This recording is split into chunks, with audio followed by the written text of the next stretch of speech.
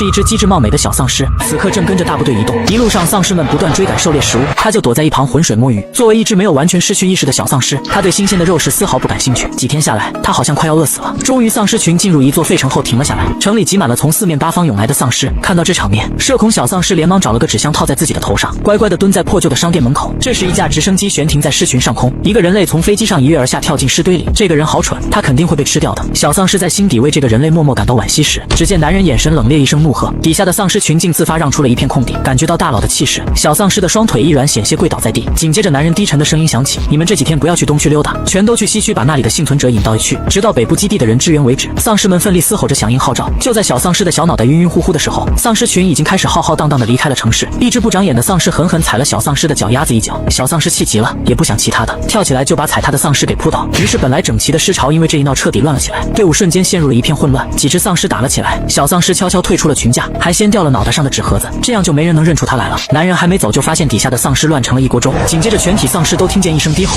顷刻间丧尸们都匍匐在地，就连小丧尸也不自觉地跟着趴在地上。段景深警告这群丧尸良久后才让他们离开。小丧尸也赶紧从地上爬起来，他不知道该跟谁走，于是着急忙慌地随便选了个方向，只是好死不死被赶过来的人类碰上了。看着拿枪的人类，小丧尸撒丫子就跑回了城里，跟着男人钻进了商店。两人就这么碰上，一瞬不瞬地盯着对方。怎么有只落单的事？大哥救救我！外面已经响起了丧尸与人类打斗的声音，人类很快就会找到这边来。男人愣了一下，眼里多了一份探究。这只小丧尸的样子似乎是有自我意识的，不然不会寻求庇护。这是除了他自己目前发现的唯一有自我意识的丧尸。正在思考该怎么处理时，人类的声音越来越近。男人皱眉，随即快速打量一下周围的环境，随后撸起衬衫袖子，伸出结实的小臂，伸到小丧尸面前，咬我一口。小丧尸吓了一跳，虽然面前的人比其他人类香多了，但是他怂。这位大哥看起来就不好惹，怎么能咬他呢？就在小丧尸纠结的时候，男人的眉头皱得更深了。这只丧尸居然可以不听他的命令。眼看人类的脚步声已经靠近，男人一把抽出手枪抵在小丧尸脑门上，命令道：“快咬！”小丧尸灰沉的眸子微微瞪圆，只觉得这个人脑子不好使。害怕之下，小丧尸张开嘴巴狠狠咬了一口。男人看着手臂上一圈圆圆的牙印，黑着脸，真是废物。牙口长得倒是好看，可惜没点用处。他不再寄希望于这只小丧尸，而是自己张嘴附在被咬出的牙印上。丧尸独有的尖锐虎牙刺破皮肤，瞬间渗出血珠。做完这些，男人往旁边椅子上坐下，转眼间脸色变苍白了些，一副虚弱的几乎要昏厥过去的模样。小丧尸有些手足无措，还没想好，商店内便涌进了一大群人。为首的几个人一看见段景深，紧张的表情瞬间化作欣喜，随后迅速围过去，将男人保护得死死的。小丧尸挥舞着小手，嗷嗷乱叫。他投降的模样被人类认为是要攻击他们。虚弱的男人及时出声喊停。这只丧尸有些不同，我要带回基地去研究。小丧尸欲哭无泪，他好像跟错人了呀！这位大哥太坑师了。救援的人中有个染着一头黄毛的壮汉，看起来最为谄媚，对着男人不断嘘寒问暖。段景深被吵得有些烦，上车的时候以需要研究为由，和小丧尸单独上了一辆车。小丧尸很乖，被绑着也不乱动，稳稳地坐在座位上，只是偶尔会好奇地转头看看车窗外的风景。男人打量着这只小丧尸，试探着下达指令过来。小丧尸犹豫了一下，挪着屁股往男人身边沾，顷刻间独特的奶味都钻入了男人鼻子里。不听命令但是听话，但这依然是个隐患。男人不知道为什么会出现不受他控制的丧尸，这对他来说是极其危险的存在。乌黑的眸子闪过一丝冰冷杀意，他的尸毒是可以毒死丧尸的。段景深已经许久没有试过了，看着小丧尸白嫩嫩的还带着婴儿肥的小脸蛋，男人在思考该从哪里下嘴时，一旁的小丧尸被盯得毛骨悚然。这位大哥的眼神像是要把他吃掉，但是小丧尸不信有人会吃尸，他大着胆子讨好的把自己脖子上的水壶递了过去。男人看着他这副样子，像极了底下那些人给他递烟的模样，嫌恶的拍开小丧尸递过来的小水壶，离我远点。小丧尸委屈的快速挪开，紧紧贴着车门，不敢再看段景深一眼。车队很快到达了东部的安全基地，紧接着小丧尸就被关进了房间。房间里面除了一张床什么也没有，小丧尸无聊极了，蹲在角落抠墙角的灰。突然听见滴的一声，机械大门向两边缓缓移动，接着走进来几个穿着白大褂似乎是研究员的人类。小丧尸睁着一双无辜的灰色眸子往墙角缩了缩，他后悔极了，早知道就跟着丧尸前辈们走了，不应该跟着那个奇怪的大哥的。段爷说这只丧尸特殊，先抽点血拿回去化验。领头一个瘦削的眼镜男说完，便从医疗箱里抽出几根针管。小丧尸此时还不明所以，看着两个人过来按住他，力道大的把他白嫩的小胳膊都按得青紫一片。小丧尸觉得他再力气大一点，估计胳膊都要碎了。不过幸好小丧尸感觉不到疼痛，加上有些惧怕这些人类，所以并未反抗挣扎。直到眼镜男拿着硕大的针对准了他的手臂时，小丧尸吓得嗷嗷乱叫起来。他亲眼看见过人类拿刀削了丧尸的脑袋，而这种又大又长的东西，要是插进去里肯定比刀还恐怖。小丧尸已经想到了自己全身是窟窿，喝水都漏水的样子，他害怕极了，腿脚乱蹬，开始挣扎。眼镜男被踢了一脚，神色隐隐有些不耐烦，他呵斥那两个手忙脚乱按住小丧尸的人，怎么回事？一只小丧尸也按不住。这只丧尸聪明的很，居然会躲。一个人皱着眉去抓小丧尸的脚，被小丧尸准确躲开了。眼镜男思忖片刻，那就不扎手了，直接抽心头血。小丧尸眼看自己被按着，硕大的针尖离自己越来越近，竟吓得流出了眼泪。小丧尸瘪着嘴，泪珠不断从眼眶大颗大颗的滚落。就在针尖即将戳破衣服的那一刻，突然砰的一声响，接着眼镜男手里的针被子弹打落。谁让你们过来的？是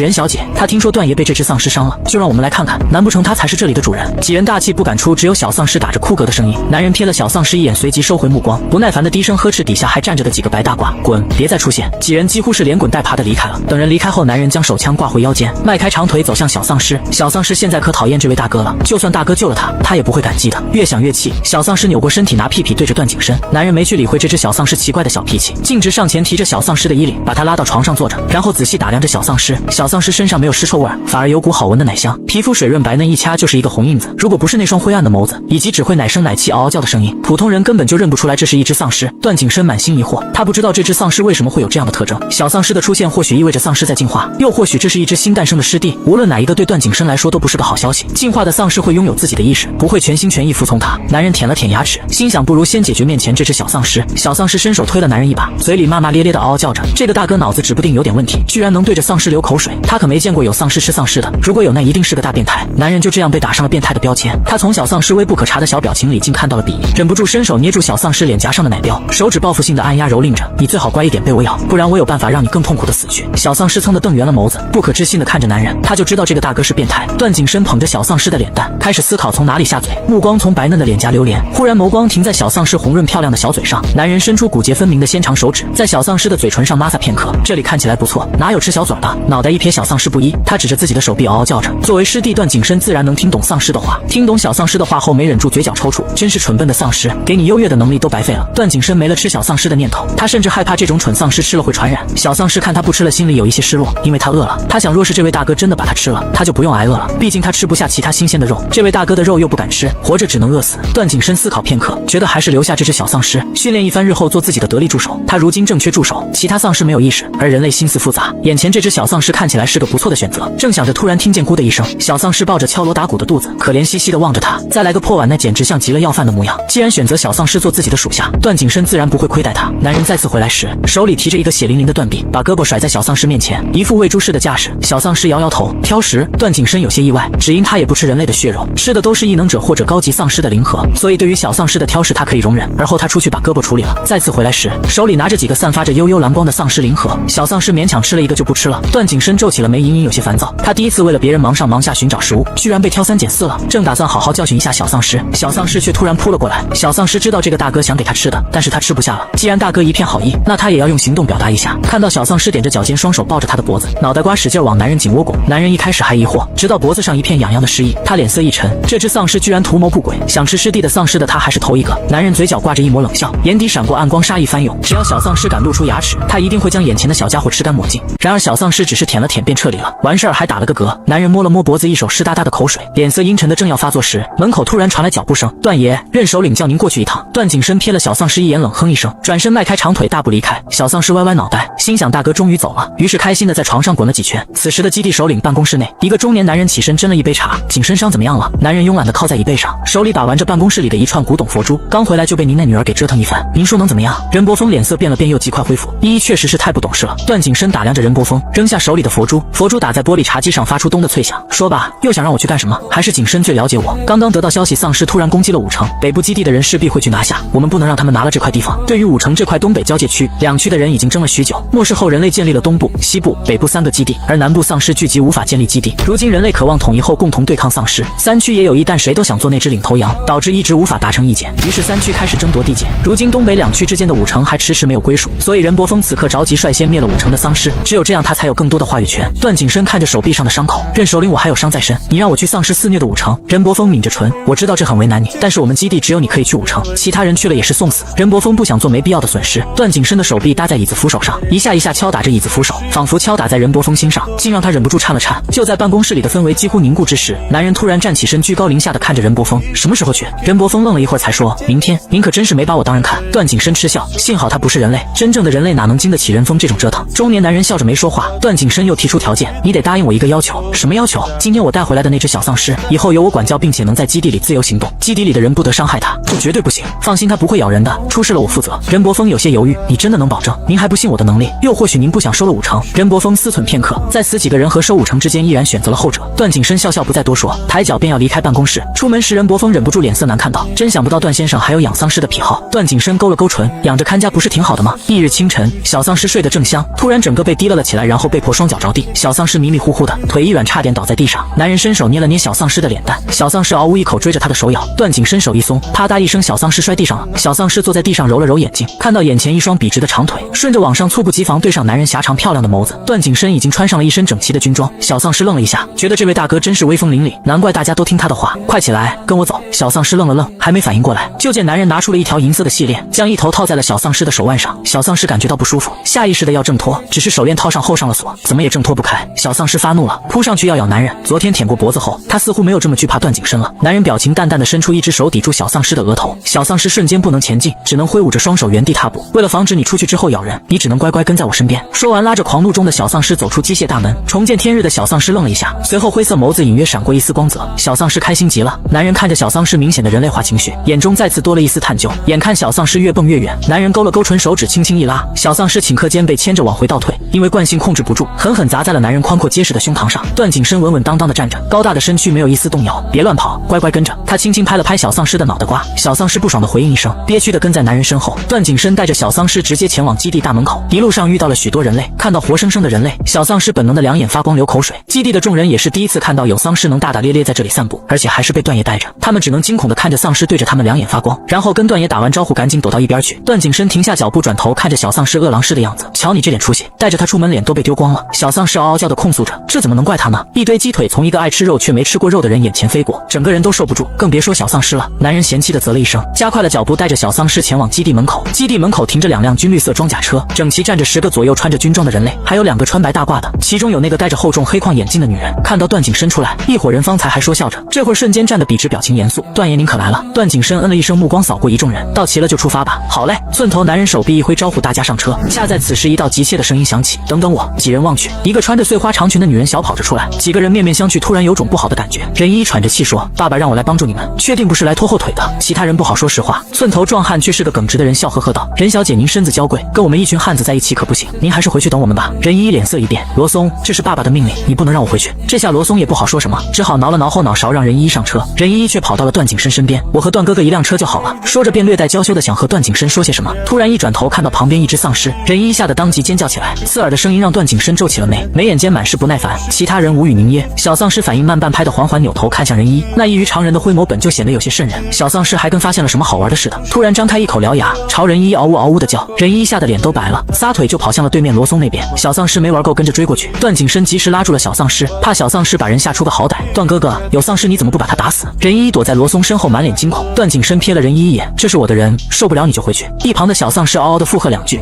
我一定要去。任依依紧紧攥紧了拳头，就算害怕也铁了心要跟着段景深。几人没再多扯些什么，抓紧时间上了车。不过这回任依依看到段景深要和小丧尸一辆车，她一时还接受不了小丧尸的存在，于是咬着牙愤愤地上了另一辆车。途中小丧尸无聊的开始睡觉，小脑袋一点一点的，看得周围人忍俊不禁。段爷，您这是哪儿捡来的小丧尸？怪好玩的，看得他都心痒痒，想养一只了。段景深瞥他一眼，然后低头把玩着手里的银链，他是自己送上门的，还有这么好玩又菜又漂亮的丧尸吗？漂亮。段景深挑了挑眉，忍不住看向小丧尸。睡着的小丧尸闭上了那双灰色的眸子，弯弯的浓密睫毛如同蝶翅，在车内暖黄的灯光下投下一片阴影，看起来像极了一个洋娃娃。这完全不是一个丧尸该有的样子。正常的丧尸就是行尸走肉，皮肤会干瘪溃烂，会散发出难闻的尸臭。段爷快跟我说说，还有没有这么好看的？给我介绍一个呗，我也想养一个。罗松眼睛里的羡慕都要溢出来了。段景深却冷酷无情的抱胸，没有，就这一只。罗松遗憾极了，叹了口气，又忍不住看看小丧尸，真好看。如果不是他的眼睛和牙齿，这完全就是个人啊！别看了，段爷，我没有您还不让我看。罗松第一次觉得段景深还挺小气的。车内其他人听了一路都忍不住笑了起来。段爷养的肯定是限定款啊，你就别想了。罗松悻悻然缩回自己座位上，算了，说不定我也能碰到一只这么好看的。你小子养得起丧尸？丧尸可是吃肉的，不吃肉也吃金河，金河这么贵你敢养？罗松一听直接打起了退堂鼓，这种东西估计也就段景深养得起了。段景深听他们说着，一边找了块帕子丢在小丧尸头顶上，遮住了小丧尸漂亮的小脸蛋。这小丧尸带出去还挺有面子的。段爷您干啥？真不让咱们看啊？一人注意到段景深的动作，哭笑不得。段景深面无表情，闭嘴，安静。开了一天的车，队伍最终在傍晚时抵达了5城。末世里白日时间少，气候极端，彼时天空已经早早拉开了幕布，昼夜温差极大，穿过的风寒冷刺骨。一堆汉子皮糙肉厚，早已经习惯。2名白大褂研究员有经过训练，小丧尸没有冷暖痛痒的感觉，只有任依依穿着碎花裙子冻得嘴唇发紫。一行人再次面面相觑，最后还是黑矿女研究员风雨兰带着他去车里换上厚重的军大衣。北部基地的人已经进去了，男人拉着睡得迷迷糊糊的小丧尸来到城门口，他们昨天进去的。段景深嗯了一声，随后加快进行部署，所有人进去以后不要和北部基地的人正面对上，你们只管消灭丧尸，其他的交给我。任依依一听却当即出声反对，我是来帮助你们的，怎么能待在外面？风雨兰也皱着眉说，2个研究员都在外面，你们在里面受伤怎么办？段景深瞥了他们一眼，你们不需要质疑我的决定。风雨兰不敢再出声，任依依却真的不依了，段哥哥你一个人怎么行？段景深毫不留情，有你才不行。任依依没想到段景深这么么不给他面子，站在原地面红耳赤的说不出话来。段景深不再理会他们，吩咐完注意事项便立即进城。如今的5城丧尸肆虐，个个凶猛异常，自然有基地派人去绞杀丧尸。毕竟丧尸越多的地方，金河越多。金河是末世里的资源媒介，可以兑换生存资源。金河的数量也是体现一个基地实力的重要因素。只是各个基地派去的人都只见进不见出，男人则是独自带着走路跌跌撞撞的小丧尸，径直往5城中心走去。一路上都是游游荡荡的丧尸群，城市已经被破坏的不成样子。段景深穿过几栋写字楼，一片宽阔的澄清湖出现在眼前，湖边的树木在末世中依旧保持着茂盛。烦躁不已的小丧尸骂着骂着，突然被眼前景色吸引。你这只是看起来无害，脾气倒是差劲的很。小丧尸没理会男人，眼睛直勾勾地盯着湖中心一栋灯火辉煌的漂亮别墅，暖黄闪烁的灯光将湖面照射得波光粼粼。男人拉着锁链带小丧尸前往福星别墅，一进门便松开了锁链，任由小丧尸自己活动。他则去酒柜处挑了一瓶红酒，拿了2个高脚杯，然后在沙发上慵懒地坐下。小丧尸在别墅楼里四处乱逛，别墅阳台上的风很大，小丧尸被吹得脚步不稳，小手紧紧扒拉着栏杆才站好。紧接着就看见不远处有火光闪烁，伴随着各种枪声、爆炸声以及丧尸的嘶吼声，那是城南。小丧尸眼睛里闪过一丝难过，这时手腕上的银链动了动，下一秒小丧尸被男人拉进了屋。喝点酒。段景深带着小丧尸下楼，小丧尸愣愣地发出疑问的声音，他并不知道什么红酒。男人伸手端起桌上盛着暗红色酒水的高脚杯，白皙纤长的手指骨节分明，一身笔挺的军装显得禁欲又莫名撩人。小丧尸呆了呆，然后嗷嗷叫了2声表达好看。男人听懂了他的意思，轻晃着酒杯，你的眼光还不错。随后把手里的酒杯递给了小丧尸，喝一口试试。小土狗，这真是太侮辱诗了。但小丧尸接过酒杯看向男人，段景深端起酒杯朝小丧尸挑了挑眉，然后便自己示范似的抿了一口。小丧尸见状捧着杯子仰头大口喝，男人忍不住看了眼红酒瓶，度数还挺高的。喝完的小丧尸意犹未尽，其实他喝不出味道，只觉得跟喝水一样，而这一点水根本不够塞牙缝的。于是小丧尸将杯子递到男人身前，示意再来一点，不能喝了。给小丧尸喝，他突然觉得很浪费，压根就没体现出82年红酒的价值。小丧尸撅嘴有些失望，低头时看见了身旁的小水壶。小丧尸不太聪明的脑袋瓜子突然灵光一闪，这种红色的水他喜欢，他想带走。于是小丧尸趁着男人喝酒的间隙，抓起酒瓶将里面的红酒一股脑的倒进自己的小水壶，这样他就可以带出去喝了。男人看到这一幕，差点一口酒喷出来，他还没见过这么无赖的小丧尸，小水壶里的酒都快溢出来了。段景深一把抢走小丧尸手里的酒瓶，末世里的东西毁坏了许多，红酒更是难得，结果这小丧尸就这么霍完了。饶是段景深财大气粗，也忍不住感到一丝肉疼。蠢货！段景深骂小丧尸，小丧尸抱着自己的小酒壶缩在沙发里，还叛逆似的瞪着男人。段景深扶额狠狠叹了一口气，本来想找人好好享受一下悠闲时光的，结果现在是享受的满肚子气。他也懒得再理会这只烦人的小丧尸，转而拿出一台笔记本，开始处理各种工作上的事情。小丧尸坐着有些无聊，但看了看男人严肃认真的样子，也不敢去打扰他。又过了片刻，正在电脑上研究某些数据的男人突然感觉胸口摸上了一双手，转头一看是某只眸色迷离、双颊酡红的醉酒小丧尸，几乎都要趴到他身上了。一双小手极其不老实上下摸索着，也不知要干些什么。段景深本就极其抗拒别人的触碰，此时更是狠狠皱起了眉，抓住小丧尸的手一把甩开，小丧尸却像牛皮糖似的再次粘了过来。男人再一次甩开了小丧尸，伸手抵住小丧尸的额头，阻止了小丧尸再次爬过来。男人听着嗷嗷叫的小丧尸满头黑线，要我给你什么？小丧尸又嗷嗷叫了2声。男人看着小丧尸的手摸向了某个部位，加上方才小丧尸说的，瞬间脸色大变。蠢货，变成丧尸了还能想那玩意？况且他还是个男的。沉默片刻后，男人用银链将小丧尸的2只手都绑在了一起，然后把它放平在沙发上，等你醒酒了再解开你。说完又瞥到电视上正在播放的新闻，想了想，他拿起遥控器换了个频道，欢快的音乐吸引了迷糊还执着的小丧尸。看这似乎对小丧尸有用，段景深便放心了些。随后再次回到电脑前做自己的事情。小丧尸第一次看到动画片这种东西，简单直白有趣的剧情和画面，让小丧尸沉迷其中一发不可收拾。等段景深做完自己的事情时，才惊觉小丧尸不声不响这么久，转头一看，发现某只丧尸早就醒酒了，此时正目不转睛地盯着电视，看了下时间，才发现小丧尸居然已经看了2个小时了。段景深拿起遥控器一按，电视屏幕一黑，小丧尸也一愣，暴躁的小丧尸从沙发上跳了起来，又开始骂骂咧咧，听着小丧尸满口国粹，不能看就是不能看，好好说话别骂人。丧尸鼓了鼓腮帮子，想骂又不敢骂，但是看电视他势在必行，可是手此刻还被绑着，于是只能用自己不太聪明的脑袋瓜子去撞男人。男人被他愚蠢的动作逗得哭笑不得，在小丧尸撞过来的时候长臂一伸，一把捞住小丧尸，然后将他扛起来往楼上卧室走。小丧尸眼看电视离自己越来越远，急得又骂又咬。段景深把小丧尸丢到柔软的大床上，然后立即伸手拍了拍肩膀上的灰尘，眼里是明晃晃的嫌弃。刚才他才发现小丧尸浑身脏兮兮的，身上还隐约沾染着其他丧尸身上难闻的臭味，也不知道多久没洗澡了。去洗澡。男人指着浴室示意小丧尸进去，但小丧尸根本没有洗澡的意识，于是躺在床上一动不动的挺尸，满脑子都只有方才看过的动画片。段景深深吸一口气，压下心中烦躁的怒火，想着这只小丧尸对他还有用，不能杀，转身去浴室的浴缸里放了水，返回来再次一把扛起小丧尸往浴室走。小丧尸还没反应过来的时候，就被丢进了浴缸，哗啦一声，顷刻间迸溅出大片水花。哦，不要！讨厌洗澡的小丧尸急得都说人话了。男人愣了一下，以为自己听错了，再说一遍。小丧尸又开始嗷嗷叫的骂骂咧咧，他实在没想到这小丧尸竟然一身防。段景深气得牙痒痒，恨不得当场把人咬死。小丧尸不会洗澡，只会在水里扑腾，他本不想上手，结果这只小丧尸居然就这样湿哒哒的从浴缸里爬出来，要冲去客厅看电视。男人只能亲自动手把小丧尸按回浴缸中，然后快速把小丧尸的脏衣服丢了出去。没有衣服粘着自己，小丧尸舒服多了，还开始享受起了男人的搓澡服务。小丧尸的皮肤嫩滑嫩滑的，一掐一个红印子。想起小丧尸一副欠揍的样子，男人坏心思的在小丧尸身上各处留下了痕迹，看起来像是被虐待过一样。好不容易洗完澡，男人卷起小丧尸一把丢在床上，正想着找某只丧尸部下去城里商店带一堆衣服过来时，遛着小鸟的小丧尸哒哒哒的跑了出来，嘴里嗷嗷的说要看电视。段景深额头青筋直跳，再次把小丧尸扛回房间，然后给房门上了锁，脑海里却忍不住回想小丧尸浑身痕迹的模样。小丧尸的发丝还挂着水珠，脸蛋被水汽蒸得红扑扑的。段景深喉结滚动，感觉莫名有些口干舌燥。这一夜小丧尸光着身子睡觉，直到翌日清晨，段景深打开房门时，入眼就是一个肉嘟嘟的小屁屁。丧尸从城中商店找来的衣服已经送到了别墅，他挑了件白色卫衣和牛仔裤给小丧尸穿上，小丧尸整个人瞬间看起来清爽多了。算着时间差不多了，段景深来到别墅阳台，看着残破不堪的城市，男人幽深的黑眸中闪过一丝红光。城市四周的打斗声响彻一夜，己方基地派出的人都到了强弩之末，已经支撑不住多久。此时呼叫机传来罗松的呼叫声：“段爷，您还好吗？这里的丧尸太多了，我们快支撑不住了。北部基地那几只狗还给我们使绊子，那就正面对战北部基地的人，我马上就过来。”有了段景深的命令，罗松几个直接放开了揍人，再也不用躲着藏着偷偷杀丧尸。小丧尸站在段景深旁边，正眺望着宽阔的城市，忽然耳边传来一道似乎能穿透胸腔的吼声，那声音像是帝王的召唤。他不自觉抖了抖，然后腿软的扑通一声跪了下来。男人发出让5成丧尸撤退的命令后，才注意到旁边那小丧尸不见了身影，低头一看，小家伙正瑟瑟发抖的跪趴在地上。段景深哭笑不得，没想到受了小丧尸这么多气，其实一声吼就能把他制服。他看着没出息的小丧尸拉了拉银链，小丧尸起来后，段景深带着他立刻离开了别墅，前往城南地区。到的时候，两方人打得不可开交，旁边又有丧尸源源不断涌上来。罗松一对4人难以招架，仙君一发间一道冰冷的刀光闪过，顷刻间围上来的几只丧尸头身分离。段景深手里提着一把冰刃，犹如地狱修罗，一步一步上前。北部基地的人愣在原地瞪圆了眼睛，不知是谁喊了一声：“是段景深。”段景深，一个末世杀神，像是没有感情的机器，他的能力在末世中是巅峰的存在。东部基地正是因为有他才会有今日的辉煌，否则以那块资源匮乏、丧尸遍布，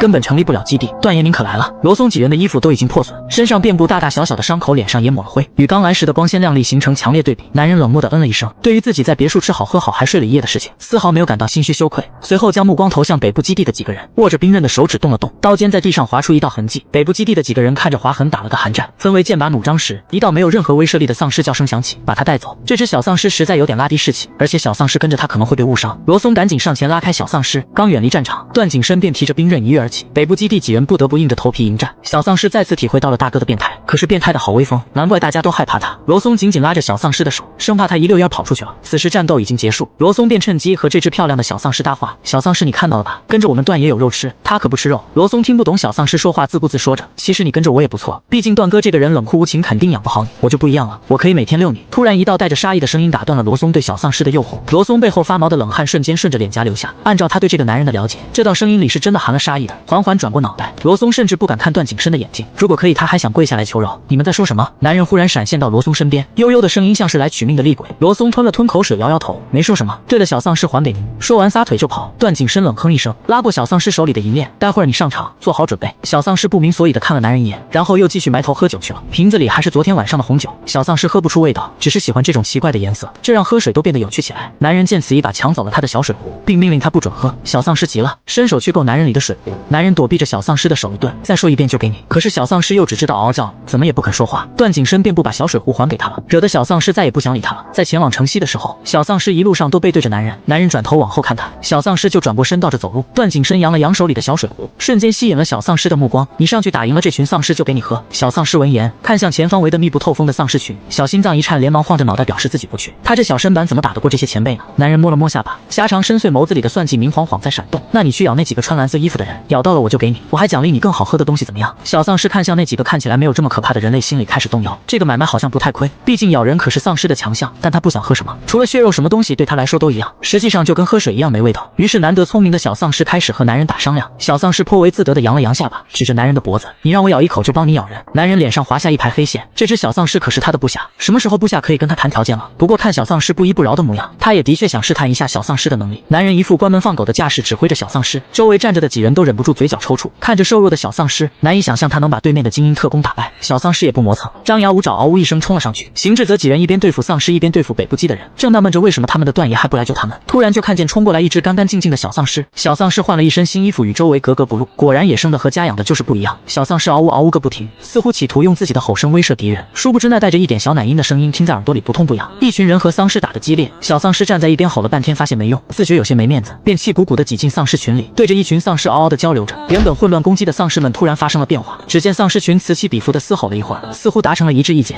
然后目标明显的开始攻击北部基地的人。当北部基地的人打算故技重施时，就发现丧尸们疯了一般扑过来。行至顿时松了一口气，正准备趁机灭了北部基地的几个人，小丧尸拦住了他们。他还没咬人呢，在几人精疲力尽的时候，小丧尸嗷呜一声，气势汹汹冲了过去。看着眼前没有抵抗力的人类，小丧尸象征性的咬了一口，只留下一圈牙印，血都没蹦出来。被咬的那个人明显愣住了，看着手臂上圆圆的一圈印子，惊奇的抬头望向小丧尸。看清楚小丧尸的模样后，那人更是站在原地动都不动，眼里燃起强烈的贪婪和占有欲。他伸手想摸摸小丧尸看起来就很嫩滑的皮肤，却被小丧尸张口吼了一声给吓回去了。小丧尸满脸嫌弃的想，又遇到一个比变态还更变态的人类了。小丧尸看着这几个人类饿狼似的眼神正盯着他，吓得撒腿要跑，却被北部地区几人眼疾手快抓住。小丧尸慌忙害怕中回头一爪子挠他们，一人被挠出了血，愤怒的吼叫起来。要知道被丧尸抓挠咬出了血，尸毒便会侵入血液当中。那人知道自己死定了，满脸狰狞的扑向小丧尸，眼神中带着愤怒的仇恨和可怕的贪欲，却在即将触碰到小丧尸时，一道寒光闪过，接着响起那人惨烈的嚎叫。他不可置信地望着地上静静躺着的手臂，段景深脸上带着冰冷的肃杀，幽深的眸子深不见底。小丧尸委委屈屈地跑到段景深身后，嘴里嗷嗷叫着。男人抿着薄唇瞥了小丧尸一眼，小丧尸嗷了一声，乖巧地走远待着。罗松见此又重新凑到小丧尸身边，这下看到了吧，段爷一旦生气了，后果很严重。小丧尸闻言愣了愣，大哥生气的样子好可怕，他忍不住摸了摸自己脑袋和手，庆幸他没有惹大哥生气，不然被大哥剁成肉末的就是他了。等惨叫声停止，男人才回到了小丧尸身边。小丧尸没敢看那边的情形，他一心讨好大哥，狗尾巴似的跟在男人身后。解决完城西，几人再去寻找史泽一队。男人周身笼罩着冰冷的气息，一行人大气不敢出，连小丧尸都不敢造次了。很快找到史泽等人，段景深二话不说提刀就砍，速度快到几乎只见残影。史泽等人一句段爷来了还没喊完，身边的丧尸和北部基地的特工都已经砰的一声倒下了。几人面面相觑，又将疑问的眼神投向罗松。罗松伸出一根手指做出噤声的动作，示意他们别多嘴。众人开始收集城市散落的灵核，途中有人发现城里的丧尸没有刚来时的多，这丧尸怎么都跑了，灵核都少了不少，可能是被段爷吓跑了。只有小丧尸看着一言不发的段景深撇了撇嘴，大哥可真会玩。差不多清扫完毕后，5城毫无疑问的被东部基地收入囊中。正在大家准备撤离时，本应该在城门口的风雨兰突然跌跌撞撞的跑出来，并且急切的催促他们快跑，有怪物，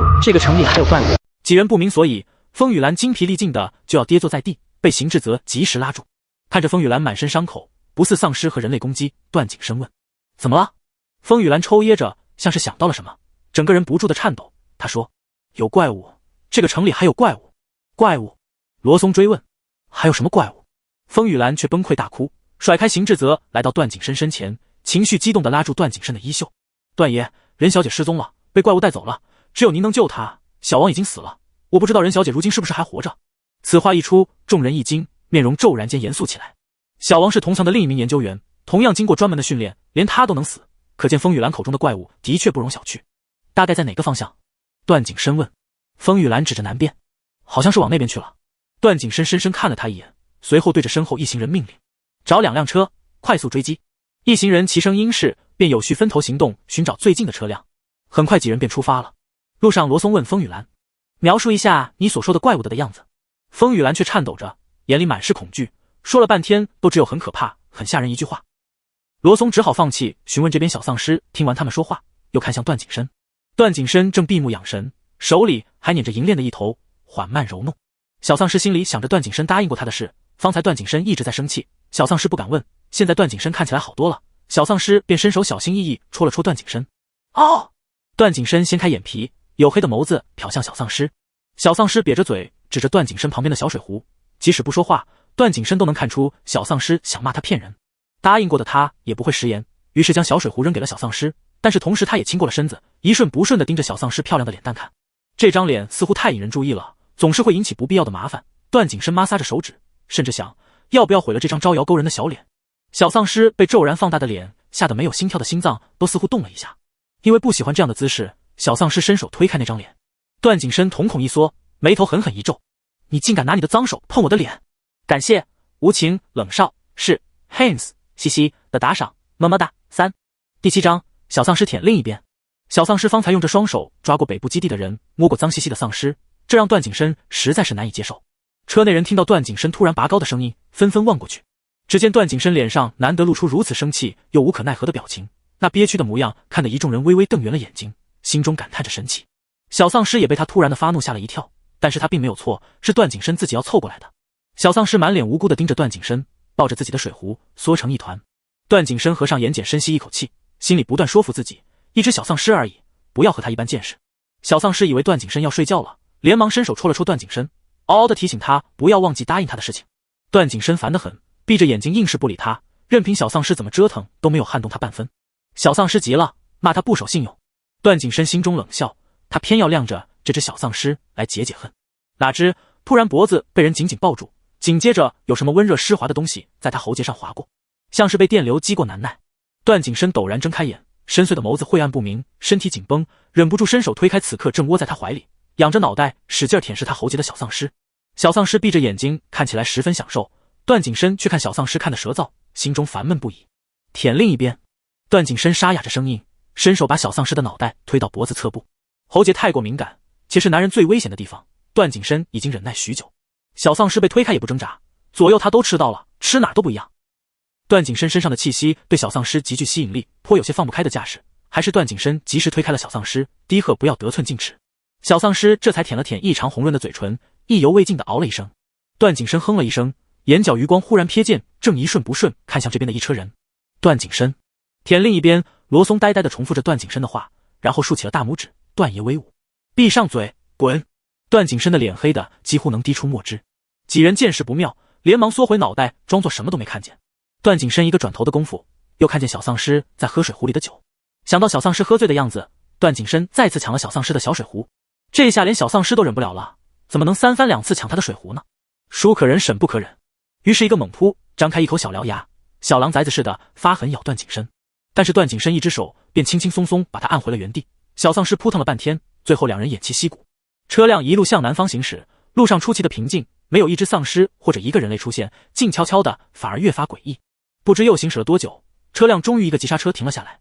段爷有发现，一人指着车外说道。顺着看去，只见一棵大树上挂着一片碎花布料，正和任依依穿的那件碎花裙上的布料一模一样。风雨兰从另一辆车上下来，奔上前取起布料细看，又忽然想到什么般，清秀片刻，突然面色凝重起来，望向刚带小丧尸下车的段景深。段爷，这上面有那怪物残留的气味，或许可以循着这气味寻找。邢志则皱了皱眉，我们哪有这么灵敏的鼻子，循着气味找？一句话还没说完，邢志则突然噎住，随后大家不约而同地看向小丧尸。小丧尸心里咯噔一声，感觉有不好的事情要发生。段爷，丧尸能闻到活人的气息，他们的嗅觉还是挺灵敏的。风雨兰说道。段景深眸光一冷，你真当我养的是狗？段爷，我知道冒犯了，可是现在特殊时期。风雨兰脸上带着哀求，看起来十分焦急。小丧尸，他也没想到他有一天能被当成狗使唤。段景深摸了摸下巴，思忖良久，突然拍了拍小丧尸的脑袋，眼里多少带着一些报仇的意思。狗崽崽，看你了。小丧尸，嗷嗷！小丧尸抗拒。段景深说，回去给你吃肉。说着指了指自己的脖子。最终在段景深的威逼利诱下，小丧尸仔细闻了闻那块布料上残留的怪物气息，然后快速搜索分辨，最后伸手指向了西边。几人快速上车出发，越往西，植被越发茂密，直到车辆已经进不去时，面前已经是一片热带雨林。茂盛湿热的森林，阴暗幽深，鸟叫虫鸣尖锐刺耳，森林深处黑漆漆的，仿佛无底洞，让人莫名心底发寒。在这种地方，罗松难以置信。风雨兰却道，那怪物长得就像虫子，很可能是在这里面。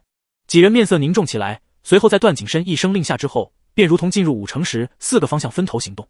风雨兰则跟在了段景深和小丧尸身后。森林里到处都是蚊虫，不一会儿，小丧尸的胳膊上、腿上，甚至脖子上都被叮咬出了肿包。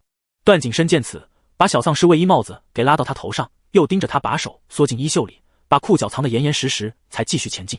而段景深的血冰冷且含有剧烈尸毒，蚊虫倒不怎么敢接近他。身后的风雨兰看着两人的互动，又看了看自己手上的肿包，皱了皱眉，沉默着两手缩进衣袖里。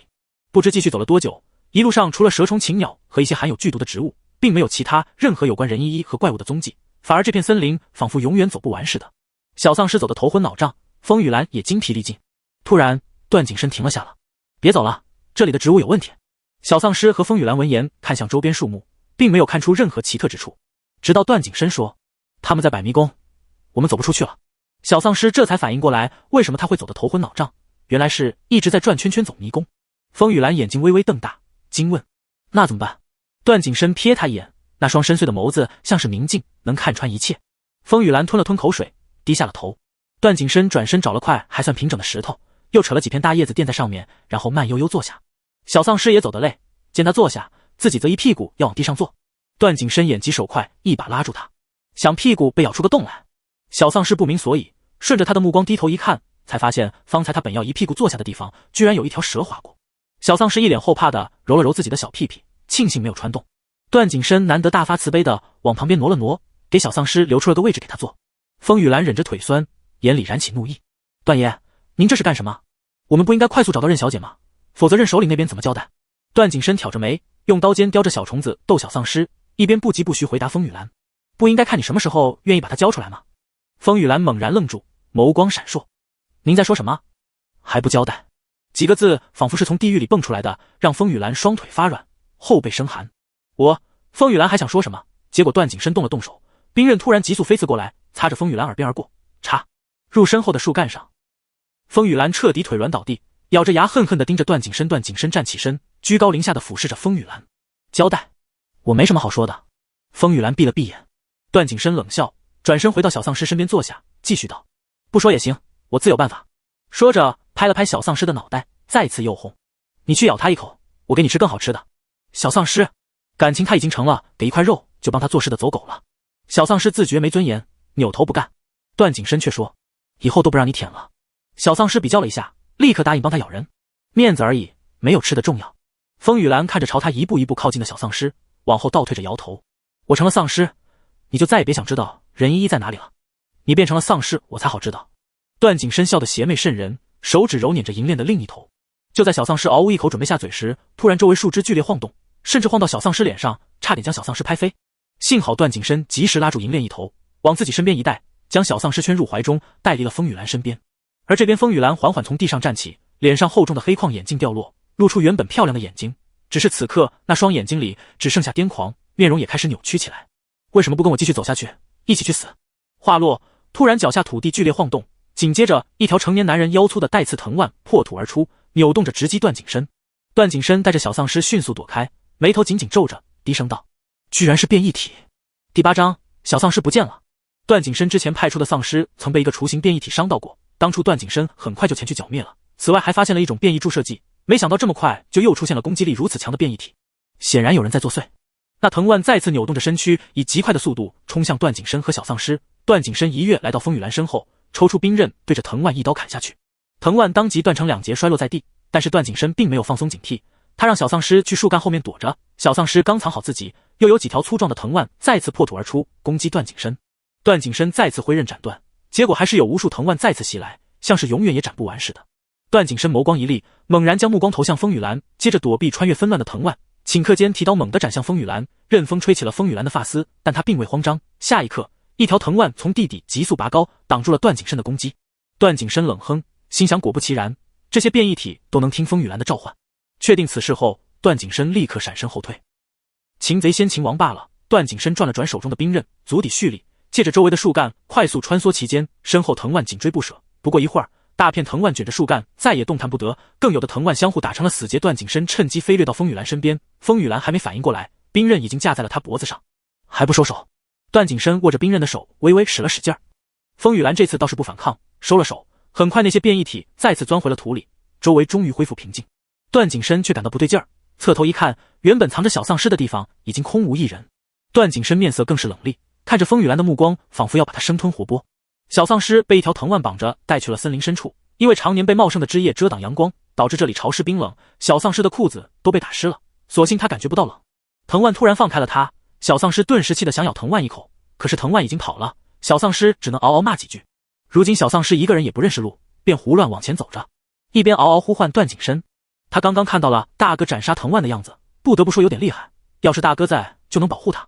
不知走到了哪儿，忽然周围响起窸窸窣窣的声音，小丧尸循着声音扒开高高的草丛，入眼就是一只比人还高大的蜘蛛。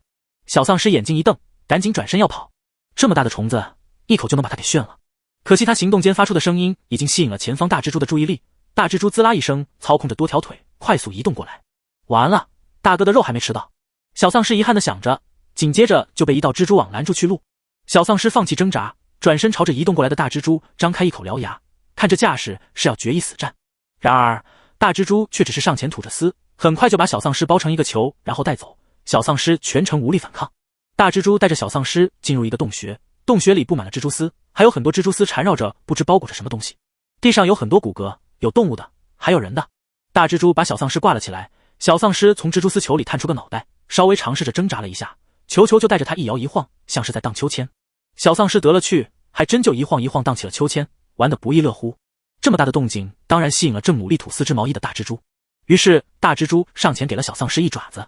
是的，小丧尸当时都吓哭了，没想到自己当的秋千也会被揍。小丧尸脖子上被抓出了点血，动作间蹭到了裹着他的蜘蛛丝上，顷刻间蜘蛛丝像是被火点燃了似的，轰的化作灰烬。小丧尸突然间摔到了地上，一愣一愣的，还不知道发生了什么。大蜘蛛明显也愣了一下，随后来到小丧尸面前，沉默良久。就在小丧尸都准备爬起来再次决一死战的时候，大蜘蛛终于动了小丧尸怂了一下，躺在地上装死。等了一会儿，也没等到大蜘蛛对自己做些什么。小丧尸起身一看，发现大蜘蛛又在继续吐4只毛衣了。他歪了歪脑袋，站起了身，又走了几步，发现大蜘蛛居然不管他了。小丧开心的蹦了几下，还犯贱的扯断了大蜘蛛吐的丝。大蜘蛛看到丝断了就重新吐，丝毫没有生气发怒的样子。小丧尸放心的找了个地方休息，他也不想为什么大蜘蛛不伤害他，因为小脑瓜子还想不出这么神奇的事情。不一会儿，大蜘蛛出了洞口，小丧尸也想跟着出去离开这里，结果他一只脚还没踏出洞口，大蜘蛛突然返回来了，还带着一个蜘蛛丝球。小丧尸立刻跟着再次进了洞，鼻翼扇动着寻找熟悉的气味。他闻到了段景深让他闻的那块布料上的味道，正在方才大蜘蛛带回来的那个球里面。小丧尸伸手扒拉了一下那个球，立刻便感觉到那个球动了，里面好像有什么东西在动。小丧尸看了一眼大蜘蛛，嗷嗷，打开。大蜘蛛很听话的将蜘蛛丝抽离，球一圈一圈变小，最后终于露出了里面那人的样子，正是任依依。此时的他大口喘着气，脸上的妆花了，碎花裙破了几道口子，还不知蹭到了什么，一块绿色液体粘附在裙子上，还散发着难闻的味道，总之整个人狼狈不堪。小丧尸记得他，因为这个人怕他，这让小丧尸感觉到了被尊重。等任依依缓过来看向小丧尸时，小丧尸又开始张牙舞爪吓他。可是任依依这回只是恨恨地瞪着他，咬着牙，是不是你搞的鬼？我就知道你有问题，我要告诉段哥哥。小丧尸，哦，为什么他不怕我了？小丧尸完全不在乎任依依的话，他只想让任依依怕他，尊重他。任依依又说了几句，才发现自己和小丧尸完全不在一个频道上。他低骂一声，决定养精蓄锐，不再和小丧尸白费口舌。可是这时，一边的大蜘蛛又滋啦滋啦的开始朝任依依吐丝了。任依依惊恐的往后退着，直接退到了小丧尸身后，随后脸色一狠，把小丧尸推了出去。怪物，你要弄就先弄死这只丧尸吧。然而蜘蛛丝在小丧尸面前停住了，他似乎不会伤害小丧尸。任依依不信这个邪，又将小丧尸往前推了推，推的小丧尸都发脾气了，嗷呜一口要咬任依依。任依依连忙收回手，心想差点被小丧尸的外表欺骗，忘记他是一只丧尸了。大蜘蛛不依不饶的想再次把任依依裹起来，追着任依依满山洞跑，唯独不碰小丧尸一丝一毫。笨笨的小丧尸都发现了这个 bug， 他试着叫大蜘蛛，嗷嗷，不许动。大蜘蛛当真一动不动。小丧尸感到神奇，又试着发出几个指令，那大蜘蛛都照做不误。于是小丧尸开心道，嗷嗷，带我出去。大蜘蛛立即跑过来，低下身子示意小丧尸坐上去。小丧尸也不客气，当即坐了上去。只是想到了任依依，小丧尸转头想把任依依带出去送给大哥，因为大哥似乎要这个人。于是小丧尸朝任依依叫了几声，示意他过来。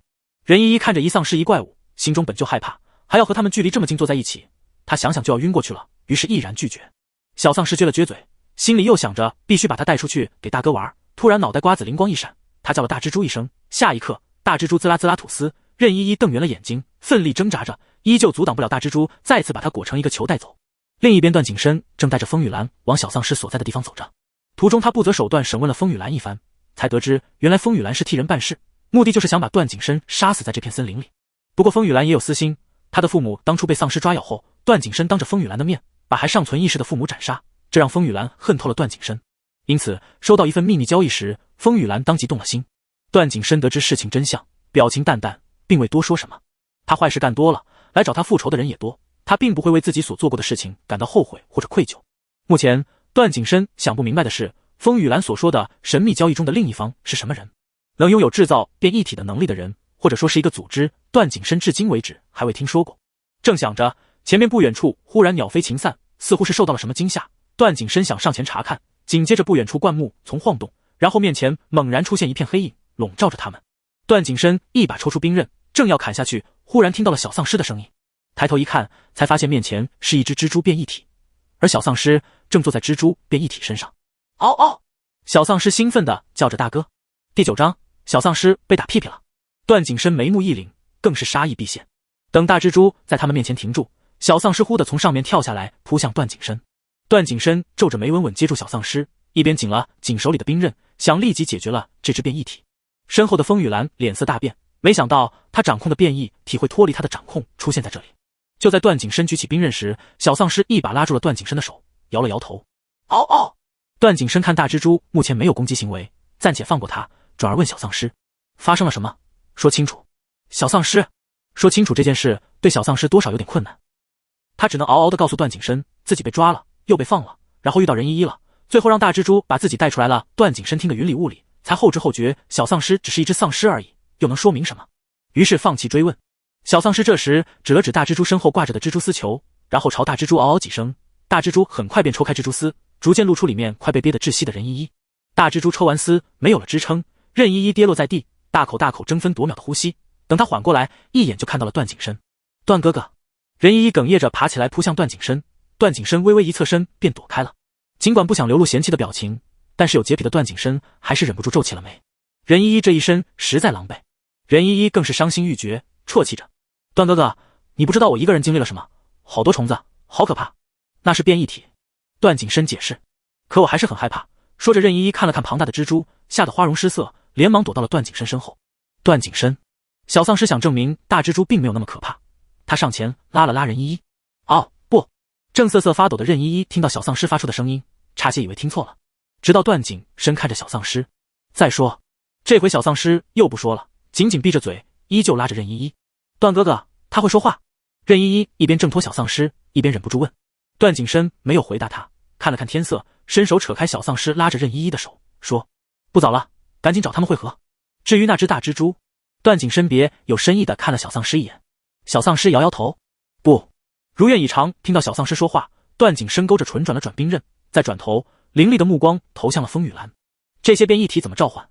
风雨兰冷笑，不知道。段景深低头，伸出骨节分明的大手摸了摸兵刃，道：不知你还有没有什么亲人？莫记错的话，风雨兰还有个半路收养的弟弟，留在东部华夏人类基地。风雨兰闻言果然脸色一变，他不是我亲弟弟，你想做什么？变成丧尸怎么样？风雨兰咬着牙，怒目圆瞪，和段景深对视半晌后败下阵来。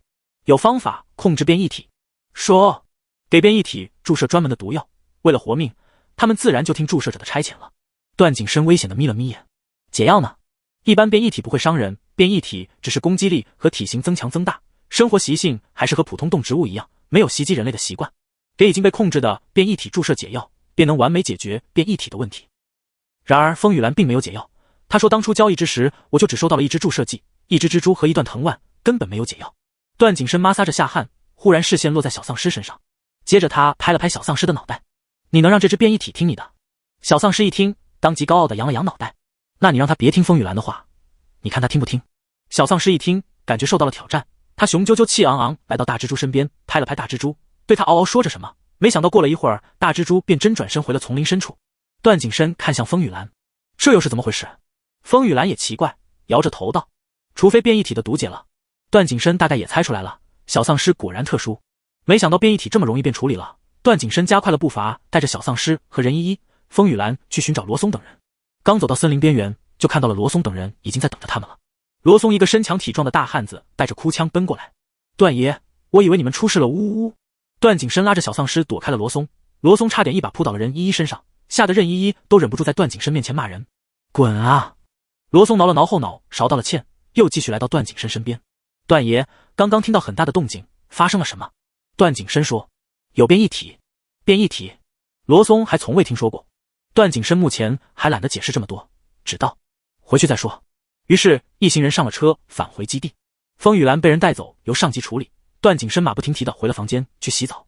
小丧尸被丢在段景深房间里，听着浴室里哗啦哗啦的水声，忍不住想到了段景深给自己擦澡的样子。他突然有心想回报一下段景深。段景深一个人也没锁门的习惯，这倒是给了小丧尸一个机会。门一拧就开了，段景深将打湿的头发顺到脑后，露出凌厉带着野性的毅力面容，接着闻声看向门口。小丧尸拿着条毛巾就挤了进来。看着小丧尸的衣服被水打湿，段景深皱了皱眉头，拉开小丧尸，以为他也想洗澡了，便说：等我洗完你再洗。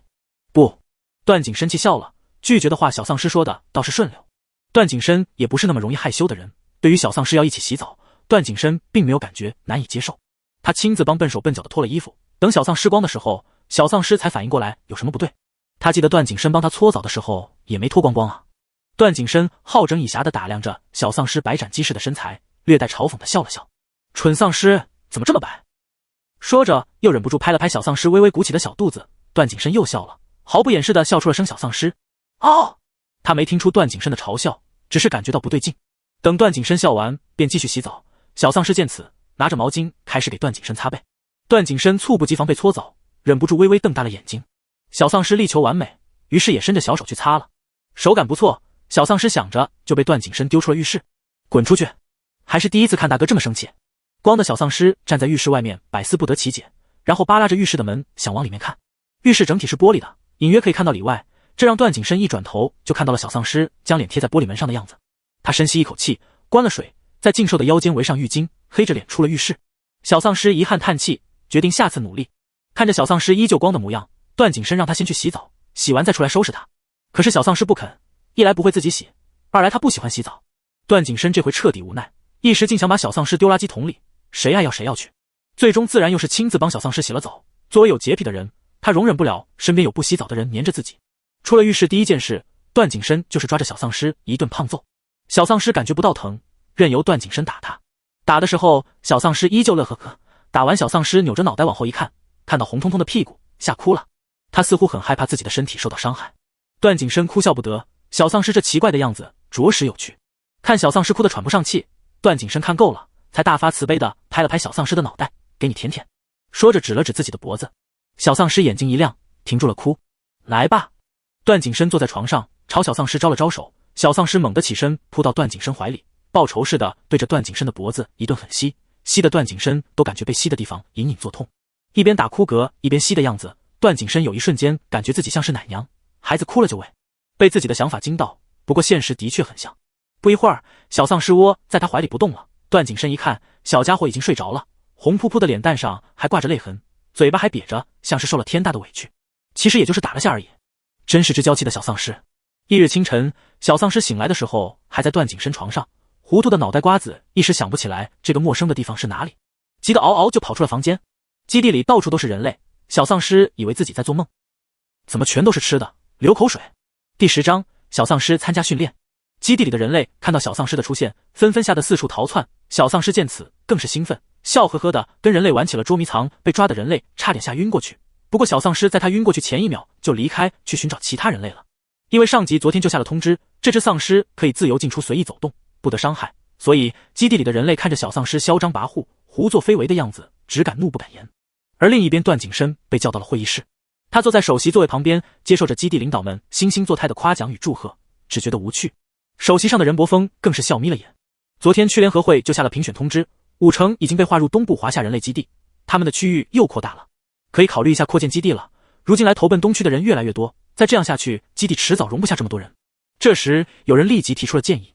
任百峰点点头，这个事的确要提上日程了。最近西区似乎不太平，昨天就有人上报说西区的幸存者都在往我们东区来。一个领导皱了皱眉，西区的来我们这。任百峰点点头，脸上几乎绷不住笑意。如今5城一事，北区折损了大量精兵，而西区又丧尸突袭，人类大量流失，这两区一夜之间实力大损啊。众人闻言都笑着拱手，那就祝我区早日统一。任百峰摆了摆手，这还是多亏了景深，景深可是屡立大功，才有我东区今日强盛。说着，众人将目光投向了段景深。段景深稳如泰山的坐在椅子上，垂着眼睑，好看的手指摩挲着精致的瓷杯，不知在想什么，也没注意此刻几个中老年男人在说什么。众人都已经习惯他这模样，左右他能为东区做事，其他事情随他便是。会议很快结束，任百峰把段景深留了下来。景深在想什么？任百峰亲自为段景深续茶。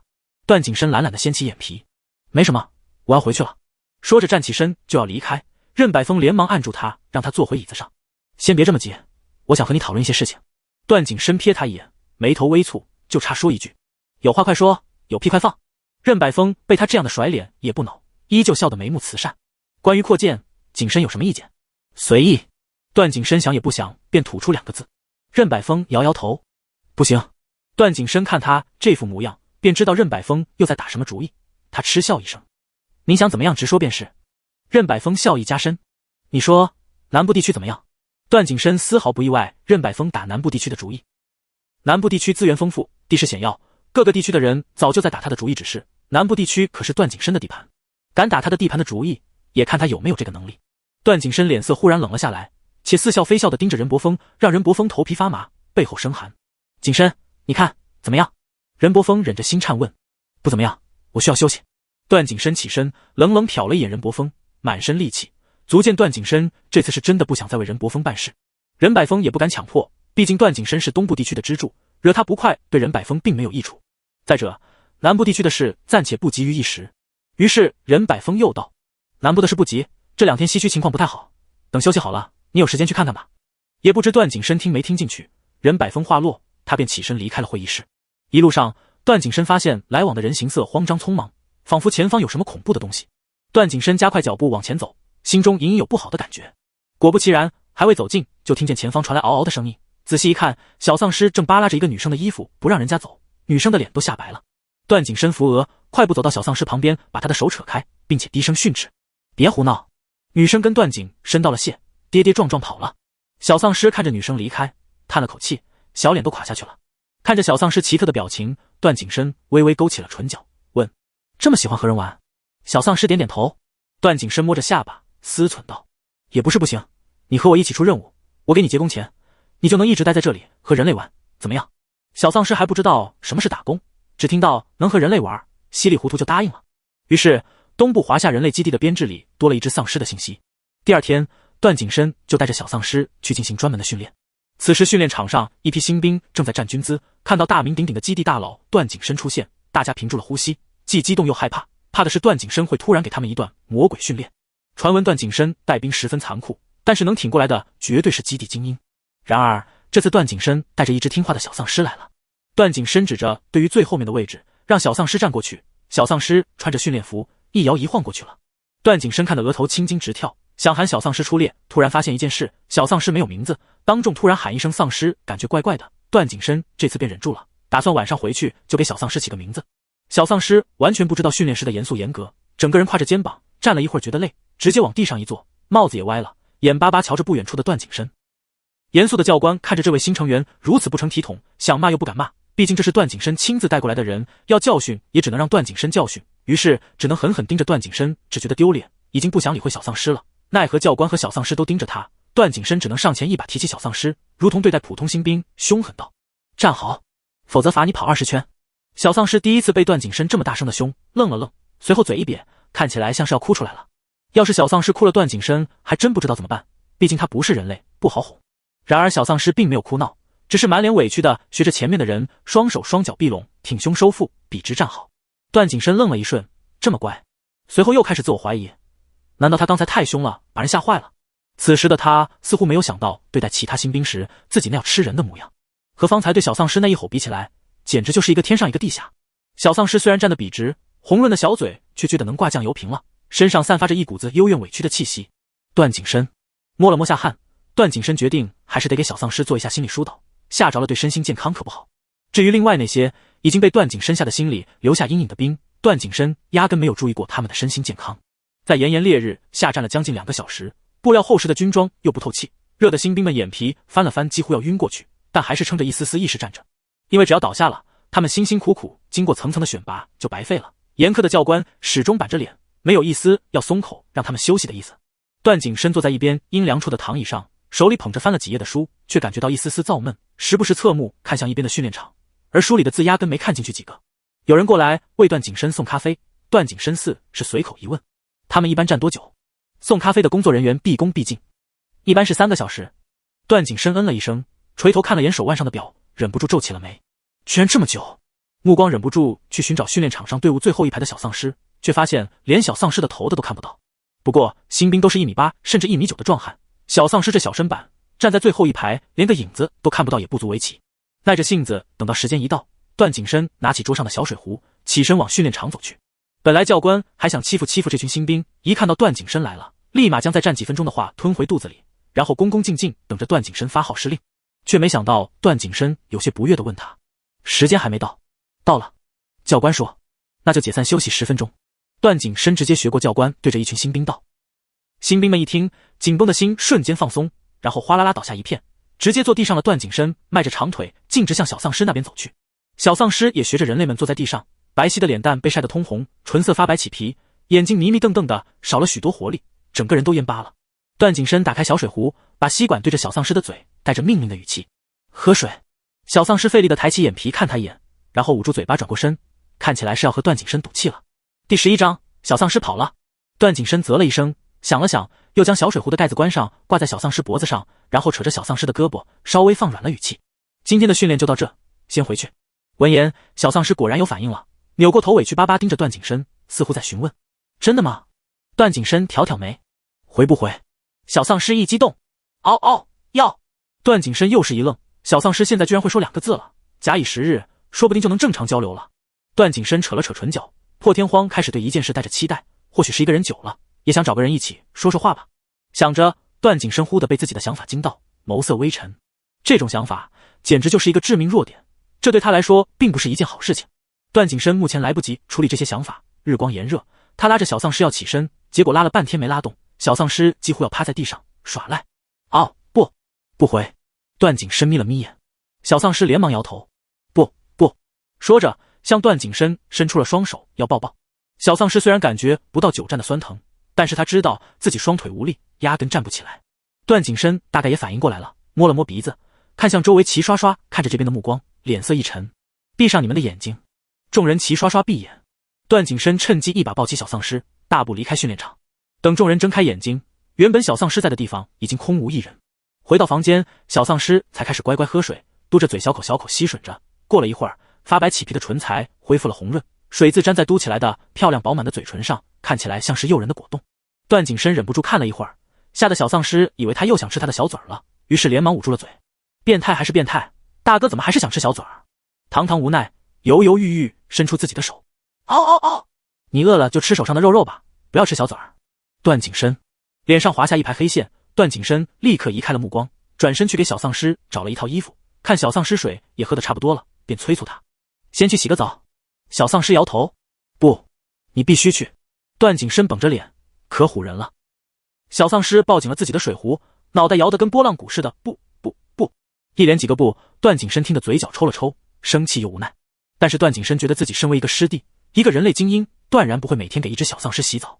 再者，就算不是为了自己的身份，小丧尸也是需要学会如何做一个人类，与人类相处的。于是这次是铁了心的要小丧尸自己一个人洗澡。哪知小丧尸竟然格外抗拒，看段景深步步紧逼，小丧尸直往门口跑，企图逃离这里。门没锁，小丧尸这2天学了开门，一拧门就开了。段景深站住脚，看着门口一只脚往外迈的小丧尸，危险地眯起了眼睛，似笑非笑：“你敢出去就别回来了。”想到自己方才在训练场上对小丧尸那些特殊的情感，段景深便心下一沉。他又觉得自己的确对小丧尸太好了些，看把这小丧尸惯的，他可不会养不听话的东西。小丧尸的 GOGO 悬在半空中，要落不落，纠结极了。可是他真的十分讨厌洗澡，流水会给他一种窒息感。当然，作为一只丧尸，他已经没有呼吸了，可是窒息的那种苦闷，脑袋充血的难受，心脏仿佛被一只手紧紧抓住的感觉依然还在。回不回来洗澡？段景深深吸一口气，又问了一遍，一瞬间甚至觉得自己像个老妈子。小丧尸还是毫不犹豫地摇头，声音弱弱：“不。”段景深皱起了眉，薄唇紧抿，眸光微冷，看起来极其不悦。他生气了，这只小丧尸当真就这么不听话了？当初留下他来，不就是因为他的听话好哄？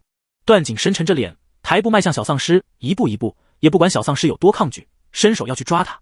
小丧尸这回反应倒是迅速，他看段景深似乎很生气，又怕段景深直接把他丢水里，还不理他，吓得跟泥鳅似的，一溜就没影了。段景深的手还悬在半空中，咬着牙，神色愠怒，随后收回手，砰的一声关上门，懒得理这只不听话的小丧尸了。小丧尸跑了一会儿，发现后面没有人追，便停了下来，站着等了一会儿，伸长脖子望了望，还是没人追过来。他略微失望地抿着唇，红润的唇瓣往下撇，不高不兴地随意走着，时不时又望一眼后面。其实只要陪他一起哄一哄，他就不怕了，就会洗澡了。可是段景深太凶了，小丧尸更害怕了。小丧尸伤心极了，段景深今天凶了他好几次。现在正是中午过一点，一天中温度最高的时间，炙热的阳光仿佛要灼伤皮肤。小丧尸走了一会儿，就找了一棵树乘凉，树下还有一个戴着眼镜看书的斯文少年。小丧尸一点一点靠近，这次他并不想吓人，他想找人陪他玩。少年感觉到一道阴影笼罩在自己头顶，下意识抬头望去，发现是一个长得很漂亮的少年，看起来和自己差不多大。斯文少年站起身，伸出头礼貌道：“你好，我叫贺元思。”小丧尸看着贺元思朝自己伸出手，歪了歪脑袋，不懂什么意思，于是嗷嗷叫了几声，表示疑惑。贺元思听到这声音，才看清楚小丧尸的灰沉的眼睛，立刻反应过来是丧尸，当即脸色一白就要跑。小丧尸眼疾手快抓住他。不！贺元思听小丧尸口吐人言，微微惊讶瞪圆了眼睛，又忍不住问：你到底是不是丧尸？小丧尸睁眼说瞎话。不！贺元思，这怎么看都是一只丧尸，不过这只小丧尸并不吓人，反而长得好看。贺元思心里稍微放下了防备，又想到最近基地里传得沸沸扬扬的那只段爷的家养小丧尸，或许就是眼前这只了。贺元思推了推眼睛，不愧是家养的，干干净净的小宠物似的。小丧尸只感觉到眼前的少年似乎没有那么抗拒自己了，开心地转了几个圈，然后抽走了贺元思手里的书，要他陪他玩。贺元思没懂他的意思，把书抢回来就要走。我得先回去了，我还没吃饭，我妈该生气了。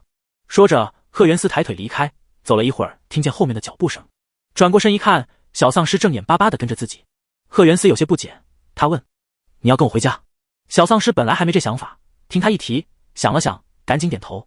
现在段景深不要他了，他只能跟着别人混了。想到这里，小丧尸悠悠叹了口气。贺元思看小丧尸长得好看，性格也软乎乎的，喜欢的紧，颤抖着心，大着胆子决定把小丧尸带回家，到时候段爷找过来再还给他。你跟我回家，不能咬人。贺元思知道小丧尸听得懂人话，于是千叮万嘱，到了家门口还在重复这句话。小丧尸小鸡啄米般使劲点头，然后看着面前的铁门，心想这就是他以后的家了吗？贺元思拿出钥匙开了门，小丧尸紧跟着走进去。怎么现在才回来？赶紧洗手吃饭。一个微胖的中年女人从厨房里往外端菜，听到声音喊了一句。贺元思哦了一声，站在原地，还没想好怎么跟自己母亲说自己带回来一只丧尸。贺母看贺元思半天还站在原地，疑惑的抬眼看过去，这一看吓了一跳。小丧尸灰沉沉的眼睛直勾勾望着他，还咧了咧嘴，尖锐的小虎牙若隐若现。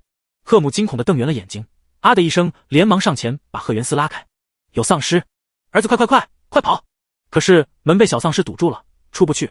贺母只能拉着贺元思满屋子乱转。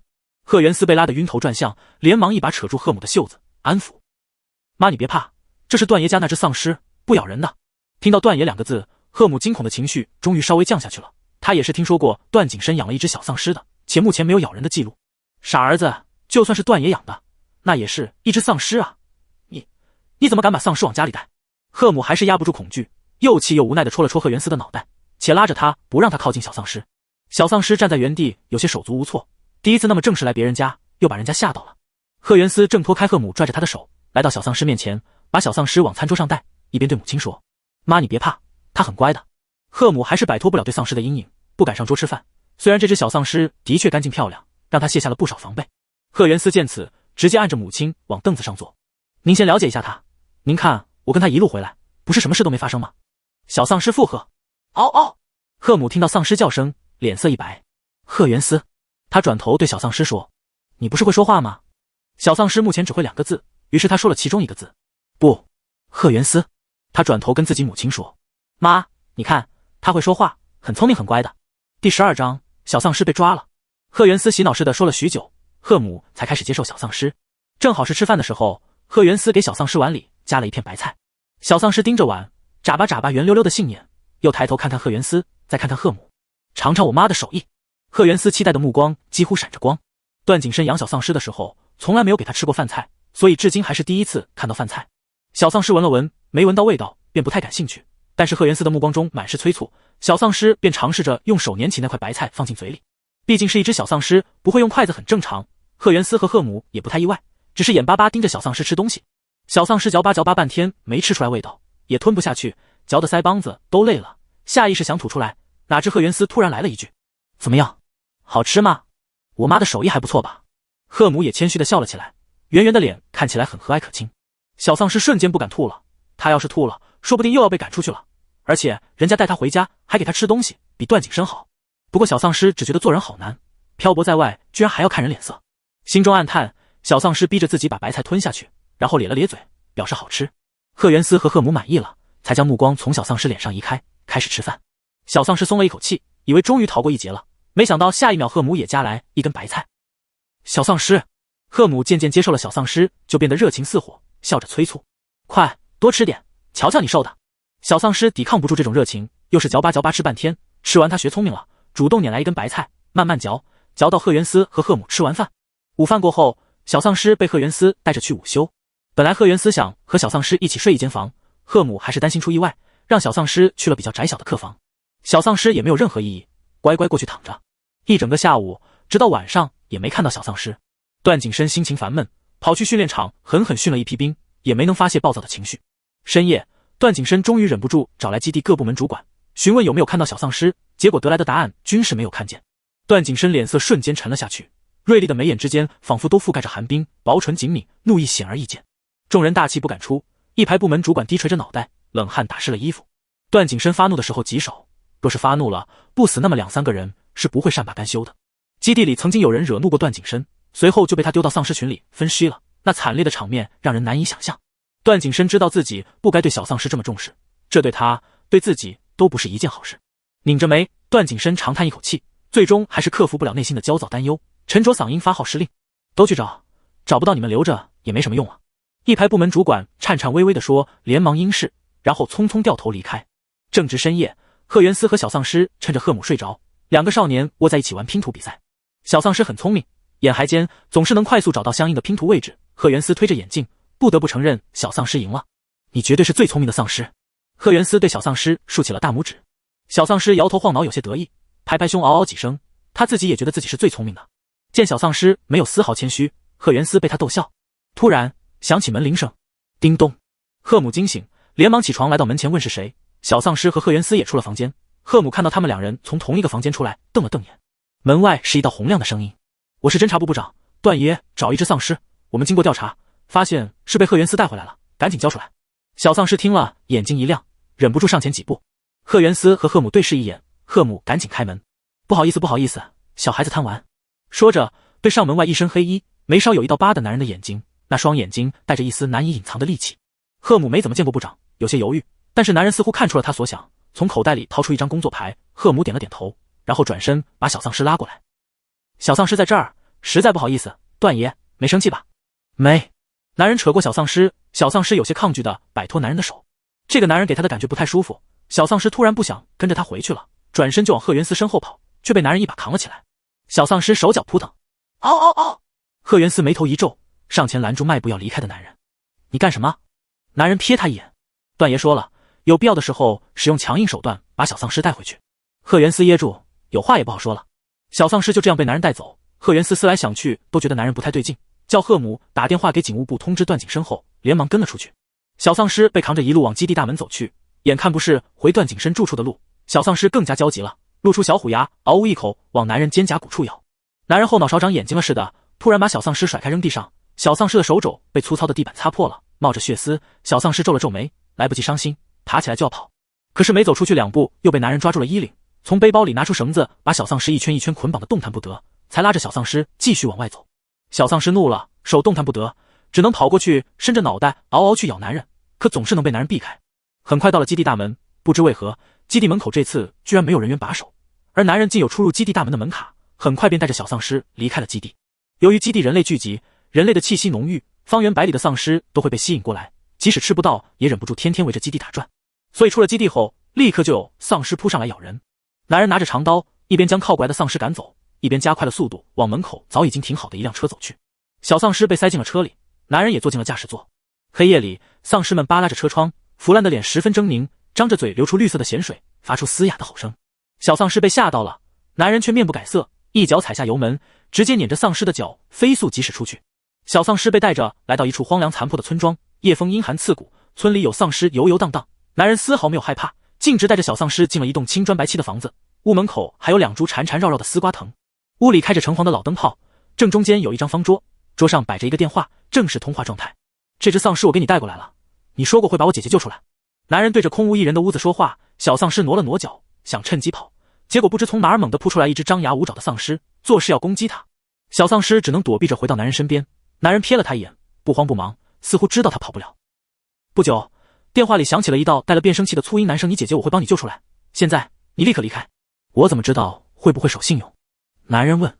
电话里的人笑了，我不是不守承诺的人。男人咬着牙沉默良久，最终还是退出了屋子，走之前再次道：希望你不会骗我。等男人离开，屋里只剩小丧尸，还有他旁边那只凶巴巴的丧尸。小丧尸尝试很丧尸交流：嗷嗷嗷！大哥，都是同类，放我走好不好？丧尸吼，滚！小丧尸，妈耶，这么凶！小丧尸缩了缩，忍不住看向那个似乎能命令丧尸的电话。小丧尸拿起电话嗷嗷一通，企图和对面的人打商量。可是对面的人怎么能听得懂他说话呢？等小丧尸熬完，那人对小丧尸说：“你能听懂我说话对不对？”小丧尸装作听不懂，没吱声。电话那头的人笑了：“你看看电话旁边是不是有一管写着你名字的水？”小丧尸闻言看去，发现的确有小拇指发现的一根玻璃管，管子上贴着标签，上面写着糖糖，而里面装着看似清水的液体。电话里的人说：“乖孩子，你喝了它，我就放你走。这没有毒，这会让你更强。”小丧尸歪了歪脑袋：“哦，真的吗？”电话里的人似乎懂了小丧尸的意思，笑着应：“我说的是真的，你是我的孩子，我怎么会害你呢？”小丧尸突如其来的爸爸回去了，得告诉段景深，有人要做他爸爸。小丧尸想着，忍不住撅起了嘴，因为段景深到现在还没来找他。喝吧，孩子。电话里的人说话似乎有一股莫名其妙的魔力，小丧尸居然忍不住手痒，打开了玻璃管。凑近鼻子的时候，除了对人类气息灵敏，而对其他东西没有感觉的嗅觉突然恢复了。他闻到了一股甜甜的奶香味儿，就像大白兔奶糖。小丧尸脑袋里忽然蹦出了大白兔奶糖的味道，可是在他的丧尸记忆里，他还未接触过糖类。这是专门为你调制的味道，怎么样？你最喜欢的？小丧尸觉得他还是最喜欢香喷喷的段景深，真的很想咬一口。他已经很久没吃东西了，肚子都扁了。快喝，别发呆了。电话里的人似乎看得到小丧尸这边的状况，旁边面目狰狞的丧尸也对他哈着气，嘴里发出威胁般的低吼。小丧尸缩了缩脖子，慢慢将玻璃管递到唇边，不太聪明的脑子快速思考该怎么逃离。只是没等小丧尸想起来，屋门砰的一声巨响，轰然倒塌，粉身碎骨。手里的玻璃管被打落，桌上的电话被一刀劈成两半。小丧尸愣在原地，那刃锋冰冷，他感觉自己的脸也冰凉凉的。随即小丧尸被一股大力扯进一个结实的怀抱，后背紧紧贴着宽阔的胸膛，熟悉的气息钻入鼻尖。小丧尸瘪了瘪嘴，一瞬间就委屈想哭了。还跑不跑？段景深低沉的嗓音响起。小丧尸乖乖摇了摇脑袋。段景深冷哼，撸了把小丧尸的脑袋，又一手快速从腰间抽出银枪，对准了要攻击他们的丧尸，手指扣动扳机，砰的一声，精准打爆了丧尸的头。小丧尸看终于脱离危险，赶紧嗷嗷对段景深诉苦。段景深低声应着。不一会儿，后面赶来的人也冲进了屋。哎呦，小丧尸你没事吧？快让罗哥哥瞧瞧。罗松上前眼带疼惜的想看看小丧尸，但是小丧尸把脑袋埋在了段景深怀里，看不到脸。罗松只能自讨没趣。后面紧接而来的是贺元思。小丧尸，对不起，我不该让你跟陌生人走的。贺元思低垂着脑袋，万分愧疚。听到贺元思的声音，小丧尸眼睛一亮，立刻从段景深怀里出来，扑向贺元思，给了贺元思一个大大的拥抱。他的确很喜欢这个新朋友，可以说是他的第一个人类朋友。段景深看得脸色一黑，上前拉开了小丧尸。贺元思腼腆地挠了挠后脑勺，收到小丧尸这么直白的表达，脸也不好意思的红了。就在众人以为事情结束了，打算打道回府之时，屋内灯光突然一暗，众人心中一紧，立即进入防御状态。黑暗中响起窸窸窣窣的声音，但是人类在夜里根本看不到任何东西。段景深和小丧尸却看得清清楚楚，丧尸本就比较惧光，对黑暗倒是敏感。两条扭来扭去的丝瓜藤在地上蜿蜒，朝着他们来，直到被一只脚挡住了去路。藤蔓感觉到人类的气息，猛然攀上那人的小腿，不到片刻便将整个人缠绕起来。众人只听到一声惨烈痛苦的叫声，接着一道什么东西碎裂的声音，温热的液体洒在他们脸上。除了跟来的贺元思，其他人都是在末世里摸爬滚打出来的，心里惊讶悲戚，却依旧面不改色，抹了把脸，更是警惕。段景深身躯高大，把小丧尸挡得严严实实，倒也没看到发生了什么。众人屏气凝神，竖着耳朵自己聆听分辨周围的动静。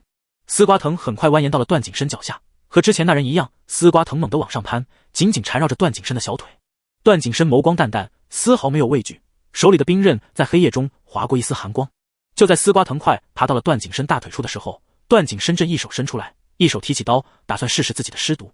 丝瓜藤无意中碰到了和段景深紧贴着的小丧尸的腿，小丧尸疑惑的伸手一抓，没抓到，才发现在段景深腿上。嗷嗷！小丧尸提醒他腿上有东西，段景深嗯了一声，刀尖正要往自己手心落下，却没想到小腿一松，丝瓜藤忽然不见了踪影。小丧尸捏着长长的丝瓜藤的7寸，嗷嗷的求夸段景深，很棒。刚刚还生生把人搅碎的丝瓜藤，此刻在小丧尸手机一动不动，除了体型较大，似乎就跟没有变异的丝瓜藤一样。小丧尸晃了晃脑袋，得意洋洋。段景深伸手接过小丧尸手里的丝瓜藤，哪知小丧尸刚一放手，丝瓜藤便如同蛇一般扭动挣扎起来，且力道还不小。小丧尸见状，又一把捏住了丝瓜藤，丝瓜藤又瞬间蔫巴了。段爷，是不是有东西在你那边？有人忍不住担心问。段景深嗯了一声，你们站着，我来解决。段景深嗓音平淡，但却让众人紧张的心松了些，有段爷在，从来不会出事。拿好别动。段景深对小丧尸道，小丧尸连连点头。接着段景深划破自己的手，滴出一滴血，落在丝瓜藤上。瞬间，丝瓜藤如同烧焦了一般，然后化作灰烬。段景深眸光微闪，没想到他的血对变异体也真的有用。之前被风雨兰带进热带雨林的时候，各种植株丢他避之不及，他便隐隐感觉到一丝不对劲。小丧尸却在段景深划破手的时候吞了吞口水，眼睛都直了。好香，他好但是显然段景深此时没有给他吃东西的打算，小丧尸只能强忍着。剩下一条丝瓜藤还在弯弯绕绕，或许感觉到了危机，丝瓜藤不往段景深这边来，转而爬向了这里能力最弱的鹤元司。鹤元司立刻便感觉到有东西缠上了自己，还在不断缩紧。鹤元司脸色发白，颤着声音：有蛇！小丧尸看鹤元司有危险，上前想故技重施，一把抓住那条丝瓜藤。然而丝瓜藤似乎知道一般，狠狠缩紧身躯。鹤元司当即发出一声痛苦的呻吟。小丧尸越往前，丝瓜藤缩得越紧，鹤元司的叫声越痛苦，像是在威胁小丧尸别过来。鹤元司在黑暗中看不到东西，也不敢摸腿上的东西，至今都还以为是蛇，还是力道出奇大的蛇。救救我！鹤元司都疼哭了。什么蛇？老子来帮你！罗松循着声音大步凑过来。意外的是，丝瓜藤对小丧尸和段景深警惕，对其他人似乎没有，或许是觉得其他人都不是他的对手。总之，罗松顺利来到鹤元司身旁，伸手对着鹤元司的大腿处胡乱抓去。鹤元司突然惊叫一声：“怎么了？”抓到了。罗松问。鹤元司声音里的哭腔更重了：“你抓错地方了。”众人似乎明白了什么，纷纷低咳掩饰尴尬。松子，你救人能不能好好救？有人忍不住道。罗松连忙道歉：“不好意思。”鹤元司摇摇头。段景深催促：“赶紧！”罗松哎了一声，连忙伸手往下摸，果不其然抓到了带叶子的丝瓜藤。丝瓜藤凶悍极了，感觉但有人抓他，迅速攀向那个抓他的人的胳膊。罗松惊呼：“卧槽，这什么玩意儿？”丝瓜藤还在不断从鹤元司身上转移到罗松身上。段景深转着兵刃，循着缝隙下一刻猛地劈下，刃锋闪过，丝瓜藤顷刻间断成两截。又因为在室内水泥地板上，丝瓜藤没有了再生能力，被斩后只能摔落在地扭曲着，做无谓的挣扎。段景深往上面滴了点血，丝瓜藤普通枝根一般，化作了灰烬。好了，没事了。段景深道。听到段景深的话，众人狠狠松了口气。屋内狼藉，血肉飞溅，惨不忍睹。段景深没开灯，让所有人回基地。片刻后，外面陆陆续续来了一群全副武装的人。段景深带着小丧尸和出了屋，对着院子里排得整齐的兵下了命令。这里的丧尸估计有300只，明天天亮之前搞定。众人齐声应是，声音洪亮，斗志昂扬。段景深望着黑夜中隐约能看见的丧尸身影，眼底划过一丝沉思。这里的丧尸似乎对他这个师弟开始不尊重了。回基地住处的时候，小丧尸就已经累得睡着了，趴在段景深肩头打着小呼噜。段景深将人轻轻放在床上，拿出医药箱，抿着唇开始给小丧尸处理伤口。上药过程中难免碰到伤口，睡梦中的小丧尸皱了下秀气的眉头，依旧睡得很熟。段景深给小丧尸擦了身子，有人来报说风雨兰失踪了。段景深淡淡嗯了一声，并不意外。等把小丧尸安顿好，段景深便转身离开了房间。不久，基地之外响起一声丧尸长鸣，声音带着强大的威压，压制的方圆百里的丧尸纷纷伏匐在地。待回归寂静，浩浩荡荡的丧尸开始往一个方向集合。第二天，小丧尸睡到将近中午，眼皮才费力地掀开一条缝，然后闭上眼继续睡。不饿。段景深站在床边，好整以暇地看着睡得脸颊红扑扑的小丧尸赖床。第13章，堂堂小可爱出没。小丧尸一听，本来还不觉得饿的肚子就开始在打鼓了，这下睡不着了。小丧尸睁开还带着迷糊的水眸，呈大字形躺在床上，眼巴巴瞅着段景深，但是就是没有要起来的意思。段景深脑门滑下一排黑线，忍不住沉了脸。起来！不！段景深直接上前扯了被子，顺手打了小丧尸的屁股一巴掌。成何体统！小丧尸瘪起了嘴，又委屈又叛逆地睁着一双圆溜溜的杏眸瞪段景深。段景深没理会他的情绪，手掌夹着小丧尸的胳肢窝，直接把人从床上提起来，被迫站立，双脚踩在毛托上。小丧尸觉得他这辈子最讨厌的叫起床方式就是这种了，睡得好好的，突然被迫站起来是什么感觉？生不如死的感觉。小丧尸气鼓鼓地张开小嘴，露出小虎牙，嗷呜一口去咬段景深的手臂。段景深直接伸出大掌钳住小丧尸的下巴，往他嘴里塞了颗糖。糖糖，记住，这是你的名字。昨天他就发现小丧尸手里的玻璃管上写着糖糖2字，本以为是别人的名字，没想到今天早上倒腾小丧尸的小水壶的时候，意外在瓶底也发现了这2个字。不！小丧尸正在气头上，段景深说什么他都只会说不，因为嘴里含着糖，说出来的字模模糊糊的。不过这个糖好像有点意思，小丧尸仔细嘬了嘬，意外感觉到一丝丝不一样的味道，眼睛也忍不住亮了亮。知道小丧尸的在闹脾气，段景深也没在意，他拉着小丧尸来到餐厅，桌上放着小丧尸的小水壶，里面装着半瓶鲜红的液体。小丧尸眼睛一亮，以为是上次的红酒。段景深撸了把小丧尸刚睡醒而乱蓬蓬的头发，说：上次你帮忙打坏人，我答应过给你吃更好的，你去试试。嗷嗷！小丧尸兴奋地冲过去，抱起了自己的小水壶。水壶里的液体红得有些诡异，小丧尸还没发现，直到打开盖子，香甜的味道扑面而来。小丧尸顿了一下，眼睛都直了。这是昨天闻到过的香味儿，他从来没有闻过这么香的东西。不过这味道好像是从段景深身体来的。哦！小丧尸有些疑惑地看向段景深，段景深却拍了拍他的脑瓜子，只要好好干活，以后都给你喝。哦！小丧尸应了，迫不及待捧着水壶喝，入口的确是他没有尝过的美味，咕噜咕噜喝了1/3。小丧尸打了个饱嗝，这绝对是他吃过最饱的一次。小丧尸咂巴咂巴嘴，然后放下小水壶，小心翼翼把盖子盖好，抱在怀里，宝贝极了，打算留着下次再喝。段景深扯了扯嘴角，眸中漾起涟漪，这么宝贝？哦！小丧尸抬起头，眼睛弯成月牙，眸中灰尘顷刻间散去不少，只剩一层薄薄的灰色，看起来像是一层雾气，让那双眸子显得更加湿漉迷蒙。段景深微愣，忍不住伸出指腹摸了摸小丧尸的眼尾，心中惊讶，难怪小丧尸会对自己的身体这么感兴趣，而对人类却不感兴趣，原来是自己的血肉有助于小丧尸恢复。不过小丧尸蠢蠢的，似乎并不知道这件事。堂堂勾了勾唇角，和小丧尸道：“你已经加入基地编制，以后跟着我，包吃包住。”小丧尸懵懵懂懂应了，只知道包吃包住，这是说他以后都有这种能吃饱的东西吃了吗？小丧尸兴奋地围着段景深转了个圈。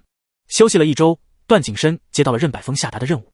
段景深恰好有意锻炼小丧尸，便接受了这次的任务。北区如今已是内忧外患，自从上次5城一事后，北区的精兵瞬间少了一半，正是防御最为薄弱的时候，大批丧尸突然直攻北区人类基地，而北区首领年事已高，许多事情力不从心，他的几个儿子也正是斗得你死我活的时候，导致内部部署管理系统大乱，更是无法抵御丧尸，甚至已经有一座城被丧尸占领了。北部基地向各区发出支援求助，大家同为人类，倒也不会不管，只是各有各的心思，都想着先将北部基地的实力耗光，好坐收渔翁之利。任伯峰现在急匆匆地找他，估计是时机已经成熟了。段景深似笑非笑地勾了勾唇，对着旁边正在看动画片的小丧尸道：“堂堂，来活了。”当然，这次北区的丧尸是段景深安排的，他倒是不急着去北区，又拖拖拉拉准备了2天。任伯峰听闻已经被丧尸啃了一半的西区都已经派人去北区了，而他们这边还未出发，急得嘴角冒起了几个燎泡，千说万说才把段景深催上了去北区的车。段景深拉着银链子，银链子的一头拉着小丧尸，慢悠悠坐上了车。小丧尸想从另一边上车，奈何段景深不松开银链，还唇角上扬，眼带戏谑地瞧着他。小丧尸嗷嗷骂了几声，干脆也从段景深这边上车，然后一屁股坐在了段景深腿上，接着得意洋洋看了段景深一眼。段景深面不改色，摸了摸小丧尸的脑袋，旁边人看的眼睛瞪得溜圆，下巴都要惊掉在地上了。几天不见，他们段爷这时被夺舍了。任百峰也在，看了忍不住叮嘱：“景深，别玩物丧志了。”段景深瞟了他一眼，很快便将目光重新落回小丧尸身上，一边道：“不用您操心。”任百峰不再说话，心里暗暗烦闷。他堂堂一区首领，偏偏在段景深面前总是低三下四。如果不是段景深如今还有用，任伯峰早便留不得他了。段景深可没管任百峰那些心思，他只管着面前这只小丧尸，死活不肯从他腿上下去。这么多人看着，段景深一时有些挂不住脸，拍了下小丧尸的屁股：“成什么样子了？下去！”小丧尸扭了扭屁股，示威般哼哼唧唧，就是不下去。段景深被他磨得浑身有些燥热，眸色沉了沉，晦暗不明。段景深预感再这样下去会有控制不住的事情发生，干脆直接夹着小丧尸的嘎吱窝，把小丧尸提起来放到一边去。小丧尸鼓了鼓腮帮子，漂亮的眸子一顺不顺瞪着段景深，然后嘴里嗷嗷骂他胜之不武。段景深也瞪回去，低声训斥：“乖一点。”旁边人愣是看着段景深和小丧尸互动完，不知怎么的，一时间心里有种兴奋感，突然觉得很甜，是怎么回事？段景深下了车，目光扫过一遍随行人员，确定人齐。这次总共去了30人，派了4辆装甲车，1辆段景深的私人房车。对于段景深这些金贵挑剔的要求，任伯峰向来不会管，这次也一样，但是以往段景深出任务时很少会这样出行，这次估计是因为那只小丧尸了。任伯峰的确猜对了，段景深如今每天都得喂饱小丧尸的肚子，至于怎么喂，可不好让别人看了去。车辆发动，开始向北方地区驶去。北部基地距离东部地区较远，开车估计得2天时间才能抵达。路边时不时会窜出来几只面目全非的丧尸，扒拉在车窗上，对着车里的人哈气。无聊的人会拿起枪爆头，不想理会的人就摇上车窗，任由丧尸贴着车窗。豪华的房车内部，段景深递给小丧尸一把银色手枪：“堂堂，想不想打丧尸？”小丧尸第一反应是摇头，他不敢打这些丧尸前辈，一是打不过，二是他们都是同类，多少有些下不了手。段景深却把银枪硬是塞进了小丧尸手里，对他说：“他们会伤害你。”小丧尸陷入沉思，片刻熬了一声：“就算打不过，别人打他，他也要打回去的。”段景深满意的笑笑，捏捏小丧尸的脸蛋，这才聪明。话落，他就开始板起了脸，拉起小丧尸白嫩嫩的手，放在手心捏了捏，又说：“现在开始教你用枪打丧尸，你学着。”小丧尸眨了眨仿佛蒙着雾气的湿漉漉的眸子，不解，只看到段景深摇下了车窗，一只丧尸瞬间嘶吼着要爬进来。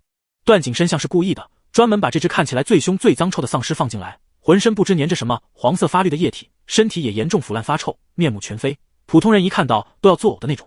饶是小丧尸也忍不住眼睛一瞪，许久没看到这么不爱卫生的丧尸前辈了。段景深握着小丧尸的手，手把手教他用枪，低沉好听的嗓音贴着小丧尸的耳朵响起，瞄准，扣动扳机，砰！丧尸瞬间被子弹穿过大脑，然后跌落出去。小丧尸还没感觉到什么，便结束了。小丧尸闹着再来一次，段景深却不肯了，眉头紧锁，脸色发沉，满脸嫌弃。他有洁癖，一只这么脏的丧尸进入他的车窗，让他恶心的发慌。下次再来。段景深说。小丧尸见闹不动，只好按耐住自己躁动的心。车子一路行驶，快接近中午的时候，找了个小城市，打算停下来解决一下午饭。当然，车上是有食物的，但是末世后大家节俭惯了，能省便省。如今正好到了一座城市，便都想着下去搜寻些食物，或者打几只丧尸收点金盒。这次跟随而来的有几个新兵，正好借机实战历练一番。小丧尸见此，也想跟着几个新兵去历练。说起来，他也算是一名新兵，虽然只占了半天军资，但是小丧尸认为自己还是很有能力的。他迫不及待找段景深要方才那把银枪，斗志昂扬说要去打丧尸。段景深把枪给了他，还说打中了今天给你吃好吃的。小丧尸眼睛一亮，嗷嗷应了。段景深想了想，打算放小丧尸一人跟着新兵出去，至于他自然是在后边给这一批新兵打评分，希望他家小丧尸不是最后一名。段景深摸着下汗，一瞬间感觉自己就像对孩子充满期盼的家长一样。很快进了城，城里丧尸比较少，或许是距离东部基地较近，丧尸都被吸引去人类气息浓郁的东部基地附近了，剩下寥寥几只已经饿得皮包骨头了。他们看到人类万分激动，嘶吼着不顾一切往上扑。几个新兵中的队长叫徐周白，是新兵中能力最强的一个，大家也都服从于他。此时徐周白示意大家收起枪，打算用刀刃近战，毕竟用枪没有很大的挑战性。几人听了，动作迅速的把枪换成了刀刃。小丧尸一看这场面，慌了一下，然后也把枪放回了口袋里。可是他没有刀，小丧尸不高兴的撅起了嘴。徐周白知道小丧尸是段景深养的，当初小丧尸占军资的时候，徐周白就站在小丧尸前面，知道小丧尸很乖，也对他也颇有好感。于是看小丧尸手里空荡荡的，一脸不高兴，当即便反应了过来，然后把腰间别着的一把折叠匕首给了他。小丧尸接过匕首，嗷嗷说了声谢谢，脸上的不高兴瞬间跑没影了。徐周白笑笑，你可真好哄。几人继续对着前方同样要扑过来的丧尸冲去，一人找准一只丧尸，开始近战实练。小丧尸好死不死跟一只长得十分强壮的丧尸对上了。本来那只丧尸见小丧尸是同类，还打算放过他，越过他去找别人，哪知小丧尸对着他就是一刀子。丧尸怒了，怒气冲冲开始和小丧尸对打。小丧尸嘴里嗷嗷道歉，毕竟是同类，人家还想放过他，可是自己却在背后给人家捅刀子，心里有些过意不去。但是他也不能让丧尸去咬他的朋友，于是一边拿匕首和丧尸打了起来。不过小丧尸力气小，身板也比大丧尸弱小得多，一会儿就被大丧尸摁住，打算咬小丧尸。徐周白那边见此，快速把自己手里的丧尸暂时解决完，然后大步跑到小丧尸身边，一刀砍下去，大丧尸瞬间人手分离。暗处的段景深面色有些不悦，直直看着小丧尸为了道谢给徐周白等人送茶倒水的样子，心中冷哼。第14章，堂堂小朋友这么厉害。几人取走丧尸金盒后继续前进，小丧尸还没有打到一只丧尸，有些着急的走在了前头，渐渐成为了带路人。身后几人哭笑不得，徐周白问他，你自己就是一只丧尸，你怎么对打丧尸这么感兴趣？小丧尸嗷嗷嗷嗷，一切为了包吃包住。任百峰根本听不懂，不过看小丧尸满脸斗志昂扬，徐周白认为他肯定说了什么有远大理想抱负的话，于是竖起了大拇指，胡乱摁几声，小丧尸得意的扬了扬脑袋瓜。没走多久，前面就出现了丧尸的身影，小丧尸炮弹似的冲上去。徐周白一众人怕小丧尸出意外，连忙跟上去。前方几只丧尸还没有注意到小丧尸一众人的靠近，只往一个方向走去，像是看到了什么能够吸引他们的东西。徐周白和队员对视一眼，纷纷感觉到不对劲，加快了速度往丧尸那边奔去。小丧尸已经距离丧尸很近，他从口袋里摸出段景深给他的银枪，聪明的找了个地方藏起来，打算偷袭。他现在满脑子都是段景深说的好吃的，上次的红色液体段景深很少喂他吃，导致他念念不忘，都快疯魔了。小丧尸瞄准了一只丧尸，扣动扳机，砰的一声，强大的后坐力让小丧尸的身躯抖动了一下，于是打歪了，还惊动了前方的丧尸。小丧尸瞬间垮起了一张小脸，不高不兴的往前走，打算直面刚了。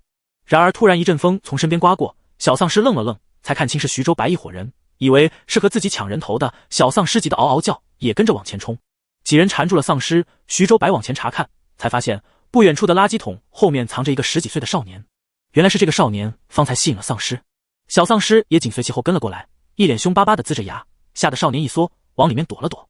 见是一个人类，小丧尸瞬间没了兴趣，转身加入到身后的乱斗当中。最终几个新兵让给了小丧尸3个人头，小丧尸收好金盒，喜滋滋的满意了。徐州白将少年带到众人面前，询问他怎么会出现在这里。少年衣衫褴褛，头发也乱糟糟的，看着面前几个又带枪又带刀的高大男人，目光畏缩，不敢看人，半晌才结结巴巴道：我是跟着村里的人逃亡到这里的。徐州白闻言，脸色瞬间严肃起来。你是说这里还藏着一批人类？少年点点头。有多少人？还剩7个人了，带我们过去。徐州白仍然沉着脸，少年不敢反抗，点了点头，在前面带路。一边走，徐州白一边拿出对讲机和段景深报备。大概越过了半座城，少年带着他们进入一个小工厂的地下室。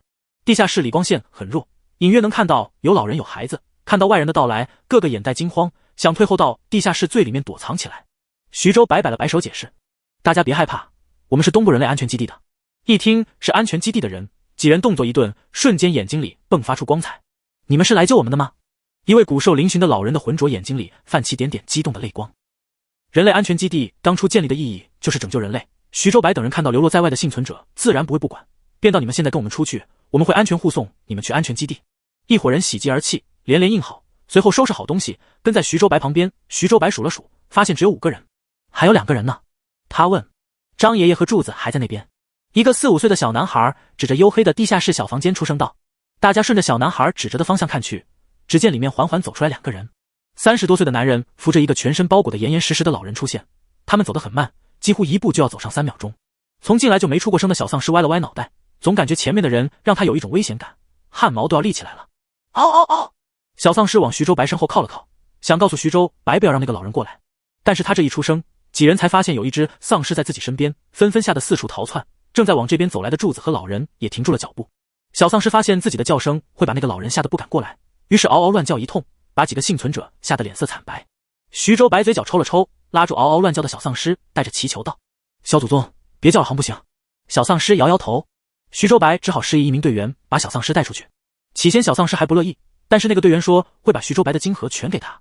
小丧尸还是知道徐州白有多少金盒的，一听便两眼发光，有这么多金盒，段景深一定会夸他，还会奖励他许多好吃的和糖果。光是想想，小丧尸便唇角上扬，笑眯了眼睛，整个人跟做梦似的。负责哄他出去的新兵看得一愣一愣的。小丧尸最终还是跟着新兵出去了。出去的时候，口袋鼓鼓囊囊的装满了金盒，只是没想到刚出去就遇上了身高腿长、身姿挺拔的男人，正站在一棵树下，脑袋微微歪着，似笑非笑的望着小丧尸。小丧尸忽然有些心虚，但想到能换到好吃的，便扬起了明媚的笑脸，蹦蹦跳跳往段景深身上扑去。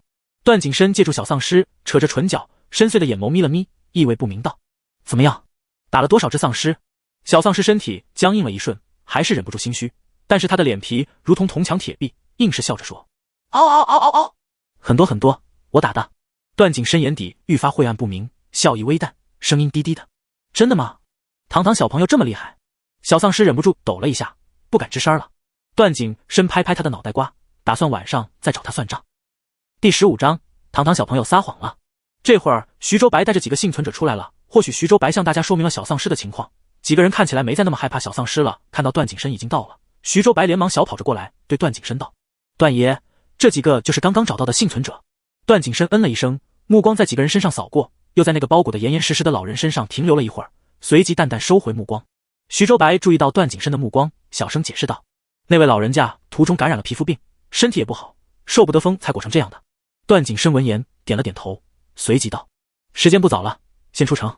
到了城门口停车处，段景深安排了2人送这7个幸存者回东部基地，正准备上车，那名一开始遇见的少年忽然道：能把我们送到北部基地吗？段景深看了他一眼，理由：我们有亲戚在北部基地当兵，我们想去投奔他。徐州白不太同意，现在北部基地受到丧尸的狂轰滥炸，这个时候去那里很危险。对啊，况且东部基地离这里这么近，先去东部，等北部地区情况好转了再过去吧。其他人也纷纷附和道。然而少年此时却特别倔，抿着唇：我们就要去那里。那名骨瘦嶙峋的老奶奶也哀求道：几位好心人，就帮忙把我们送过去吧，我看你们也是往北区走，就顺路带我们一趟。如果你们不是去北区，半路把我们放下来也成。他们都这样说了，东部基地一众人也不好再说什么，只能先把人捎上。段景深没说什么，微微低垂着头，把玩着小丧尸交给他的金河，表情始终淡淡的。底下人说什么都是一声。诡异的气氛渐渐升起，东部地区的兵员们忍不住啧了一声，觉得麻烦。带上几个不太听话的幸存者，路上得照顾吃喝，分出去他们的食物，还会拖慢行程。现在更是惹得他们段爷不高兴了。想想都知道这一路不会很好过了。就在氛围降至冰点的时候，小丧尸突然闹了起来。啊，不！小丧尸情绪激动，十分抗拒和这几个幸存者一路。几个幸存者听到小丧尸的叫声，甚至看到小丧尸对着他们龇牙，但是他们这次只是缩了缩，不像之前那般害怕。看这架势，是铁了心要跟着他们去西区了。段景深拍了拍小丧尸的脑袋，见安抚不住，干脆一把抱起小丧尸往自己那豪华房车走去。车里，小丧尸感受不到那伙人的存在，平静了许多，可心里还是有根刺似的。他看到那伙人，就像密集恐惧症的人看到许多密密麻麻的小点点在蠕动，难受的厉害。这么不喜欢他们。段景深把装着白开水的小水壶塞进小丧尸怀里，让他喝几口。小丧尸嗷嗷几声，表示自己真的很讨厌，然后听话的咕噜咕噜吞水。段景深靠在椅背上，手指一下一下敲打着椅子扶手，似乎在思考些什么。小丧尸喝完水，就看到段景深这副模样，瘪了瘪嘴，脑袋里又想起说好的奖励。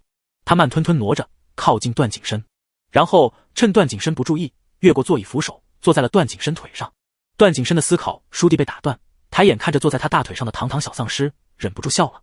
想干嘛？堂堂小朋友把手伸进段景深的口袋里，掏了掏，随后眼睛睁亮，把抓到一把糖的手拿出来，放到段景深面前晃了晃。嗷！奖励！段景深却扯着唇角，伸手夺过小丧尸掌心中五颜六色的糖，说：“没收。”小丧尸一愣，随后急得嗷嗷叫，嘴里还骂骂咧咧，骂段景深不讲信用。段景深挑起一边眉：“是谁不讲信用？”小丧尸里不值气也壮。哦，你！段景深气笑了，拍拍小丧尸鼓鼓囊囊的口袋，轻叹：“小骗子还不说实话。”小丧尸心里咯噔一声，眼神闪躲着，连忙从段景深腿上下去。段景深却按住小丧尸：“别跑啊，跟我说说，怎么就学会骗人了？”小丧尸哼哼唧唧不说话，目光始终不敢和段景深对上。段景深拍了下小丧尸一巴掌：“哼，知道害怕了。”小丧尸知道瞒不过了，实话实说：“嗷！我就打了3个。”段景深：“3个也很棒了，为什么还要更多？”小丧尸垂着脑袋对手指：“嗷！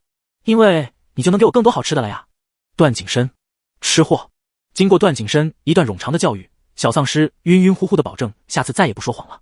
恰在此时，从小丧尸肚子里传出来一道声音：“咕！”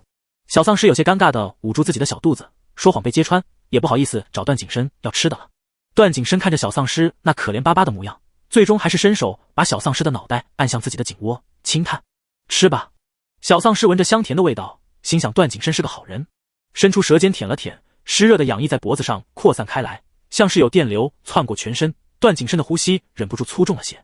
小丧尸一直舔，还带这些小心翼翼，似乎是刚被教育完，心里还虚着，怕惹段景深不高兴。段景深却被他这小猫似的动作折磨的难耐，忍不住微微蹙起眉头，咬下去。小丧尸眼睛一亮，抬头望着段景深，还以为自己听错了。咬不咬？咬！小丧尸不再犹豫，尖锐的小虎牙刺破皮肤，顷刻间流出对于小丧尸来说美味无比的血液。此时车辆也早已经启动出发，车里只有段景深和小丧尸2人，司机被隔板挡住，看不到这边。等小丧尸吃饱喝足，打了个嗝，就松了口，懒洋洋趴在段景深怀里不动了。段景深脖子上的伤口很小，牙齿啃出来的2个小洞几乎不流血了。他伸出指腹摸了摸，又将沾着血的指腹伸向小丧尸，把残余的血抹在小丧尸红润的唇瓣上。小丧尸感觉到唇上的味道，伸出舌尖舔了舔，眯起眼睛，一脸艳足。段景深眼神暗了暗，也忍不住舔了舔干燥的唇瓣。车辆继续向北部基地行驶，在傍晚的时候，在这幸存者的最后一辆车停了下来，一问才知道是那些幸存者饿了，想停下来吃东西，让部队以外的人使用车上的食物要先向段景深报备。于是司机向段景深说明了情况。然而段景深指着不远处的村庄道：“要吃东西，自己去那里面找。”在幸存者的司机如实和7个幸存者说了，几人面面相觑，难以置信：“你们这么多食物，不给我们一点点？”其中一个中年妇女瞪圆了眼睛。司机道：“我们也是要自己去寻找食物的，可是我们都是普通人，老人孩子这么多，我们怎么去？”中年妇女的丈夫也道。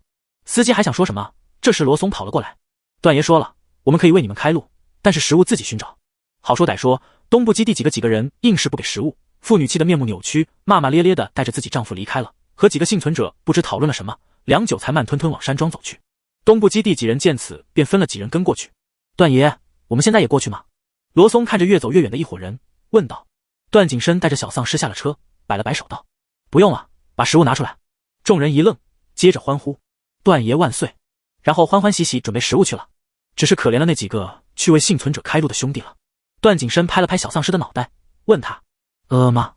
小丧尸嘴里含着一颗糖，拿舌尖抵着圆润的糖果在口腔滚动，白嫩的双颊一鼓一鼓的。听段景深问，摇了摇头。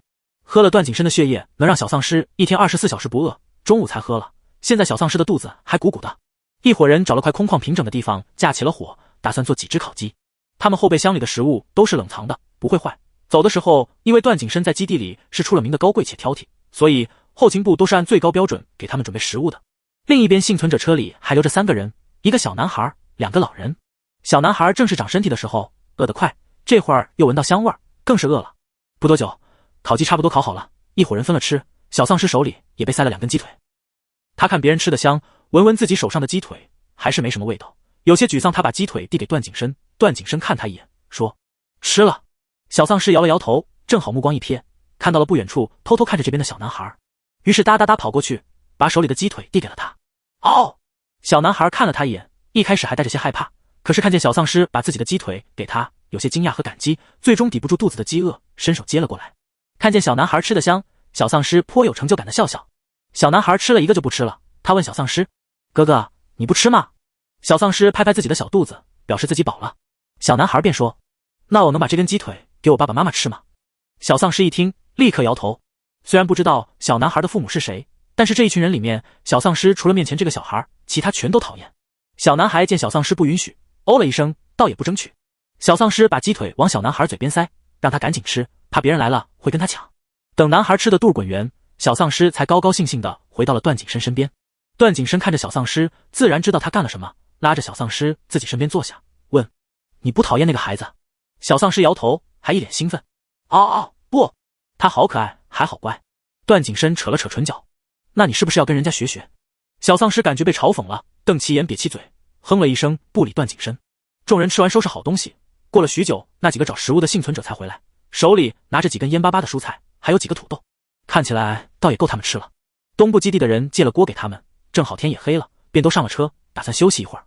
他们夜间也会轮班开车，不会停在某个地方睡觉，那既危险又浪费时间。就在大家休息的时候，最后头那辆车突然响起打骂声和孩子的哭叫声。众人惊醒，趴在段景深腿上睡觉的小丧尸听到小男孩的声音，也连忙爬起来往车外跑。你个小白眼狼，偷偷吃是吧？我让你吃，我让你吃！中年妇女怒目圆瞪，一手提着小男孩，一手拧着小孩胳膊上的肉。小丧尸嗷呜一声冲过去，对着妇女就是一口。不过幸好妇女躲得快，吓得扔下孩子，跑向了一群东部基地兵员背后。小丧尸拉起小男孩，看到他手臂上一片青紫，换位思考一下，如果在自己身上，小丧尸估计早就哭得嗷嗷叫了。于是这样一想，还更气愤了。小男孩脸上挂着泪花，说：“谢谢哥哥。”小丧尸不会安慰哭的人，有些手足无措。正好段景深过来，小丧尸眼带气球的望着他。段景深啧了一声，思忖片刻，从口袋里摸出本来是给小丧尸准备的糖，但是他递给了小丧尸，本就是给小丧尸的，怎么用便随他了。小丧尸立即塞了一颗糖给小男孩，小男孩哭声顿住，又说了一声谢谢哥哥，果然便不哭了。那名打孩子的妇女被带到段景深跟前，小丧尸看到他还是牙痒痒，想咬他一口。段景深扯着绑住小丧尸手腕的银链，居高临下的盯着妇女的面孔，面色冷沉。为什么闹事？第16章，堂堂小朋友的吃的要被抢了。我没有闹事，教训自家孩子怎么就闹事了？妇女嗓门出奇的大，众人都忍不住皱了皱眉，且心中暗暗佩服这个妇女，竟敢对着他们段爷这么大嗓门，就不怕被段爷扔去喂丧尸。罗松见此，直接走出来替段景深回答了：“我们这儿有我们的规矩，你如果还想跟着我们去北部基地，就安分些，同来的还有刑制责。就是，再说你打孩子干嘛？他偷偷吃东西，难道不该打吗？他爹娘都还饿着，他也好意思吃？”妇女瞪着眼睛道。小丧尸一听，龇了龇牙，又想冲上去咬他，好在段景深拉住了，一个麻烦的人类没必要脏了小丧尸的嘴。众人倒也不想闹得太难看，好好说教了一通，让那名妇女认错，便不想再将事情闹下去，浪费时间。妇女认是认了错，但那双眸子里依旧是怒意满满。大家准备把小孩交回给他的家人，但是男孩扯着小丧尸的衣角不肯撒手，显然很抗拒再和妇女一起了。小丧尸喜欢小男孩，巴不得小男孩跟自己走，于是转头跟段景深说了。段景深听到小丧尸要让小男孩进自己那辆车，想也没想便拒绝了。小丧尸鼓了鼓腮帮子，有些生气，又哀求了一遍。段景深还是拒绝，他不想让别人看到小丧尸窝在他怀里，吸吮他脖子的画面。小丧尸迷你可爱的样子，怎么能被别人看到？就算对方是个小孩也不行。罗松见段景深和小丧尸之间的氛围逐渐僵持，便忍不住提议：“要不让这个孩子到我车里挤一挤吧？”小丧尸一听，点头：“嗷嗷，好主意。”于是上车的时候，小丧尸带着小男孩上了罗松的车。段景深看着自己那空无一人的车，气笑了。很好，欠教训了。2个小时后，车辆停了下来，准备换班。众人只看见他们的段爷气势汹汹地下了车，沉着一张脸往罗松那辆车来。看这架势，车内几人作鸟兽散，纷纷逃开。车内只剩下睡得横七竖八的小丧尸和小男孩。段景深瞧了瞧，才俯下身，动作极轻地将小丧尸拦腰抱起。走的时候似乎想到了什么，又转头朝罗松使了个眼色，示意他去把小男孩抱到自己车里。罗松比了个 OK 的手势，然后去车里把小男孩抱过来，心里却啧啧称奇。没想到他们号称丧尸天敌的段爷居然会为了一只小丧尸放弃原则。没多久，车辆便继续行驶。段景深看着身边睡得香甜的小丧尸，心里才充实了些。至于那个小男孩，就当是小丧尸的玩具吧。第二天一早，车辆被一批丧尸拦住了。奇怪的是，一群丧尸似乎只攻击最后面那辆车。众人请示段景深是否立即上前击杀。段景深表情淡淡，摆了摆手：“刚睡醒，先让大家醒醒神。”言下之意是等会儿再救。众人没有异议，伸着懒腰打着哈欠回到车里，打算找水洗把脸。装甲车材质特殊，十分坚硬，只要不开窗就不会有事。但是这一波把一车人吓得连连尖叫，估计要留下一辈子的阴影了。等众人觉得差不多了，段景深一声令下，众人才端着枪一阵扫射。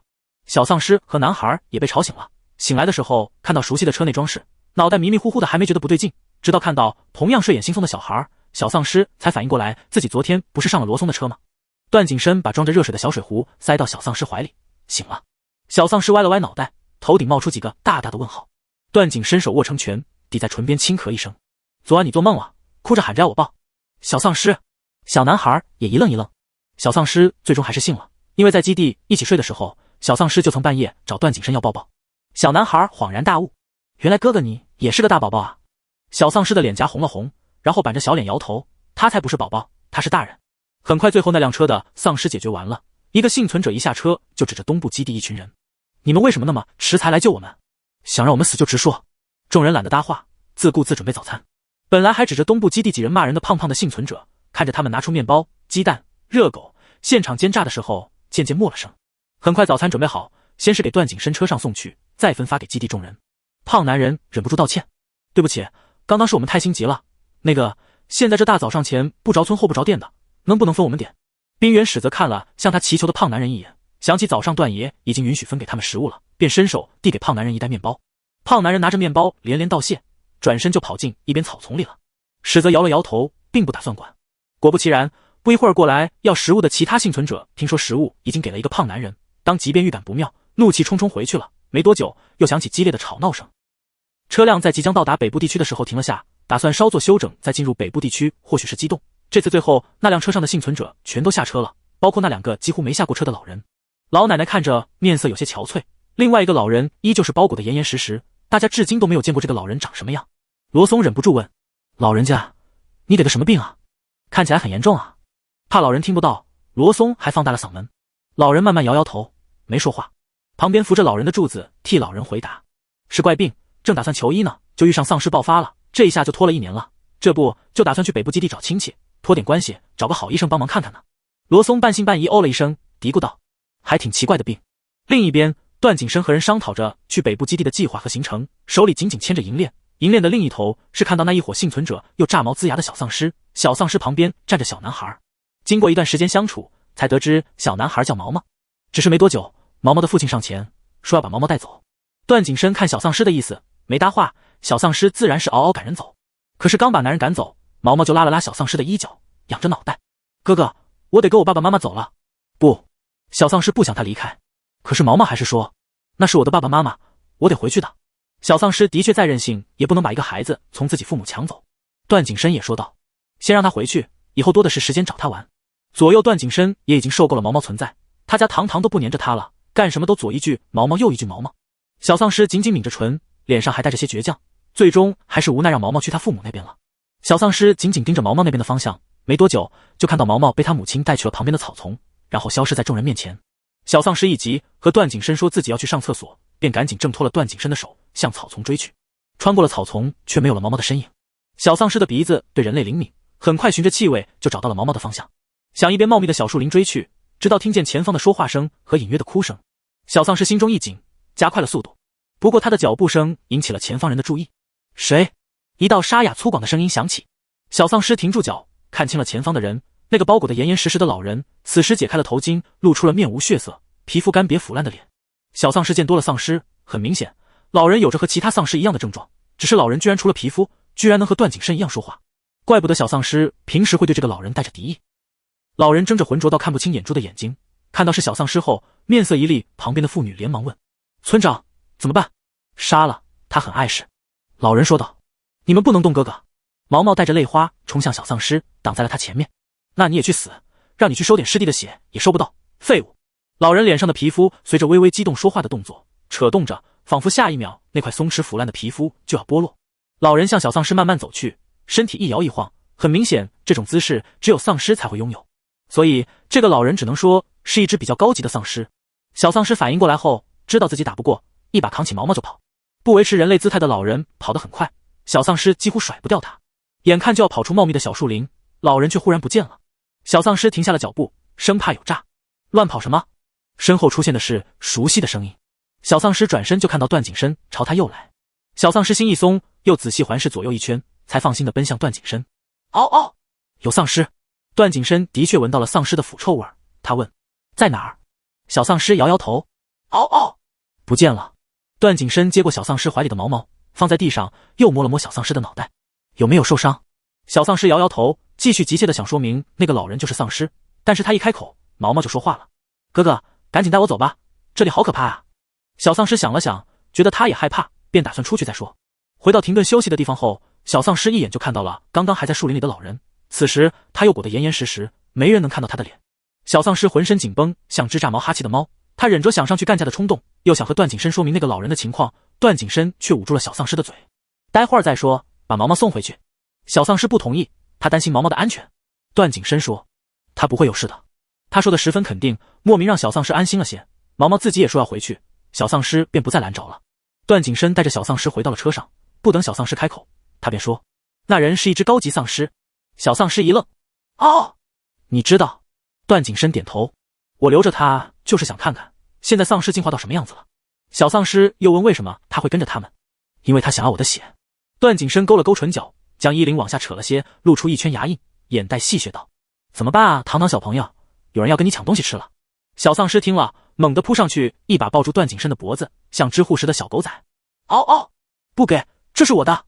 段景深笑意更深，眼底墨色晕染，伸出手一下一下轻抚小丧尸的背部。放心，只要你护住了，别人都抢不到。小丧尸只觉得又害怕又紧张，有些委屈地埋进了段景深怀里，没想到有一天会有人跟他抢吃的。段景深任由他趴着，一边继续说正事。那个人暂且先留着，依我观察，他估计和北部基地有些交易，我倒是要看看一只高级丧尸能有多聪明能干。说到最后，段景深勾起的唇角渐渐放平，面色冷凝，眉眼间带着骇人的暴力气息。车辆正打算再次出发的时候，前面出现了几辆带着北部基地标志的车，众人再次下车，北部基地的车也停了下来，从车里面下来几个西装革履的人。有事远迎啊，各位，我们是来接各位前往北部基地的。段景深嗯了一声，草草和几个迎接使者打完招呼，便上了车。北部基地几个迎接使者见此，也只好连忙上了车，在前面带路。不多时便到了北部基地。基地门口围着一群又一群的丧尸，把基地大门堵死了，但是还是进不去的丧尸们更是愤怒的啃墙啃门，甚至有想往上爬的。第17章，堂堂把人家踢坏了。东部基地一众人看到眼前的景象愣了愣，微微惊讶，这么严重的丧尸攻击倒是很少见。这怎么进去？罗松从车窗伸出脑袋问前面带路的北部基地车辆。前面车辆也有人伸出脑袋大声回答：绕到后面去。听着那人的话，众人开车绕到了北部基地后面，后方的丧尸少了些，宽阔的场地上停着几辆直升飞机。北部基地有人掩护他们快速上了直升飞机，等轮到那几个幸存者的时候，没想到刚好多出一架直升飞机，所有人顺利进入北部基地。听机场有人等候着。段先生，好久不见啊。北部基地首领詹洪振上前伸出手，和段景深打了招呼。詹洪振年过60，头发花白，面色发青，看起来状况不太好。身后跟着他的几个儿子，如今正斗得你死我活，在詹洪振和段景深谈话过程中，时不时争着发言，把詹宏振气得眼前发晕。他自己几个儿子把自己的老脸丢尽，詹宏振陪笑道：“这些事先不说了，段先生舟车劳顿，我准备了房间，段先生先去休息一会儿吧。”段景深点点头，便随着引路的佣人去了客房。天色已暗，詹宏振这次是诚心请另外2个基地援助的，准备的房间也是按最高规格的。睡了2天的车椅，小丧尸一进房门就瘫在了柔软的大床上，手指头都不想动了。段景深第一时间就是去浴室洗了澡，作为一个洁癖，这2天不能痛快洗个澡，简直让他的脾气直接暴躁了几个度。等段景深腰间围着浴巾从浴室出来，小丧尸还赖在床上，懒洋洋地瞧着段景深健壮有力的身躯，忍不住吞了吞口水，又伸手拍拍自己鼓鼓的小肚子，瞬间沮丧。段景深走到床边，乌黑的头发还是湿的，额前的头发被顺到脑后，露出额头，眉眼锋利，整张脸显得更加具有侵略性。他伸手拉了拉小丧尸：“去洗澡。”小丧尸摇摇头。段景深早就料到小丧尸怕水，除非旁边有人陪着。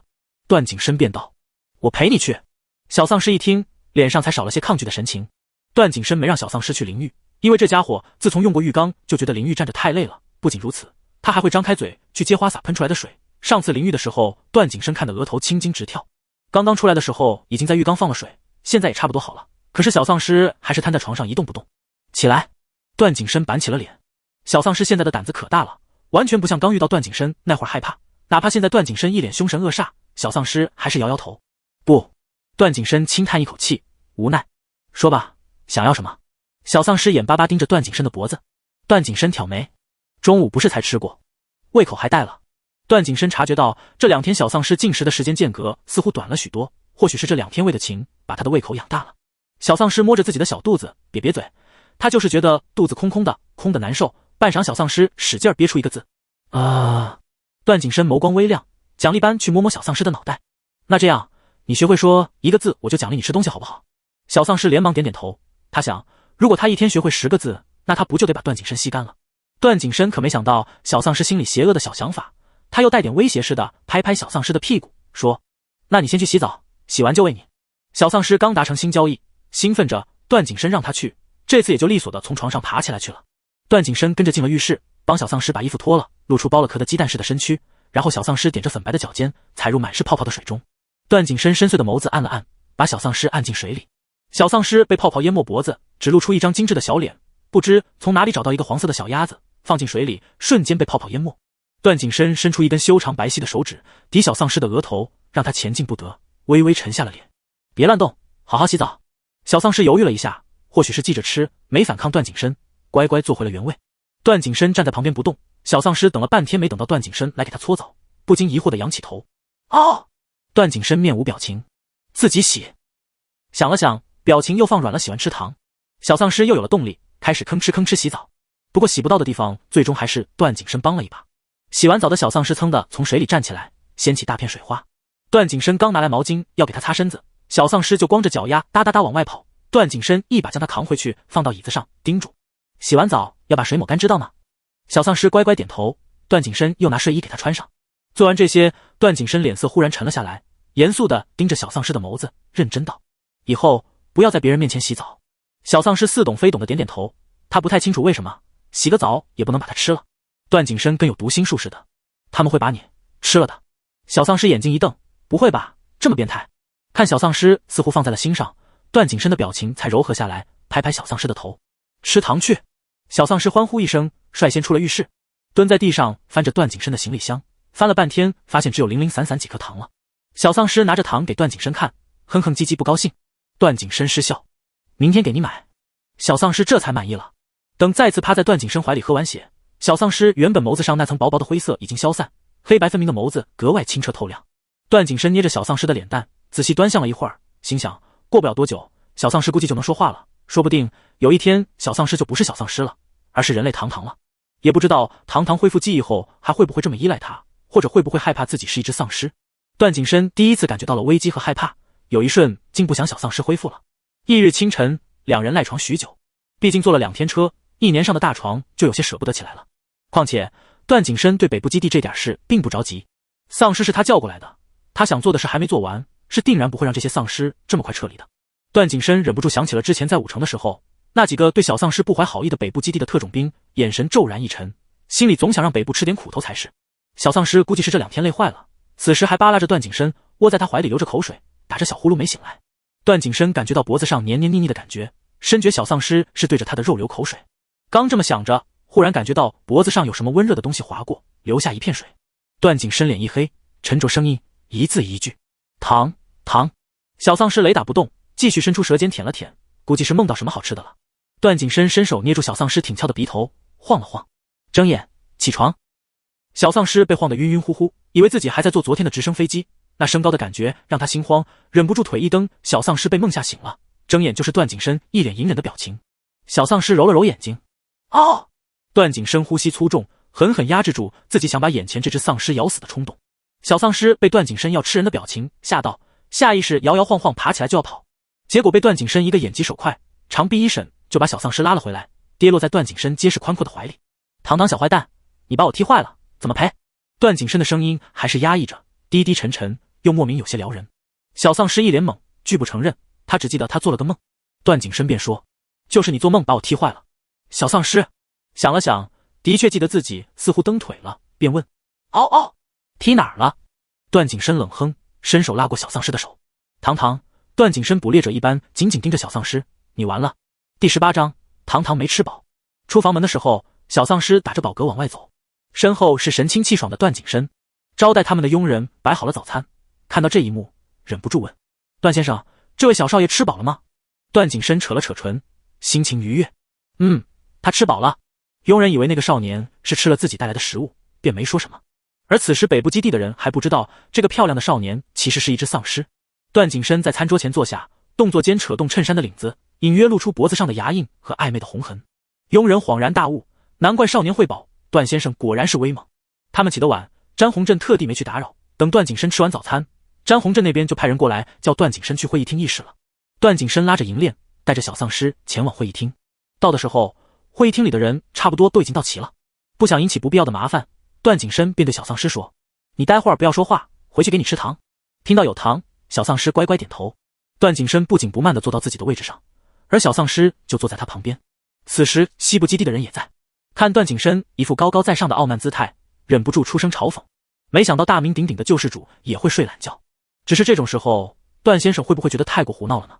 段景深瞟了那人一眼，慵懒地往椅背一靠，淡淡道：听说西部基地的人前几天来到北部基地的时候，还和几个女佣共处一室，一整天都没有见詹首领呢。西部基地的人一噎，想说什么却是说不出来了。他们也没想到段景深会知道这种事。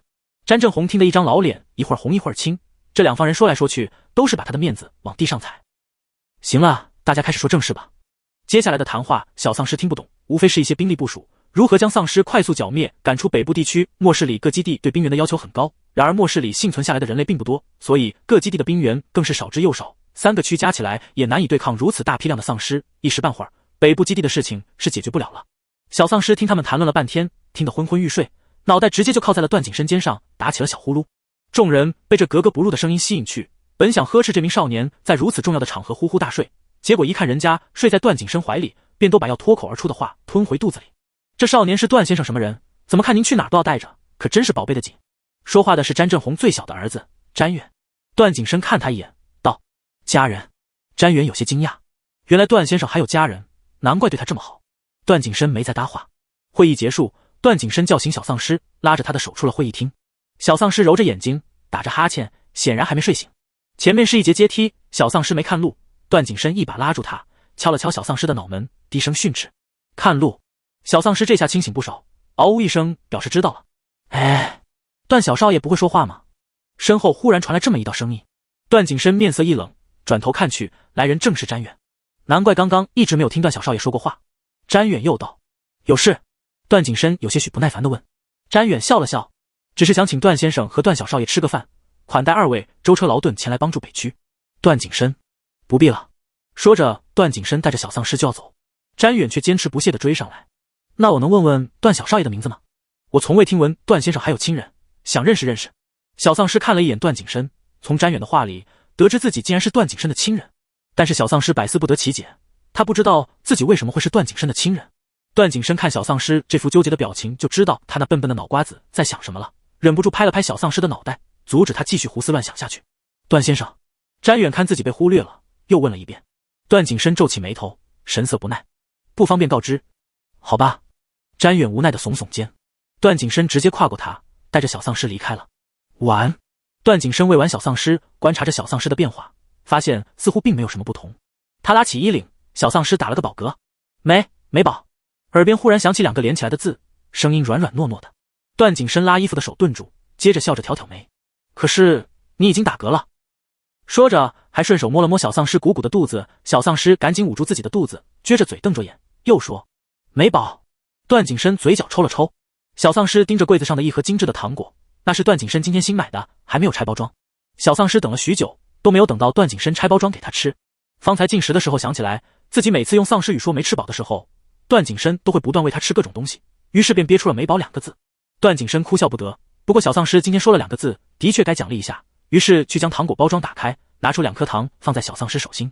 小丧尸一看，才2颗，根本不够，又道没饱。段景深够了，然后又给了2颗。小丧尸没饱。段景深他深吸一口气，板起了脸，不能吃了。小丧尸瘪了瘪嘴，可怜巴巴瞅着段景深。可是段景深是铁了心不会再给小丧尸糖了，因为他发现小丧尸都有蛀牙了，所幸小丧尸感觉不到疼痛，不然肯定疼得他哭。小丧尸见段景深真的不给自己了，只能含泪拨开糖纸，将1粒糖放进嘴里，剩下的小心翼翼收好，留着下次吃。等小丧尸吃完糖，段景深跟他说，今晚有活，狗仔仔，今晚看你了。小丧尸歪了歪脑袋，哦。直到段景深带着他来到北部基地的平民居住地，小丧尸发现这里有浓郁的丧尸气息，往里走，竟发现地上倒了几个人，都是被丧尸活活咬死的。基地内部怎么可能会出现丧尸？除了小丧尸，就只有昨天混在幸存者里面的那个老人。段景深问小丧尸，想打丧尸吗？小丧尸点点头，他指着段景深腰间的银枪，要。与其说小丧尸想打丧尸，不如说是想用枪打丧尸。段景深把枪给他，严肃认真道，你对着那个老丧尸打1枪就跑，知道吗？小丧尸不明白为什么打1枪就要跑，不过段景深这么认真的跟他说，小丧尸还是乖乖听了。段景深在暗处隐去身影和气息，一瞬不瞬盯着小丧尸进入一栋房子。周围很安静，这一栋楼的人都被咬死了，横七竖八躺在地上。然而所有人都不会知道是因为基地内部混进了丧尸，他们只会认为是北部基地防守不严，让丧尸跑了进来。小丧尸慢吞吞往前走着，因为紧张和莫名的兴奋，没有跳动的心脏都感觉砰砰跳起来。在最里面一个房间有说话声，够了，别吃了，北部基地不能让你这么吃，你把我叫过来又不让我吃东西，这就是你跟我合作的诚意。嘶哑的声音过后是撕扯的黏腻水声。那你什么时候帮我把我那几个哥哥除掉？我已经放你进来了，现在除掉他们对你来说很简单，这生意正是来自詹远。老丧尸反问，你又什么时候帮我拿下段景深和他身边那个小丧尸？詹远，我今天尝试过，他们太警惕了。老丧尸，总之一手交钱一手交货。砰！老丧尸话还没说完，突然一声枪响，直直打中了老丧尸的手臂。詹远惊骇，连忙戴起帽子从后门逃离。小丧尸则听着段景深的话，打完就跑。老丧尸眉目一狠，发现是小丧尸后，冷笑一声，来的正是时候，随后快速追了上去。小丧尸撒丫子跑出了自己的历史记录，他带着老丧尸来到了基地外部，一路十分通畅，因为段景深早就打点好了。很快便出了城，在小丧尸跑不动的时候，一把闪着寒光的兵刃猛然间出现，对着后面追来的老丧尸砍去。老丧尸反应极快，兵刃被他躲过去了。师弟，老人皱着眉往后退了几步。段景深缓缓从暗处走出，收回兵刃，眼眸锐利，说吧，你这一路上打的什么主意？老丧尸有些颤抖，或许就是因为对方师弟的威压，他咬了咬牙，有些愤怒。在离开自己原本的住处之前，他一直以为自己是丧尸王，只因为他能召动方圆百里的丧尸。可是突然有一天，丧尸全都往一个方向跑了，他的召唤不起作用，他才知道原来还有一个师弟。有人告诉他，喝了师弟的血就能变成下一个师弟，所以他千方百计在段景深离开东部基地的时候跟了过来，还跟北部基地的人做了交易。第19章，堂堂想生娃了。你想拥有召动丧尸的能力？段景深深邃黝黑的眸子仿佛能穿透人心。老丧尸也不掩饰，明确道：是。段景深摸着下颔，思忖道：我可以给你这个权利，我们做个交易，怎么样？老丧尸警惕起来，眯了眯眼。你愿意把你的权利给我？我怎么知道你是不是骗我？段景深笑了。放心，你试试就知道了。片刻，小丧尸再次听见了段景深的狮吼，低沉悠长，带着震撼人心的威慑。小丧尸腿一软，忍不住想趴地上，段景深伸手一拉，小丧尸便跌进了宽阔结实的怀里。而对面的老丧尸早就匍匐在地了，他第一次感受到自己和师弟实力的差距，身体不受自己的控制，让他忍不住畏惧起来。就在老丧尸咬着牙想自己重新掌控自己的身体时，原本还在对着北部基地大门狂轰滥炸的丧尸正以极快的速度过来，然后团团包围着段景深，又不敢再往前一步。段景深对老丧尸道：“你试试。”老丧尸身上的控制瞬间被解除，他爬起来，环视一圈包围着他们的丧尸，深吸一口气，试着发出自己的命令。然而，周围丧尸一动不动，所有丧尸在尸王和尸帝面前只会选择服从能力更强的尸帝。老丧尸一瞬间心里充满了挫败感。段景深黝黑的眸子红光闪烁着，片刻后再让老丧尸试试。老丧尸再次发出自己那嘶哑的狮吼，这次丧尸群跟随着他的指令动了。老丧尸无比激动，自从段景深出现后，他就没再成功召动过丧尸群。段景深看着他，嘴角扯了扯：“怎么样，感觉如何？只要你想，这些丧尸可以一直被你驱使。”老丧尸克制不住的有些激动，一番思想斗争之后问：“你想做什么交易？”段景深道：“帮我找一个实验室。”实验室。段景深点头：“你认识的，把我的身份告诉你的人，也是帮你联系到詹远的人。”老丧尸却道：“这个神秘人一直都是只信来往，我并未见过其人。”段景深瞥他一眼：“所以我要你保持和詹远的联系，顺藤摸瓜。”“可以，我答应你。”老丧尸发现这与他的利益毫无冲踏，便欣然应下。段景深从上次风雨兰之事开始，便着手查起那能制造变异体的神秘实验室，直到小丧尸成了神秘实验室的目标，段景深便开始专注于这个实验室，势必要把他揪出来。翌日，段景深和西部、北部两基地的人员开始清剿丧尸，怕小丧尸的身份暴露，段景深没让小丧尸跟在一起。小丧尸也不在意，趁段景深不在，溜出去找玩。他记得毛毛家的位置，如今老丧尸和段景深达成交易，不会伤害小丧尸，小丧尸便放心的去找毛毛。轻车熟路的进了平民居住地，还没进去，忽的身后传来声音：“段小少爷，你怎么会来这里？”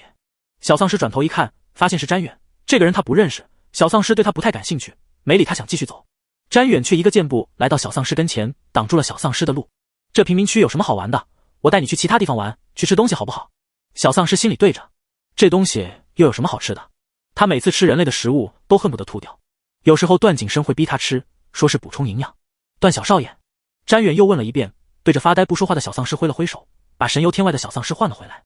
小丧尸看他不依不饶，便摇了摇头拒绝。詹远的神情满是失望，又道：“听说小少爷平时不怎么吃饭，是挑食吗？”小丧尸又摇摇头，小脸上有了一丝不耐烦。他此刻只想去找毛毛玩，詹远太烦人了。小丧尸差点控制不住呲牙下他，但是段景深早上走的时候千叮咛万嘱咐不让他说话露牙吓人的詹远继续自顾自地说：“小少爷去贫民区找人吗？”小丧尸这回点点头，詹远的眼睛瞬间一亮：“这里我熟悉，要不我为小少爷带路？”小丧尸知道位置并不需要，但是詹远堵着路不肯挪位置，小丧尸只好点头，打算等到了毛毛家就把詹远关在门外。二人就这么一起进了一栋楼房，这里住的全是没有能力为北部基地建设出力的弱势幸存者，生活条件也相应的不是很好。詹远对这里显然不是很熟悉，带着小丧尸甚至走错了路，绕来绕去才找到了毛毛家的门牌号。还未进门就听见屋里乒乒乓乓的声音，以及毛毛的哭叫声和女人尖锐的骂声。小丧尸心中一紧，连忙上前推门，然而门是锁着的，小丧尸急得差点嗷嗷叫。詹远见小丧尸这么着急，上前敲了敲门，又连续按着门铃，里面的女人用不耐烦的语气问了句：“谁啊？”然后骂骂咧咧的来开门，看到是詹远，妇女方才还狰狞的脸色瞬间消失，接着扬起礼貌谄媚的笑容：“詹少爷怎么来了？快请进请进。”然后转头瞪了一眼后面呜呜咽咽哭着的小孩，示意他赶紧收拾好脏乱的家。小丧尸已经等不及了，猛地上前撞开妇女，然后奔向毛毛：“小哥哥。”毛毛看到来人也是一喜。詹远看着两人这么亲密，忍不住问妇女：“你们是怎么认识的？”妇女回答：“来北部基地的时候路上认识的。嗨，这小丧尸啊，凶得很。”詹远闻言眼睛一眯：“丧尸？对啊，就东部基地那个带头人养的，一路上竟嗷嗷叫，把我们吓得呀几天没睡好，也不知道干嘛养只丧尸。”后面的话詹远没再听，打量着小丧尸流利的动作，丰富的表情，竟是比那只老丧尸还更像人类，只是看起来不会说话。到底哪一个能力更强呢？詹远摸了摸下巴，思索着。就在詹远还在沉思中，小丧尸已经牵着毛毛的手要离开屋子，打算去外面玩。他实在不喜欢毛毛的母亲。等小丧尸从面前走过，詹远才回过神来，连忙跟上，找了一块草地，毛毛带着小丧尸玩过家家，小丧尸也积极配合着，而詹远在一边带着浅浅的笑意看着，时不时指导两句，几人相处的氛围看起来竟极好。段景深回来的时候看到的就是这么一幕，脸色陡然一沉，迈着长腿几步上前，一把就将小丧尸捞了起来。小丧尸突然悬空，慌张的扑腾了几下，看清楚是段景深后，转而化作惊喜，扑上去抱住了段景深的脖子，想嗷上几声表达自己的欣喜，但是有外人在，不能这样做，小丧尸只能蹭了蹭段景深的脖子。段景深拖着小丧尸的屁股，空出一只手来拍拍小丧尸的背，乖，回去了。可是小丧尸还没玩够，他看了一眼正期待地盯着他的毛毛，摇了摇头，在段景深耳边小声不。詹远在一边挑了挑眉。段景深瞥了詹远一眼，心中莫名感觉到一股烦躁，还有针对詹远这个人的敌意。想了想，段景深道：那就带毛毛回去，不在这儿玩了。小丧尸当即点点头。几人就要走，詹远上前：这么快就要回去了吗？马上就是午饭时间了，我请大家吃个饭怎么样？段景深黑眸锐利，想做什么直说就是，我不喜欢和惺惺作态的人浪费时间，只是仰慕段先生很久了，想交个朋友而已。詹远笑着摇头。段景深没再理他，大步流星地走了，詹远也没再追。回到住处，段景深立刻对着小丧尸说教起来：以后不要跟陌生人在一起玩，特别是刚刚那个长得就像坏人的人。小丧尸赶紧点头，他也觉得詹远像个坏人。毛毛却道：妈妈说詹少爷是好人啊，救了我们一家人呢。小丧尸诧异，不太认同地看着毛毛。段景深嗤笑道：小屁孩就是容易被骗。毛毛有些委屈地瘪了瘪嘴。段景深又对小丧尸叮嘱：这2天会比较忙，不能带你出去，你记得不要乱跑，不要和詹远有接触，懂？小丧尸信誓旦旦点头。地段景深2天，段景深没在基地，听北部基地的人说他帮北部基地出任务去了。早上走的时候给小丧尸留了个电话手表。小丧尸在屋里看了一个上午的动画片，下午的时候电视就打不开了，因为段景深设置了时间限制。小丧尸无聊，又蹦跶着去找如今唯一玩得好的毛毛，照样在路上遇到了詹远。小丧尸十分怀疑詹远一天到晚就在观察着他的一举一动。小丧尸警惕地绕道走，詹远就不紧不慢跟在他身后。小丧尸偷偷打开了电话手表，给段景深小声发语音：嗷嗷，坏人跟着我。他刚说完，詹远就走近了，他脸上挂着恰到好处的温柔的笑。小少爷在说什么呢？小丧尸装哑巴不回答。詹远看了看他，忽得走到了小丧尸前面，停下脚步。小丧尸被堵住了路，也只能停下来。只见詹远伸手从西装口袋里掏了掏，然后手一拿出来，竟冒出一只雪白可爱的小兔子。小丧尸眼睛微亮，但依旧没有什么表情。詹远笑了笑，又将另一只手背到身后，没等小丧尸反应过来，詹远就不知从哪儿牵出来一个气球，气球的模样正是小丧尸正在看的动画片主角。小丧尸惊讶地张了张嘴。詹远见此，脸上露出满意的笑容，他上前将小兔子和气球递给小丧尸：送给你，漂亮的小少爷。小丧尸，他自认为自己酷帅狂霸拽，什么漂亮？小丧尸的兴致一下降下去了，看着眼前段景深千叮咛万嘱咐不要接触的陌生人，他后退几步，不打算去找毛毛了。詹远脸上露出一丝错愕，他第一次感觉到一些挫败感。他的长相在北部基地是一等一的好，他追求别人的手段也是高超，多少高岭之花都被他摘下，眼前这只小丧尸居然油盐不进。小丧尸走在回住处的路上，看到了段景深发来的消息，是一段语音。来人的嗓音低沉危险又迷人。很好，乖糖糖，今晚有奖励。小丧尸摸了摸后脑勺，有些云里雾里，他被坏人跟着是一件很好的事吗？另一边，段景深刚摧毁了一个实验室，他站在远处眺望着前方一朵一朵爆炸产生的蘑菇云，剧烈的爆炸声此起彼伏，过了好一会儿才停下来。这只是一个实验室分部而已。他找来的时候，里面已经空无一人，只有一些还在药水中沉睡的变异体，被他毫不犹豫地炸了。炸的时候正好看到了小丧尸发来的语音，他没告诉小丧尸他在手表上还安装了摄像头，他这里可以看到小丧尸的一举一动，于是就看了詹远那花孔雀求偶一样的一系列动作。本是心头莫名紧张，生怕小丧尸被拐了去，不过小丧尸的表情最后并没有什么波澜，甚至转身回了住处。段景深勾着唇，心底十分欣慰，没算白疼小丧尸一场。但是他炸实验室的手段更狠了，仿佛把实验室当成了詹远，炸得只剩下粉末。天空拉起了幕布，月亮难得出现了一次。自从进入末世就很少看到如此明朗的夜晚，月亮也没怎么出现过，这次还算是小丧尸第一次看到月亮。他惊奇地站在阳台，靠着栏杆，圆溜溜的眸子一眨不眨地盯着弯弯的月牙，清澈的眸子里盛满了月光。乖宝，眼睛忽然附上一只白皙修长的手，小丧尸知道来人是谁。哦，小丧尸不懂段景深要做什么。段景深轻咳一声，忽地问：喜欢什么礼物？礼物。小丧尸眨巴眨巴眼睛，又翘又长的睫毛扇动着，挠着段景深的手心，痒痒的有些难耐。段景深又问，声音有些暗哑。哦哦哦，想要生小孩，生毛毛那样的小孩。第20章，糖糖被欺负了。生孩子。段景深嘴角抽了抽，浪漫的氛围碎成渣。他低声警告：乖糖糖，你可能这辈子都不会有孩子了。而且段景深拍拍小丧尸的肚皮，你也生不了。小丧尸听着，心中一阵沮丧。哦，为什么？别人都有小孩，为什么他没有？因为只有老婆才能生。你是男孩子。段景深悠悠然解释着，眼带一丝戏谑盯着小丧尸。果然，小丧尸说：哦，那我要老婆。段景深摸了摸下巴，笑眯眯地道：我可以给你当老婆，行不行？小丧尸眼睛还被段景深一只大手盖着，想要看一眼段景深，段景深附在他眼睛上的手却丝毫没有动弹。小丧尸只好回忆了一下段景深的模样，面容屹立冷峻，凤眸狭长腰野，肤色冷白，肩宽腿长，小腰也挺细。这么一想，小丧尸眼睛一亮，是个好人选。他问段景深：嗷嗷，那你就是我老婆了行不行？段景深却摇摇头，狡猾的像一只狐狸。不行哦，你得娶我，娶我是需要攒够老婆本的。小丧尸瞪了瞪眼，没想到娶老婆这么麻烦，他不想娶了，什么孩子，他去把毛毛抢过来得了。小丧尸挣扎着说不娶了，段景深一噎，没想到小丧尸这么玩不起，娶还是要娶的，先不说这个了。段景深连忙转移话题，今天有奖励你的礼物。小丧尸歪了歪脑袋，哦。段景深拉着他来到客厅，然后松开了手。暖黄的灯光下，一只半人高的毛茸茸的白色大熊布偶歪着脑袋，静静坐在沙发上，大熊怀里还抱着一个盒子。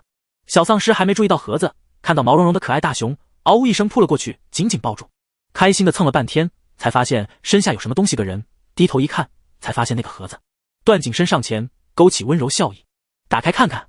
小丧尸闻言，伸手揭开盒子，里面是一条项链，项链上还有铃铛。小丧尸对项链并不太感兴趣，拿起又放下，清脆的铃铛声叮铃叮铃的响。段景深却又让他再看一次。小丧尸拿起来再看，才看清，原来这条项链上有一个金牌子，正面写着段景深3个字，下面还有一串电话号码，背面是一行字：我家的，看到请归还。小丧尸，怎么样？段景深舔了舔唇，笑得得意。小丧尸，不要，这分明就是一条狗链子。段景深诧异，不喜欢。小丧尸摇摇头，递还给段景深。段景深顷刻间沉下了脸，不接。送给你了就是你的，带上。这可是他精心打造出来的，准备了许久。小丧尸瘪了瘪嘴，依旧拨浪鼓似的摇脑袋。师生里，他第一次有丢脸的感觉，这东西实在带不出去。段景深3个字刻写得很大，一眼就能看出来，像是要让所有人看清楚小丧尸是属于段景深的。看小丧尸抗拒，段景深觉得或许是因为小丧尸不喜欢晚上带着项链睡觉，便没再强求，打算明天早上起来再给他戴上。当天晚上，段景深打算美美的抱着小丧尸睡觉的时候，小丧尸却背对着他，抱着白色的大熊，睡得香甜。段景深扒拉了一下，想把他人扒拉过来，结果小丧尸死活不松手，段景深使了点劲儿，倒是把小丧尸转过来了。但是是连人带熊一起转过来的，于是就变成了小丧尸和段景深只见隔着一只大熊，小丧尸睡得香，段景深却一夜都在懊恼。第二天早上，趁小丧尸没醒，段景深悄悄给小丧尸戴上了项链，像是打上了自己的标签。段景深满意极了，整晚没睡好的郁结之气都顷刻间淡去了。小丧尸醒来时还没发现，嗷嗷的叫着饿。段景深带他去刷完牙洗完脸，心情颇好的把小丧尸喂得肚儿滚圆。出房门的时候，佣人照例送来了早餐，于是再次看到了小丧尸打着饱嗝的样子，又看了看段景深，脖子上的唇印和咬痕清晰可见。佣人脸色红了红，谄媚笑道：段先生真是勇猛。说完捂着脸跑了。小丧尸，段景深笑笑对小丧尸说：没什么，不用理他。小丧尸点点头，然后被段景深强硬灌下了一杯牛奶。老丧尸依旧和詹远保持着联系，詹远答应要帮老丧尸拿下段景深和小丧尸，便时常来找小丧尸。段景深忙着从老丧尸那里得来的信息，一个一个去寻找那个神秘的实验室，如今已经炸了3个，还是没有找到该找的人。段景深也是诧异，没想到在他的眼皮子底下，竟然有实验室神不知鬼不觉地运营着。又过了2天，北部基地的情况已经稳定许多，实则内部已经千疮百孔。段景深趁机慢慢往里面渗透着自己的势力，达到目标后，时间也差不多到了该回去的时候。晚上，段景深又出门炸实验室去了，许久没回。小丧尸摸了摸有点饿的肚子，去翻出来几颗自己偷偷藏的糖吃。这时房门被敲响，门外传来老丧尸沙哑的声音：小丧尸，段景深让你去基地门口等他。小丧尸皱了皱眉，没有去。段景深走的时候还千叮万嘱让他不要出门，怎么可能这么快就要他出门了？老丧尸在门口等了许久，大概也猜出了小丧尸的心思。他说：我也是收到了语音消息的，他好像出了点事。说完，门外的老丧尸播放了一段语音，里面正是小丧尸无比熟悉的低沉好听的声音，语音里听起来有些喘，压抑着什么痛苦般。堂堂在基地门口等我会合。小丧尸心中一急，打开门，包裹的严严实实的老丧尸正佝偻着站在他面前，然后让了让路，小丧尸连忙奔出去了。基地里一路上都没有人，出基地大门也是，周围寂静的可怕。一路来到基地门口，等在他面前的却是詹远。小丧尸左右环顾，除了詹远，并没有其他人。不过，小丧尸感觉到了其他的不明物体，比如旁边树上和人一般大的蟒蛇，树下的半个人大的老鼠。小丧尸心里隐隐感觉到不妙，他可能被骗了，转身想回去，基地大门却缓缓关上了。詹远往前走几步，好巧啊，小少爷。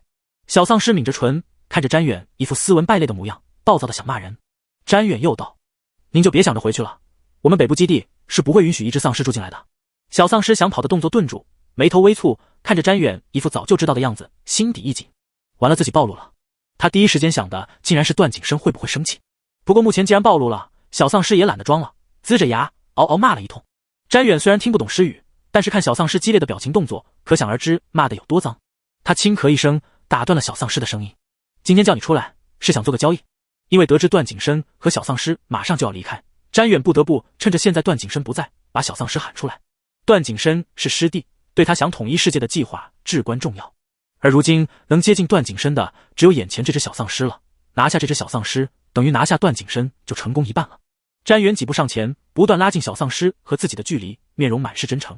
他甚至准备了一束鲜艳的红玫瑰，正备在身后。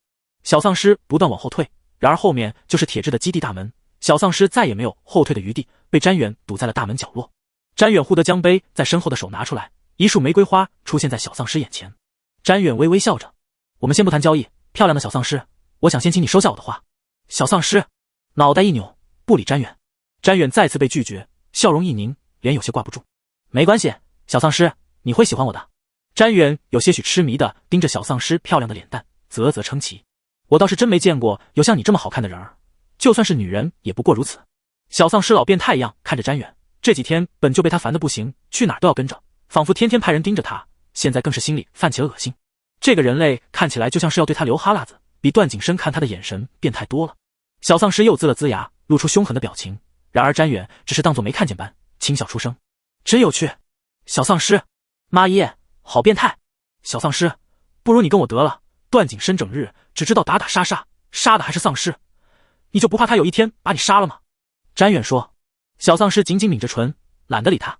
只有他自己知道，段景深自己就是一个大丧尸，哪会杀他这个小丧尸。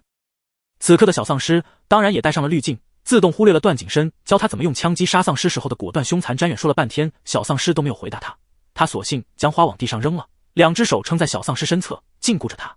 小丧尸感受到了浓浓的危险气息，他亮出一口小虎牙，毫不犹豫地对着詹远的脖子咬下去。詹远反应也快，很快便躲开了。挺烈啊！詹远脸上忽然露出狰狞病态的笑，然后双手钳住小丧尸的手，拉着他来到一个满是落叶的角落，把小丧尸往地上一推。小丧尸虽是丧尸，但是他除了会咬人，力气和正常人一般，这时难以和詹远对抗，猝不及防被推在了地上。詹远忽然吹了声口哨，旁边一条蛇立即滑动着过来，吐着细长的舌头，发出滋滋的声音。把他的手按住，我今天非要办了他。詹远舔着唇，一脸兴奋。对于他来说，把段景深的人搞到手，简直是刺激又有成就感。况且他已经明里暗里追求小丧尸这么久了，早已经不耐烦，眼下更是想要出口气。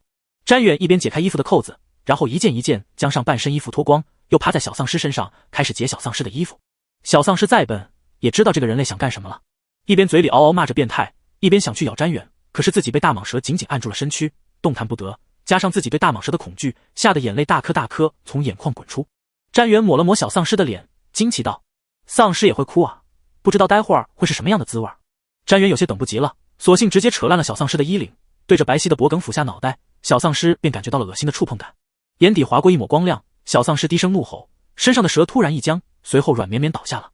詹远还没反应过来，脖子已经被丧尸尖锐的牙齿刺入，瞳孔猛缩，詹远不可置信地看着小丧尸凶狠的模样，眼睛里没有了人类化情绪，仿佛就是一只没有感情的丧尸。他怎么也没想到自己居然败在了一只没有任何攻击力的丧尸身上。片刻后，小丧尸回过神来，发现自己满口是恶心发臭的血液，身上的男人已经没有了气息，可能过一会儿他就会变成丧尸了，因为小丧尸咬了他。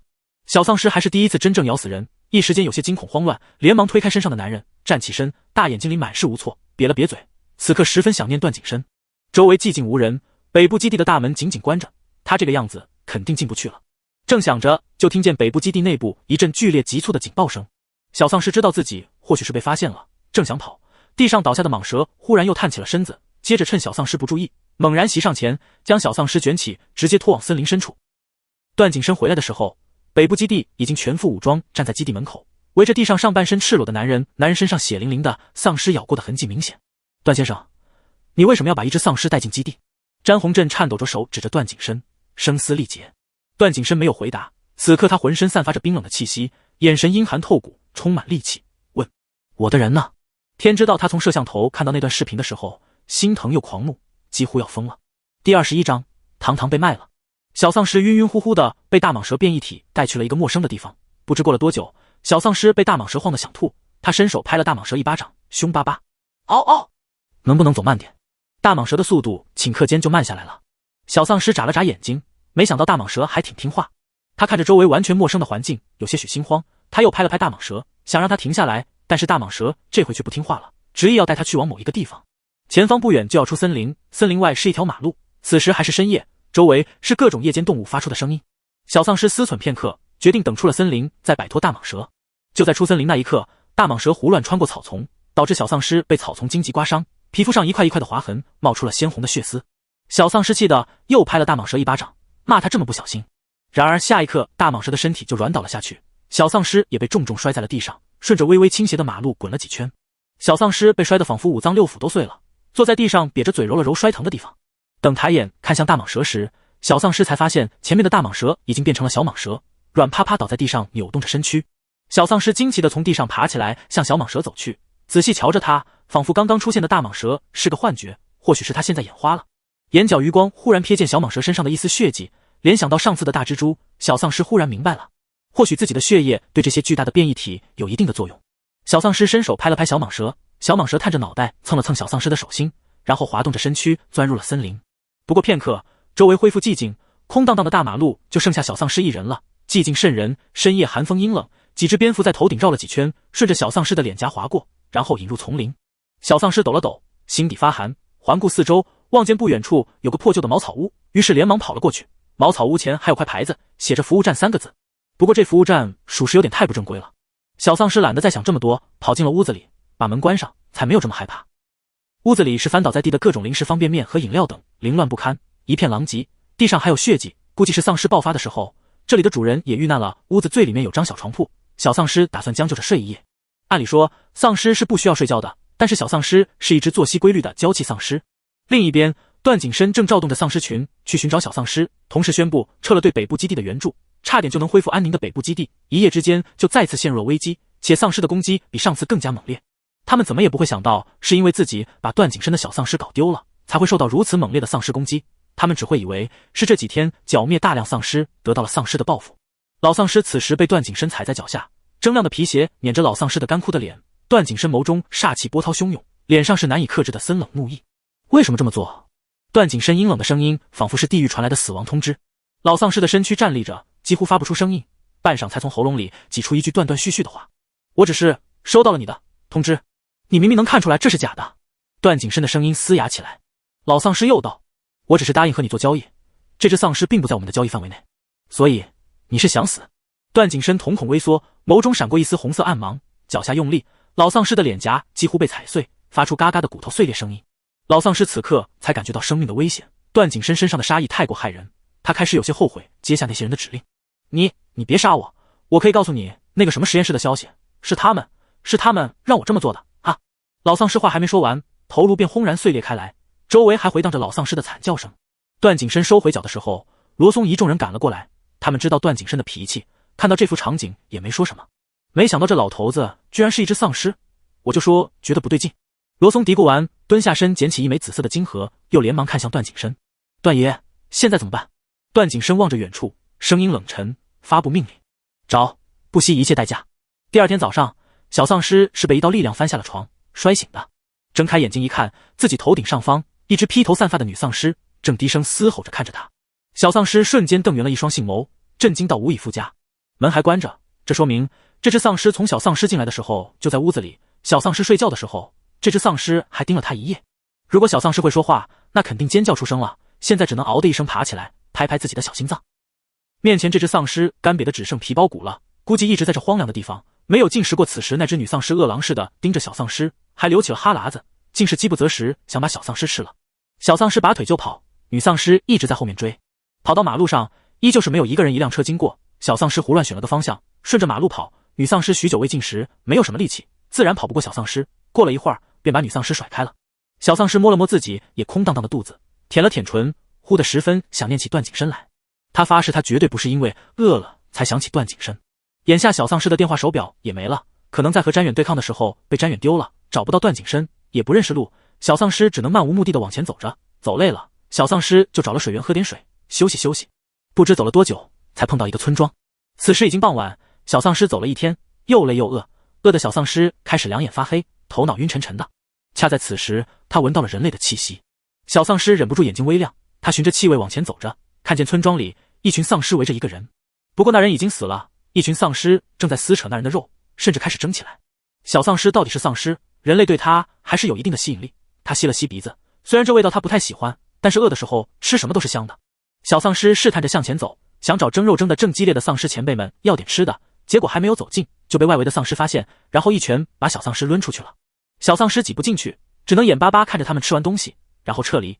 走的时候，那些丧尸还得意洋洋地朝他发出挑衅的吼声。小丧尸，好饿好饿好饿！小丧尸现在满脑子都是饿，小脸都要瘦一圈了。继续在村里游游荡荡，小丧尸企图找点什么吃的，就算是人类的食物也可以，他也不是没吃过。虽然难吃，但多少能填填肚子。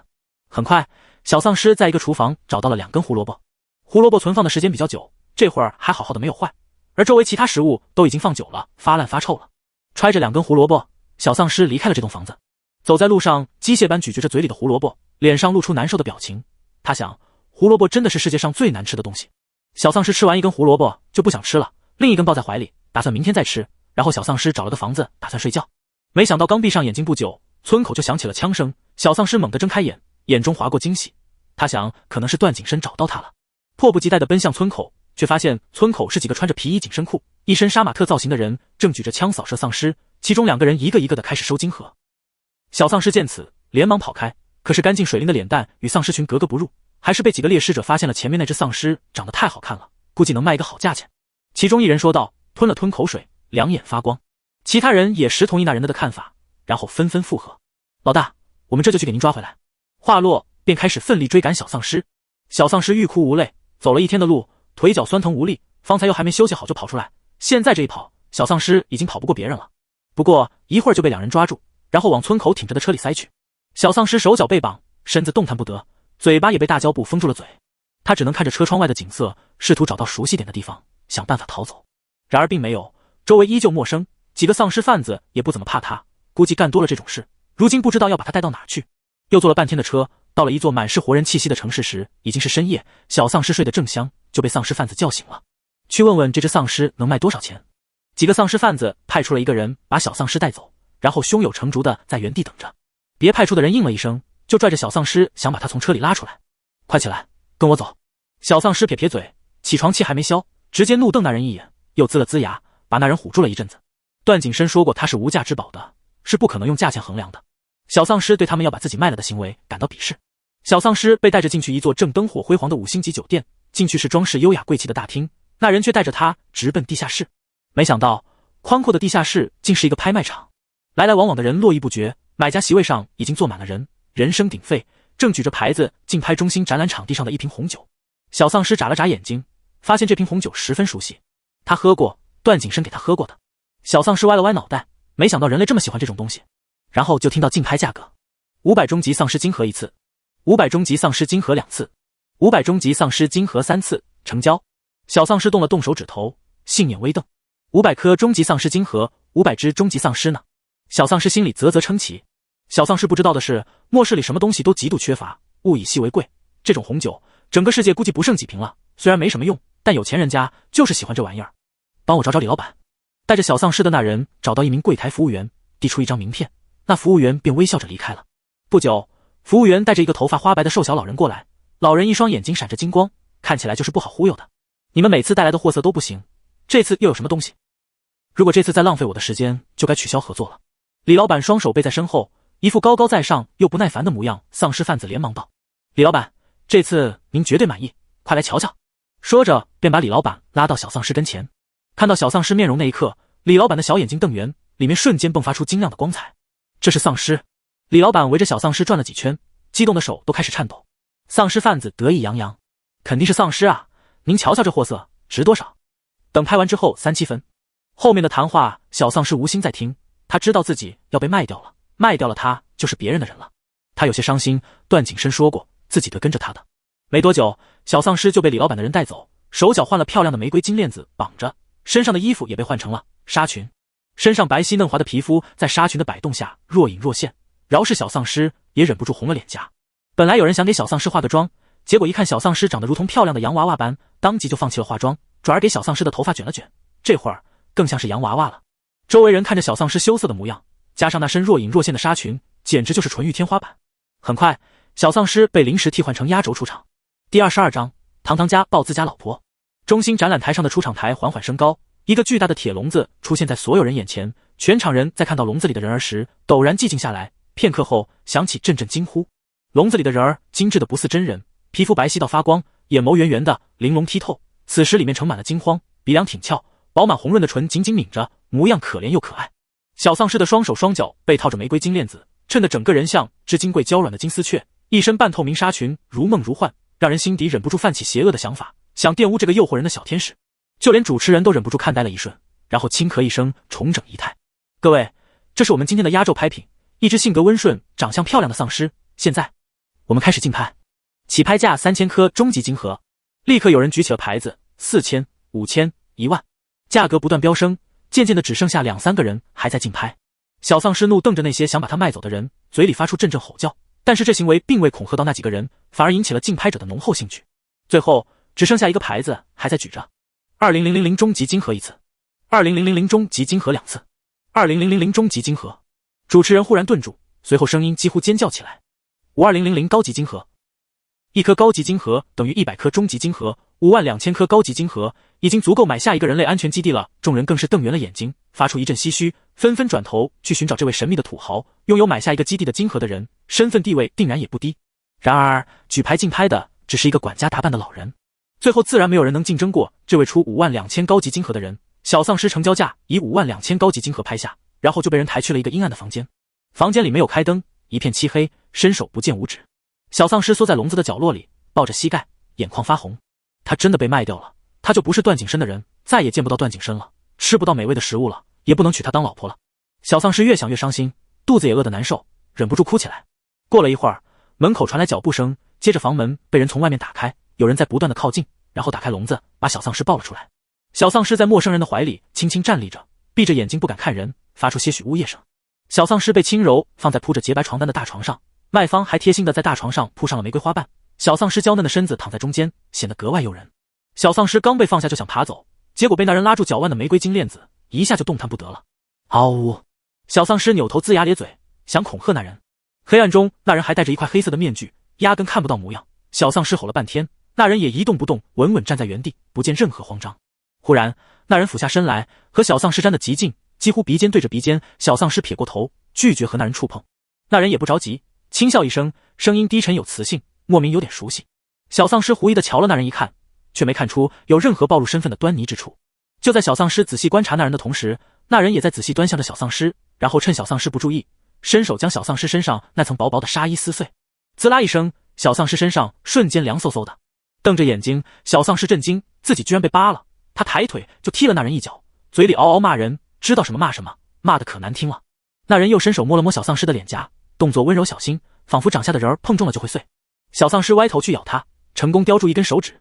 男人动作一顿，修长的手指在小丧尸的嘴里搅动着，惹得小丧尸忍不住流下一丝透明咸水。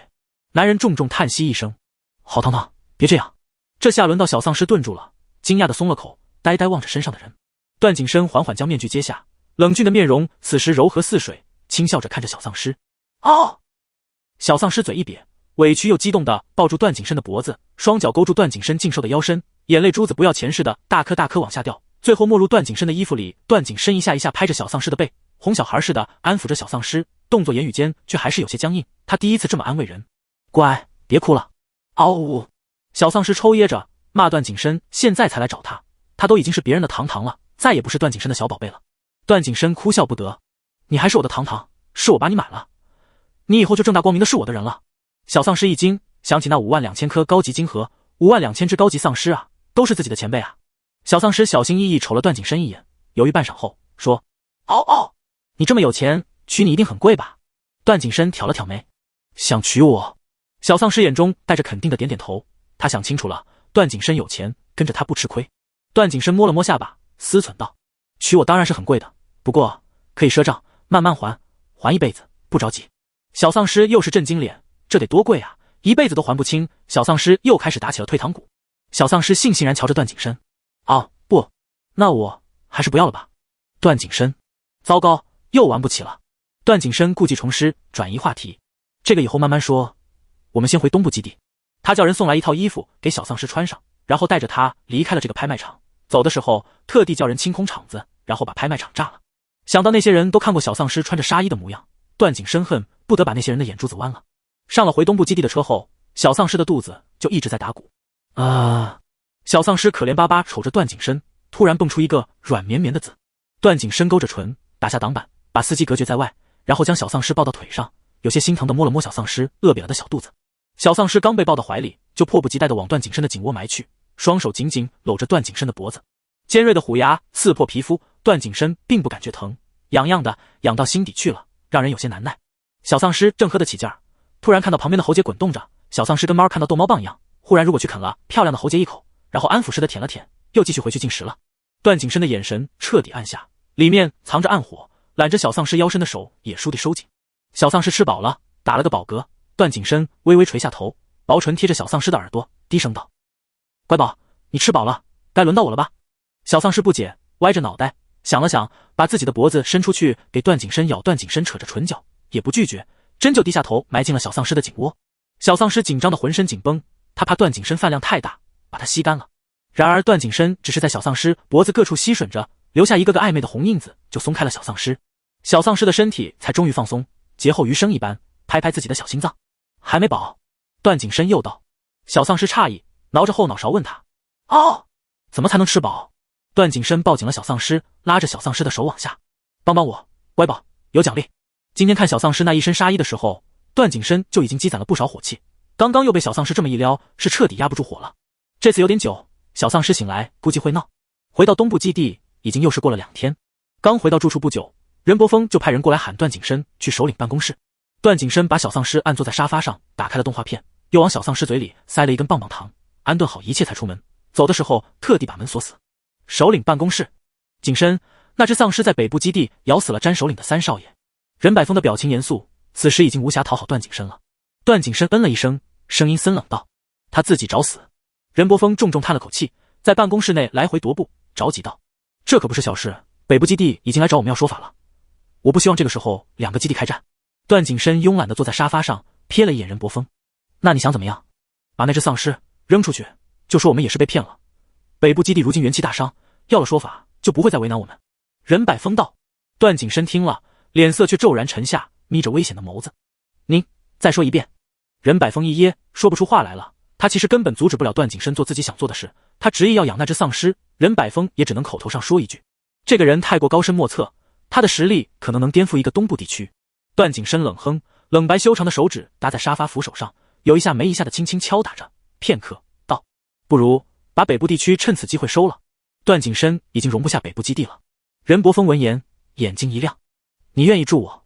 其实末世里开战是最不划算的，很有可能一个不小心就会被丧尸侵袭，全军覆没。所以任伯峰之前不愿意在这个时候开战，但是如果段景深愿意的话，那北部地区他们就势在必得了，而西部地区自然也就不在话下了。任伯峰甚至已经想到了自己统一世界时的辉煌。段景深点点头，看着任伯峰陷入幻想时得意的模样，不屑讥笑人类就是贪婪。段景深愿意帮助任百峰拿下北部基地，小丧尸也就顺利留在了东部基地。又休息2天，段景深带着小丧尸再次去了训练场。段景深发现小丧尸的能力还是不够，在遇到危险的时候根本难以反抗。他打算1对1训练小丧尸。周围一批新兵老兵拿怜悯的眼神看着小丧尸，心里为他点上一根白蜡烛。小丧尸还不知道将要面临着什么，此时嘴里叼着棒棒糖，赖在树底下看新兵训练。段景深拿了2瓶水过来后，就拉起小丧尸，一把抽出小丧尸嘴里的糖。小丧尸急得去叼，段景深却把糖举高，说：先别吃了，我们先训练。小丧尸撅了撅嘴，幽怨地盯着段景深。段景深招架不住，只能让他把糖吃了再开始。如今天气不是很热，一连几天都是阴天，正是训练的好时候。小丧尸被套上一身干净利落的训练服，被段景深架着站出标准的军姿。学了站军姿，直接就开始教小丧尸近身格斗。小丧尸的学着段景深的一招一式，拳头却软绵绵的，动作也极慢。段景深亲自给他当靶子，小丧尸一个拳头下去，段景深稳如泰山一动不动，那拳头跟挠痒痒似的。恰好此时徐州白路过，经过新兵训练，他已经是一名优秀的正式兵了，正想来辅导一下新兵训练，没想到看到了小丧尸在训练，且那动作惨不忍睹。徐州白忍不住走上前，对着小丧尸说：这里发力，打这里是最痛的。小丧尸听完眼睛一亮，恍然大悟，学着徐州白的方法对着段景深来了一拳。段景深，他的宝贝听着别人的话来打他。第23章，堂堂被圈养了。小丧尸还在学着徐州白的方法对着段景深一拳又一拳，徐州白在一边鼓励着小丧尸打得好。段景深严重怀疑徐州白在公报私仇，平日里执行任务他对队员比较严苛，这人估计早就在想法子报仇了。眼看小丧尸在徐州白的怂恿下越打越兴奋，段景深忽地闷哼一声，神色痛苦。小丧尸和徐州白一顿面面相觑。小丧尸，完了，今天估计没饭吃了。徐州白，完了，工作估计要丢了。两人连忙一前一后上前扶着段景深。段爷，您没事吧？我扶您去那边休息。徐州白一脸关心和讨好，换来的是段景深一声冷哼和要杀人的眼神。小丧尸也悻悻然围着段景深打转，嗷嗷的给段景深揉按被打疼的地方，换来的是段景深柔弱可怜的眼神。徐州白，小丧尸忽然觉得自己做错了，不该打老婆的，于是他转头比划着和徐州白打商量，想让徐州白当自己的靶子。徐州白本想拒绝了，但是段景深一记眼刀扫过来，让徐州白直接扬起僵硬的笑脸，连连答应。于是几分钟后，段景深陪在小丧尸身边，手把手教导着小丧尸怎么打徐州白，甚至亲自上手做示范，把徐州白打得机遇吐血。训练了几天，小丧尸的手头功夫进步不少，至少能把人打得疼上还一会儿。不过小丧尸还是意外的擅长射击，训练几天，射中几率已经能和新兵比一比了。这天，新的一批兵员要进行期末考核，段景深狠下心把小丧尸塞了进去，打算训练一下小丧尸。早早就被段景深拽起来刷牙洗脸，当嘴里尝到段景深血液的味道，小丧尸才清醒了。走的时候，段景深把小丧尸的小水壶递给他，里面半瓶新鲜血液。小丧尸都忍不住怕段景深把自己榨干，有些担忧地望着段景深。段景深揉了把小丧尸的脑袋，说：“回来帮我补补血。”说完，又指着小水壶，严肃地叮嘱：“路上饿了渴了喝，不能当成小零食一下喝光。”小丧尸刚想着等段景深不在就喝光，听段景深这么一说，有些心虚的点头。新兵的期末考核是实战模式的，东部基地有一块训练场，训练难度在场地里层层递进，越往里，丧尸等级越高，击杀难度也更高，相应的，击败不同等级的丧尸，所得分数也不一样。到的时候，一批新兵已经准备就绪，所有人都分发了信号枪，只要出现了危险，隐藏在训练场各处的监考官就会出来救人。当然，这也说明考核失败了，只有留到最后的才算成功过关，才有资格成为东部基地的兵。小丧尸跟在一列队伍后面，枪响之后，队伍迅速进入训练场。为了不出现争夺丧尸的情况，许多人都不会组队，所以小丧尸那队一入场就分开了。小丧尸有些蒙圈的站在原地待了待，看着4个方向纠结许久，最后他选了西部方向一个满是花朵，看起来更为明朗的地方去了。这里看起来比较安全，场地广阔，丧尸毫无藏身之地。小丧尸本就不是奔着通过考核当兵来着，所以打算摆烂，走走停停的玩乐着。小丧尸这一路果然过得十分惬意安稳，没有碰到一个丧尸。不知不觉一路往最里边深入，周围已经没有树木花草，出现的是一条宽阔的大马路，尽头是一片住宅区，毫无生气，有些阴森森。小丧尸皱了皱眉，打算返回去。他们这次要在训练场待上整整1天，小丧尸决定随便走走，打发时间，根本不想去这些看起来就很危险的地方找麻烦。乖，往里面走。不知从哪儿传来段景深的声音，小丧尸眨了眨眼睛，才知道原来段景深一直都在看着自己。他也不好意思在段景深眼皮底下偷懒，于是听话的往住宅区走。没想到刚走进住宅区，眼前就出现了一只高级丧尸。高级丧尸拥有更敏捷的思维，力量也会更大，比较中低级丧尸更难以对付。小丧尸刚走近，高级丧尸便发现了小丧尸，瞬间警惕起来，发出阵阵低吼。小丧尸凭借着大家都是同类人的关系，慢慢朝高级丧尸走近。果不其然，高级丧尸发现眼前的人也是一只丧尸后，便不再发出驱赶意味的低吼。小丧尸在丧尸群里简直如鱼得水，又骗过了几只丧尸，小丧尸才下定决心收集一枚金盒。他躲在墙角，瞄准一只看起来比较呆笨的高级丧尸，扣动扳机，砰的一声没打中。高级丧尸都比较聪明，会灵敏的躲闪危险，且在发现自己被小丧尸骗了之后，大怒冲上前想咬小丧尸。小丧尸拔腿就跑，高级丧尸前辈他铁定打不过的。好在住宅区里道路弯弯绕绕，建筑多而乱，那只高级丧尸一时半会儿找不到小丧尸。小丧尸趁机爬上一栋住宅区的1楼阳台，而那只高级丧尸就在自己楼下经过。小丧尸举起段景深给他的银枪，眼眸微眯，瞄准，砰！这回打中了，高级丧尸倒地不起，被打中的头部掉出来一颗红色金盒。金盒可以换分数的，小丧尸连忙下楼去捡。然而到楼下的时候，已经有一个人正将小丧尸打来的金盒塞进自己的背包里。哦！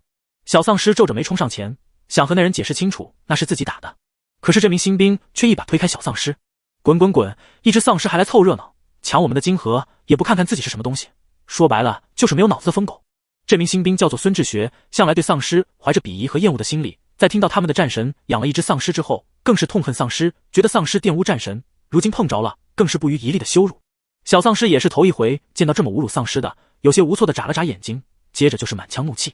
他也嗷嗷的回骂，但是孙志学压根听不懂，哼了一声就跑了。小丧尸去追，结果被孙志学几枪子弹吓回了原地。小丧尸决定了，回家就跟段景生告状。无法，最终小丧尸只能继续往前走，希望再遇上几只高级丧尸。经过孙志学这事，小丧尸忽然不服输的燃起了斗志，势必要赢过孙志学以及这一群新兵。没走多久，又遇上几个组队的新兵。为首那人拦住了小丧尸，这人声音温柔，看起来好相处。他说：“你叫糖糖是吧？跟我们一起。这里都是高级丧尸，不好对付，在一起更安全。”小丧尸出生牛犊不怕虎，还是想一个人单打独斗，奈何那几人太过热情，小丧尸嘴笨拒绝不了，最终跟在了几人后面。接下来，小丧尸的作用就是，但凡出现一只丧尸，都是小丧尸打头阵，因为是同类，一般丧尸对小丧尸都会放松警惕。于是那几名新兵就在后头偷袭，可是最终小丧尸没有分到一枚金盒，他嗷嗷叫着不干了，扭头想跑，却被一个女兵拉住。你再帮帮我们吧，我们真的想通过这次考核，我们都是辛苦训练好几年，不想功亏一篑。女兵楚楚可怜，但是对小丧尸没有任何用处，她执意要走，结果被几个人架住胳膊，硬拉着往前走。小丧尸，如果可以说话，真的好想骂人。不知又打了多少只高级丧尸，一队人收获满满，只有小丧尸的兜里还是空荡荡的。正打算返回时，前方再次出现了一只丧尸，而且这只丧尸会说话。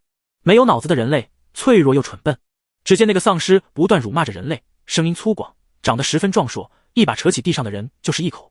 而那人正是抢小丧尸金盒的孙志学。这是丧尸王。队里有人惊呼，他们在学习丧尸知识的时候听说过有丧尸王这一存在，但是并没有多少人见过，训练场上的丧尸都是基地圈养的，根本不会出现丧尸王。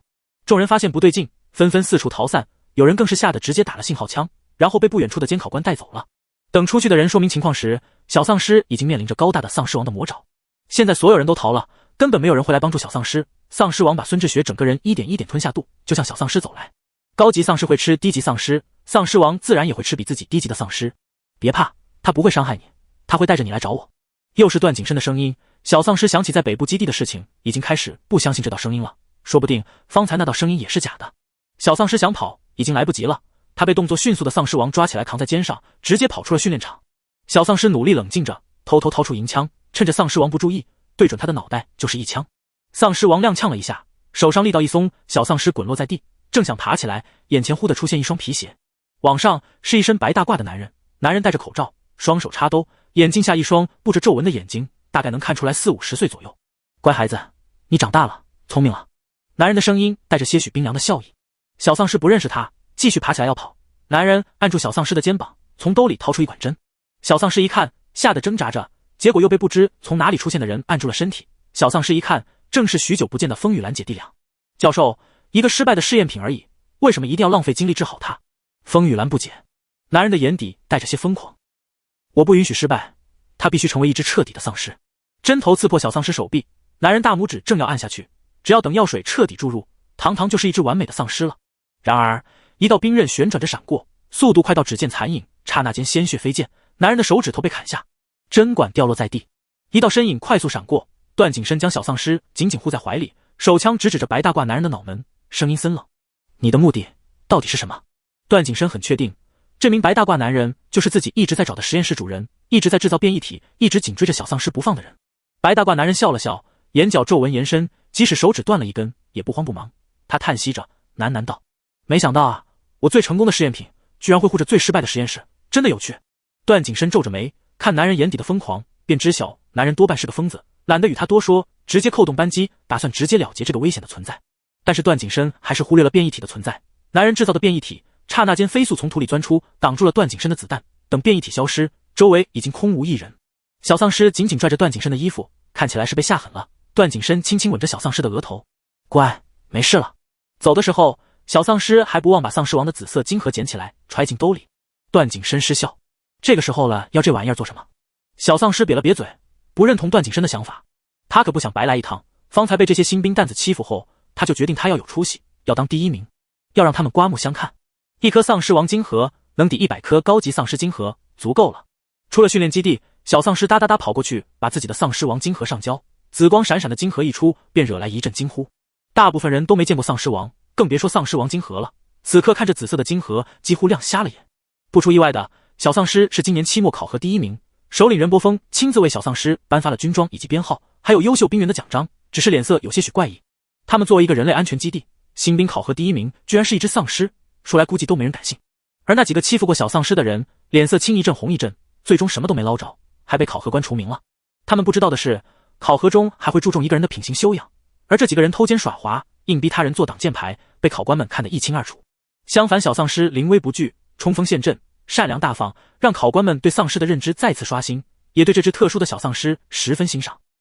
回到住处的时候，小丧尸喜滋滋地把自己的奖章送给了段景深，然后就撑不住了，倒头就睡。段景深给他擦拭了一下身体，又给身上各处的小伤口抹了药。已经是夜晚了，看着小丧尸白嫩手臂上还有一个针孔，段景深瞳孔微缩，到现在还一阵后怕，心脏仿佛还被一只大手攥着，喘不过气来。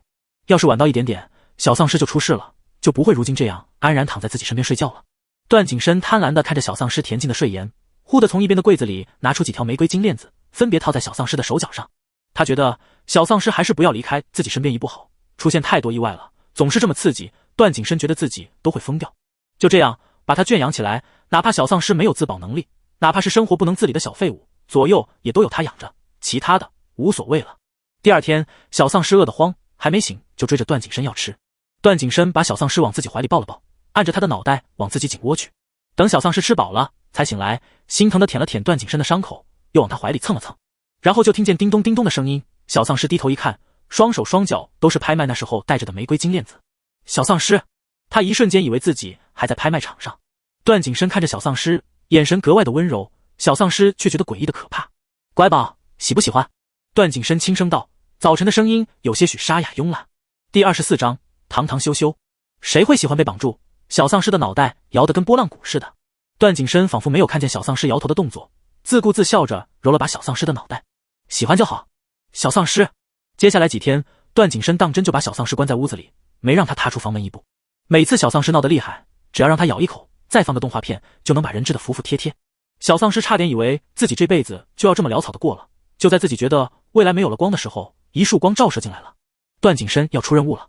小丧尸几天来第一次呼吸到外面的新鲜空气，还没走几步就被一双大手扯回原地。段景深这次干脆直接打造了一副手铐，将自己和小丧尸的手铐起来，这样就不会因为疏忽弄丢小丧尸了。这次段景深要带人去西部地区支援。西部地区已经被丧尸侵袭2个多月了，在小丧尸第一次遇到段景深的时候，段景深便让丧尸群去攻击西部地区。如今西部地区和北部地区都民不聊生，大多数基地里的幸存者都偷偷跑了出来，来投奔如今最安全的东部基地。东部基地显然一家独大，很快估计东部基地就能统一漠视，成为总基地。段景深勾着唇，听着任伯峰对未来的伟大计划的诉说，似笑非笑。段景深还是那一身剪裁得体的军装，面容冷峻，身影挺拔，如松如柏，让小丧尸再次看呆了。他的老婆真好看，好想咬一口。呆呆想着，就被段景深拉上了车。这次估计是任伯峰有意安排，任依依也加入了支援队伍，且闹着要和段景深同一辆车。估计是看小丧尸看习惯了，任依依并没有多怕小丧尸，甚至敢对小丧尸一气指使了。任依依过来的时候，一眼就看到了段景深和小丧尸的手上烤着银色手铐，两人紧紧粘在一起，半刻都不分开。任依依皱着眉惊呼：段哥哥，为什么要戴手铐？这只丧尸会影响你做任务的，快解下来。说着，任依依上前，满眼嫉妒地盯着两人紧紧挨在一起的手背，恨不得把自己的手铐进去，越想越嫉妒，便伸手就想把手铐打开，但是却被小丧尸推开了，还朝他呲牙。任依依已经不怕小丧尸，怒瞪回去。段景深见此，微微侧身挡在小丧尸面前，遮住了任依依凶狠的目光，淡声回答：怕丢了。任依依一愣，第一次听到段景深会说怕谁不见了，即使是常常和段景深出生入死的罗松不见了，段景深也永远是淡淡的模样，不慌不忙。越看越不对劲儿，任依依狠狠一跺脚，又狠狠剜了小丧尸一眼，觉得小丧尸就是个祸害，只会迷惑段景深，影响他拔刀的速度。如果小丧尸知道任依依心里想的，他会说不，段景深拔刀的速度只会更快，因为他着急回家跟我贴贴。因为西部基地距离东部基地更近，半天多的时间便能到，段景深便没有把精致的房车开出来。他做事向来是喜欢干净利索的，这次打算速战速决。小丧尸和段景深坐一排，身后坐着直勾勾盯着段景深暗送秋波的任依依，他旁边还有一个女军医，估计是陪着任依依来的，也没多大作用。小丧尸一上车就想睡觉，都是昨晚段景深硬是要拉他玩大虫子，还不许他睡觉，导致小丧尸起来就是2个大黑眼圈。段景深也知道自己昨晚有点激动了，没有叫醒小丧尸，还贴心的给小丧尸盖上了小毯子。任依依的声音这时候从后面传过来：段哥哥，什么时候到啊？下午3点。段景深简单利落的回答，没有多说一个字。任依依抿了抿唇，继续找话题。最近这丧尸真的越来越疯了，段哥哥还是小心点好。段景深瞟他一眼，没说话。任依依还想说，刚张嘴就听到段景深冰凉的声音。安静。此时车里的确安静，只有任依依一个人在说话，有些气愤又尴尬的抿着唇，最终只能瞪了睡着的小丧尸一眼，不说话了。中午，小丧尸饿醒了，车还在继续行驶，估计不会停下来，进食了。小丧尸巴巴的看了段景深一眼。段景深正闭目养神，却精准的感觉到了小丧尸的目光。掀开眼皮，段景深懒洋洋扯起唇角，饿了。小丧尸凶点点头。此时车内人多，段景深也不能让他们看到小丧尸吸血的样子，否则定会让人趁着找麻烦，对小丧尸和自己都不利。段景深思忖片刻，忽然朝小丧尸勾了勾手指，靠过来。小丧尸兴奋地挪着向段景深靠近，段景深附在小丧尸耳边轻声道，不能让人看见了，所以乖糖糖，你知道怎么做吗？小丧尸歪了歪脑袋，他能怎么做？只见段景深忽然咬着唇，眼神直勾勾盯着小丧尸，带着一丝魅惑的笑意，那模样简直遇到极致。小丧尸激动的眼泪从嘴巴里流出来，未来老婆好漂亮。等小丧尸回过神来的时候，段景深已经将自己的唇咬破，渗出嫣红的血来，染在唇上，摄魂夺魄的妖艳。同时鲜血香甜的味道充斥着小丧尸的鼻子，小丧尸眼睛都直了，一瞬不瞬盯着段景深的嘴唇，那薄唇张了张，吐出2个字，过来。小丧尸真就仰着脑袋凑过去，直到嘴唇贴到段景深微凉的唇，小丧尸才惊醒。老婆好坏。段景深笑意更深，那双充斥着温柔笑意的眸子仿佛要把小丧尸溺死。小丧尸害羞的想退开，然而段景深大手扶着小丧尸的腰，看似没用多大力气，却让小丧尸动弹不得。不是饿了吗？怎么不吃？段景深的眼里有些许兴奋。在这么多车里，两人借着椅背的遮挡亲在一起。小丧尸脸颊涨红，羞。段景深这次忍不住笑出声了，引来车里人的目光。段景深轻咳一声，瞬间收敛了表情，冰冷地瞟了一眼周围人，前面的后面的纷纷低下头，闭目养神，不敢再看。任依依却攥紧了裙摆，紧张又好奇地偷偷盯着前面，可是椅背有些高，她想看到前面两人在做什么，只能站起来，这样会被发现的，段哥哥肯定会生气。她只能忍着。前面段景深在小丧尸耳边放轻了声音，调笑道：糖糖原来还会害羞。小丧尸抿着唇瓣，手足无措地抓着段景深的衣服，更加羞了。以前小丧尸倒也不会害羞，但是随着小丧尸会说的话越来越多，懂的东西也越来越多，当嘴唇碰上嘴唇后，忽然就让小丧尸感觉浑身烫。段景深揉了揉小丧尸的脑袋，哄着：没事，你只是在享用你的午餐而已。经过段景深一番解释与洗脑，小丧尸成功被扑啊了。再次直视段景深漂亮的唇时，小丧尸愣愣地贴了上去，嘴里尝到自己最喜欢的味道时，再也忍不住，对着段景深的唇就是一阵啃咬。渐渐的，滋滋的水声响起。段哥哥，什么声音？任依依狠狠皱着眉，咬着牙看着前面的椅背，她听到这奇怪的声音来自前方。小丧尸一抖，瞬间被任依依的声音叫醒，惊慌失措的就要撤离，却没想到段景深手臂一伸，大掌扣住小丧尸的后脑勺，直接攻城略地。后面还有人不断喊着段景深，惊险又羞耻。小丧尸第一次有这种感觉，想推开段景深，又有点沉迷。等把小丧尸亲得快要窒息，段景深才松开，微微喘着气，看着小丧尸嘴角挂着的水，勾着唇回答任依依：没事，喝水。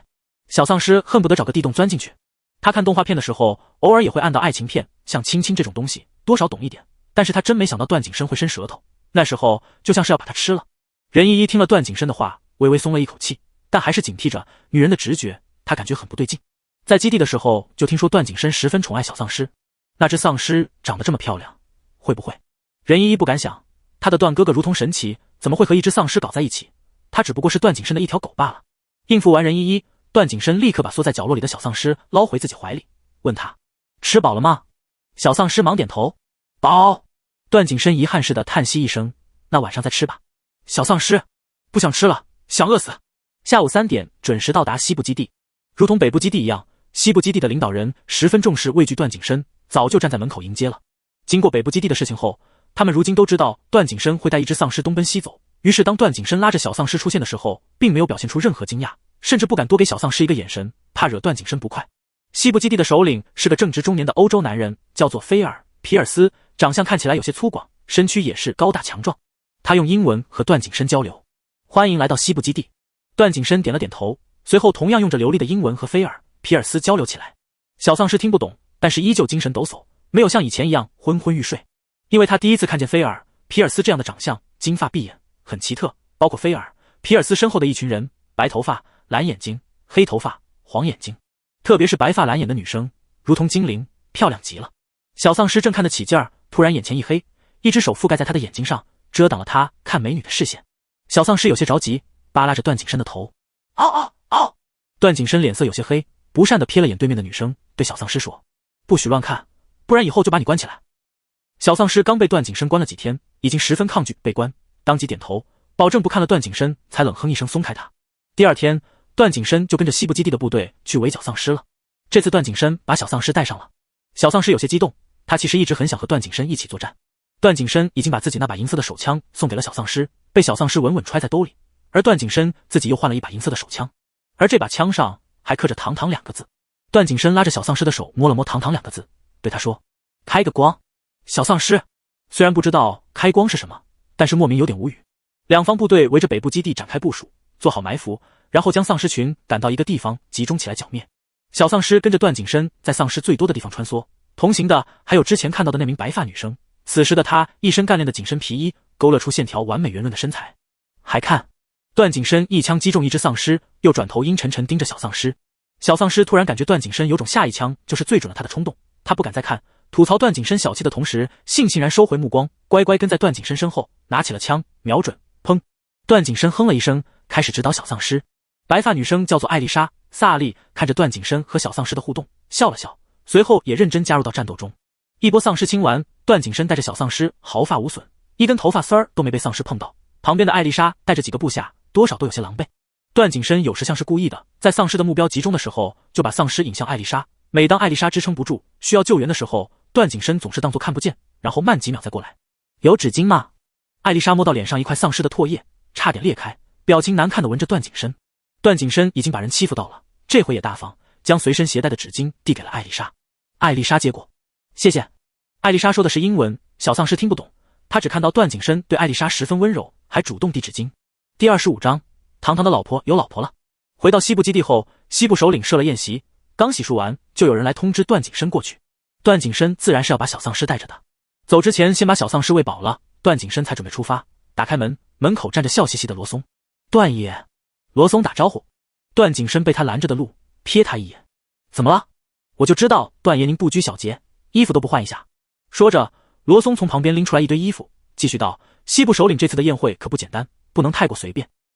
段景深眉头微蹙眉，并不想整一些花里胡哨的东西，刚想拒绝，罗松又道：段爷您先别拒绝，我专门给小丧尸带了衣服，段爷您想不想试试？说着又拿出一堆漂亮的小西装，他甚至没有问小丧尸的意愿。罗松却抓准了段景深的胃口，果不其然，段景深开始松动，目光落在小丧尸身上，开始仔细打量起来。段景深看中了罗松手里一件白色燕尾服，高贵纯洁，华丽又低调。片刻，段景深微微侧身，让开了路，对罗松道：你先进去，我看看。罗松面色一喜，忙不迭小跑着进房，生怕段景深反悔。突然被安排，小丧尸不高不兴的哼哼唧唧。段景深安抚诱惑性的塞给小丧尸2颗糖，小丧尸立即高高兴兴跟着进去换衣服了。罗松推来一列衣服，段景深本想随意挑一件，可是小丧尸不满意了，他看到自己中意的衣服，死死抱着不放。罗松从小丧尸怀里抢，怎么也扯不出来，于是道：小祖宗，这个尺码比较大，不适合你。小丧尸摇摇头，指着段景深。要！罗松看向段景深，瞬间明白了小丧尸的意思，眼睛亮起期待的光。不可否认，小丧尸看中的那套黑色西装的确款式新颖，令人惊艳。段爷，要不您从了吧？罗松朝着段景深挤眉弄眼。段景深面无表情瞥了他一眼，随后一言不发的拿起衣服去浴室了。片刻，男人走出浴室，一身剪裁得体的西服，衬得身姿更加挺拔，气势更加凛然。偏偏衣服领子上点缀着几朵暗红的玫瑰，又多了几分妖冶。罗松竖起大拇指，对小丧尸道：眼光不错。小丧尸也看呆了一瞬，本来段景深的长相就极其符合小丧尸的胃口，这下眼睛都粘在段景深身上移不开了。段景深感受着小丧尸崇拜惊艳的目光，本来对长相不太在意的段景深，忽然心里升起一丝骄傲。他想，原来长得好看也能勾引小丧尸。很快又轮到小丧尸去换上段景深看中的那款西服，但是小丧尸不会穿。罗松眼睁睁看着两人进了浴室，然后一个红着脸咬着唇，一个神清气爽，看起来刚爽完似的。罗松眼睛忍不住瞪大，似是发现了什么，震惊到摸着自己剧烈跳动的心脏，生怕它蹦出来似的。小丧尸一身白色燕尾服，金贵纯洁，像是童话里不谙世事的小王子，又或是落入凡间的精灵。段景深眼带笑意，将害羞的小丧尸拉到自己面前，夸赞：好看。罗松哪里听过段景深夸人，有时震惊一把，早就知道段景深宠小丧尸，但没想到这已经不单单是对宠物的宠了。小丧尸这次也不害羞，大方的夸回去：段哥哥，帅！说完，脸颊红了起来。段景深眼眸划过一丝惊喜，第一次听小丧尸喊自己，还是完整的一句话，这差点让他克制不住在罗松面前把小丧尸抱进怀里，让他再喊一遍。罗松知道自己听到了不该听的，结结巴巴说完一句早点去就溜了。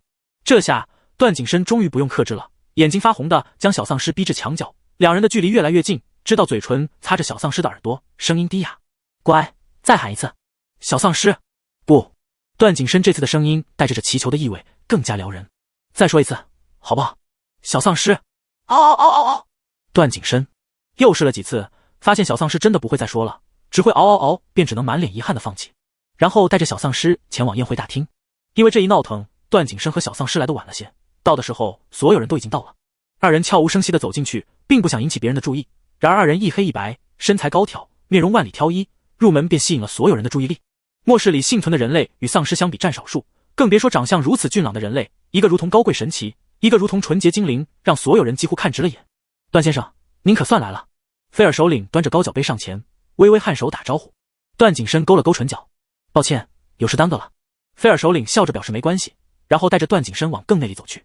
小丧尸不太喜欢这种一堆陌生人围着自己的场景，有些不自在，拉了拉段景深的衣服，表示自己要走。段景深安抚性地揉了把小丧尸的头，然后附在他耳边轻声道：马上带你过去吃蛋糕。小丧尸只能暂且忍着。不过一会儿，艾丽莎身着一袭水蓝色长裙走近，手里端着盛红酒的高脚杯来和段景深打招呼。段景深与他碰杯，艾丽莎笑道：段先生今日格外帅气。段景深唇角微勾，十分同意艾丽莎的话，因为今天堂堂也说他帅。艾丽莎看着段景深的神情，挑了挑眉道：段先生倒是有意思，夸他帅劲也不谦虚。旁边菲尔首领对段景深介绍道：艾丽莎是我的侄女，今日你们一起并肩作战过，想必二位也认识了。段景深点头，艾丽莎小姐身手不错。艾丽莎微微上扬的眼角像是钩子。段先生也不错。小丧尸站在二人中间，看着二人相互放电，瘪了瘪嘴。一边不知何时凑过来的任依依哼了一声，声音娇俏：段哥哥，我今天也帮了很多忙的。段景深只是瞥了他一眼，敷衍的嗯了声，便没搭话了。小丧尸看看这个，看看那个，忽然像是明白了什么。段景深似乎对艾丽莎有些特殊。正想着，艾丽莎立刻便感受到了小丧尸的目光，微笑着转过头，转换成中文交流，还一直不知道这位小先生叫什么名字。段景深立刻警惕的眼睛微眯，不想回答。小丧尸是他的，他想藏起来让谁也不知道，也不想告诉别人小丧尸的名字。然而让他万万没想到的是，小丧尸居然胳膊肘往外拐，眼睛亮晶晶的。哦，糖！段景深脸色一黑，满脸不悦。艾丽莎笑意更深，微微凑近小丧尸，看着小丧尸带着些激动的眸子。糖糖！小丧尸猛点头。艾丽莎忍不住笑出声：姐姐带你去玩好不好？小丧尸：哦，要和未来老婆的老婆打好关系。段景深在一旁看得额头皮青筋直跳，当初他拐小丧尸也没这么容易过，这个女人居然一天就拐到了小丧尸。他将小丧尸拉到自己身后，挡住二人的对视的目光，对艾丽莎道：今晚太晚了，我们得回去休息。艾丽莎却说：没关系，以后还有很多时间，明天就可以。段景深还要拒绝，小丧尸却已经忙不迭探出脑袋答应了。一言为定哦。艾丽莎碧蓝的眸子眨了眨，小丧尸就像是掉进了漩涡，晕乎乎的点头，眼睁睁看着小丧尸这么容易就被拐走。段景深已经攥紧了手，浑身杀意。他直觉这个女人不怀好意，不再多说，段景深拉着小丧尸就往点心区走。到了点心区角落，段景深狠狠盯着小丧尸，恨不得咬他一口。糖糖，你不听话了。段景深很少直呼小丧尸的大名，一般这个时候说明段景深十分生气。小丧尸有些心虚，这时倒是连忙认错了。段景深冷哼，哪会信这个心口不一的小丧尸？他问：为什么喜欢那个女人？小丧尸歪了歪脑袋道：帅。段景深：难不成要他和一个女人比外貌？段景深咬了咬牙，恨恨威胁道：你敢跟他玩，就等着饿肚子吧。小丧尸摸了摸肚子，连忙答应。段景深却觉得不太对劲儿。宴会进行到尾声，菲尔首领提议关了灯，男女抹黑交换玫瑰花，并在灯光打开时一起跳舞。这时段景深可算是明白了菲尔首领这场宴会的意思了，原来是想给他塞女人。作为末世终生望极高的杀神战神，段景深收到过不少被塞过来的女人，识相的女人他通常打一顿就放了，不识相的都被他喂丧尸了，后面渐渐没人敢把人送到他床上。没想到现在菲尔首领又开始了。不过他们没想到的是，段景深和小丧尸在黑暗中视力极好，直到灯骤然一暗，整个世界只剩下段景深和小丧尸的目光在对视。旁边的女人艾丽莎缓缓走近，她极其精准地站在了段景深年前，似乎完全能看见黑暗中的段景深。她将手里的玫瑰花往段景深年前递了递，后者却视而不见，将计就计，假装看不见艾丽莎的动作，即使艾丽莎拉了他一下，也装作没感觉。他径直走到小丧尸面前，将玫瑰花递给了小丧尸。小丧尸看了看，弯了弯眸子，然后把2只玫瑰花藏在身后。这么漂亮的花儿都是他的了。段景深，乖糖糖，你应该给我1只。小丧尸一听，摇头，不，这不是玩具，你给了我，我再还给你好吗？段景深耐心地跟小丧尸讲着，直到灯光亮起那一刻，段景深才终于从小丧尸手里得到1只玫瑰花。当拥着小丧尸起舞的时候，段景深还哭笑不得，自己居然卑微到这个样子了，不过滋味也不差。小丧尸不会跳舞，被段景深牵着手，胡乱挥动着双臂，双脚踩在段景深脚背上，几乎没下来过。第二天，段景深总算知道自己为什么会觉得艾丽莎和小丧尸不对劲儿了。又是一次围剿丧尸时，段景深刚带着小丧尸扫射完一波，转头看向小丧尸时，却发现小丧尸已经跟在了艾丽莎身边，艾丽莎正手把手教小丧尸用狙击步枪。段景深脸色一沉，大步走向小丧尸，推开艾丽莎，将小丧尸护住。艾丽莎啧了一声，段先生，这只小丧尸又不是你的专属宠物，你这样未免太过分了。小丧尸也满脸无辜地看着段景深，他觉得他只是和漂亮姐姐学枪，也没做什么坏事。段景深眉头紧紧皱着，心里危机感浓烈，怎么也没想到小丧尸已经不向着他了。小丧尸这边却是这样想的，段景深总是打扰自己和漂亮姐姐玩，还与漂亮姐姐话很多，说不定是看上漂亮姐姐了。可能是小丧尸没怎么见过段景深和女人接触，唯一接触最多且态度较好的就是段景深了。回到西部基地的时候，段景深还生着闷气，没有理小丧尸。小丧尸一时间手足无措，没想到段景深这么小气，大不了以后不和艾丽莎在一起了，免得段景深吃醋。小丧尸觉得自己的心胸实在广阔，这个家全靠他。段景深要是知道小丧尸的想法，估计气得吐血3声。这回段景深似乎真的生气了，晾了小丧尸一整天，一个眼神都没给小丧尸，也没了日常的投喂。小丧尸又饿又急，趁着段景深去洗澡，爬窗户跑了。他得去找艾丽莎商量一下，轰段景深。小丧尸今天哄了一天了，都没有成效，估计只有艾丽莎才可以了。不过他似乎忘了自己并不知道艾丽莎的住处，往前跑了一会儿，在一个十字路口才想起来不知道该往哪个方向走。左右环顾一圈后，小丧尸看见一个女生往左边一条路走，便也跟了上去。段景深出来的时候，便发现屋子里没有了小丧尸的身影和气息，只有摇摇晃晃的窗户。第26章，堂堂的老婆要没了。小丧尸成功迷路了。此时夜深，夜风阵阵，路灯的光影朦胧。小丧尸心里咯噔一声，完了，他已经能想象到段景深以后给他断粮的场面了。此时没有其他办法，小丧尸只能漫无目的的往前走。西部基地的贫民区小区有宵禁，小区大门也关着，整个基地到此时已经没有人会出现在道路上，整条大路空荡荡的。小丧尸缩了缩，加快了脚步。另一边，段景深出去并没有找到小丧尸，经过上次种种事情，只要小丧尸一离开自己身边，他就有种强烈的担心。刚把人部署下去寻找小丧尸，便来了一个不速之客。艾丽莎等着屋里人都走光，才慢慢进了屋子。段先生，我知道堂堂在哪里。刚想赶人的段景深听到这句话，眼睛微眯，眸中划过一丝冷色。在哪？艾丽莎却慢悠悠将自己的发丝勾到耳边，自信道：你答应我一个要求，我就告诉你，不然堂堂就要被我藏起来，让您永远找不到了。听着艾丽莎威胁性的要求，段景深面色一凝。什么要求？做我的男朋友。艾丽莎丝毫不拖泥带水。不可能。段景深拒绝的也干脆，不过也有一丝疑惑，艾丽莎看起来并不相识，对他有意思的。艾丽莎一顿，有些诧异。您确定？您难道就不管堂堂的死活了？你觉得我自己找不到他？段景深冷笑，不再理会艾丽莎，越过她大步离开。艾丽莎微微叹了口气，却也丝毫不减见遗憾，因为段景深的反应都是她意料之中的，不过她还有办法。艾丽莎保持着得体的微笑，转身跟上了段景深。小丧尸很快就发现有人在找他，欣喜地朝着前面喊着他名字的人挥手，嘴里嗷嗷叫着。找到他的人并不是他认识的人，是一个高大的黑人。在黑夜中，小丧尸几乎只看到了黑人的眼白。他好奇地看了黑人好几眼，等好奇心满足了，黑人用中文叫他一起离开时，小丧尸却警惕地摇摇头，坚决不跟陌生人走。段景深跟他说过千遍万遍的事情，小丧尸记得牢牢的。黑人见此，只好拿出手机拨打了一个电话，然后站在一边守着小丧尸。不久又来了人，小丧尸远远就看见了段景深，不过段景深的脸色不是很好。小丧尸几百米开外都感受到了段景深隐藏着的冷冽气息。小丧尸顿时有种想跑的感觉，此时他还以为段景深是还在生他的气，而且可能更气了。很快段景深就到了小丧尸面前，二话不说就拍了下小丧尸的屁屁，低声呵斥：又不听话。周围那么多人看着，小丧尸抿着唇，羞愤地红了脸。段景深冷哼一声，不过小丧尸隐隐感觉到段景深似乎并不是对自己生气。段景深身后还跟着艾丽莎，微微笑着，看起来心情格外的好。小丧尸歪了歪脑袋，想起来自己此番出来的目的，便紧紧盯着艾丽莎，试图让艾丽莎明白自己的意思。艾丽莎很快便感受到了小丧尸的目光，想上前说些什么，结果段景深身子一侧，直接挡住了艾丽莎的去路。紧接着，段景深一把抱起小丧尸，大步离开。走的时候，狠狠瞪了一眼艾丽莎，眼中带着警告。艾丽莎挑挑眉，没说话。回到住处，段景深将小丧尸翻过来，趴在自己大腿上，拉下小丧尸的裤子，大掌对着圆润白皙的屁股就是一巴掌。这一巴掌，他用了5成力气，对于普通人来说是有些难以承受的。果不其然，小丧尸的屁股一下就又红又肿。段景深的确在气头上，小丧尸一次又一次地逃出自己的视线，让他心里偏执的占有欲越发狂涨，有些控制不住自己。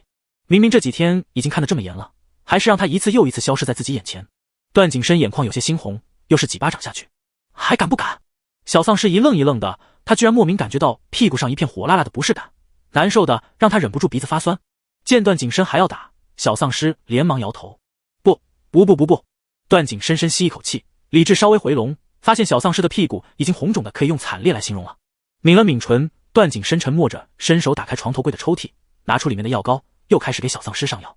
小丧尸憋着一包泪，屁股上火辣辣的，一碰就疼。段景深还伸手不断摸来摸去，直到段景深不小心用了点力，小丧尸顿时发出嗷的惨叫，然后挣扎着要从段景深怀里出来。段景深一愣，又轻轻按了下小丧尸的屁股，屁股陷下去又弹起来，同时小丧尸嘴里发出惨叫。糖糖，你有感觉了？段景深有些欣喜。小丧尸疼得死去活来，转头看见段景深一脸高兴，心都仿佛裂开了，气愤地揍了段景深的肚子一拳，打到的却是硬邦邦的腹肌，手都疼了。小丧尸更是气不过，嘴一瘪，3秒后屋里传出一声嚎哭，伴随着小丧尸骂骂咧咧的声音。段景深看到小丧尸的伤，的确有些后悔自己没控制住，力气大了。他只能及时补救，等小丧尸闹够了，问他饿了吗？小丧尸挂着眼泪，听到段景深的问话，才发觉自己饿了一天，肚子空得难受。虽然有点丢气势，但是小丧尸还是点了点头。天大地大，吃饭最大。因为小丧尸的屁股上有伤，段景深只能将小丧尸放在床上趴着，自己匆忙去洗了澡，然后上床将小丧尸抱进怀里，将他的脑袋按进颈窝等，把小丧尸进食完毕。吃饱喝足的小丧尸哼哼唧唧，还在小声控诉着段景深：对不起糖糖，是我这次错了。段景深第一次低声下气与人道歉，有些不适应。小丧尸傲娇冷哼，不理他。段景深满脑子都是小丧尸恢复了知觉，意味着小丧尸可以对他有感觉。刚道歉完，段景深便凑着上前，亲亲小丧尸的脸蛋，问：有感觉吗？小丧尸不吭声，微微侧脸，企图躲开那痒痒的触感。段景深看他这反应，便知道答案，抱着小丧尸亲了又亲，激动到不能自已。然而手被段景深半路截住，他喘着粗气，声音暗哑：今晚不行，糖糖你还有伤，我怕加重你的伤势。段景深此时的后悔值直接飙到了顶峰，早知道就不该打小丧尸了。小丧尸？什么鬼？段景深四处在小丧尸身上点火，时不时问问小丧尸有什么感觉。小丧尸像条死鱼瘫在床上，偶尔说痒。夜深，小丧尸睡着了，段景深才收敛了亢奋的心，去浴室洗了冷水澡，然后抱着小丧尸睡。第二天，段景深和小丧尸重归于好，又是暗里投喂小丧尸。不过这次段景深没能把小丧尸带出去请丧尸。本来段景深打算今日陪着小丧尸，那曾想艾丽莎来找段景深说了几句话，段景深便跟着艾丽莎离开了。走的时候叫来了罗松，让他看着小丧尸。小丧尸感觉到段景深和艾丽莎之间奇怪的氛围，忍不住将疑惑的目光投向罗松。罗松被小丧尸看得心虚，额头都冒出了些虚汗。段爷，您自己风流，却把烂摊子就给我打理。在小丧尸坚持不懈的无声追问下，罗松终于忍不住脱盘而出：你段哥哥呀，和艾丽莎小姐成男女朋友了。罗松说的时候，一脸疼惜地看着小丧尸，为小丧尸感到不值。在他眼里，精明的艾丽莎根本比不上单纯漂亮的小丧尸。小丧尸又歪了歪头：哦，男女朋友是什么？罗松一时没看懂小丧尸的意思，问了几遍才终于估摸清楚，于是解释道：就是你段哥哥呀，以后会和艾丽莎小姐结婚生孩子，会和艾丽莎小姐嘴对嘴亲亲，不会天天带着你玩了，懂吧？小丧尸眨眨眼睛，想象着段景深会让别人吃他吃过的血，会叫别人乖宝，会把他丢在路边，他不见了也不来找他。小丧尸瞬间感觉自己被全世界抛弃了，难受到窒息。他以为艾丽莎成了段景深老婆，只是多个人更热闹而已，完全没想到段景深会抛弃他。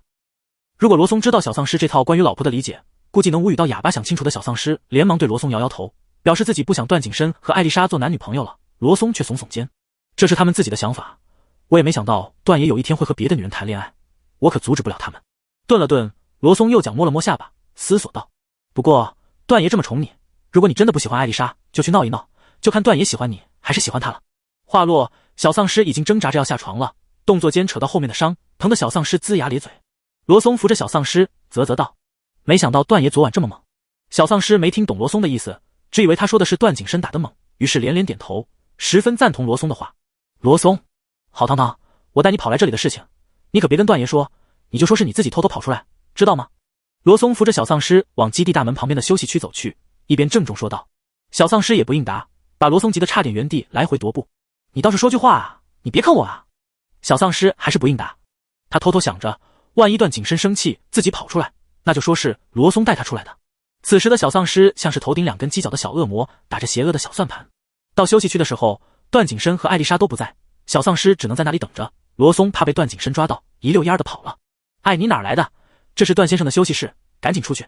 一个年轻的小伙子进来打扫休息室的时候，发现小丧尸，挥了挥扫把道：“年轻人估计没有见过小丧尸，所以并不知道小丧尸的身份。”小丧尸被催得心慌，感觉那人真的要将扫把打在自己身上，连忙挪着步子出去，身后还疼着，走得慢，又惹来年轻人的骂骂咧咧。小丧尸撇了撇嘴，有些不开心。小丧尸只能窝在一个不起眼的角落里，等段景深回来休息的时候，跟他说说艾丽莎的事情。等了许久，昏昏欲睡时，休息区门口响起阵阵脚步声和说话声。小丧尸惊醒，急切地探着脑袋往外看。不一会儿，外面走进来一群人，为首的正是面容冷峻的段景深和大方得体的艾丽莎。艾丽莎正挽着段景深的手，看起来好不亲密。旁边还有菲尔首领以及一群满口祝福的人员。小丧尸忽然觉得这一幕十分刺眼，他恨不得冲上去把2人扯开。可是屁屁上有伤的他根本走不快，没有气势，这样出去只会丢脸。小丧尸还是要面子的，况且段景深很可能会生气，因为他又不听话了，昨晚才被打了一顿，现在的小丧尸再也不想经历第2次了。虽然方才让罗松带自己走的时候气势冲冲，但是真当到了段景深面前，却又怂了起来。而那边的段景深进门便感受到了小丧尸的气息，眼角余光瞟向了挤在服务人员当中的小丧尸，眉头微不可察地皱了下。段先生，我侄女以后肯定会好好服侍您的，关于东西两区联盟的事情，我也会早日提上日程。菲尔首领道。段景深随意嗯了一声，已经心不在焉。段先生，你看什么时候合适将婚事办了？如今末世，只有你们2人才是最合适的，2人合作定会所向披靡。菲尔又提起一路上不知问过多少次的话，段景深还是随意敷衍过去，不做准确回答。小丧尸紧紧盯着中间看起来郎才女貌的一对人，紧紧咬着牙。喂，还愣着干什么？上啊！我段哥哥怎么能和这种女人在一起？耳边突然蹦出一个声音，小丧尸吓了一跳，才发现是不知何时出现的任依依。他估计和小丧尸一样，听到消息就迫不及待过来了，没想正好碰一起了。第27章，堂堂开始勾引人了。小丧尸没理会任依依，他知道这个人也是和自己抢老婆的人。前方不远处的人已经在沙发上坐下，立刻有人端着水果茶水上去招待。小丧尸为了能听得更清楚，偷偷端了个茶壶跟在了那些服务员后面。刚刚靠近，就听到有人说：“段先生，你真的会娶我们艾丽莎小姐吗？”当然是真的。回话的是艾丽莎。段景深瞥他一眼，没说话。小丧尸在后面听得真真切切，气得想把自己手里的茶壶扣段景深脑袋上。直到有人说：“那段先生，那只宠爱的小丧尸会如何处理呢？”我们自有办法。说话的还是艾丽莎。段景深危险地眯起眼睛，看向那个说话的人，手摸上自己腰间的手枪。这个人从一开始问的问题就很诡异。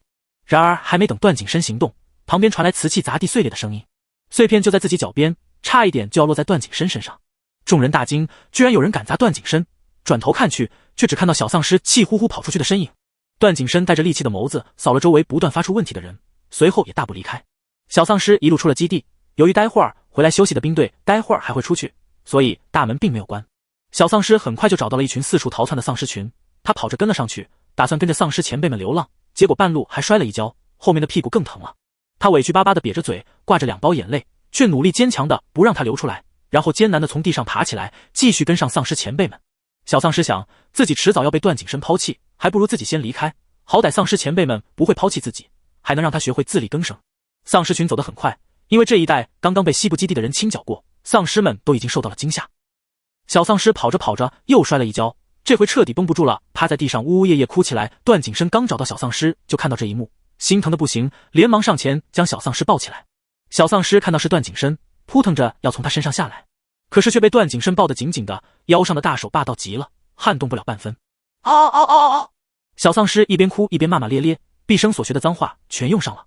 听得懂小丧尸说话的段景深嘴角抽了抽，平生第一次被这样骂得狗血淋头。他急忙安慰小丧尸：“糖糖，乖一点，我不和那个女人结婚。”小丧尸才不信，他明明听得清清楚楚，还听到旁边的人说段景深和艾丽莎结婚之后会把他丢掉，会生下他们自己的小宝宝，他就再也不是段景深的乖宝了。重要的是，段景深一句也没有反驳拒绝。想到这里，小丧尸的骂声更大了，恨不得周围所有丧尸都知道他们的师弟是一个始乱终弃的渣男。刚才跟小丧尸一起走的丧尸群战战兢兢站在原地，根本不敢看他们师弟的脸色。段景深也不恼，等小丧尸骂累了，就把小丧尸脖子上挂着的小水壶打开，给他喝一口润润喉。小丧尸骂的腮帮子都是酸的，哼哼唧唧不再骂了，只拿白眼对着段景深。段景深，堂堂，艾丽莎在那个实验室工作过，知道你变成丧尸的缘由，也知道那个实验室的目的，目前这是陪他演一场戏，帮他拿下西部基地。段景深拿出2颗糖，诱骗似的塞进小丧尸手里，熟练的安抚好小丧尸的情绪。小丧尸冷哼一声，即使真的和段景深说的一样，他还是生气。段景深又往小丧尸手里塞了2颗糖，还拨开糖纸，将颜色漂亮的糖果塞进小丧尸嘴巴里，随后继续解释，那个实验室目前想把你销毁或者培育成新型丧尸，我不会允许这样的事情发生。艾丽莎是唯一一个能和那边实验室接线且掌握实验室信息的人。堂堂，就5天好不好？5天后我就带你出去玩，不回东部基地了，去你想去的地方玩。嘴巴里含着糖的小丧尸态度已经软化了不少，听到段景深的话后眼睛微亮。小丧尸自从跟了段景深，的确没怎么看过外面的世界，每次都是各个基地东奔西跑。虽然东部基地有些人类他很喜欢，但是自己终究是一只丧尸，不太入群。小丧尸早就想出去玩玩了。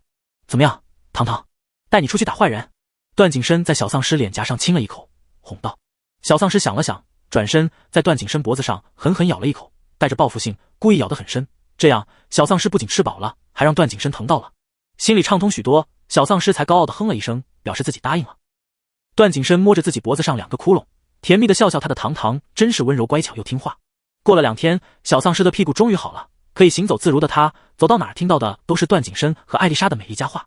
小丧尸气得一整天都没理段景深。第2天，小丧尸被段景深带出去亲任务，这次艾丽莎没有和他们一队，跟着他们的是罗松。罗松最近对段景深的态度也有些耐人寻味，偶尔大胆的阴阳怪气，比如现在看到小丧尸神情专注地崩了一只丧尸后，问段爷，我们堂堂真好看，您觉得艾丽莎和堂堂比谁更好看呢？段景深瞥他一眼，男女有什么好比的？罗松继续不怕死道，好像也是，男女不同，一起喜欢也可以。段景深总算看出罗松的意图了，又看了一眼满脸懵懂的小丧尸，确定小丧尸没有多想后，才转头冷冷盯着他，想死直说。罗松不敢再挑战段景深的底线，点到即止，悻悻然闭上嘴不说话了。等段景深和小丧尸分开一段距离后，罗松又一脸贼兮兮的向小丧尸凑近，嘿，小丧尸，小丧尸，哦！罗松朝小丧尸勾了勾手指头，小丧尸一言靠过去，你还跟着段爷？你不会是舔狗吧？小丧尸，忽的，小丧尸的枪口就对准了罗松。罗松浑身一颤，瞪圆了眼睛，祖宗，你怎么和段爷一样，动不动就要打要杀的？小丧尸撇了撇嘴，谁让他说自己是舔狗？不过小丧尸仔细想想，发现自己这个时候还跟在段景深身边，的确有点舔狗的样子，毕竟人家都有女朋友了呢。想着，小丧尸也和罗松一样阴阳怪气的看了一眼段景深。不远处扛着狙击枪疯狂扫射的段景深动作一顿，莫名感觉身后一凉。罗松又道，你想不想赢回段爷的芳心？想不想比艾丽莎更加优秀？想不想看看段爷到底更爱谁？一个3连问，绕得小丧尸晕晕乎乎的。他疑惑地歪了歪脑袋，哦，他该怎么做呢？罗松道，晚上回去我来找你。找什么？滚！身后忽然响起段景深森森的声音，罗松浑身一震，轻咳一声，没什么没什么，然后麻利地滚了。段景深揉了把小丧尸毛茸茸的脑袋，不要总是和他凑一起，他不是什么好人。小丧尸似懂非懂的点点头。罗松在一边听得连连翻白眼。晚，小丧尸今天累了一天，早早就躺在床上睡着了。段景深刚洗完澡从浴室出来，门铃就响了。段爷，菲尔首领叫您过去商讨一下关于明天丧尸陷阱布置的安排。是罗松的声音。段景深打开门，满脸不悦。现在他刚想抱着他的娇软糖糖好好睡一觉，突然被打扰，已经想杀人了。罗松硬着头皮顶着段景深恐怖的目光点了点头。段景深看了一眼床上睡得正香的小丧尸，犹豫着要不要把人带过去。罗松见此抓紧了机会，段爷，小丧尸累了一天，别再打扰他了，我帮您看着吧。段景深你眯了眯眼，您还信不过吗？罗松拍拍胸脯，正气凛然。段景深最近的确是不太相信罗松，特别是和小丧尸待在一起的罗松，总感觉下一秒小丧尸就要被罗松带坏。不过段景深也心疼小丧尸，如果可以，确实不想现在还带着小丧尸东奔西跑。思索良久，段景深才半信半疑地看着罗松，然后道，看好他，别让他乱跑。罗松连连点头。等段景深走远，罗松伸长了脖子，探着脑袋观察过后，确定他不会回来，才蹑手蹑脚走进房间，然后把小丧尸身上一切可能装摄像头的东西摘下来。喂，醒醒，干大事了！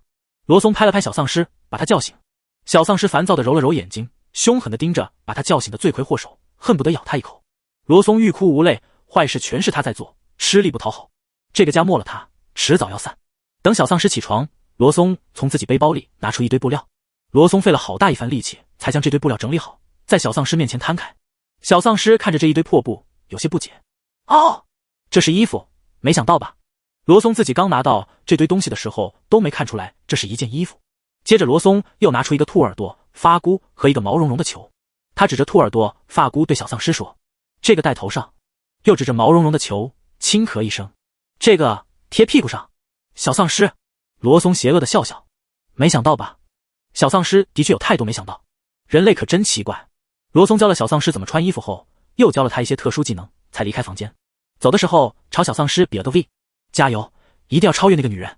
小丧尸，等段景深处理完事情回来，发现屋里已经关了灯，罗松也没在门口守着。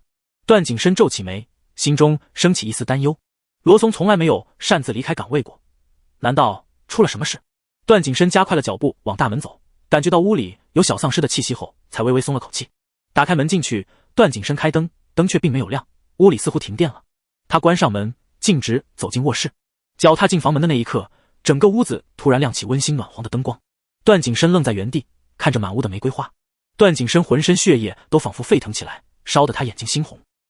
大步上前，段景深对着肉嘟嘟的臀就是一巴掌。随着段景深的动作，小丧尸发出一道隐忍的呜咽声，臀肉荡起肉波，晃得段景深一阵呼吸急促。谁叫你这么做的？段景深有些生气，他的堂堂被人教坏了。小丧尸捂着脸，羞耻的浑身都泛起诱人的粉红色。小丧尸身上还覆盖着一层薄薄的粉色纱衣，什么也挡不住。段景深忽然眼睛危险的一眯，罗松看到了，感受到段景深不悦的气息，小丧尸连忙摇摇头。段景深心中一松，目光粘在小丧尸身上1秒钟都移不开。小丧尸维持着这个姿势，一会儿便累了，身体一松，直接趴床上。即使是趴着，也看得段景深的火气直往下涌去。他终于忍不住，一把捞起小丧尸放在自己腿上。小兔子似的堂堂压根不敢和段景深对视。堂堂为什么突然这么做？小丧尸低着头不敢说话。段景深又道：“宝贝，你知道这样的后果是什么吗？”这个小丧尸还真不知道。罗松只跟他说，这样段景深会更喜欢他。看小丧尸这样子，段景深就知道他被罗松给忽悠了。但是段景深意外的不生气。段景深收紧了抱着小丧尸腰部的手，手掌隔着一层薄薄的纱，皮肤间触碰的温度却似乎更加热。明明两人都是丧尸，身体温度低于常人，此刻却像是要烧起来似的。第28章，堂堂被吃掉了。段景深眼神晦暗不明，手掌上移，隔着一层纱抹撒着细腻的皮肤。小丧尸痒的扭着身子躲避，却怎么也躲不开，身体已经完全被段景深的大掌掌握住了。堂堂，你喜不喜欢我？段景深忽然有些紧张地问道。小丧尸想了想，点头。看到小丧尸亲口承认，段景深还是十分喜悦。然而不到1秒，小丧尸便又说话了：“嗷嗷，你很美味，我很喜欢。”段景深，只喜欢喝血吗？喜不喜欢被我亲亲？虽然两人的相处已经是情侣模式，但是段景深十分清楚，小丧尸是被自己诱骗过来的。从始至终，段景深都没有问过小丧尸的意思。亲亲。小丧尸咬了咬手指，说实话他并不喜欢，因为痒痒的，有时候段景深伸舌头进他嘴里，让他感觉自己就要被吃掉了，难受得很。明明作为一只丧尸不是很需要呼吸，但是他还是有种窒息的感觉。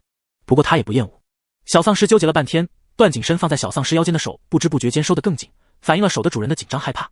如果小丧尸真的对自己没有感情，那段景深和小丧尸相处这么久以来，可以说只是个笑话了。堂堂，你喜欢我亲你吗？段景深沉着黑眸又问。小丧尸立刻就感觉到了段景深身上气息的变化，忙不迭点头，左右不讨厌，就当喜欢吧。段景深勾起唇角，眼底瞬间明朗。那堂堂，什么时候给我和名分？给我名分，我才能做爱人之间该做的事。段景深贴着小丧尸的耳朵，温热的呼吸喷洒在小丧尸耳朵上，低哑的声音就在耳边炸响。小丧尸缩了缩，黑白分明的眸子有些无措和慌乱。段景深怎么跟要把他吃了似的？而且名分，罗松并没有跟他说过爱人之间需要做什么。小丧尸不知道该怎么回答。段景深步步紧逼。小丧尸懵懵懂懂的就这么嗯了一声。那是什么名分呢？男朋友？老公？没想到段景深还要问，不过听到男朋友、老公几个词，小丧尸瞬间就懂了。他知道男朋友、老公的大概含义，那是唯一的，且是属于自己一个人的存在，所以小丧尸特别生气段景深做艾丽莎的男朋友。小丧尸想也不想，哦，老婆。段景深嘴角抽了抽，对于自己做小丧尸老婆的事，当初嘴里说话不顾后果，自己在小丧尸眼里估计就真是他老婆了。不过也没关系，一个称呼而已，左右这只柔弱的小丧尸都压不倒他。乖糖糖，你今晚真的做好准备了吗？小丧尸眨眨眼睛，罗松跟他说过，段景深接下来会跟他做什么舒服的事情，难道就是他口中爱人之间做的事？小丧尸没怎么犹豫便应了。这只是个开头，此后还有无尽的缠绵。第二天早上，两人都没能起来。段景深今天直接旷工，没有去清理丧尸，抱着糖糖睡到晌午。第一次开荤，压根就控制不住自己，昨夜天空泛起鱼肚白，才偃旗息鼓。小丧尸已经感觉全身的散架了，一根手指头都动不了，躺在床上只想睡死过去。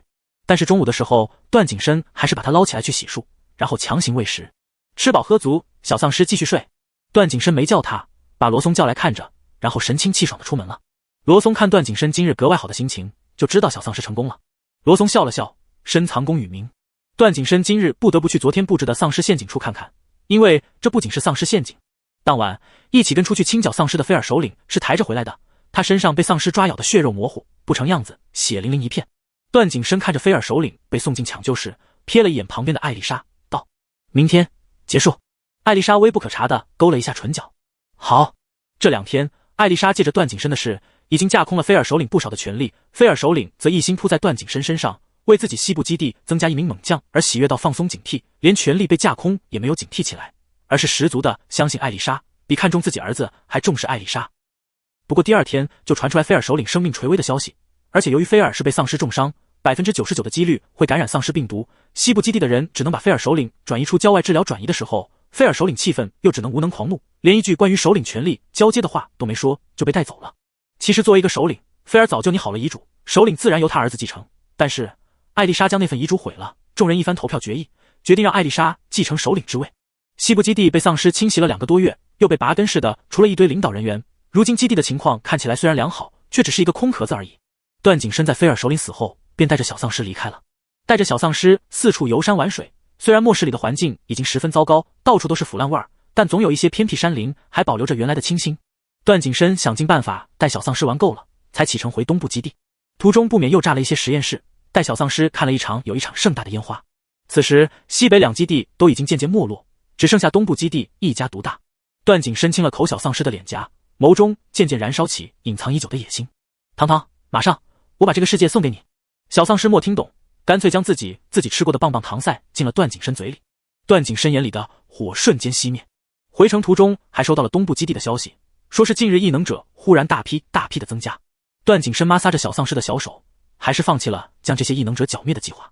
以往异能者刚出现的时候数量很少，1000个人可能只出现这么1-2个，不过全都会被段景深处理掉，所以很长一段时间都没有再出现过异能者，仿佛异能者的出现只是一场梦。不过人类进化始终是无法阻止的事情，所以段景深放弃了像以往那样的处理方式。回到东部基地的时候，任百峰的态度也截然不同了。强大的异能者的出现让任百峰有了更多的依仗，不必巴结在段景深一人身上了。景深玩得还开心？任百峰似笑非笑，高高在上的坐在首领办公的桌前，而段景深的位置一把椅子都没有，很明显还是刻意将椅子清空的。段景深也不在意，转着手里的枪支，玩具似的时不时对准了任百峰。知道段景深为人手段残酷，任百峰还是忍不住打了个寒战，一时有些懊恼，这么快撕破脸不好，于是连忙叫人搬进了椅子。嗨，景深，你瞧我这记性，都忘了给你让你坐了，旅途劳累，赶紧坐坐休息一下。任百峰站起身笑道。段景深却冷瞥他一眼，不坐了，有什么事赶紧说吧。任百峰便也不再客套，他道：这几日我们东部基地是蒸蒸日上，发展的越发好了，这全都是你的功劳啊。是吗？段景深冷笑，可是看不出来首领有这种想法啊，连凳子都不给坐，这就是我的功劳。任伯峰倒是没想到段景深会这么直白的将话说出来，笑脸直接挂不住了。景深，方才是我错了，你先坐下，我们谈谈基地的事儿。段景深不坐，帝王般睨着他。什么事？任伯峰，西部北部的人都来投奔我们东部基地了，如今东部基地是实在是用地紧张，我们该将扩建基地的事情提上日程了。段景深挑眉，扩建便是，我又不是工人，您和我说这些有什么用？任伯峰抿着唇，眉头皱起，露出一副忧愁的模样。景深，我上次和你说过的，我想要南部地区的那块地，可是那里丧尸肆虐，难以收复。虽然如今异能者大增，倒是终究只占少数，且还没有作战经验。段景深面色愈发冷峻，直到任百峰脚底都生寒，他才看向段景深，结果竟发现自己压根不敢和那双黝黑深邃的眸子对视。半晌，段景深嗤笑一声，原来在任首领这里，我还是有用处的。景深，你这是什么话？任伯峰讪笑，有些后悔自己方才想给段景深一个下马威的行为，竟忘了自己还有求于人家。段景深将手里的枪一把扣回腰间，道：放心吧，任首领，南部地区交给我。任百峰瞬间便笑得眼睛都眯了起来。景深果然还是我的好搭档，日后世界统一，我肯定不会亏待你的。段景深唇角扯起一抹冷意，没说话。段景深带着小丧尸来到了训练场，这里聚集了基地所有的异能者，共有21人。段景深依着任伯峰的意思，要训练这批异能者，因为这批异能者大部分是平民里出来的，身体素质差，没有训练过。小丧尸一眼就看见了里面几个熟人，有贺元思，他觉醒了木系异能，还有罗松，觉醒了雷电异能，徐周白，觉醒了水系异能。许久没有见过小丧尸的贺元思，一看到小丧尸就激动的偷偷打招呼，小丧尸也偷偷回过去，结果被严肃的段景深段教官抓住，狠狠瞪了二人一眼。当起教官的段景深连对小丧尸都不温柔了，他顺便把小丧尸也丢进了异能者训练队伍里面去，一起管着。由于任伯峰给的时间少，段景深的魔鬼训练再次上了一个层次，就算是接受过训练的罗松和徐周白也有些招架不住了。第一次训练他就让一群刚从贫民区里走出来的异能者和几只低级丧尸对抗，且不能使用异能。罗松和徐周白轻松应对，剩下的几人被丧尸追得满训练场跑，有几人连跑都跑不赢，差点被丧尸抓到。段景深便以此分成了3个队伍， A 队是跑不赢的， B 队是跑得赢但是打不过的， C 队是能把低级丧尸灭掉的小丧尸，因为自己的身份对低级丧尸诈骗式进攻，算是作弊进入了 C 队。而段景深会按 A、B、C 从高到底安排训练强度，小丧尸很幸运地躲过了最高难度的训练。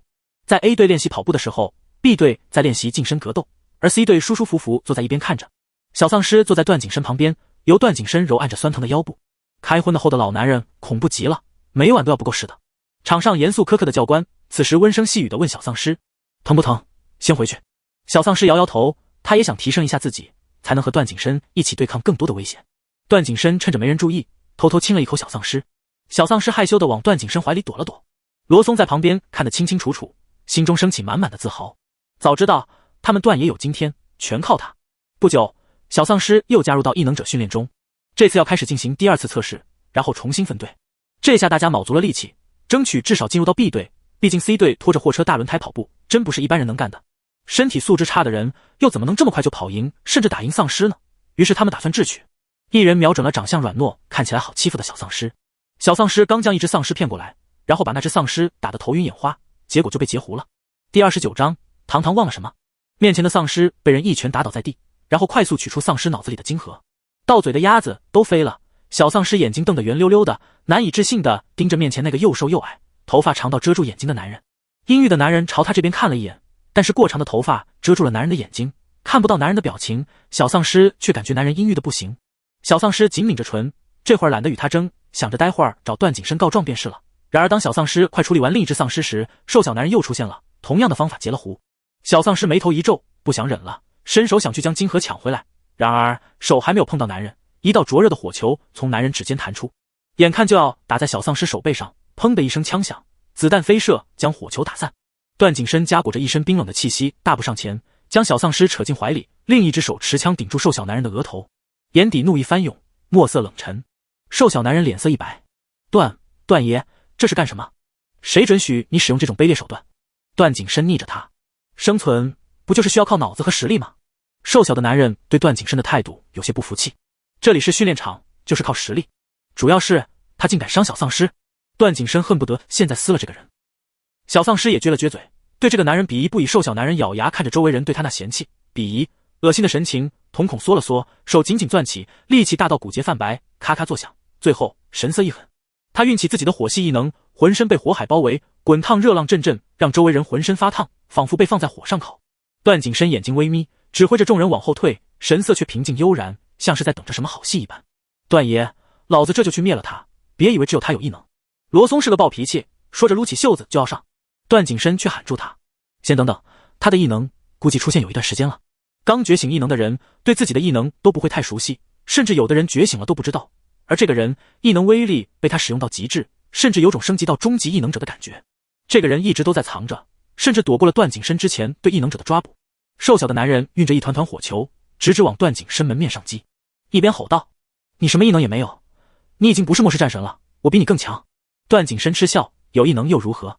瘦小男人一愣，哼了一声，只以为段景深拉不下面子，不敢承认而已。结果后面的一幕让男人目瞪口呆。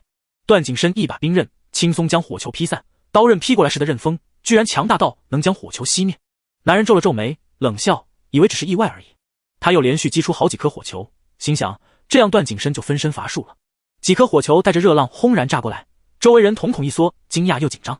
只见火球砸向段景深，段景深一把将旁边的小丧尸推开，任由火球将他包裹。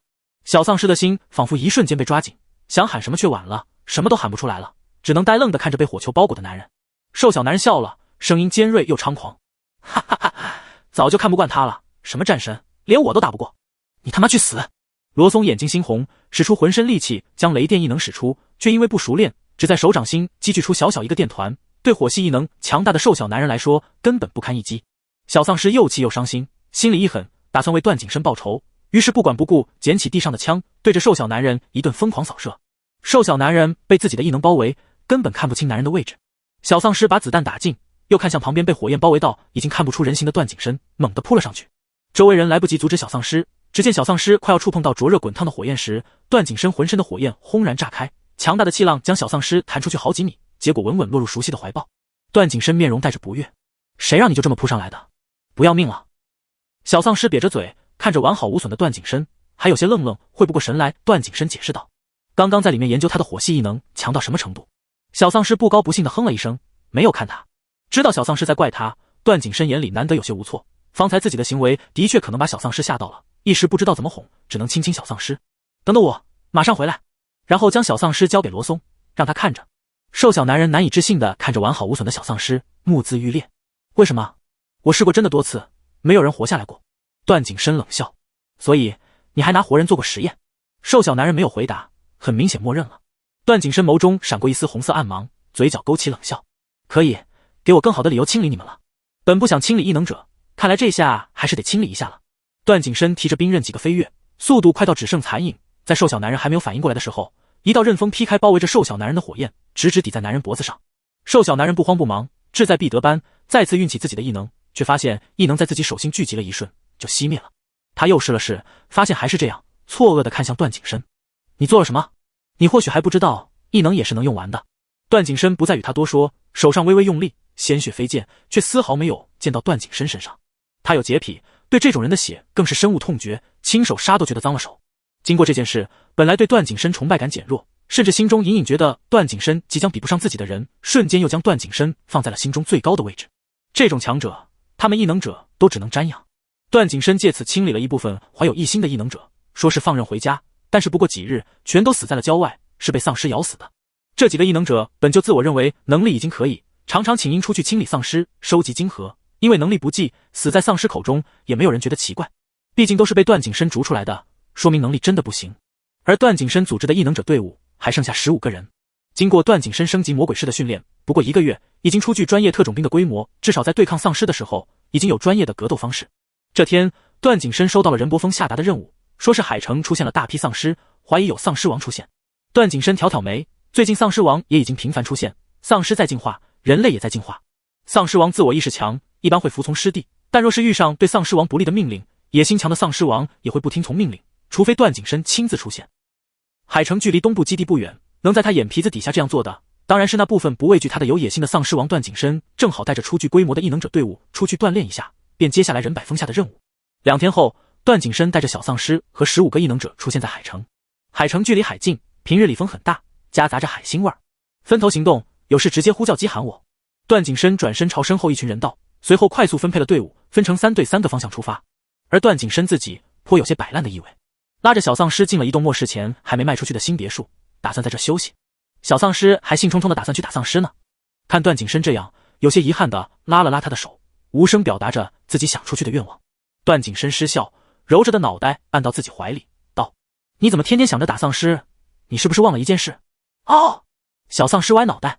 段景深佯装生气的捏了捏小丧尸挺翘的鼻头，龇牙咧嘴道：堂堂小朋友，你是不是忘记了自己也是一只丧尸？哪有同类天天追着同类打的？段景深是在想不通为什么小丧尸对打丧尸格外积极，他自己都是一只丧尸，也不知道小丧尸有没有想过对他来一枪。这么想着，段景深也就这么问了。没想到小丧尸十分老实的点头。嗷嗷嗷！我每天都会有做梦自己成为师弟呢。所以你是想篡位了？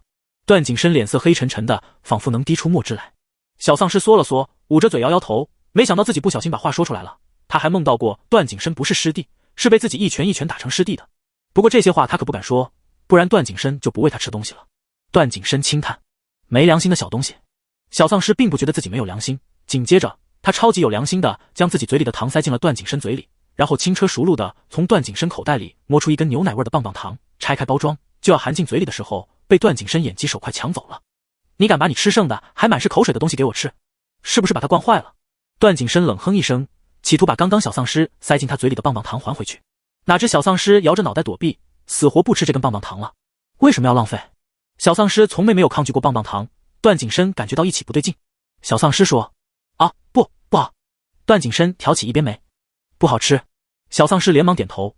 段景深又去看这本棒棒糖的口味，苹果味儿。正想着，段景深脑海中忽然有根弦弹动了一下，他猛地看向小丧尸，急急问：吃得出味道了？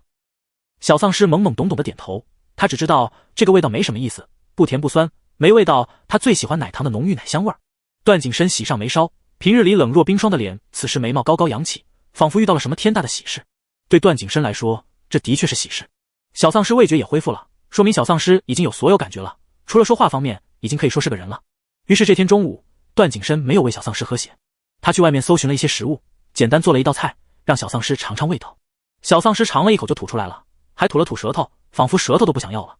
段景深额头青筋直跳，这么难吃？小丧尸悻悻然看了段景深一眼，带着些许讨好又吃了一口，本想面上吞下去，却还是忍不住吐了出来。段景深看得心碎一地，冷着脸不信邪地拿起筷子尝了一口，又甜又咸，哭得他心肝肺都难受。轻咳一声，段景深说：这次是意外，下次肯定更好吃。小丧尸摸着空空如也的肚子，可怜巴巴盯着段景深。饭。段景深嘴角抽了抽，你也就会在这个事情上说话了。最终还是将小丧尸抱紧怀里，喂食了自己的血液。这次段景深又带着小丧尸如同在武城那般偷懒旷工，逍遥快活，这大概就是卧底的乐趣。下午的时候，段景深收到了贺元司的求救，说所有异能者都失踪了，如今只剩下他一个还在城里绕圈，丧尸不断袭击，他已经有些招架不住了。段景深应了一声，问了位置后带着小丧尸赶过去。到的时候，贺元司还被一群丧尸围着，他渐渐体力不支，身上的异能也使用完了。段景深迅速抽出腰间手枪，快速将贺元司身边的丧尸解决完，然后留了一部分让小丧尸解决。段爷，贺元司看到段景深的出现，热泪盈眶。其他人呢？段景深也隐隐感觉到不对劲，因为周围的丧尸不会惧怕他，明明他方才到来时第一时间散发出了师弟威压。第30章，堂堂差点就没了。段爷，他们都不见了，刚刚打得好好的，突然就没了。贺元司到现在还一愣一愣的，第一次参加实战，还遇到这种离奇古怪的场面，难免有些慌乱。段景深嗯了一声，几个异能者都对付不了，不出意外的话，估计就是那只丧尸王了。有方向吗？段景深问。贺元司走着走着人就没了，哪里知道什么方向，于是摇摇头。段景深摸了摸下颌，忽然道：跟着这群丧尸走吧。小丧尸刚打丧尸打得起劲儿，段景深突然拉住他，让他别打了。小丧尸瞬间小脸一垮，不高不兴的收手。段景深一时竟不知道他到底是不是一只丧尸。刚收起攻势，剩余的几只丧尸慌忙逃窜，一般低级丧尸被欺负了都会去找高级丧尸求救，段景深几人连忙跟上。几只丧尸弯弯绕绕转进一栋还未竣工的楼房，或许是那丧尸王有意遮掩，一瞬间的功夫，那几只丧尸便不见了身影。段景深眯了眯眼，转身一看，发现小丧尸和贺元司也不见了身影，而面前赫然出现一只高大的丧尸，周围还环绕着巨大的兽类变异体。为首的凶猛老虎怒吼一声扑上来，段景深提起冰刃抵挡，长腿一踢将老虎踹开，随后将冰刃甩出，准确插入老虎的头部，老虎挣扎了一会儿便没有了声息。其他变异体又纷纷扑上来，段景深咬着牙，面色阴沉。空间异能，一只丧尸居然也能觉醒异能。空间异能能将人转移到一个自己设置的空间，只有撕裂这个空间才能出去，否则会永远被困在危险重重的空间内。段景深知道这是幻境而已，当消灭完一堆变异体，那只丧尸忽然变成了小丧尸的样子，段景深不带丝毫犹豫，挥刀砍完。段景深成功出了空间，却发现周围空无一人，其他人还在空间里，没有战胜那些虚幻怪物。幻境中，小丧尸正和高大的丧尸王打得不可开交。小丧尸也学习过格斗术，丢了枪和丧尸王近身斗了起来，没想到丧尸王居然也能和小丧尸打得不分上下。渐渐的，小丧尸体力不支，丧尸王却像是一个永远不会疲惫的机器似的，保持着一开始的力量，不断攻击小丧尸。小丧尸摸出口袋里的银枪，想速战速决，却没想到他拿出什么，对面的丧尸王也拿出什么。小丧尸撇撇嘴，满脸鄙夷：“呸！丧尸王！”一颗子弹飞速穿过，小丧尸有惊无险地躲开，找了个遮掩身体的砖块堆，然后找着机会便打回去。那只丧尸王也聪明，打了几下后也找了个地方藏起来。小丧尸一时不知道丧尸王的位置，狐疑着微微探出身子，下一刻，一支子弹破空袭来。小丧尸侧身快速躲开，还是不可避免的被飞速掠过的子弹擦伤了胳膊，好疼！小丧尸咬了咬牙，彻底恢复触觉后，身体一点磕着碰着都要让他疼上许久，敏感脆弱极了。伤口处渐渐渗出血液来，然后流出，滴落在水泥地上。子弹已经用完，小丧尸想赤手空拳继续和丧尸王打，却发现丧尸王已经躲在一边废墟旁趴下了身体。小丧尸头顶缓缓打出一个问号。这种场景只有在段景深以师弟身份出现的时候才会有，这只丧尸王在臣服于谁？不过小丧尸已经懒得想这么多，他趁机揪着丧尸王一顿揍，最后丧尸王的身体渐渐虚幻，空间撕裂，受伤了。小丧尸还没来得及反应过来，就已经回到了现实空间。那些失踪的人估计也还被落在虚幻空间里，听到段景深又急又怒的声音。小丧尸侧头看去，段景深正捏着出血的胳膊，神色阴沉暴怒。他此刻恨不得将那只丧尸王凌迟。小丧尸善解人意地拍拍段景深的手，表示自己没事。段景深却还是执意要将真正的丧尸王揪出来。只见段景深对空间异能似乎也十分熟悉，他站在原先罗松站着的地方，用冰刃凭空劈出一道气流，现实空间像是泄了气的气球。段景深将手伸入空间裂缝，硬生生拽了一只丧尸出来。小丧尸目瞪口呆，还能这样？段景深嗤笑，异能这种东西，他早便研究了个彻底，就是为了防这一刻。段景深的形象在小丧尸眼里瞬间高大不少，被这些崇拜的目光注视着，段景深颇为自得。丧尸王一时也惊呆，随后快速反应过来，暴怒。他再次怒吼着，运用起强大的空间异能。顷刻间，二人再次落入虚幻空间，只是这次有些不一样，又是终极异能。段景深喃喃道。此时，段景深周围是一片黑暗，正纳闷，突然亮起一盏白灯，十分刺眼。面前出现的不再是变异体，而是一个实验室，周围仪器滴滴响着，五颜六色的药水一排一排整齐摆列。实验室中间躺着一名伤痕累累的少年，少年瞳孔灰沉，虎牙尖锐，扭动着身躯，狠狠盯着面前几个白大褂。其中一个白大褂手里拿着注射器，按着激烈挣扎的少年强行注射，神志不清的少年发出困兽般痛苦的吼声。白大褂研究员却发出笑声，成功了。看到这里，段景深已经紧紧咬着牙，面色微白，瞳孔里仿佛蒙着一层黑雾，时而混沌，时而清明，胸膛起伏剧烈，手紧紧攥成拳，骨节泛白，发出吱嘎的声音。这正是段景深成为师弟时最痛苦的一段记忆，他从来不愿意回想。空间里回荡着丧尸王的声音：“这是你最害怕的吧？想不想杀了这群人？”“杀吧，师弟，这样你就不痛苦了。”段景深闭了闭眼，没有动作。丧尸王继续道：“师弟不过如此，连自己最痛恨的人都杀不了，算什么师弟？不如臣服于我，我帮你将这群人杀了。”段景深掀开眼皮，露出一双深邃森寒的狭长眸子，他冷嗤：“终于说出你内心所想了，想当师弟啊，野心挺大。”丧尸王一愣，随即哈哈笑道：“我有异能，早就已经超越了你，千万丧尸都应该听命于我。”段景深冷哼，直接提起冰刃，对着前方实验台上的少年砍去。丧尸王大惊：“你为什么会想砍死自己？”段景深懒得与他多说，他内心对这段回忆的确抵触，但最恨的还是不够强大的自己，而不是这群杂碎。况且他如今已经有了更在意的，便不在意这些了。段景深再次成功破除这次幻境，出来时小丧尸还迟迟没有出来。另一边，小丧尸缩在角落里不断颤抖着，大颗大颗泪珠从眼眶滚落，湿漉漉的眸子里盛满了恐惧。他的面前同样是一间实验室，不同的是，里面白大褂研究院来回踱步，不断怒吼：“又失败了，废物！”实验台上，少年被捆绑得严严实实，他已经神志不清，只能发出呜呜咽咽的声音，不断有研究员往他身上扎针，每一针研究员就会说出一句失败。于是少年浑身都是针孔，偶尔被灌入不知名的药水，最后奄奄一息的少年被扔进全是凶禽猛兽的牢笼里。研究员们拿着本子认真观察着在凶禽猛兽嘴下挣扎逃生的少年。小丧尸不知道为什么会看到这些，他没有以前的记忆，而面前的少年长相与他一模一样，难道这就是他的过往？看着面前痛苦的少年，小丧尸感觉到自己浑身都泛起密密缝疼痛，刺入骨髓，心底升起滔天的恐惧，要把他吞噬。杀了这群研究员，拯救自己吧。又是丧尸王的声音。小丧尸缩在一边，没有任何动作，不知听没听到。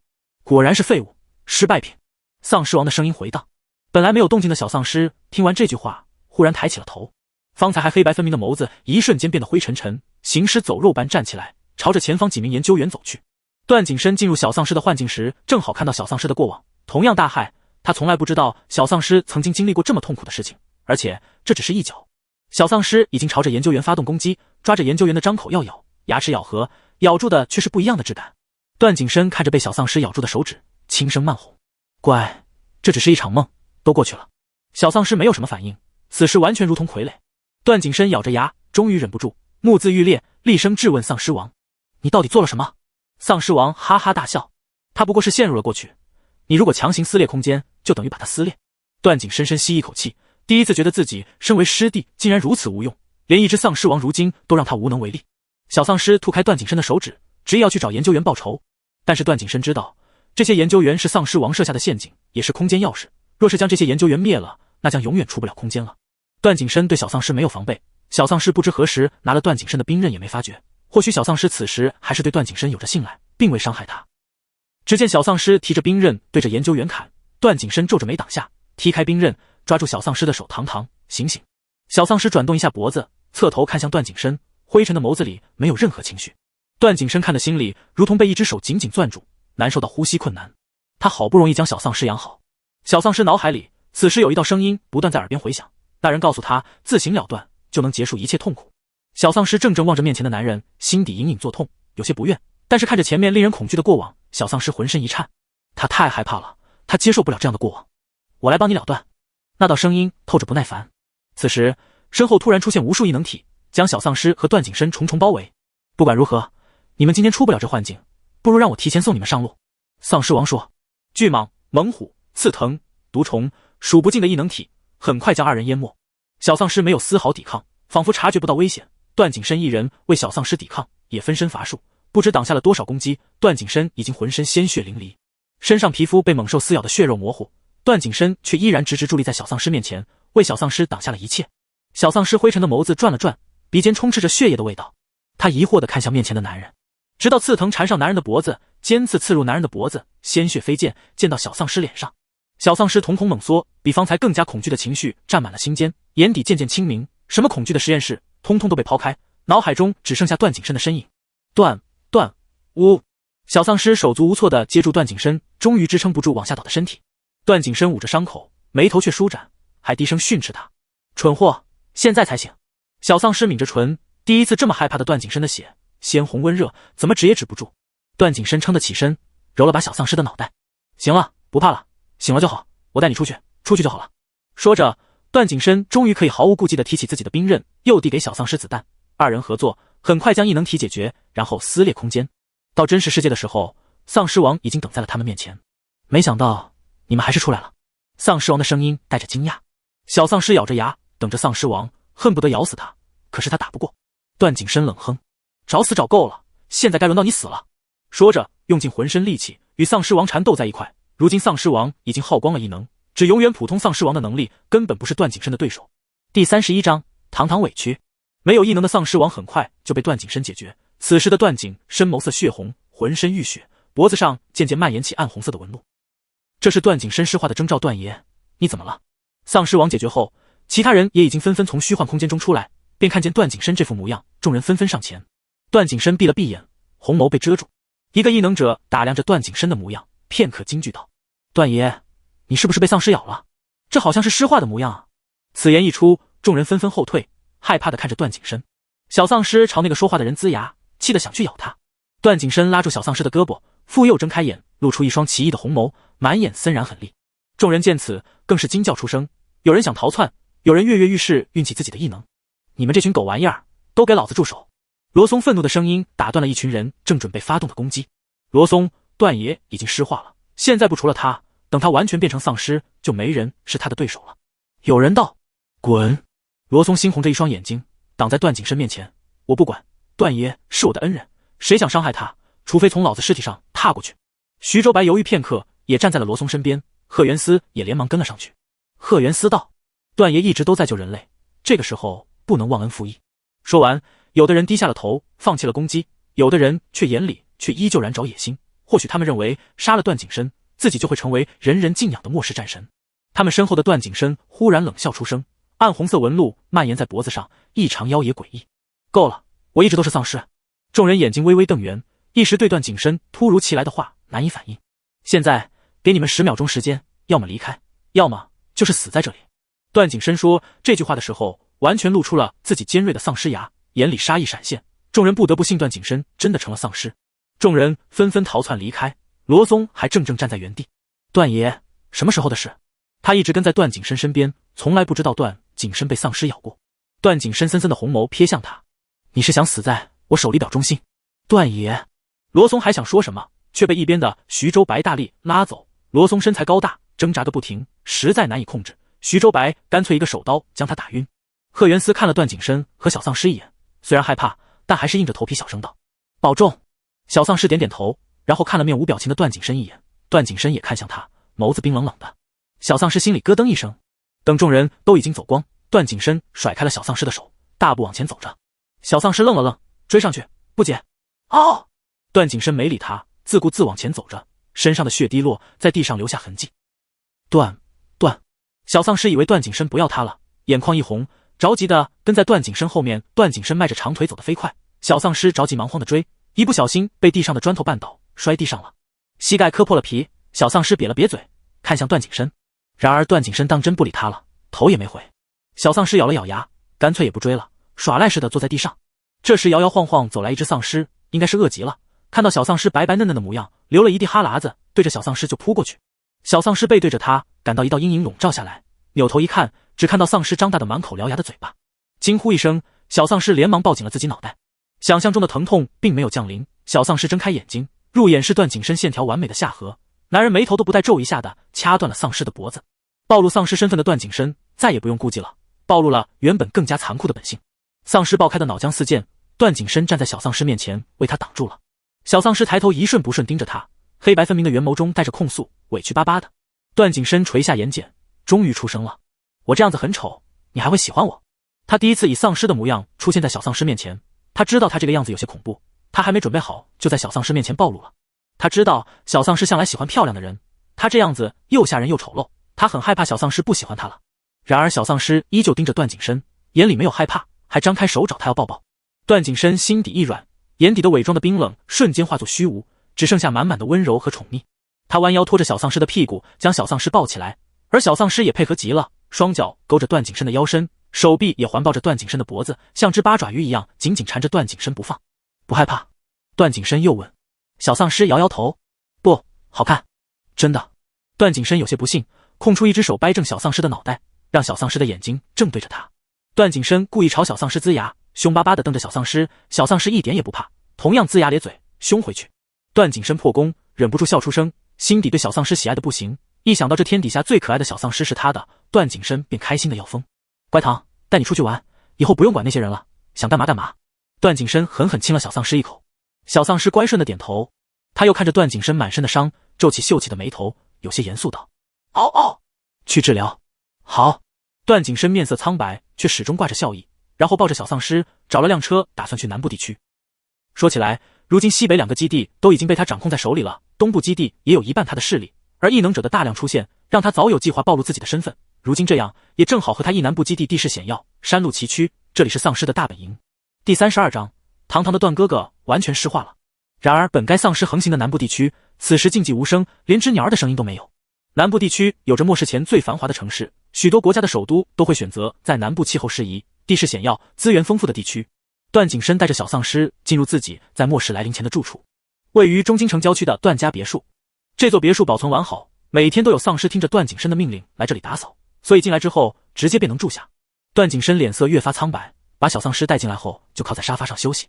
小丧尸站在原地想了想，随后转身在客厅各处一顿翻箱倒柜，把家庭医疗箱找了出来，往段景深面前一放，白嫩的小脸十分严肃。快！段景深扯了扯嘴角，听话的直起身，打开医疗箱，找了绷带，随意在伤口上缠上几圈，便又靠下去了。小丧尸看段景深敷衍的模样，有些生气。段景深摆了摆手，眼神示意小丧尸往自己这边靠近。小丧尸一眼走近，结果猝不及防被段景深大力拉进怀里。乖，让我休息一会儿，有点累了。段景深道。小丧尸抿着唇点头，他心里偷偷打算等段景深睡着了，自己给他上药。段景深揉了把小丧尸的脑袋，便撑不住眼皮的沉重，陷入沉睡。小丧尸等了一会儿，发现段景深真的没有动静了，呼吸都轻的几乎快要消失似的。嗷嗷！小丧尸摇了摇段景深的手臂，眉眼间浮上担忧之色，但是段景深依旧没有任何动静。小丧尸还是第一次见到这样没有生气的段景深，一时间慌乱失措。小丧尸紧紧抿着唇，转头便打算去外面找点药。刚走出别墅，却发现别墅处于半山腰，四周森森树林，只有一条干净平坦的大道蜿蜒下山。小丧尸说走就走，不会开车。小笨脑袋打算就这么走下去，走了许久才到达山底。但是这时小丧尸却忽地感觉到不对劲儿，他转身看着来时的路，皱起眉头，想不通为什么南部地区明明丧尸横行，可是到现在却一只丧尸都没有遇到。正想着，就听见半山腰处传来丧尸的嘶吼声，响彻山间，听着都令人忌惮。这绝对是高级丧尸的声音。小丧尸想到段景身处于昏迷的模样，心中一紧，连忙转身回去，却发现一大批丧尸不知从哪儿出来的，直往山下冲，密密麻麻一片，不给小丧尸一丝机会往回走，反而把小丧尸推得越来越远。小丧尸气得眼睛都红了，踢打着推挤自己的丧尸，但是丧尸没有痛觉，僵硬的身体雷打不动地推着小丧尸走，很快就到了宽阔的公路上。丧尸终于散开，小丧尸逆着丧尸流动的方向拼命往山上跑，但是即使再快也需要一定的时间。当小丧尸到达段家别墅的时候，周围已经围满了变异体，各种体型巨大的变异体摇晃着身子，对着屋内的男人虎视眈眈。不远处停着一辆陌生的车，周围还站着几个白色大褂的研究员。这熟悉的衣着，除了那天追着小丧尸扎针的实验室，还能是谁？小丧尸拔腿往屋内跑，心里对段景深的担心压得他喘不过来气。昏迷且受伤的段景深根本没有一丝抵抗的能力。别墅正门大开，小丧尸刚到，看到的便是完全湿化的段景深，他的面色已经一片湿白，眼眸没有了光泽，瞳孔泛着暗红，大手抓着一个白大褂，男人的脖子，指甲狠狠陷入男人的皮肉，正歪着头撕咬男人的皮肉。段景深的背上还插着一支针管。小丧尸惊愣在原地。哦！侧目果然便又看到了旁边戴着眼镜的中年男人，他戴着口罩，摸着下巴，如同看待自己的实验品，眼里带着满足的笑意。小丧尸能感受到段景深作为师弟身上散发的强劲威压，这是以前段景深身上没有过的杀戮气息。小丧尸咬了咬牙，打算先给段景深报仇，于是转身往白大褂中年男人扑过去。男人早有预判似的躲避飞快，然后又从自己口袋里摸出一支针管，接着吹了声口哨。屋外几个研究员带着变异体进入屋内，不用男人示意便径直冲向小丧尸，完全计划好的一般。他们十分清楚小丧尸的招式和弱点，很快就将小丧尸按住。男人拿着针管一步一步走上前，终于发出声音：堂堂，想不想变得和他一样强？这样那些人就再也不会欺负你了。小丧尸脑袋一扭，拒绝听男人的话。男人也不恼，冷笑一声，不再多说，找准地方打算将针头插入，但是男人还是落了空。小丧尸听到男人的惨叫，扭头一看，发现段景深不知何时来到身边，嘴里咬着中年男人的手臂。男人暴怒，骂了一声疯狗，或许是知道自己如今不是发狂的师弟的对手，加上突然受了伤，便赶紧让身边几个研究员带自己离开。走的时候还骂道：为什么突然不受我们控制了？小丧尸看了段景深一眼，眉头紧锁。难道彻底湿化的段景深还会听那些白大褂的命令？来不及想，他就看到段景深一把将背上的针拔了，然后杀气腾腾朝小丧尸走来。看着这样的段景深，小丧尸头皮发麻，小心翼翼地喊他：段景深没有理会他，他已经不认识小丧尸了。他一步一步朝小丧尸走近，待脚尖碰到脚尖，段景深才停下来，两人挨得极近。小丧尸正面对着师弟，已经抖成了筛子。小丧尸咬着牙，小心翼翼拉了拉段景深的衣袖。哦！哪知段景深一把将小丧尸甩开，力道极大，直接将小丧尸推倒在了地上。小丧尸倒吸一口冷气，手脚咳出淤青，疼得他鼻子发酸，眼眶发热。段景深不再管小丧尸，他转身出了别墅。小丧尸见此，连忙从地上爬起来跟上。站在的段景深仿佛就是一只没有意识的丧尸，且能力强了许多。外面的变异体手起刀落之间全部被杀灭，而那几个研究员早已经逃之夭夭。小丧尸跟在后面看得一愣一愣，等段景深灭了这些变异体，察觉到身后人，猛地转身，大掌掐住小丧尸的脖子。第33章，堂堂不要他做老婆了。段景深手上的力道不断加重，就在小丧尸以为自己的脖子就要断掉的时候，段景深又松了松手，转而歪着脑袋，目光在小丧尸脸上流连着，似乎是在考虑在哪儿下嘴。小丧尸瘪了瘪嘴，他一直都知道段景深很喜欢他的小嘴儿，每天都要会咬他的小嘴巴，所以现在没有意识的段景深肯定也是要咬他小嘴巴的，而且还会往死里咬。想到方才段景深撕咬研究员那血淋淋的一幕，小丧尸闭上了眼睛，他不想面对这么丑的死法。下一刻，小丧尸果然感觉到段景深的靠近，脸上一阵湿滑的触感，小丧尸不禁再次想起段景深撕咬别人的画面，他的嘴咬过别人。小丧尸眉头一皱，突然十分抵触段景深，怒火轰的一下冲斥心腔，接着他一把推开段景深。小丧尸也不知道自己哪来的胆子，对着段景深一段嗷嗷嗷的怒骂。段景深虽然没有了自己的意识，但是小丧尸的脏话还是听得懂的。在段景深如今仅有的记忆里，身为师弟，他什么时候被这么骂过？两只丧尸此刻对峙着，都极其生气，互相瞪着对方，谁也不放过谁。但是小丧尸终究是势单力薄，很快就被段景深凶神恶煞的模样吓得败下阵来。段景深怒气冲冲的上前，对着这个对自己大不敬的小丧尸就是一顿啃咬。小丧尸明显的感觉到段景深对着他脖子上的皮肤又吸又吮的，带着丝丝疼痛，又伴随着酥麻的感觉，让小丧尸的身体控制不住的站立着。很快，段景深尖锐的牙齿刺破皮肤，脖子处白嫩的皮肤本就敏感，突如其来的疼痛让小丧尸面色瞬间惨白一片。他欲哭无泪的想，段景深肯定是趁机来找自己报仇的，早知道以前就不喝段景深的血了。他又仔细算了一下，他喝了段景深这么多血，段景深把他吸干他都还不回去。正胡思乱想着，小丧尸没有发现段景深早就移开了脑袋，一瞬不瞬盯着面前这只血液美味的小丧尸，看段景深在刚刚尝到血液的一瞬间决定了一件事情，那就是把这只小丧尸养起来当自己的储备粮。人类的血液和小丧尸的比起来，简直就是一个天上一个地下。作为一只高贵的师弟，段景深觉得他只能喝这种美味的血液。这么想着，段景深将小丧尸脖子上的手也松开了。只见小丧尸白皙的脖子上留下来鲜红的印子，有些刺眼，惹得段景深一阵烦躁，转过身不再看这只令人烦躁的小丧尸。小丧尸眨了眨眼睛，愣在原地摸着自己的脖子，恍惚的仿佛在做梦。段景深的确咬了他，但是却没把他咬死。小丧尸劫后余生，看着如今忘记他是谁，还狂躁残酷的师弟，为了小命，他心里默默对着段景深说了句对不起，然后打算逃走。趁着段景深转过身的功夫，小丧尸踮着脚尖，猫着腰，狗狗碎碎打算离开。不过才走了几步，段景深后脑勺长眼睛似的转头精准瞄准了小丧尸的位置，对着小丧尸就是一顿嘶吼。师弟的吼声带着无尽威压，方圆百里瞬间跪倒一大片丧尸，更别说就在师弟面前的小丧尸直接便趴地上软成一滩了。段景深怒吼之后，上前盯着自己想跑的储备粮，然后从身上拿出一条链子，二话不说就套在了小丧尸脖子上。这条项链正是段景深之前送给他的那条形似狗链子的链子，现在真的被段景深当成了狗链子，一头套在小丧尸脖子上，一头被段景深攥在手里。段景深将地上的小丧尸拉起来，然后拉着狗链子就走。小丧尸憋屈的跟在后面，欲哭无泪。段景深没有再要咬他的意思，拉着他往别墅外面走，然后坐上了来时的车。不过段景深没有坐在主驾驶，他将小丧尸塞进了主驾驶，自己坐上了副驾驶。小丧尸看着方向盘，一脸懵逼。哦，开车。段景深的声音嘶哑，朝他下了命令。小丧尸摇摇头，不会。段景深眯了眯暗红色的眸子，你敢违抗本地的命令？小丧尸抠着手指甲，觉得这样的段景深像是有那个什么大病，但是他不敢说，只能继续摇头。又重复一遍，不会。段景深眉头一皱，大刀阔斧坐那儿思忖了一下，简单指着油门和刹车，靠感觉，快点，去中京城商业区。靠感觉。小丧尸更是心惊胆战。最后在段景深的威逼利诱加简单教导下，小丧尸踩下了油门，轰的一声，车辆直接猛地撞上前面的大树。幸好车辆结实，又被段景深及时刹住车，两人才得以安全无恙。段景深脸色黑得能滴出墨汁来，浑身杀气腾腾，怒视着小丧尸，斥骂：废物！小丧尸缩成一团，委屈巴巴，段景深只好下车，将小丧尸塞进了副驾驶，自己上了主驾驶。虽然车辆有点破，但是还能用。段景深黑着一张脸，将车开到了道路上，一路上都在骂小丧尸废物，竟敢让他堂堂师弟开车。小丧尸早就已经在段景深啰啰嗦嗦的骂声中疲惫的睡着了。很快到了中京城市区，段景深下车将小丧尸又拉了出来。睡得迷迷糊糊的小丧尸每每反应过来，这么一拉，猝不及防摔在了地上，伤痕累累的白嫩手脚又添新伤。小丧尸抽了抽鼻子，怒瞪着段景深，一边心里委屈的想，不要他做老婆了，他要离家出走。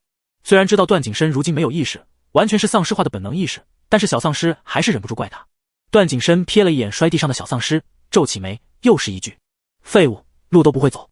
小丧尸艰难地爬起来，段景深也不给小丧尸休息的机会，直接拉着踉踉跄跄的小丧尸往一栋高大的写字楼走。这里的电梯还能运转，楼内有一些穿着西装制服的丧尸，末世之前估计是这楼里的员工。进电梯的时候，段景深差点就把小丧尸落在了外面，而小丧尸脖子上的链子还在段景深手里。第34章，堂堂进士替身。这个电梯许久未用，感应系统滞缓，根本无法感知中间有东西，如果电梯启动，后果不堪设想。好在段景深及时反应过来，猛地将小丧尸扯进电梯。小丧尸还不知发生了什么，被扯得脖子生疼，又气又委屈的瞪了段景深一眼。段景深反而怒气冲冲凶他：蠢笨！小丧尸只知道自己莫名被骂了，杏眸蹭的瞪圆，指了指自己，气得已经说不出话来了。段景深哼了一声，扭头不再理会小丧尸。很快到了顶楼，顶楼没什么丧尸，估计是楼层太高，没有哪只丧尸会没事往上爬。不知段景深是靠着本能，还是脑海中还存在着末世前的记忆，竟直接进入了一个办公室办公桌上还放着写着段景深名字的合同。段景深径直打开办公桌的抽屉，片刻，从里面拿出一张照片。照片上可以看到穿着一身校服、气质清冷的少年段景深，旁边是一个拉着他胳膊的10岁左右的小男孩。小男孩长得十分漂亮，白白嫩嫩的。照片里段景深的眼神在他身上移不开似的。小丧尸疑惑看向段景深，即使变成尸地，没有记忆的段景深对着这张照片依旧沉迷片刻，然后将小丧尸扯过来，命令道：“记住，我要找到他。”小丧尸不解：“哦，为什么？”段景深冷哼：“你不配知道。”小丧尸撅了撅嘴，他心里隐隐明白，这估计是段景深喜欢的人。段景深原来有喜欢的人了，还说喜欢他。小丧尸的思想越飘越远，越来越伤心委屈，直到被段景深摇醒。段景深看小丧尸在他面前神游，气得一口就叼住了小丧尸脸颊上的肉，牙齿磨动着。小丧尸又疼又怕的，泪花都出来了。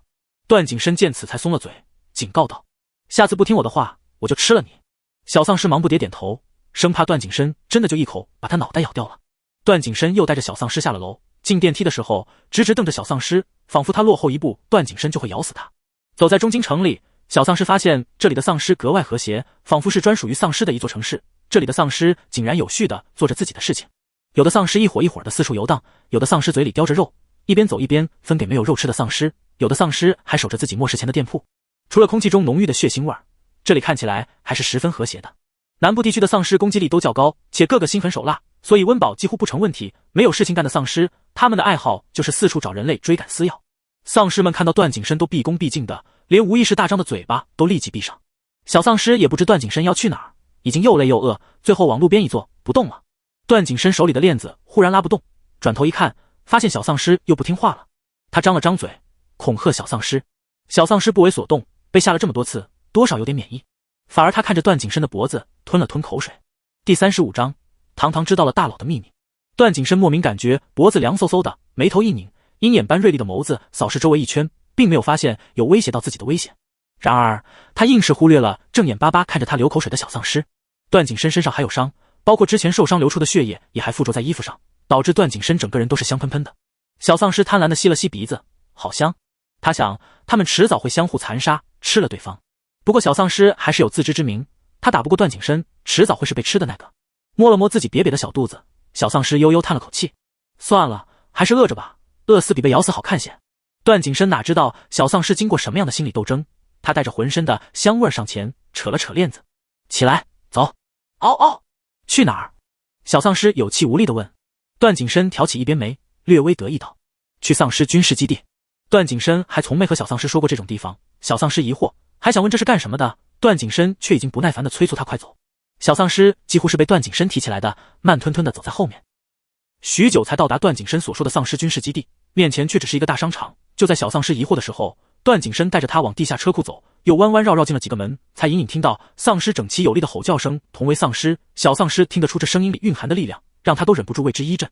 段景深看着他的模样，又是得意地扯了扯嘴角，又向前走，穿过隧道，眼前豁然开朗，宽阔的地下训练场回荡着丧尸的们阵阵的嘶吼。小丧尸仿佛真的看到了100万大军奔腾。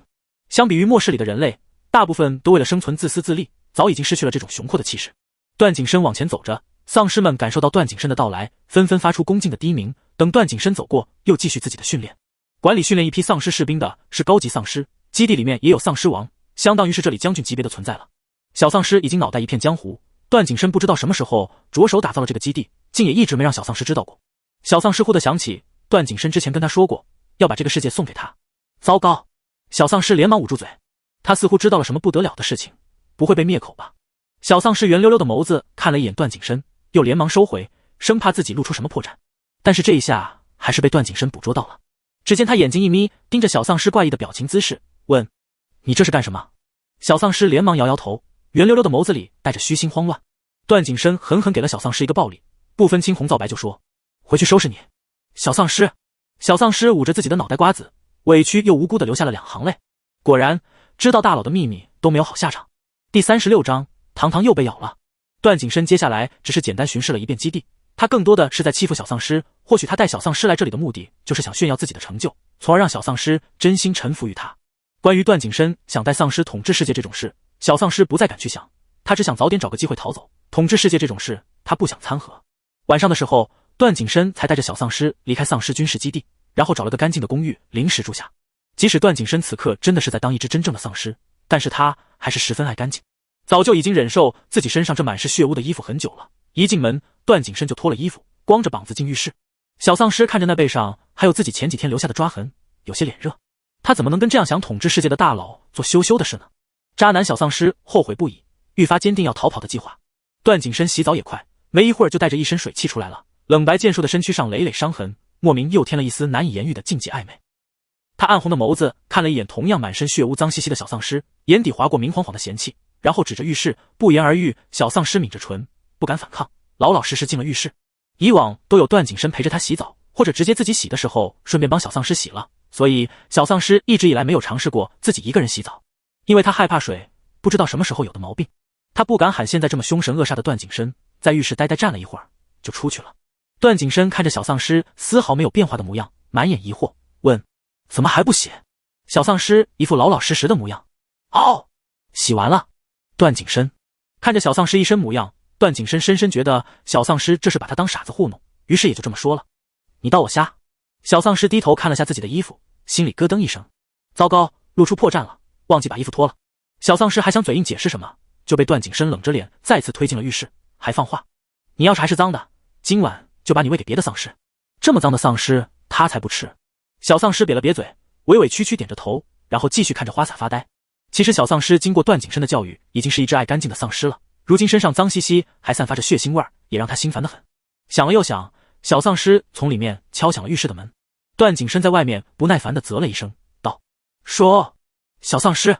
嗷嗷，要衣服。段景深嗤笑：你这小丧尸还会害羞？小丧尸咬牙忽略段景深的话，继续哀求段景深给他衣服。不过段景深并没有小丧尸的衣服，随便从公寓的衣柜里拿了一件新的浴袍扔给小丧尸。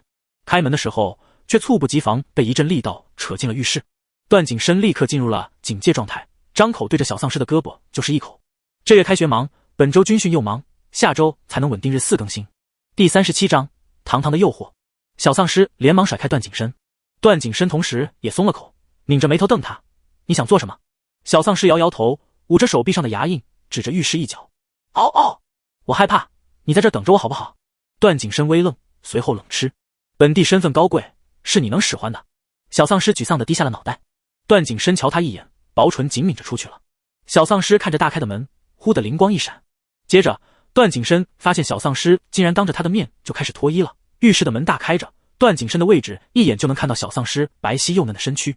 小丧尸这个时候不害怕了，还沾沾自喜，觉得自己十分聪明。开着门看着段景深洗澡就不怕了。这么想着，小丧尸还挑衅地看了一眼段景深。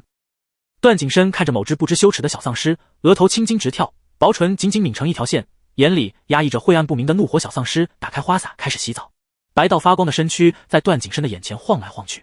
他低头一看，只见裤子竟顶起来一块。段景深皱起了眉头，作为丧尸的他从来没有过这样的经历，只觉得难受的紧。段景深陷入深思之时，小丧尸已经潦草洗完了澡，没擦身子也没穿衣服，就这么跑出来了。尤其是身后全身肉最多随着动作荡起肉波，看得段景深眼睛猩红，眼里燃烧着暗火。小丧尸还没有察觉，喜滋滋站在段景深面前，邀功似的眨巴着圆溜溜的大眼睛盯着他看。以往的段景深定然会摸摸他的脑袋夸他棒，然后给他穿上睡衣，但是现在的段景深并没有这么做。他冷冷瞪着小丧尸，越来越难受。而让他这样的罪魁祸首就是面前这只小丧尸，段景深自然没有什么好脸色，狠狠等着小丧尸，那眼神恨不得把段景深生吞活剥。小丧尸才意识到不对劲儿，悻悻然收起表情，耷拉着脑袋站好。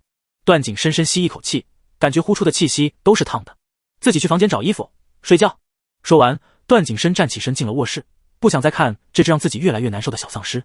小丧尸点点头，听话的去找衣服，却并没有找到合身的，便拿了一件宽大的衬衫套身上，裤子更是懒得穿了，就这么走向了段景深的卧室。他以前都是和段景深睡的，走的也理所当然。段景深正闭着眼睛深呼吸，企图压制身上那股子躁动。感觉到有人靠近，段景深猛然睁眼，入眼就是小丧尸套着他的衬衫光着的模样，偏偏那双干净清澈的眸子带着懵懂，完全不知道自己如今是什么模样。段景深刚刚压制了一点火气，这下全然崩溃，再也绷不住。他紧咬着牙，一把将小丧尸按进了床铺，低哑着声音质问：告诉我，你做了什么？第38章，堂堂教他怎么舒服。段景深就是怀疑小丧尸对自己做了什么，才会让自己这么难受。段景深呼吸越发粗重，双目猩红，一瞬不瞬盯着小丧尸的眼睛，说：不然我现在就把你吃了。小丧尸慌张地摇着脑袋，一脸茫然无措。嗷嗷，你这个药上厕所就舒服了。小丧尸只能红着脸告诉段景深这件事情。以往段景深就是在他身体里，然后就舒服了。段景深半信半疑皱起眉头，见小丧尸的表情不像是说谎，于是听他的话进了浴室。过了一会儿，又带着浑身躁动的怒气回来，一把扯起小丧尸的领子。你骗我，那里并未舒服半分。小丧尸也不知道此时还怎么办了。就在段景深气到发狂的时候，小丧尸脑海中闪过的片段让他灵光一闪，连忙道：嗷嗷，好像需要我。段景深已然不信任小丧尸了，对着小丧尸的脖子一阵乱舔。小丧尸吓得眼泪哗哗流，段景深看了更加难受了，他似乎又有些喜欢看小丧尸这种表情。最后段景深只是将小丧尸的唇咬破了，喝了点血便松了口。他冷哼，本帝要慢慢吃了你。小丧尸吓得直哆嗦，偃旗息鼓，段景深依旧如此。小丧尸咬了咬牙，看了正闭眼深呼吸的段景深一眼。他倒是知道怎么解决，可是段景深不配合，他也没办法。最后段景深竟打算就这样睡了，睡之前还把小丧尸赶出了房间，让他随便找个房间自己睡。小丧尸当然不依，他已经习惯了和段景深一起睡，于是打算夜袭。深夜，小丧尸拽着一个枕头，悄咪咪踮着脚来到段景深卧室门前。段景深在自己认为安全的地方睡觉，一般不会锁门的。小手尝试着轻轻一拧，门就开了。小丧尸弯了弯嘴角，猫着腰前进的步伐都带着小得意。窗户没拉窗帘，朦胧月光透过玻璃洒在房间。丧尸本就夜间视力好，借着月光，小丧尸更是将床上的情况看得一清二楚。段景深没穿衣服，小丧尸红了红脸，轻轻蹭到床边，打算就这么偷偷躺在旁边睡了。但是他刚躺下，旁边的段景深立马转了个身，抱住了小丧尸的腰身。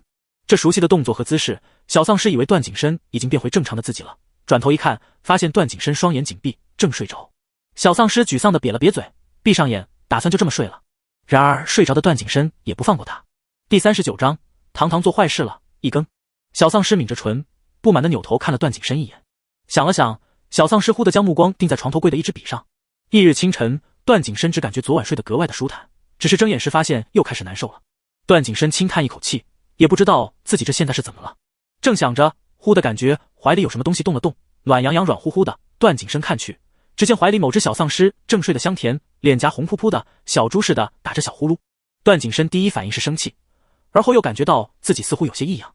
段景深的凝重的表情瞬间裂开，脸色几乎扭曲，狠狠瞪着小丧尸，一字一句几乎是地狱里传来的声音：你死定了！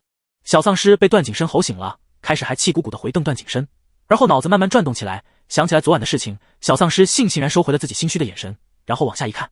小丧尸不想笑的，但是真的忍不住。小丧尸将脸埋进枕头里，笑得辛苦。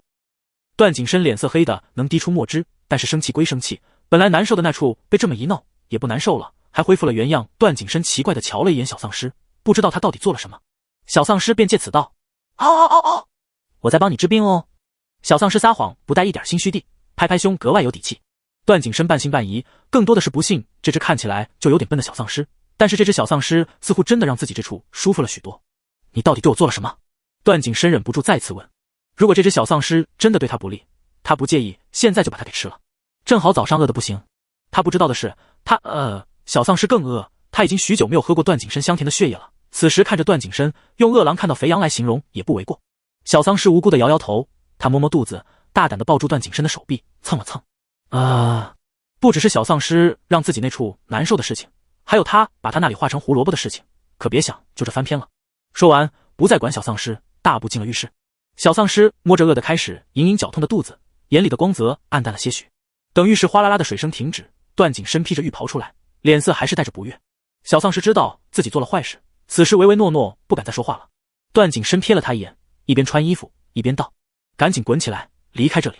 小丧尸蔫了吧唧的点头，下床，在段景深面前晃来晃去的找衣服。昨天的衣服洗了澡之后早就被段景深嫌弃的扔了，找了半天没找到衣服，只能将求助的目光投向段景深。段景深最烦他这种可怜巴巴又无助的眼神，每次都让他招架不住。他转身去衣柜里翻了翻，发现真的没有适合小丧尸穿的衣服，没办法，最终只能随便挑了套衣服让小丧尸套上，再把衣袖和裤腿往上卷一卷，勉强也能穿。很快他们就离开了公寓，再次前往了丧尸军事基地。这次段景深不是巡视，而是直接亲自训练他的丧尸大军。小丧尸跟在一边，即使耳边震天吼声也阻挡不了他的困意，同时伴随着饥饿，眼前阵阵发黑。迷迷糊糊间，他似乎听到段景深近期就要攻打人类了。他说他想统治世界，要消灭人类，小丧尸一个惊吓过度，直接眼前一黑，晕过去了。好在段景深眼疾手快，将小丧尸抱紧了，不然的摔个鼻青脸肿。他咬着牙连忙叫来一个负责医疗的丧尸王，冷着脸下令：他是我的食物，要是死了，你们以后也就都饿着吧。丧尸最怕的就是饿肚子，不然也不会看到人类就去咬。听了这话，丧尸王连忙使出浑身解数检查小丧尸的身体，最后得出结论，小丧尸是饿晕了。段景深想起来自己似乎是没有给小丧尸吃过东西，轻咳一声，段景深又叫丧尸送来金和丧尸王，顺便将小丧尸身上的一些小伤上了药。这2天发生的事情太多，小丧尸和段景深身上都有伤，自从段景深没有了人类段景深的记忆，也就没有管过这些伤。段景深身上的伤更重，被丧尸王发现，按着上了药。很快，一只丧尸送来了高级金盒，段景深拿了，直接就往小丧尸嘴里塞。小丧尸处于昏迷中，哪里能吃东西？丧尸王连忙拦住粗鲁的师弟大人，说：可以碾碎了泡水里喝。段景深挑了挑眉，倒是不知道金盒还能这么吃。段景深直接把这个任务交给了丧尸王。丧尸王熟练地拿出自己的工具，碾碎，倒进水里搅拌，然后坐到小丧尸旁边，吹了吹微烫的金河水，动作轻柔地凑近小丧尸。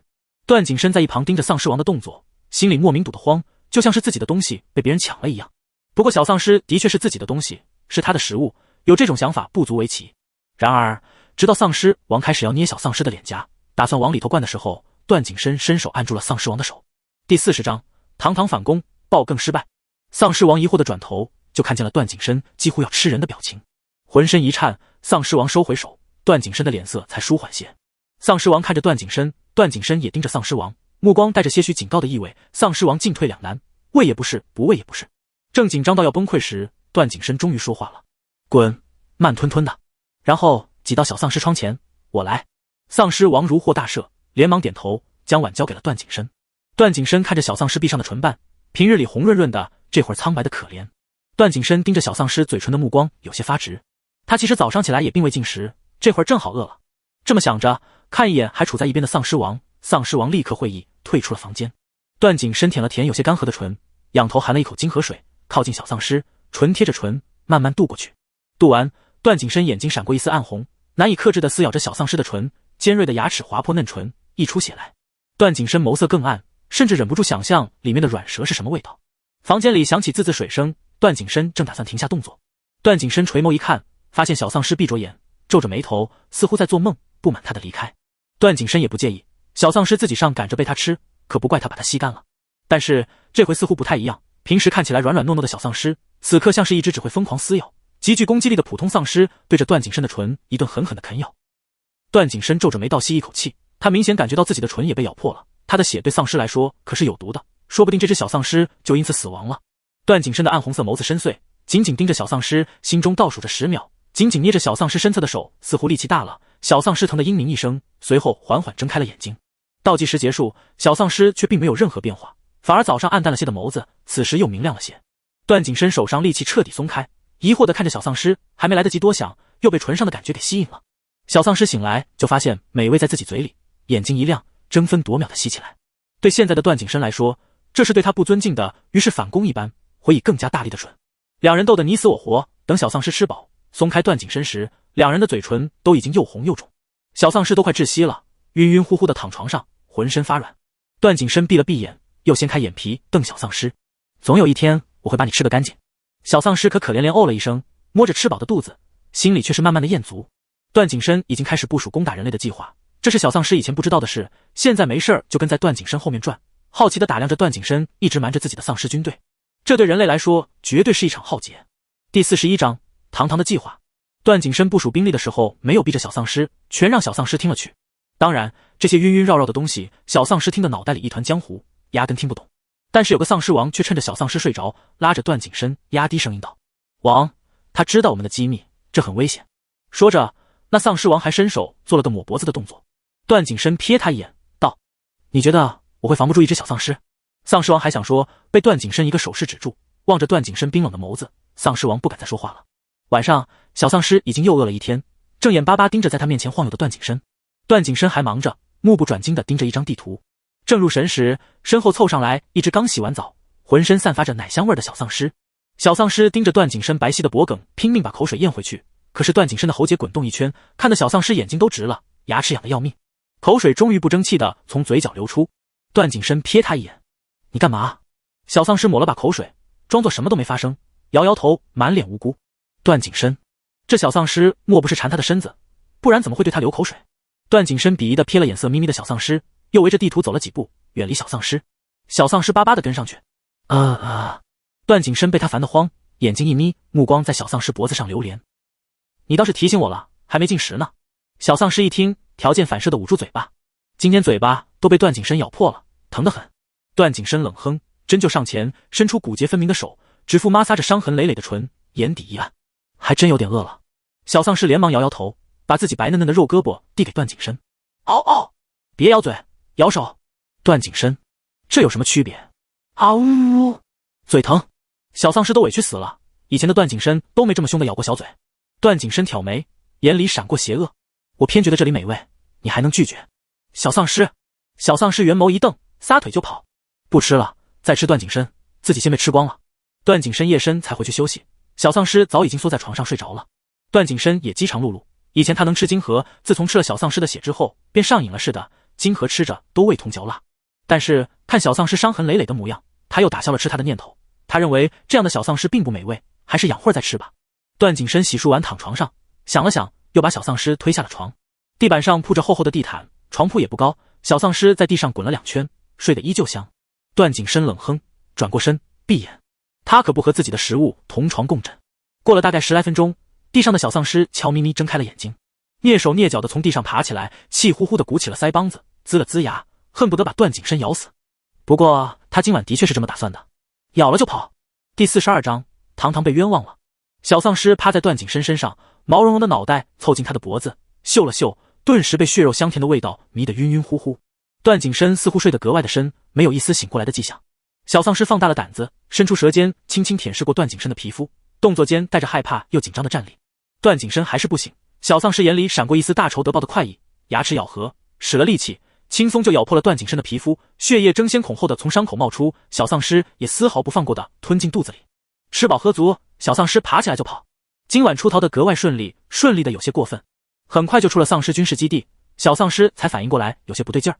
这场景太熟悉了，每次顺利出逃准没好事。小丧尸原地转了一圈，不敢再跑。夜深，四周漆黑，也没人来找他。正纠结走还是不走，一阵风吹过，不知从哪儿飘转下来一张图纸，晃晃悠悠落在地上。小丧尸先是警惕地瞧了瞧四周，才上前看着这张不知从哪儿落下的图纸。正是段景深今日做了许多标记的地图，上面有丧尸大军攻打人类的路线和计划。小丧尸心里咯噔一声，预感大事不妙。这时他忽然闻到了人类的气息十分浓郁，少说有1000人。小丧尸忽而想起人类已经知道段景深是丧尸的事情，莫不是他们偷了图纸，却不小心掉出来了。小丧尸的脑子终于灵光了一次，目光瞟向前排一栋栋高大的建筑，心想不妙，便拔腿往回跑，打算把这个事告诉段景深。没走几步就看见了段景深，身后还跟着几个丧尸王，正怒目圆瞪，似乎跟他有血海深仇似的。我就说这小丧尸不靠谱。一只丧尸王道。段景深的目光落在小丧尸脸上，一会儿又转移到他手中的图纸，问：你当真是偷了地图打算跑？跑去哪里？给人类送信？小丧尸一听，脑袋摇得跟拨浪鼓似的，但是现在并没有人相信他。小丧尸来不及解释，他只想告诉段景深，人类已经偷袭过来了。嗷嗷嗷！有人类来了。没人信他，看着他的眼神没有一点信赖。段景深深邃的红眸看不清情绪。一个丧尸王道，有人类也是和你接应的吧？小丧尸，带下去，关着。段景深摆了摆手，浑身气息冰冷。小丧尸心底更是一凉，段景深居然不相信他。不，小丧尸抗拒地避开上前来捉拿他的丧尸王，他至少得让段景深相信外面有1000多号人，做好准备。以这些人类的气息来看，必定是异能者，对上没有任何准备的一群丧尸，多少得两败俱伤。2名丧尸王见小丧尸躲，干脆强硬地按住小丧尸。小丧尸真的第一次这么生气。小丧尸直直瞪着段景深，段景深仿佛没有看见，摆摆手让人把小丧尸带下去。小丧尸被带到了一个地牢，在丧尸军事基地一个偏僻的地下室。这里有一些不听管教的丧尸王，或者一些做错了事的普通丧尸。普通丧尸倒是还好，老老实实待着，那些丧尸王却狂得不行，嘶吼些骂骂咧咧，可难听了。小丧尸捂住了耳朵，心里却默默学习着，打算以后用到段景深身上去。小丧尸心里有不祥的预感，紧张地竖起了耳朵，听着外面的声音，甚至让看管他们的丧尸大哥去外面打听消息。但是丧尸大哥们就跟提线木偶似的，只是机械地看管着他们，其他事一律不管。小丧尸只能继续窝在牢房等待。原以为这种环境和氛围下他是睡不着的，但是小丧尸还是低估了自己。半小时后，脑袋一点一点的，眼皮都撑不住了。正在此时，外面轰隆一声巨响，小丧尸惊醒，霍地站起身，扒拉着牢房大门，伸长了脖子，企图看外面的情况。但是除了地牢大门透过来的一点光亮，其余什么都看不见。嗷嗷！小丧尸哀求地看向守门的丧尸大哥。可是这里的丧尸在段景深下了命令之后，即使是原地被一枪爆头，也不会改变指定动作。小丧尸心急如焚，在地牢内来回踱着步子。外面又是一阵阵枪响，伴随着丧尸大军整齐的嘶吼，巨大的声响让整个地牢都抖三抖。外面估计已经和人类打起来了。小丧尸咬牙，忽的眼睛一亮，他想起了自己血液的特殊，可以让变异体臣服，但是还没试过对丧尸会有什么作用。小丧尸这么一想，干脆死马当活马医，咬破了指尖，将冒出的血偷偷滴在守门丧尸的身上。倒数了10秒，丧尸大哥没有丝毫变化，已经问句太便宜，站在牢房门口。小丧尸叹了口气，垂头丧脑的转身。然而刚转身的一刹那，身后一声肉体倒地的声音。小丧尸眸光一亮，转回身，快速上前把守门丧尸身上的钥匙摸索出来，然后打开了牢门。小丧尸拼命奔跑着，一路上都有丧尸和人类在缠斗。这些人类几乎已经个个有异能了，纷纷用自己的异能对付着丧尸。丧尸大军只有蛮力，且还被偷袭了个措手不及，终究还是落了下风。小丧尸在混乱的人群中寻找着段景深的身影，没想到段景深还没找到，自己反而被一个人类给缠上了。别跑了，段景深已经不行了，你就由我解决吧。来人估计以前在东部基地认识段景深和小丧尸，看到小丧尸便认出他和段景深的身份。小丧尸拧着眉头，不想与他废话，只想去找段景深。那人又一步拦住小丧尸，同时使出了水系异能，空中浮现出的液体化作尖锐的冰锥，向小丧尸射去。小丧尸瞳孔微缩，抱头乱窜。他一没有其他丧尸灵敏的反应和强大的力气，二还不像其他丧尸一样被打也不痛不痒，此时对上异能觉醒的人类，也就只有挨打的份儿了。第43章，糖糖没哭哦。不管怎么躲，冰锥都能准确无误地打在小丧尸身上，刺痛布满全身。小丧尸疼得龇牙咧嘴，同时不忘向那个人类露出凶狠的表情。那个人类对小丧尸没有一丝恐惧，像是将小丧尸当做了练手的工具，各种异能使用方法全用在小丧尸身上了。小丧尸浑身冰冷，脸色惨白，冷汗打湿了额头的发丝，白皙的皮肤渗血，染红了衣裳，也死死咬着牙不肯痛呼出声。就在那人准备将一个巨大的冰锥对准小丧尸的脑袋自上而下刺时，一条巨大的藤蔓迅速从地下破土而出，卷起冰锥往地上狠狠一砸，将冰锥摔得4分5裂。谁啊？吃里扒外。那人气得不行，这一看便是木系异能者的做的。他扭头一看，见是一个10几岁的少年，更是打算好好教育一番。来人是贺元思，他的异能已经达到中级，而欺负小丧尸的不过是个初级异能者。贺元思轻松一个异能，便用藤蔓将男人绑着扔出几10米外。堂堂，贺元思朝着小丧尸飞奔过去。小丧尸瘪着嘴，努力咽下被欺负的委屈，哀求的目光看着贺元思。段，他要找段景深。贺元思沉默了一会儿，道：他那边很危险，你过去也没用的。10几个高级异能者正围攻着段景深，段景深没有异能，很难打得过这些高级异能者。就像是赤手空拳的人对上拥有利刃枪械的人，取胜几乎是不可能的。小丧尸去了反而会有危险。贺元思是不赞同带小丧尸过去找段景深的，可是架不住小丧尸的哭闹，甚至贺元思不带他去，小丧尸就自己一个人去。贺元思便妥协道：只带你去远远看一眼，那边的人是一定要消灭段爷的，我们没有办法阻止，但是我和罗松可以救你。小丧尸不想听贺元思说这些，晃了晃他的手，祈求贺元思快点带他去。苍白的小脸上写满了焦急。贺元思叹了口气，拉着小丧尸，一边用上异能，飞檐走壁的带着小丧尸快地到达一块空旷的地方。前方以前是个广场，空旷平坦的地势让被10几个高级异能者围攻的段景深无处可躲。小丧尸远远的只看见各种异能包围着段景深，甚至连段景深人都看不清。小丧尸刚刚才经历了一个初级异能者的攻击，深知异能力量的强悍，不管不顾的就要冲上去。贺元思一把拉住小丧尸：你不能过去，太危险了。嗷嗷！小丧尸脸上露出丧尸的凶狠，对着贺元思的手咬去。贺元思下意识手上一松，就这么让小丧尸跑了出去。贺元思在后面怎么喊都喊不住。段景深，嗷呜！小丧尸站在强劲的异能圈外围，强大的气流让小丧尸前进的步伐都难以迈动。小丧尸记得段景深以前是有徒手对付异能的能力，但是如今面对的是高级异能者，还是10几个大罗神仙也是难以抵抗的。段景深，呜！小丧尸终于将身体挤进了异能攻击圈之内，强劲的气流如同刀刃刮在皮肤上，没有任何伤口，却让皮肤渗血。隐隐能看到前方有个模糊的人影，所有攻击都指向那人。小丧尸除了被气流伤到，倒是没有被其他任何异能攻击到。小丧尸一步一步向中心靠近，满脑子都是要跟着段景深。他简单的脑海中只有这么一个念头，只有段景深。滚出去！是段景深的声音。小丧尸眼睛一亮，加快了步伐。段景深，嗷呜！小丧尸好想让段景深抱抱自己。段景深已经好久没有抱过她了，可是现在的段景深还是很凶，染着鲜红血液的冷峻脸庞上，一双锋利的眸子盯着小丧尸。小丧尸现在哪里管他，只想着要去他身边，不想活了。段景深嘶吼出声，小丧尸疼得讲不出话来，甚至眼睛都被锋利的气流刮得睁不开，只能眯起眼睛靠近段景深，被重重攻击包围，出不去半步，只能眼睁睁看着小丧尸进入攻击范围内。很快，一团火球袭向小丧尸的脸，刹那间，小丧尸被打大力扯进一个宽阔结实的胸膛。段景深，小丧尸说话又利索了不少。段景深把小丧尸整个按进自己怀里，不让各种冰刃火球刺疼碰到小丧尸一丝一毫。小丧尸直觉段景深已经恢复了记忆。哦，段景深嗯了一声，表示承认他想起一切来了，眼底暗红色也已经退下。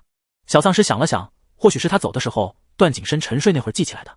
可是段景深在让丧尸王把他关进地牢的时候，居然装作没想起来。小丧尸生气了，嗷呜嗷呜控诉着：“我是为了你好，你跑出来干什么？”段景深气的胸膛起伏剧烈，小丧尸更气，咬了段景深一口：“嗷嗷，你管我干什么？还骗我！”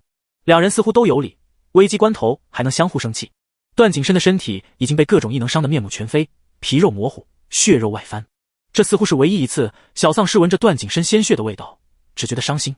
段景深有些特殊的能力，偶尔能将异能的力量劈碎，但是更多时候只能硬扛着攻击。10几个异能者的异能快使用完，发现里面的师弟居然还活着，于是各自对视，打算倾尽最后的力量将师弟消灭干净。你别怕，你不会有事。段景深安抚着小丧尸。小丧尸从段景深怀里抬起头。哦，你呢？段景深扯了扯唇角。我死不了。黑夜里一声巨响，一道刺眼的光，一股强大的气流，所有的一切都将尘埃落定。1周后，人类开始占据了南部地区，这里不再是丧尸的聚集地。小丧尸醒来时还被紧紧护在男人的臂弯里，他没怎么受伤，身上却充满了血腥味。小丧尸从段景深怀里爬起来，他的身上已经没有一处皮肤是完好的。小丧尸颤抖着贴近段景深，他的皮肤冰冷僵硬，胸膛没有呼吸的起伏，双目紧闭，没有一丝生气。段景深，小丧尸拉了拉段景深的手，又捏捏他的鼻子，等了一会儿，没等到段景深的回应，便又重新蜷缩进段景深怀里。第44章，堂堂伸舌头了。不知过了多久，天色渐暗，他们此时身处一片茂密丛林，也不知是怎么到这儿来的，总之不会有人类发现他们。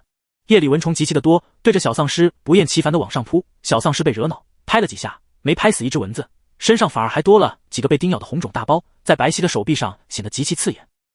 旁边的段景深倒是蚊虫不近身，小丧尸干脆将整个身子缩了缩，使劲缩进段景深怀里，才得以安静窝了一会儿。小丧尸怎么也睡不着，肚子反而敲锣打鼓，饿得慌。段景深，小丧尸晃了晃段景深的手臂，低声喊他。醒来之后，小丧尸不知不觉已经能利索且正常的说话了，只是周围没有人和他说话，连小丧尸自己都不知道这件事。身边的男人浑身冰冷，怎么喊都没有回应。小丧尸只是失望了一会儿，便爬起来打算自力更生。森林之中最不缺的其实也就是食物了。这个森林看起来不是很深，凶猛的动物几乎没有，山鸡野兔比较多。段景深曾经教过他烤鸡来着，但是黑夜里哪有什么山鸡野兔出没呢？小丧尸找了许久，山鸡野兔倒是没发现，却发现了一只丧尸，估计是迷了路的，在树林里游游荡荡，找不到出口。小丧尸瞬间将目标转移到那只丧尸身上，比起山鸡野兔，他还是更喜欢金河一些。不过小丧尸此时没有枪，赤手空拳对上一只看起来比他壮实的丧尸，着实有些困难。可是小丧尸实在是饿得慌了，趁着那只丧尸一个转头的功夫，猛地扑了上去。那只丧尸估计饿了许久，也没什么力气了，一下就被小丧尸按在地上。那只丧尸反应过来，瞬间露出一口带着恶臭和不明液体的獠牙，扭动着身躯要去咬小丧尸。小丧尸有些笨拙的闪躲着，一边使出吃奶的力气按住那只丧尸企图翻过来的身体。他有些后悔自己没有先准备制服丧尸的工具，总之他是打死也不会张嘴咬这只丧尸的。正在小丧尸绞尽脑汁鹅的时候，被他按住的丧尸蓄力猛地将小丧尸掀翻。小丧尸顺势往一边滚了几圈，爬起来就跑，好歹以前也是训练过的。后边的丧尸估计和小丧尸是同样的想法，都是想吃对方的金河，于是对小丧尸穷追不舍。小丧尸慌不择路，也不敢将丧尸往段景深那边带，跑着跑着就迷路了，后面也没有了丧尸的影子。他倒是成功把那只丧尸给甩了，可是小丧尸却一点也不开心，因为他把自己都搞丢了。四周乌漆嘛黑的，伸手不见五指，即使夜间视力再敏锐，也不如白天。小丧尸本就脑瓜子不太灵光，怎么也找不到来时的路线。小丧尸又气又饿，偷鸡不成蚀把米，大概就是这样子的感觉。也不知道段景深会不会被那只丧尸发现。小丧尸急得原地来回踱步。嗷呜！小丧尸尝试着呼唤之前那只丧尸，至少把它引到自己这边来。丧尸能听懂丧尸的意思，这里就2只丧尸，另一只丧尸听到久违的丧尸声音，自然也迫不及待的过来。没一会儿，周围响起窸窸窣窣的声音，小丧尸心里一紧，警惕起来。草丛一阵晃动，那只丧尸果然出现了，但是出现的还有段景深。段景深就这么被那只丧尸拖着出现，小丧尸都惊呆了，同时还有滔天的愤怒。还给我！自己的老婆都被抢了，小丧尸又气又急。但是那只丧尸一看到叫他的，居然是刚才和他结下仇恨的丧尸，偏偏就要和小丧尸作对了，以一副占有者的姿态挡在段景深身前。小丧尸眼睛一红，小炮弹一般，嗷的一声向前猛冲。那只丧尸也不示弱，两只丧尸就这么打起来了。饥肠辘辘的两只丧尸，眉眼间皆是杀意，但是动作却软绵绵的使不上力气，毕竟都是饿了许久的丧尸，除了牙齿还有些杀伤力。一整场打斗下来，两只丧尸像是老大爷比划太极拳，最后连胜负都没有分出来，就以小丧尸的耍赖告终。只见小丧尸突然一个扭身，趁那只丧尸太沉浸于太极拳，绕到后面吐拖着段景深就跑。等那只丧尸反应过来，小丧尸已经带人跑远了。他其实可以趁机将那只丧尸打死，取走金盒的，但是小丧尸又不忍心了，在这空无一人的森林里，唯一能陪他玩的丧尸了。后面的丧尸没再追上来，小丧尸也已经彻底饿得没有力气，找了个隐蔽的地方放下段景深，自己也跟着倒下去，趴在段景深胸膛上休息。宽阔的胸膛没有心跳，没有呼吸的起伏。小丧尸抿了抿唇，又揍了段景深一拳。段景深身上还沾染着血液，伤口也没有愈合，血液的味道一下充斥了小丧尸的鼻腔。小丧尸攥紧了段景深的衣服，纠结许久，终于扛不住饥饿，伸出舌尖轻轻舔舐了一下段景深的伤口。小丧尸眼睛一亮，充满了电斑，脸色都好看不少。小丧尸又忍不住舔了几口，一点点就能让他感觉到饱腹。舔舐完，他也没忘了段景深，他记得段景深也是喜欢喝他的血液的，而且似乎特别喜欢嘴唇上的。小丧尸脸颊微热，心里一狠，以往特别怕疼的小丧尸没有丝毫犹豫地咬破了自己的唇，然后俯下身将嘴唇覆盖在段景深的薄唇上，为了将血液成功送进段景深嘴里，还学着段景深以往的样子伸了伸舌。唇上的血很少，小丧尸也不知道段景深喝没喝饱，因为段景深没有反应。小丧尸不太高兴，他重新躺进段景深怀里，顺便再次给了段景深一拳，然后闭上眼，微微满足地睡了。夜月清晨的第一缕阳光透过树木的枝桠，斑驳洒在小丧尸白皙的脸颊上，蝶翅般纤长的睫毛颤了颤。小丧尸英明一身，往男人胸膛里蹭了蹭。感谢打赏，记住你了女人。第45章，糖糖哭了。忽然发现段景深胸膛有些许异样，脸颊贴着的带着一层薄薄的肌肉的胸膛没有了伤口黏腻的感觉，乌黑浓密的睫毛一颤，漂亮的眸子唰地睁开。段景深的胸口有伤，衣服也破了口子，可以看到里面的皮肉，昨晚还血肉模糊的伤口，此时已经结了痂。小丧尸噌地坐起身，伸手扒拉开段景深的衣服，心里隐隐明白了些什么。果不其然，伤痕累累的身躯，各种伤口都已经结了痂。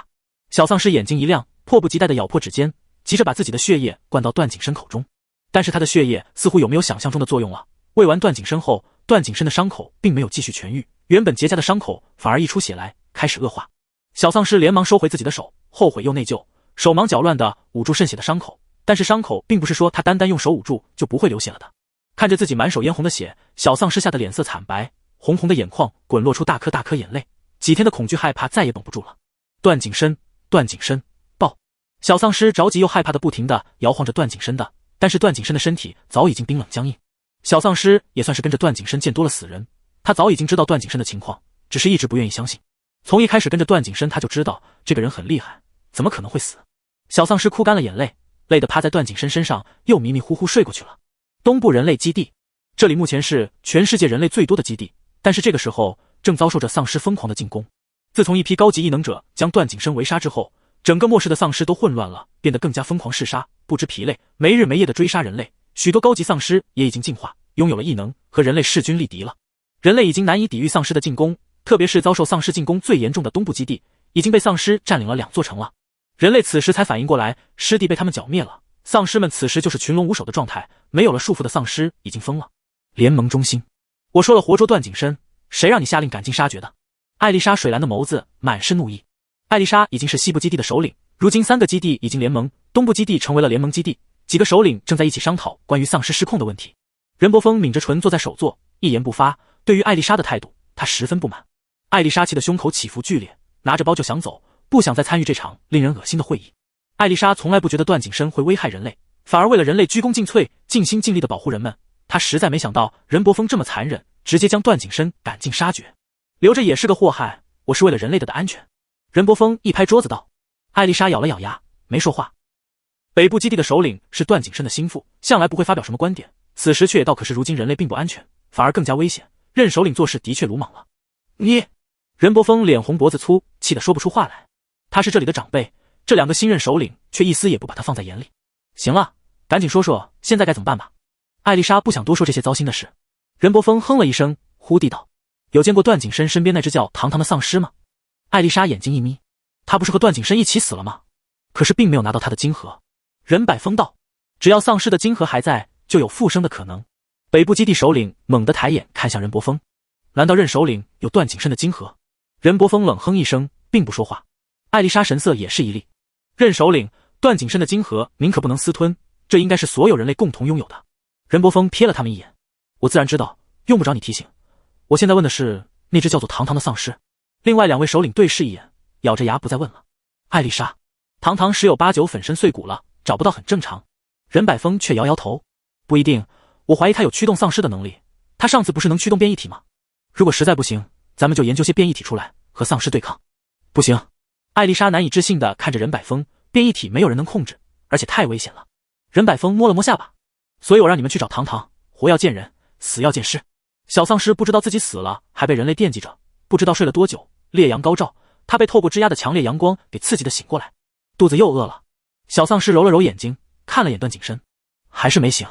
但是下一秒，小丧尸眼睛一亮，因为段景深的伤又结痂了，甚至有的已经落痂，开始生出粉色的肉。原来他的血没有害了段景深，小丧尸心里一松。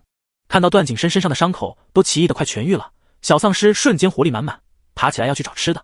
他要把自己吃饱饱，喂段景深喝更多的血，让他好得更快。怕段景深又被哪只丧尸给找到，小丧尸还特地找了些杂草落叶，将段景深的身躯遮盖住，然后才放心往森林一处走去。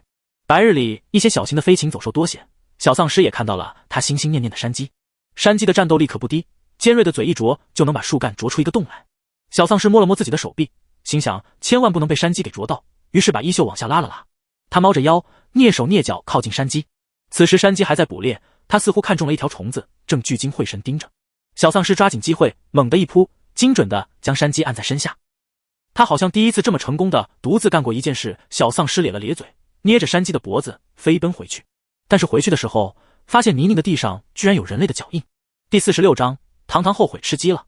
小丧尸心里咯噔一声，预感大事不妙，加快了速度往回奔。到达段景深的位置时，周围却还是走的时候的样子。段景深身上被大片叶子盖着，一般不会有人发现他的。小丧尸心里危机感顿生，或许有人类要找到他们了，他必须带着段景深离开这里。看了看手中的野鸡，又看了看段景深，小丧尸决定还是先把肚子填满再说，不然他拖不动段景深1.89米的大块头。小丧尸学着以前段景深的模样，将鸡处理了，然后用上了传说中的钻木取火，忙活了整整一天才将一只鸡烤好。可是吃到嘴里时却还是索然无味，他舔了舔嘴唇，还是想念段景深血液的味道。吃完，小丧尸又放了血味进段景深嘴里。一开始段景深的伤又开始恶化了，不过小丧尸这次没有那么慌张，他等了许久，等到伤口停止恶化，又迅速痊愈。这是个很神奇的现象，小丧尸第一次见，惊奇不已。做完这一切，一天又结束了，天空再次拉起幕布。小丧尸觉得趁着乌黑的夜色走比较安全，便托起段景深的身体，随便找了个方向往前走。没走几步，小丧尸就被地上的藤蔓给绊倒了。出师不利，小丧尸直接躺在地上摆烂。其实真相是他真的拖不动，或许是吃太饱了。明明之前和另一个丧尸抢段景深的时候，他拖着段景深溜得贼快，现在怎么就又不行了呢？小丧尸百思不得其解，正抱着段景深躺在地上出神，周围一阵窸窸窣窣的声音，伴随着低声说话的声音。小丧尸心中警铃大作，想藏起来已经来不及了。眼前出现几个穿着白大褂的人，又是这几个神秘实验室的人，就是他们让段景深失话失忆的。小丧尸可讨厌他们了。这么想着，小丧尸龇牙凶狠地扑上去。几个研究员身手也不赖，总能轻易躲过去，脸上始终挂着淡淡的没有温度的笑。小丧尸莫名感觉他们在嘲笑他。吃饱了吗，堂堂？其中一个人问。原来这几个人一直都在，还专门等着小丧尸烤鸡吃鸡，吃饱了才出现。小丧尸都要气笑了。堂堂，你现在需要跟我们回去。几个白大褂中为首的男人说道。小丧尸摇摇头。不，你想不想救段景深？为首的男人很清楚小丧尸心中所想，胸有成竹地抛出了这个问题。小丧尸的确瞬间就动摇了，他太想让段景深快点醒过来了。不过小丧尸也不敢轻易相信他们，气势汹汹地挡在段景深面前，不让他们靠近一步。男人有些意外和遗憾。我看你这几天这么着急的模样，还以为你很想救段景深呢，原来也不过如此。小丧尸有些气愤，这个人居然怀疑他对段景深的真心，可是小丧尸也不傻，不会轻易就被男人几句话给刺激到。然而即使如此，也挡不住几个白大褂放出来的变异体，他们是铁了心要把他和段景深带回去的。小丧尸本就是废物丧尸一个，打是打不过的，但是他知道他的血可是有大用处。聪明的小丧尸哼了一声，气势汹汹的又打算放血了。但是这些变异体好像知道他要干什么，百般阻挠他想咬破指尖的动作。小丧尸满脸错愕，气得要去咬这些变异的动植物，可是变异体比他的动作敏捷，很快就将小丧尸整个按住，然后绑了起来。小丧尸扑腾着手脚，眼眶红红的，眼看着段景深也被他们绑起来，急得嗷嗷叫。即使他会说话，此时心急火燎的就忍不住吐出丧尸语。白大褂被小丧尸吵得烦，让人把小丧尸和段景深放在一起，小丧尸才消停些。他们被带出了森林，上了一辆车，车子驶向一个不知名的地方。小丧尸已经管不了这么多了，他们被塞进车后就解了绑，但是车门被锁死了。段景深被放置在柔软的长椅上，看得出来这群白大褂似乎对段景深极其看重，因为小丧尸没有位置，坐在了地上。白大褂们一走，小丧尸就从地上爬起来，扑到段景深身上控诉。段景深，早知道就不吃鸡了，都怪你。如果段景深醒着，估计会对这莫名其妙的逻辑无言以对。小丧尸说话还有些许磕磕绊绊，主要是太久没说了，会说话之后也没人和他说话。这会儿小丧尸絮絮叨叨说了许久，像是生离死别前的遗言一样。不知又是多久，天色泛起鱼肚白，小丧尸说着说着就趴在段景深身上睡着了。再醒来时，天色已经微亮。车辆驶进一个地下车库，紧接着小丧尸被几个白大褂绑起来带下了车。小丧尸的眼睛被一块布蒙了起来，有人拉着小丧尸前进。等眼前的布被解下来，重见光明时，已经身处在一个满是机械仪器和陈列着各种药水的实验室。小丧尸皱着眉，心底对这个环境莫名产生了一种强烈的抗拒和恐惧感。压下心里强烈的不适感，小丧尸急切地寻找着段景深的身影。忽地发现他所处的实验室有一块玻璃窗，可以看见隔壁实验室的样子。小丧尸一下就看到了段景深，他被放置进了一个治疗舱，周围插满了各种电线，连接着各种仪器。段景深，小丧尸敲打着玻璃，十分害怕他们会对段景深做些什么。可是外面的人根本不理会小丧尸，他们围在一起讨论着什么，神情凝重。直到隔壁实验室走进来一个40多岁的男人，正是之前常见的那个。他一进来，其他人便恭恭敬敬的鞠躬打招呼。这个男人估计是实验室主人的身份。男人看了会儿段景深的情况，便转头看向隔着一层玻璃的小丧尸。紧接着男人走近，智能的机械大门缓缓打开，男人跨步进入。小丧尸见此，趁机就要跑出去，但是还没靠近门边，门又唰地关了起来，速度十分快，就像是特地防着小丧尸似的。第47章，段爷重生之养老婆。我要出去。小丧尸瞪着男人，紧紧抿着唇，十分坚定。男人挑了挑眉，出去干什么？找段景深。小丧尸不说话，算是默认了。男人缓缓叹了口气，目光透过玻璃窗看向隔壁实验室里治疗舱内的段景深。他已经死了。小丧尸愣了一下，脸色有些白，但是很快就镇定下来，说不可能，他还喂血给段景深喝呢，他不仅喝了，身上的伤还痊愈了，明明就快醒了，才不会死。男人却道，你的血的确对他的身体有治愈作用，可这不过是表面罢了，他没有晶核，他已经死了。晶核相当于一个人的心脏。小丧尸皱起秀眉，满眼不信，因为他没有看到段景深身上有什么可以取出他晶核的伤口。他不信男人所说，我知道你不愿意相信，但现实就是如此，我知道你心里也早已经知道，只是自欺欺人罢了。男人不急不缓地说着，一句一句让小丧尸的心越来越沉重，越发喘不过气来。小丧尸浑身僵硬，血液仿佛停止流动，脑海里满是这几日段景深僵硬冰冷的身躯，毫无月色的脸庞，紧闭的双眼，一幕一幕让小丧尸感觉到了心脏被撕裂的疼痛和恐惧。他其实可胆小了，他胆小到怕以后自己就一个人了，没有段景深陪着了。小丧尸明亮的眸子骤然暗下，灰沉沉的，毫无生气。但是只要有晶核，他就有复生的希望。男人忽然又道。小丧尸转头，灰沉的眸子望着男人，机械般歪了歪头。男人勾了勾唇角，似乎十分满意小丧尸现在的状态。把你的晶核给我，你愿意吗？你的晶核是最适合师弟的，因为你本来就是师弟。男人的话小丧尸已经听不懂了，他像是个提线木偶，只记得要救段景深。男人说要他的晶核，小丧尸便伸手放在眉心处，指尖使力，滋啦一声响起陷入血肉的声音。站在小丧尸对面的男人脸上溅到了血液，他面不改色地抹了抹，随后伸手接过小丧尸递给他的一枚金色的晶核。下一秒，小丧尸轰然倒下。男人摆摆手，让人将小丧尸带了下去。小丧尸也被放置在了一个治疗舱内，就在段景深旁边。他们似乎没注意到小丧尸旁边的治疗舱出现了一条裂缝。接下来我们需要倾尽全力修补完善这枚晶核。男人严肃地对着一众研究员说道。风雨兰是实验室里来的最晚的一个，他不解为什么要这种废物丧尸的晶核。男人看他一眼，低声重复念了一句废物，随即笑了。他的确是个废物。糖糖，是我的儿子，也是我研究的第一只丧尸，更是第一只师弟。男人声音微低，慢慢回忆着。堂堂曾经身体不好，常年都住在医院，一次又一次地徘徊在生死边缘。他的父亲叫唐华荣，是国家重点生物研究实验室的主任。一次实验让唐华荣发现了一种病毒，这种病毒会让人变得只剩下野兽般的思维，却拥有一具不惧疼痛、不会死亡的身体。唐华荣一开始不敢和任何人说这件事，他独自一人偷偷研究着，企图优化这种病毒。直到有一天，医院通知唐唐要死了，让他这个父亲去见他儿子最后一面。唐华荣做了一个大胆的决定，他带着唐唐回家了，没日没夜地把他关在实验室里，在他身上实验着他这些天来优化的病毒。唐唐的确没有死，他变成了丧尸，但是这不是唐华荣想要的感觉。这只没有任何作用的丧尸简直太失败了。唐华荣十分挫败，他又开始没日没夜研究丧尸病毒。在这过程中，他心里有了更加疯狂的想法。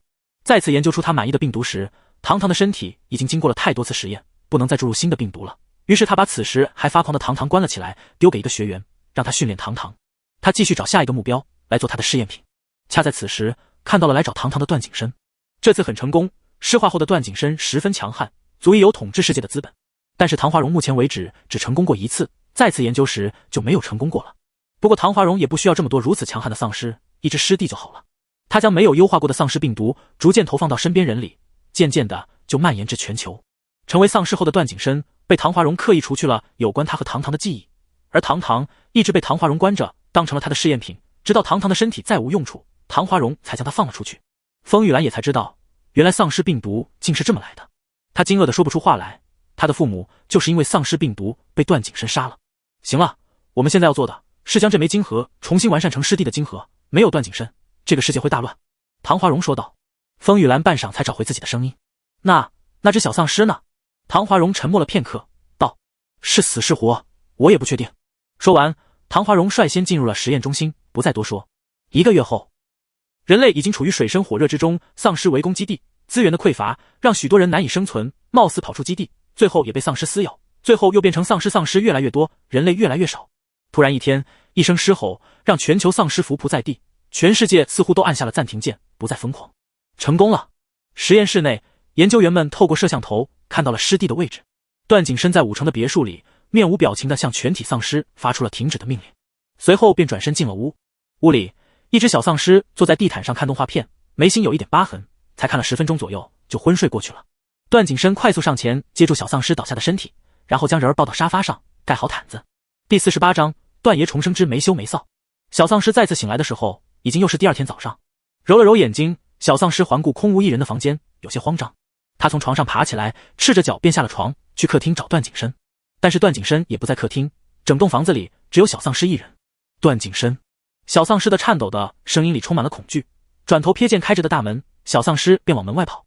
大门处有一道低低的门槛，小丧尸走的着急没看见，被绊倒了，砰的摔地上，膝盖一片青紫。小丧尸疼得呜呜咽咽的哭，嘴里不断喊着段景深的名字。段景深回来的时候就看见这么一幕，瞳孔一缩，连忙奔上前将小丧尸抱起来。跑出来干什么？段景深皱着眉，掀开小丧尸的裤腿一看，白皙的小腿上赫然是一片淤青。段景深脸色微沉，小丧尸看得害怕，圆溜溜的大眼睛里噙着泪，可怜兮兮的。轻叹一口气，段景深收敛了神色，揉了揉小丧尸的脑袋。下次看路。随后抱着小丧尸进屋。他方才去东部基地看了看，那边的情况和他想象中的一样，破败不堪，人类生活的痛苦不堪。段景深目前并没有救他们的打算，任由丧尸攻击。回到屋里，小丧尸就从段景深身上挣扎着下来，要去看动画片。段景深扶额，又叹了口气，按住蠢蠢欲动的小丧尸，低声道：先别看，上次已经看过了，你该出去运动运动了。小丧尸圆溜溜的眸子转了转，忽地垂眸，伸手指着自己的膝盖。疼。段景深还挺机灵，他去拿料给小丧尸抹，然后又按着小丧尸将淤血揉开，疼得小丧尸嗷嗷乱叫，最后骂骂咧咧地睡过去了。这次醒来的时间是15分钟，比上次多了1分钟。段景深亲吻小丧尸合上的眼睛，又吻了吻小丧尸略微苍白的唇，脑海中闪过醒来时旁边的小丧尸眉心中央一个血淋淋的伤口的模样。小丧尸如今已经没有晶核，没有晶核的丧尸本来是活不了的。段景深硬是把实验室给毁了一半，才让那群研究员绞尽脑汁想出了2个让小丧尸继续活下去的办法，一个是研究出破解丧尸病毒的疫苗，一个是去将段景深的晶核找回来，如法炮制放回小丧尸身体里。段景深的回答是2个方法都要，晶核他去找，疫苗由他们研究。他更希望小丧尸能做个正常的人。不过段景深还与实验室有一个交易，他并不能和小丧尸说，不然他肯定不依。如今的小丧尸只能靠着段景深的血液和实验室专门研究出来的药水继续活下去，但是效果较差。最初的时候，一天只能醒来几分钟，现在已经能醒来10几分钟了。晚上，段景深给小丧尸洗澡，他知道小丧尸讨厌洗澡，想着现在趁小丧尸睡了，偷偷给他把澡洗了。小丧尸的身体依旧那么白皙漂亮，段景深虔诚的如同对待神明，仔细又认真的擦拭着小丧尸的身躯。小丧尸精致漂亮的脸颊被热乎乎的水汽蒸得粉嘟嘟的，眉头微微皱着，连睡觉也对洗澡的感觉讨厌得很。段景深更加放轻了动作。段景深继续心无旁骛，认认真真的擦拭，但是某只小丧尸似乎不太老实。段景深挑了挑眉，糖糖长大了呀。不知道他有没有看到，小丧尸纤长浓密的睫毛颤了颤。段景深抬眼笑意盈盈地望着某只色眯眯的小丧尸，舒服吗，糖糖？小丧尸羞红了脸，不说话。小丧尸难受地皱起秀眉，带着控诉的眸子看着段景深。段景深抱胸道：以后醒了还装不装？小丧尸眨了眨眼睛，不解。段景深近距离盯着小丧尸带着懵懂的眼睛，认真道：下次醒了就醒了，不要装，知道吗？心机糖。小丧尸才不认为自己是心机糖，撅了撅嘴，有些不满，但是此刻难受得很，只能连忙点头，然后抓着段景深的手，委委屈屈，可可怜怜。不舒服。段景深捏小丧尸的鼻子，又骂了句：色眯眯的。最后小丧尸舒服了，又睡过去了。段景深啧了一声，心想等小丧尸完全好了，得全部讨要回来。第二天，段景深带着小丧尸去花园散步。今天天气也格外的好，阳光温温暖暖，在末世极端的天气里十分少见。小丧尸不太记得他们被高级异能者围杀以及之后的事情，段景深也不想提。他知道他不在的时候，小丧尸一个人经历了许多，让他心疼又愧疚。可是今天小丧尸忽然来了兴致，拉着段景深问：我怎么救你的？段景深想了想，往小丧尸嘴里塞了颗糖，说：你把我吻醒的。小丧尸歪了歪脑袋，显然不太相信。段景深神情严肃：是真的。说着，他把小丧尸抱到了腿上，大掌扣住小丧尸的后脑勺，俯身吻下去。薄唇被他咬破，血液被他尽数渡进了小丧尸嘴里。一开始小丧尸还感觉不舒服的抗拒着，直到甜甜的血液进入嘴里，小丧尸眼睛一亮，动作比段景深还更加激烈的夺取。段景深眯了眯眼，不甘落下风，更加强势的攻城略地。二人你来我往，原本浪漫的吻又变成了一个没羞没臊的禁食时间。小丧尸拍拍肚子喝饱了，不想再喝了，推搡着段景深的胸膛，哼哼唧唧的说不要了。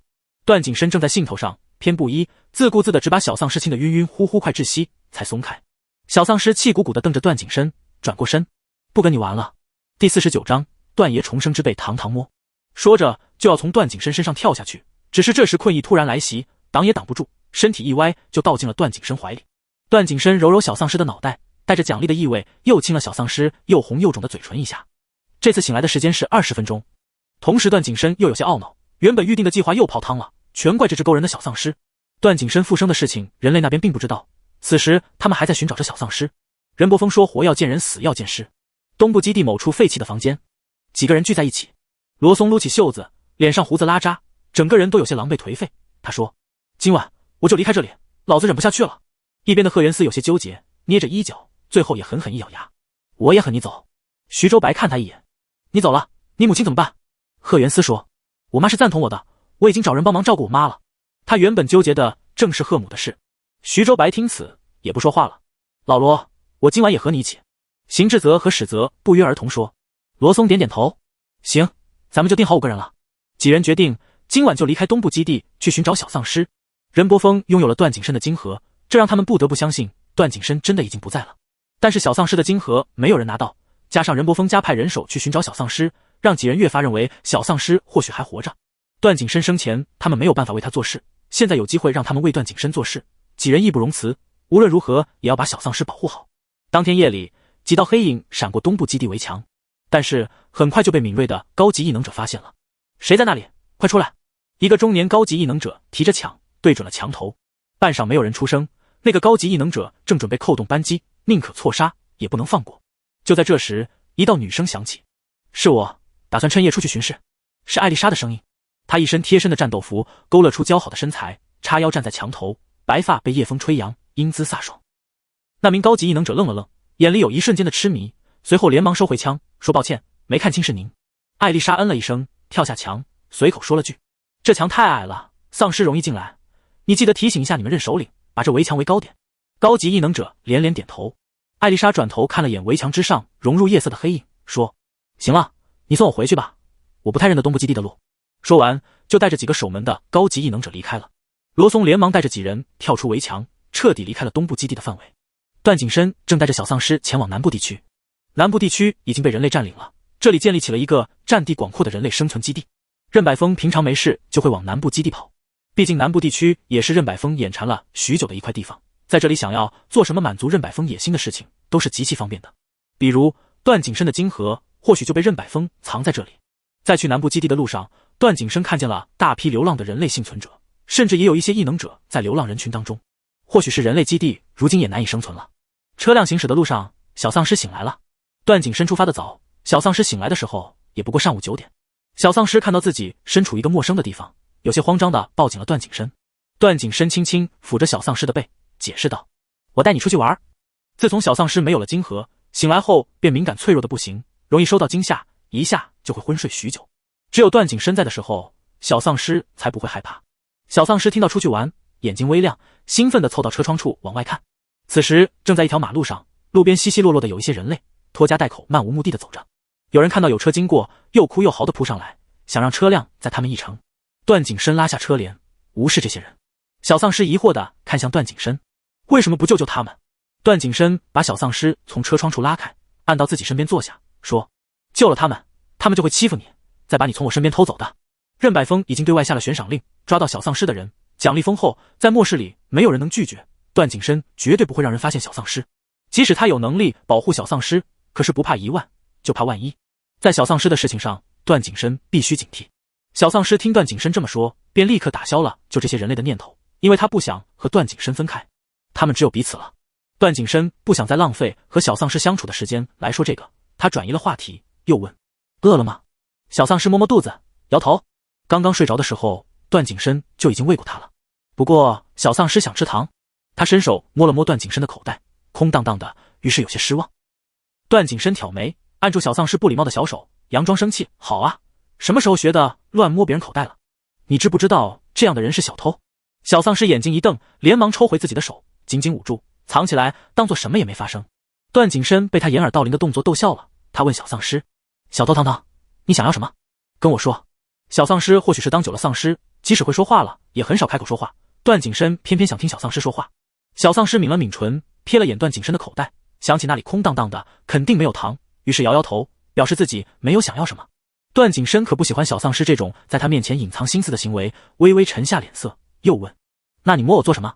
小丧尸憋了半晌，憋出几个字：“让你舒服。”段景深不舒服的时候，常对小丧尸说一句话：“乖糖糖，摸摸我。”段景深第50章，段爷重生之欺负糖糖。段景深想不通，为什么小丧尸别的东西学得慢，偏偏在这件事情上总是能举一反三。他又反思了一下自己，觉得应该少在小丧尸面前耍流氓，免得把人教坏了。小丧尸看段景深不断变化的表情，有些许忐忑不安，以为自己偷东西的行为惹得段景深不开心。忽地，小丧尸就垂下了脑袋，瘪着嘴，小手揪住段景深的衣角，声音软软的：“对不起。”段景深愣了一下，心底瞬间软得一塌糊涂。他把小丧尸揽进怀里，捏捏他的小鼻头，叹了口气道：“乖宝，以后不许说什么对不起。”段景深认为自己才需要和小丧尸说对不起，明明是自己亏欠了小丧尸。小丧尸哪里知道段景深心中所想，眨了眨眼睛，不解：“行了。”段景深转移话题，问：“想要糖？”小丧尸一听，眼睛微亮，随后又暗淡下去，因为他想起来段景深现在没有糖。然而段景深忽然叫了他一声：“糖糖！”小丧尸抬眼闻声看去，只见段景深变魔术似的，原本空荡荡的手掌一个反转，便凭空多出了几颗五颜六色的糖。小丧尸眼睛里迸发出光彩，嗷的一声扑过去，激动不已。段景深接住小丧尸扑过来的身子，大掌揽着小丧尸的细腰，眼里的温柔笑意几乎要溢出来。喜滋滋抱着段景深的手，小丧尸将段景深掌心的糖果全部收进了自己的口袋里，想了想，又咬着牙拿出一颗放回段景深手心：“你也吃。”小丧尸眨巴着亮晶晶的眸子，乖巧可爱。段景深的心仿佛炸开了一团团烟花，这么乖的糖糖是他的。没有拒绝小丧尸的好意，段景深将糖果放进了自己口袋里。小丧尸眼睁睁看着段景深将糖果收走，都不带客气一下的。小丧尸肉疼到无以复加，他明明也就只是跟段景深客气一下罢了，没想到他真的收了，毫不犹豫的收下了。察觉到小丧尸浑身散发着的幽怨气息，段景深视若无睹，反而恶劣道：“糖糖真好，我也就这几颗糖了，你还要给我，这样你就少一颗了。”话落，小丧尸看着段景深的眼神都变了，恨不得带段景深去爬山那种。段景深扬了扬眉毛，勾起的嘴角实在难以压平，只好转过头。小丧尸气鼓鼓地从段景深身上下来，一言不发地拉着小脸，挪着屁股往旁边坐，两人的距离少说有1米。段景深眉头一皱，知道又玩过了。小丧尸真的生气了，他只好重新拿出自己口袋里的糖，塞进小丧尸手里。不生气了好不好？没。小丧尸抿着唇，闷闷道。他才不会承认自己这么小气，一颗糖都不舍得给别人。段景深知道小丧尸这个时候又要面子了，也不戳破，就自顾自剥开一颗糖的糖纸，趁小丧尸不备，指尖捏着糖果迅速抵进小丧尸嘴里。指尖擦过柔软红润的唇瓣，惹得段景深都忍不住心神荡漾。第51章，段爷重生之惹堂堂生气了。段景深忍不住俯身啄了小丧尸的漂亮的唇一口，夸奖：真乖。小丧尸被惹得红了脸，却还是张牙舞爪瞪他，着急的话说得更不利索了。你不许在我生气的时候亲我。段景深满脸无辜的耸耸肩。可是你刚刚说你不生气的。小丧尸一噎，笨笨的嘴巴吐不出话来了，最终只能哼了一声，转过身不理他。段景深欺负小丧尸欺负的上瘾，看小丧尸受气包似的留下一个几乎要冒火的背影，他还意犹未尽的舔舔唇瓣。好糖糖，看在我给你这么多糖吃的份上，别生气了。段景深终于肯好好哄小丧尸了，可小丧尸依旧不理他。段景深便蹭过去抱他，小丧尸气急，挣扎着推段景深，哪知段景深这么弱不禁风，只听砰的一声，段景深被他推倒在了另一边车门上。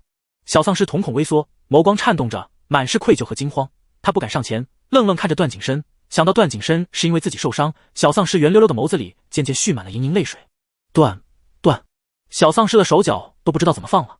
段景深心里咯噔一声，本想使个苦肉计，没想到小丧尸还担心他担心哭了。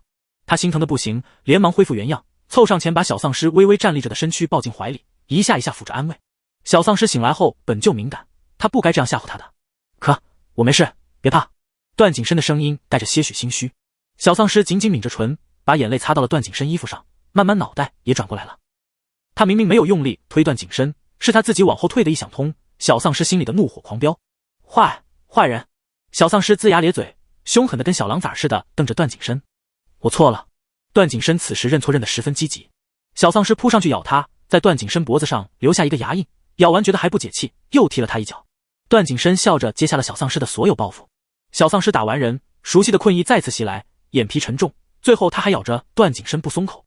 段景深抱紧了小丧尸慢慢松软的身躯，他又昏睡过去了。这次估计是小丧尸醒来后最生气的一次，连睡着了也哼哼唧唧的骂人。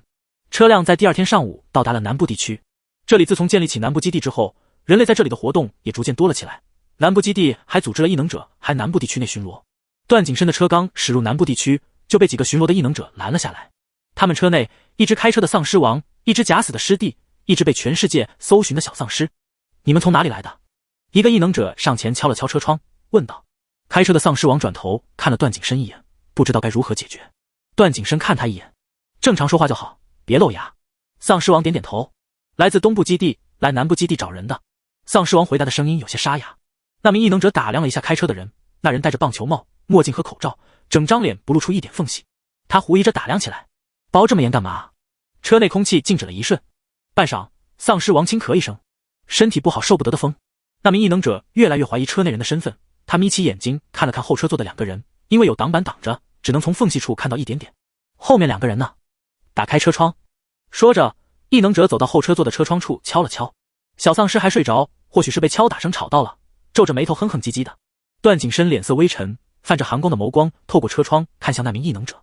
材质原因，车窗外的人并看不到车内的模样，所以异能者只能感觉到一道森凉寒意打在自己身上，透过衣服渗透皮肤的阴森。异能者左右环顾一圈，却并没有其他能让他感觉到有威胁性的事物，除了眼前这辆车内到现在还没有见到的人。你们在干什么？有什么见不得人的？异能者有些不耐烦了。片刻，车窗摇下，车内模样映入眼帘。那名异能者一愣，随后快速别开眼，骂骂咧咧的走了。丧尸王也不知道发生了什么，没有他们师弟的命令，他不敢回头。他一头雾水，怎么也想不通为什么那个异能者就这么走了。过了一会儿，段景深再次出声：行了，走吧。丧尸王到了声势，连忙开车离开这处巡逻异能者多的地方，很快就到了南部基地附近。段景深找了处废弃的房屋暂时住下。丧尸王被他派出去打探消息，自己则把小丧尸安置在房间里。段景深直觉自己的晶核就在南部基地，好歹是自己的晶核，多少有些感应。南部基地附近的丧尸感应到了师弟的到来，纷纷安分了许多，不自觉地往师弟在的地方集合。段景深如今进不去南部基地，而他十分需要一个进入南部基地的机会。段景深眉头紧锁，长叹了口气，他十分纠结，不知道该不该把小丧尸带过去。可是小丧尸如今几乎一整日都处于昏睡状态，带进南部基地对小丧尸太危险了。可若是不带着小丧尸，他自己更是担心。任何人都没有他亲自看着安心。正思索着对策，屋外传来声音，一群丧尸集结在屋外的空地上，激动地低鸣着。他们已经许久没有见过尸地了。段景深走出屋外，摆了摆手，一群丧尸瞬间安静下来，乖巧地望着尸地。段景深倒是不知道自己死这一回，还能让一群丧尸有这样的变化。以前的丧尸对他只是受命令限制的强制性服从，如今却莫名多了一些说不清道不明的人情味儿。难道这群丧尸不被他命令了，还不习惯了？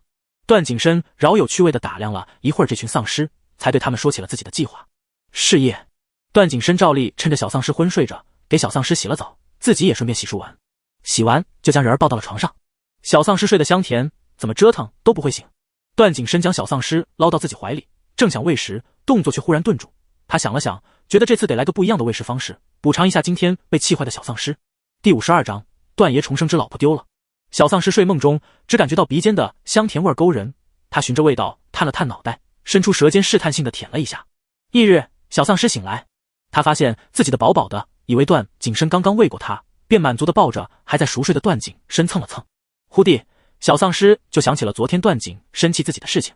小丧尸哼了一声，立刻与段景深拉开距离。他才不理这样的人，坏透了。小丧尸瘪着嘴，委屈又气愤，索性下了床，白嫩的脚丫踏进段景深早就准备好的毛绒拖鞋，哒哒哒跑出去玩了。小丧尸深呼吸着屋外清新的空气，然后在院子里找了堆沙子玩。忽地听见周围几道走路的声音，小丧尸抬头望去，发现周围几只丧尸游游荡荡着，还低声嗷呜嗷呜的，不知道说着什么悄悄话。眨巴眨巴眼睛，小丧尸起身跟了过去。他也是一只丧尸，自然是听得懂丧尸说话的。只听几只丧尸说：“老大怎么还需要睡觉啊？老大比较高级。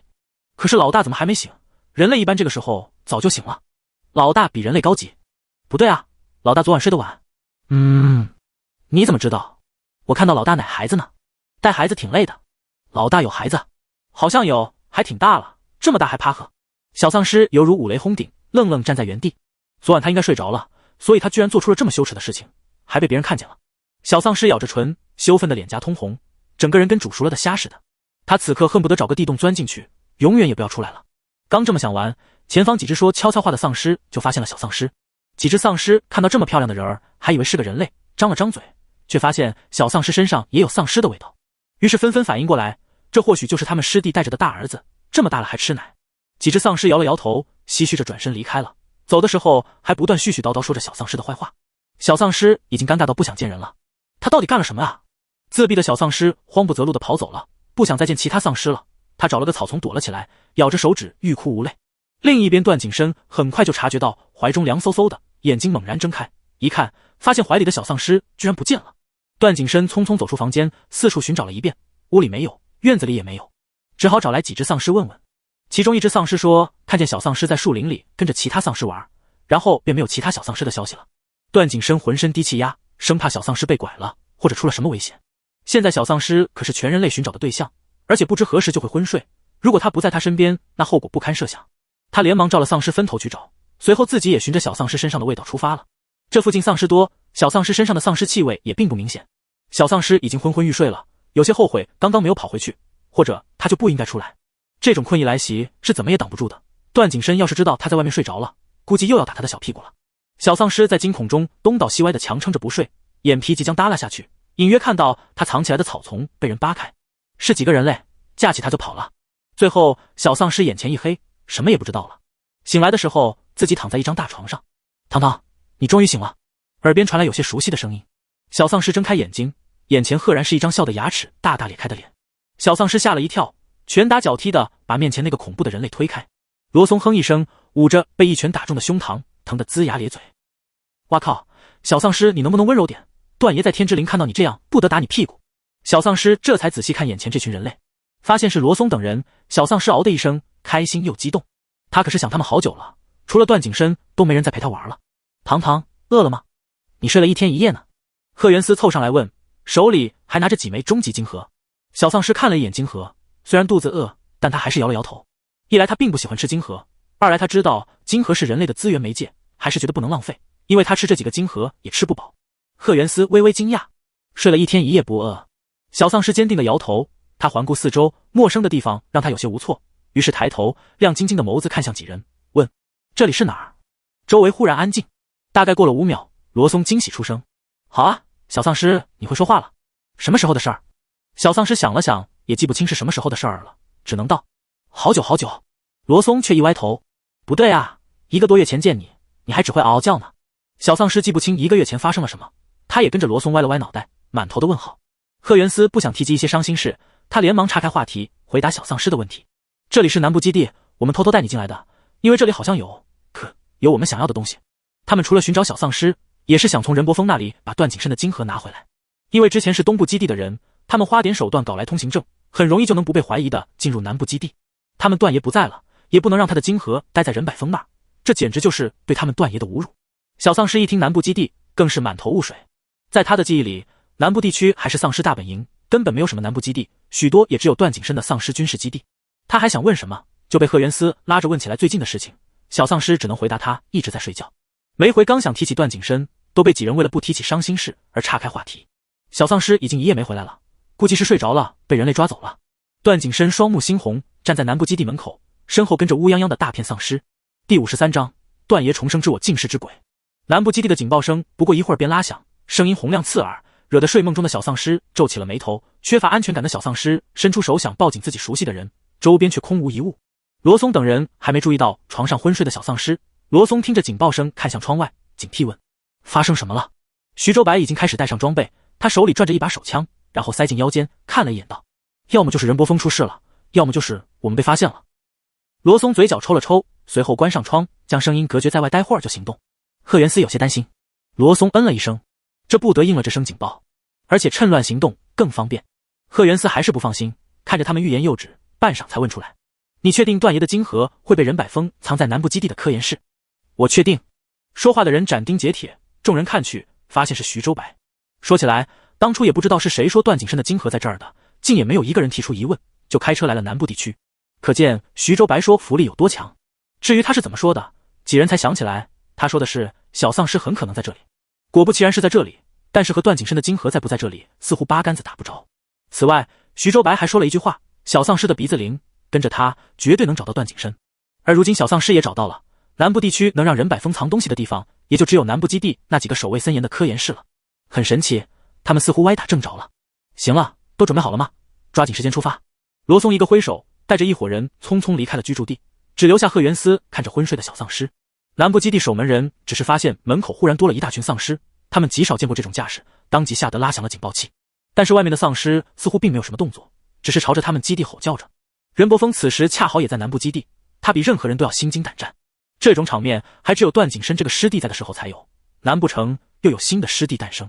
任伯峰喃喃低语着，旁边是他的心腹手下，闻言忍不住问：“那怎么办？实验室那边还没有研究清楚段景深金盒为什么能躁动丧尸，这样一来，那段景深的金盒是不是就没用了？”任伯峰狠狠剜了他一眼，神色之中满是烦躁。不可能，段景深的金盒不可能没用。旁边人连忙道是，又有人忍不住提醒：“联盟总部要您赶紧将金盒交上去。”那人还没说完，就被任百峰打断：“我又没有一字一句确切的和他们说过段景深的金盒在我这里，他们只是猜的而已。”身后人恍然大悟，不再说话。小丧尸在极度缺乏安全感的恐惧中惊醒，他甚至梦到了段景深的金盒被剜出的画面，满眼都是刺目的红。段呜！小丧尸一着急，只喊得出段这个字。贺元思怕打扰了小丧尸睡觉，一直都在门口守着。此刻听到了小丧尸猫叫似的呜咽，连忙冲进了屋里。怎么了？怎么了？贺元思看小丧尸这副害怕又着急找什么东西的样子，自己也忍不住紧张起来。然而小丧尸只是一个劲儿地喊着一个段字。贺元思听着，忍不住鼻子一酸，看小丧尸似乎沉迷于段景深还没有死的假象。贺元思终于忍不住提醒他：“堂，段爷他已经……”贺元思抽抽噎噎的，一句话半晌都没说完。小丧尸都忍不住抬眼疑惑地看他。终于，贺元思带着哭腔说：“段爷他已经死了。”小丧尸，难不成自己这些天看到的都是鬼？看贺元思这模样，不似作假，小丧尸竟真就半信半疑，觉得现在的段景深真是一只鬼了，连着见不到段景深的害怕都淡去了不少。小丧尸才不跟一只鬼玩，最主要的是段景深是鬼这件事都不跟自己说。鼓了鼓腮帮子，小丧尸两条眉毛都拧起来了。看小丧尸表情生动，状态好多了，贺元思松了一口气。我要找他。贺元思的心刚一松，就听见小丧尸突然来了这么一句，心脏又狠狠提起。段爷他已经……贺元思来回踱步，实在不知道怎么和小丧尸解释这件事，怕说的太过直白又让小丧尸伤心。小丧尸看贺元思半晌没有动静，只好撅了撅嘴，自己下床去找段景深。他都要饿死了。在这个极其饿的时候，小丧尸的鼻子格外的灵敏，吸了吸鼻子，一下就闻到了那道熟悉的味道。小丧尸更加生气，都这么近了，居然还没找到他。想着，小丧尸摸着敲锣打鼓的肚子迈出房门，要找段景深去了。贺元思哪敢让他就这么离开，如今外面都是找小丧尸的人呢。他连忙拉住小丧尸：“你现在不能出去。”小丧尸挑了挑眉：“为什么？”“因为外面危险。”怕吓到小丧尸，贺元思不敢和小丧尸说现在全世界的人都在抓他。小丧尸和段景深在外面游荡了这么久，也没见到有什么危险，况且段景深就在附近，哪会有危险呢？贺元思执意不让小丧尸走，不善言辞的小丧尸只好一字一句慢慢跟他解释：“段景深在，不怕。”而贺元思只认为小丧尸想段景深已经想出幻觉，病入膏肓了。贺元思心里涌上一股浓浓的悲伤。原本意气风发的两人，一个死，一个疯。再不松开，我把你手砍了。突然，一道极具威慑力的声音响起，贺元思条件反射的松了手，并声音洪亮的喊了一句：“是。”说完，脑子才慢慢转动。等等，段爷！贺元思连忙抬头看去，高大的男人稳稳站在自己身前，一身黑色风衣衬得浑身气息更加凌厉，面容虽然还是冷冰冰的，但动作却十分温柔的，正把不知道为什么生气的小丧尸拉进怀里。但是小丧尸闹脾气，怎么也不肯让段景深抱。段景深自觉面子有些挂不住，装模作样的低声斥责了小丧尸几句，又转头眼带警告和威胁的瞥了贺元思一眼。贺元思连忙垂下脑袋，鼻关眼观心，不敢再看其他地方，心里的激动却难以按耐得住，段爷居然还活着。贺元思十分想把这个好消息告诉罗松等人，才想起来罗松他们正在偷段景深的金盒，段爷就在他面前，那他们去拿的金盒岂不是假的？说不定根本没有金盒。贺元思猛地抬头，10万火急的想和段景深说这件事，段景深却知道他要说什么似的，摆了摆手，说道：“我的金盒的确在那儿。”“那您？”贺元思刚想问段景深怎么没事，段景深便眯起眼睛，危险地睨着他，仿佛他再多说一个字就会被千刀万剐。贺元思自然是紧紧抿住了嘴巴，不再说话。隐隐也明白了这其中估计是有不少波折。段景深实在是闹不过小丧尸，他有些急切低喝：“是不是不想吃东西了？”小丧尸正挣扎着再次从段景深怀里挣脱，听到这话忍不住停下了动作，可怜兮兮的眨巴着湿漉漉的圆眸看他，但是眼里那丝不服气的情绪，笨笨的小丧尸却是遮盖不住的。段景深看人终于安静下来，不闹腾了，便也假装没看见小丧尸眼里那些小情绪。贺元思在一边看得嘴角抽搐，还有几个人正拼死拼活找金盒，这两位大佛竟还讨论吃不吃东西。贺元思在心中为罗松等人默默点起白蜡。小丧尸饿得慌，扒拉着段景深的衣服，迫不及待就想咬破他的皮肤。段景深连忙按住了小丧尸乱摸的小手，看了一眼贺元思。贺元思心领神会，快步退出了房间，还贴心关上了门。等人走了，段景深才松手。眸指饿极了的小丧尸抱着段景深的脖子就是一顿啃。这次小丧尸下口还挺重，连段景深都忍不住倒吸一口冷气，伸手拍拍小丧尸的脑袋：“小崽子下口挺狠啊。”小丧尸哼哼唧唧不回答他，他才不会告诉段景深他是故意的。等吃的肚儿滚圆，小丧尸才满意的松了手，打了个饱嗝，正眯着眼睛坐在床上休息，忽的身上压下来一个人。男人微凉的薄唇贴着小丧尸敏感的耳朵，低沉悦耳的声音滑入耳朵：“是不是怪我来的晚了？”小丧尸哼了一声，撇过头不想回答。段景深又自顾自道：“看着也不像啊，郝堂堂，你到底在生气什么？”段景深担心贺元思会和小丧尸说一些1个月前的事情，这并不是什么好事情。段景深不舍得小丧尸轻松快乐的心受到这种事情的影响。身下的小丧尸鼓着腮帮子瞪了段景深好一会儿，才说：“你是鬼？”段景深以为自己听错了：“你为什么不告诉我你是鬼？”小丧尸说的有些磕绊。段景深满头雾水，什么时候他竟成了一只鬼？第54章，段爷重生之堂堂被当成狗了。段景深百思不得其解，又问小丧尸为什么会觉得他是一只鬼？难不成小丧尸知道他死过一回的事情？然而小丧尸什么也不说。段景深仔细打量着小丧尸的模样，看起来并没有什么异样。段景深还想问，看了看时间，已经到了该去把他的金盒拿回来的时候了，只好起身放开小丧尸，打算事情结束再问。贺元思正在外面等得着急，时不时伸长脖子，扬着脑袋观察远处的情况。面前的房门终于打开，他连忙凑上前：“段爷，罗松他们该有危险了。”段景深嗯了一声，又深深看进贺元思的眼睛，薄唇吐出的声音像是带着一种魔力，让人不自觉的臣服。“不能透露今天见过我的事情。”贺元思连忙颔首答是。南部基地的实验室是任伯峰专门用来研究丧尸的基地，这里面到处是难以掩盖的丧尸腐臭味，各种奇形怪状的丧尸肢体都被泡在特制的药水中，整齐排列在通道两旁。罗松几人找了许久才找到这个通道，入口处有人把守，被他们几个合力制服，但是进去便响起了警报声。几人快速隐蔽在实验室的一角，好在如今外面也正乱着。南部基地刚建成的原因，许多东西都还没有完善，所以实验室的警报器和大门的警报器一样，由一个广播打响，导致外面许多人都认为是大门出的警报。罗松手持步枪走在前头，徐州白走在最后头，时时刻刻都保持着警惕。一路走到了通道尽头，按下早就已经打探好的密码，大门顺利打开，面前又是一道黑黝黝的仿佛没有尽头的楼梯。几人面面相觑，都觉得不对劲儿。他们找到的实验室地图里并没有这种楼梯，不过几人还是坚定地踏上了一层一层阶梯。到达2楼的时候，开门就被里面一群留着淡绿色哈喇子的丧尸扑了个满怀。任伯峰居然饲养丧尸！几人震惊过后，连忙拿出武器抵挡。好在这里的都是异能者，而这里的丧尸全都是低级丧尸，他们对付起来绰绰有余。除了一开始被猝不及防的撞了，一切进行顺利。几人穿过实验室，走过一条通道，打开又是一层楼梯。这次没有犹豫，继续往上走。3楼打开还是丧尸，这次的丧尸是中级丧尸，比较难对付一些，但是他们还是用较快的速度解决。直到第4层，丧尸的数量变少了，因为这里的都是高级丧尸，几人开始有些吃力。其中异能最弱的史泽还被高级丧尸的抓出了一道伤口。邢志泽，你带史泽回去。罗松看着史泽流血的伤口，毫不犹豫道。血液碰到了丧尸的指甲，很可能会染上丧尸病毒。史泽也知道，但是他并不想拖后腿，便道：我自己一个人回去就好了。不行。罗松眉头皱起，你受伤了，路上突然尸变怎么办？有人在，还能把你绑回去接受治疗。指甲抓破皮肤，而入侵的丧尸病毒不会进得太深，治疗及时还是有几率痊愈的。邢志泽也倒是，于是2人只能结伴退出。来的4个人一下就少了2个人，只剩罗松和徐州白了。好在2人异能等级还算高，目前配合默契。上了5楼，面对的是一群凶悍的变异体。2人嘴角抽了抽，任百峰这是什么都养啊！变异体太过强悍，2人险些招架不住。带着一身伤出了4楼后，徐州白终于道：别一层一层开门找了，我看这楼梯没有尽头，谁也不知道会被藏在哪里，或许还没找到就死在某一层了。那怎么办？罗松喘着气，扯了根布条，动作快速利落的给自己血淋淋的伤口包扎好，眉头都不带皱一下的。我们应该把小丧尸带出来的。徐州白有些懊恼，我们走得太鲁莽了，忘了小丧尸对段爷的气息敏感，带着他肯定能快速找到段爷的晶核。罗松，小丧尸在你这儿似乎也就这个作用了。说完又低声嘀咕道：跟小狗似的。徐州白耸耸肩，没办法，实在不行我们回去把小丧尸带回来。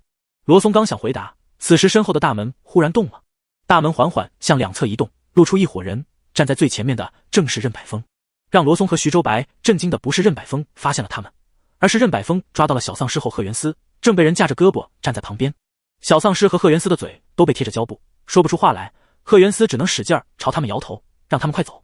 小丧尸倒是心态乐观，整张小脸就属那双圆溜溜的杏眼最灵动，滴溜溜地观察着周围的环境。罗松低骂一声：傻孩子！连徐州白都忍不住摇了摇头。小丧尸听到了他们的说话声，不满地将目光投向这两人，瞪了瞪，才收回目光，继续打量周围。任百峰挥手让人将罗松和徐州白团团围住，才慢慢走上前。早就知道你们突然来南部基地不对劲，原来还是没有经过上级审批，偷偷从东部基地溜出来的。任百峰围着二人绕了一圈，打量片刻又问：怎么样，我设置这种关卡游戏好玩吗？罗松骂了句神经病，任百峰却满脸正气，义正言辞道：这种惩罚就是专门惩罚你们这叛逃者。他似乎已经为自己养丧尸和变异体找到了理由。徐州白冷吃，对他这种行为感到不耻。任百峰被他的表情给惹怒，不过他却扬起一抹诡谲的笑容。你们是不是想找段景深的晶核？罗松和徐州白没有反应，任百峰便又说道：他的晶核的确在这栋大楼内，至于在那一层就看你们了。任伯峰早就已经想试试自己养的这群东西攻击力如何，能不能助他一统世界。罗松眯了眯眼，让我们帮你试水。任百峰大方点头，罗松便问出了任伯峰心里最想知道的事情：你想不想看看这只小丧尸的特殊能力？第55章段爷重生之臀部一凉。任伯峰挑了挑眉，自然是想的。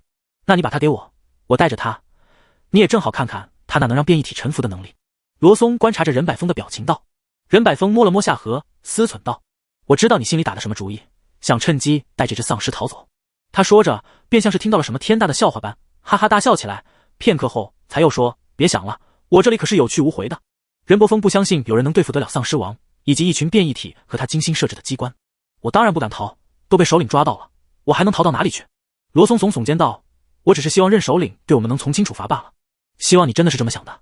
任百峰哼了一声，其实罗松口中所说是真是假，任伯峰并不在意。他的确迫不及待想看看小丧尸驯服变异体的模样，如果真的可以，那这只小丧尸他非得拿到手不可。而且他对自己设置的机关信心满满，罗松绝对出不去。这么想着，任伯峰对于罗松的不自量力更是不屑。思考片刻后，任伯峰便对着旁边抓着小丧尸的人说道：“放了。”那人闻言便松手。小丧尸一得了自由，便嗷呜嗷呜地冲向罗松那边。罗松将小丧尸护在了身后，又看向对面还被抓着的贺元思，刚想说让任伯峰把他放了，贺元思却朝他挤眉弄眼的使眼色，并拼命摇头。任百峰也不容拒绝地说：“他是人质，必须留着。”为了大局着想，罗松只能暂时放弃营救贺元思。片刻后，任伯峰和一众人员目送着罗松、徐周白和小丧尸走上了下一层楼梯。楼道里依旧是黑漆漆的，越往上走越黑，深不见底，谁也不知道前方会有什么东西在等着他们。走到6楼，站在门口，徐周白却拦住了罗松想开门的手。罗松疑惑的目光看向他，徐周白扶额：“你是不是忘了我们现在有小丧尸了？”罗松恍然大悟，他转头问身边的小丧尸：“堂堂小乖乖，你使劲闻闻，看看能不能闻到段爷的味道？”小丧尸歪了歪脑袋，不知道该怎么回答他，因为他现在鼻子里全都是段景深的味道，但是段景深跟他说过，不到必要的时候不要暴露他。于是小丧尸只能慢慢摇头，动作间满是心虚。不过罗松和徐周白并没有看出来，他们叹了口气，徐周白又不死心的追问一句：“你真的闻不到吗？”小丧尸还是摇头。徐周白一阵失望，他可是最相信小丧尸鼻子的人了，结果居然告诉他，小丧尸的鼻子根本就不灵。小丧尸滴溜溜的转着眼珠子，心虚的不敢看人，特别是徐周白那张失望透顶的脸。小丧尸又有点生气，等回去他也要打段景深的小屁屁，他居然教他骗人。身在某处的段景深莫名觉得臀部一凉，他皱了皱眉，也没多想。三人只能一层一层楼推开门寻找。6楼的门一推开，就是几根巨大的触手，扭扭曲曲的朝他们伸过来。那滑溜溜的触手动作极快，上面还带着吸盘。罗松定睛一看，爆了声粗：“卧槽，好他妈大的章鱼！”的确，这只章鱼巨大无比，同是变异体，它却比别的变异体大许多倍。2个人加上一只毫无攻击力的拖油瓶小丧尸，怎么可能对付得了？徐周白一刀砍断一条触手，另一条触手又紧随其后的袭来。他退到小丧尸旁边，急忙道：“堂堂，靠你了。”小丧尸，他想了想，这种变异体好像是需要他的血液才能驯服的。小丧尸可怕疼了，不过为了罗松和徐周白2人的安全，小丧尸神情一肃，将手指放在尖锐的虎牙上。徐周白正等着小丧尸大显身手，没想到半天没看到他有反应，转头一看，某只小丧尸正把手指含在嘴里吸吮，2条小眉毛拧巴着，不知道在纠结什么。徐周白这个愣神，旁边几条触手齐齐攻击而来，将贺元思卷上了半空。那触手力气很大，将徐周白勒得脸色发白，一阵作呕。罗松低骂一声，拼了命的跟几条触手做斗争，却前进不了半步，更别说去救徐周白了。旁边的小丧尸眼睁睁看着徐周白被触手抓住，吓得愣了一下，虎牙咬合，将自己的手指咬破，渗出血来。小丧尸寻着机会上前，想将这血涂抹在大章鱼的身上，哪知那触手灵活得很，小丧尸刚走近几步，就同样被一把卷上了半空。不过幸好小丧尸的手还能行动，几条触手不断收紧，似乎要把人勒成2段。小丧尸忍着疼，将血快速抹到了圈着自己的那条触手上。静数5秒，那章鱼没有反应；静数10秒，那章鱼还是没有任何反应。徐周白脸色都发紫充血了，罗松看的心都沉入了谷底。正在快绝望之时，那只章鱼轰然倒下，圈着他们的触手骤然一松，小丧尸和徐周白齐齐掉落在地。小丧尸摔得屁股疼，捂着似乎哼哼唧唧哀叫着。徐周白大口喘着气，大有劫后余生的感觉。罗松连忙扶起2人，等2人缓过来，似乎也没有太大问题。徐周白第一次爆了粗口：“任百峰这挨千刀的。”罗松忍俊不禁，拍拍徐周白的肩膀，轻咳一声：“等出去，咱们用带子把他套起来打。”徐周白认真点头，看来是真的把罗松的话放在心上了。在上了第7层楼的时候，吃了第6层楼的苦点，小丧尸死活不肯进这层楼的大门了。可是没有小丧尸，他们根本对付不了强悍的变异体。几人为难之时，小丧尸终于受不了的说话了：“上面。”他指着黝黑的楼梯道。罗松和徐周白闻言面面相觑，又看向小丧尸：“你闻得到段爷金河的气息了？”小丧尸咬了咬牙，没说话。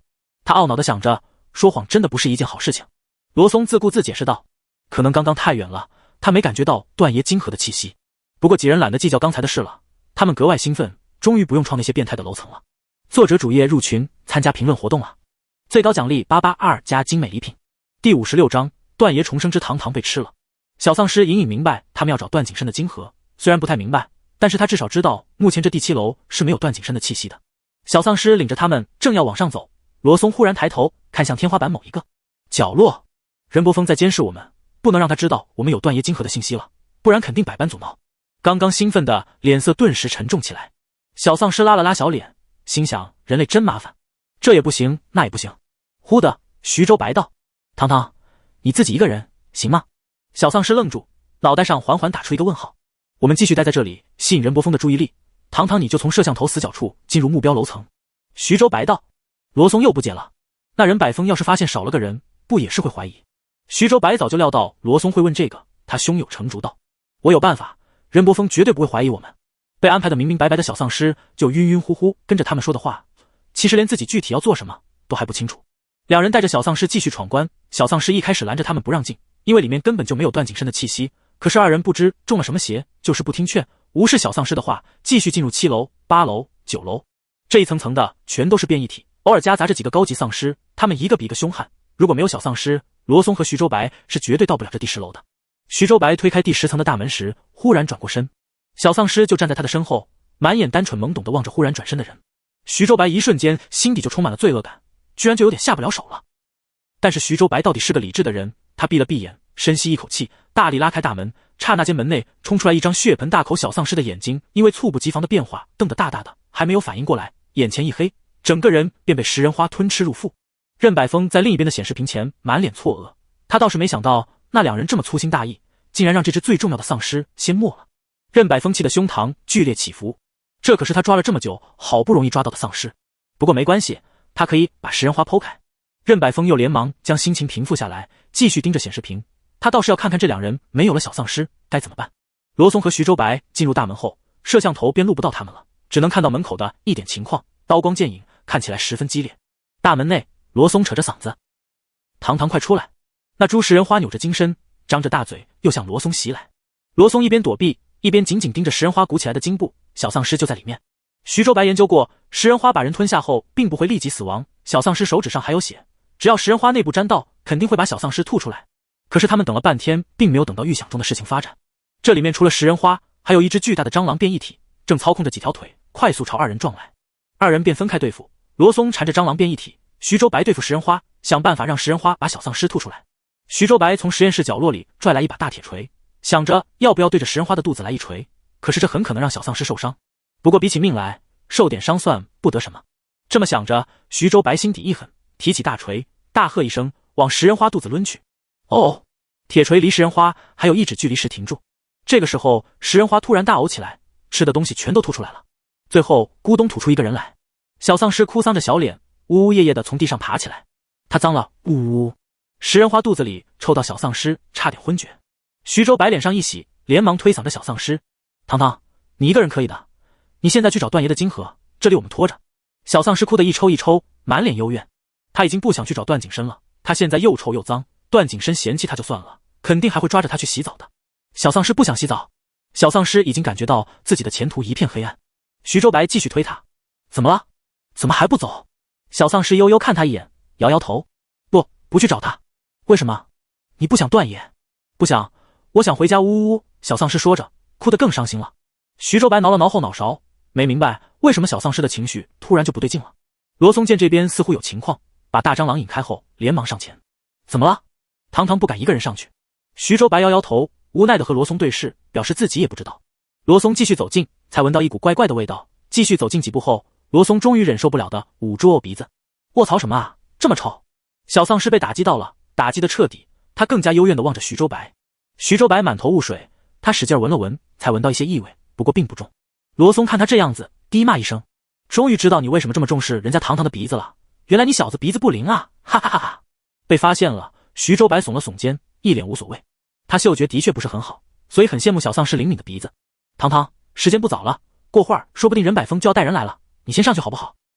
说着，罗松伸手指着门口黑漆漆的楼梯。小丧尸看罗松说的十分严肃认真，倒也知道此时不是任性的时候，他只能忍着身上那绝对会被段景深嫌弃的味道，从摄像头的死角处上楼，直奔段景深气息最浓郁的一层楼。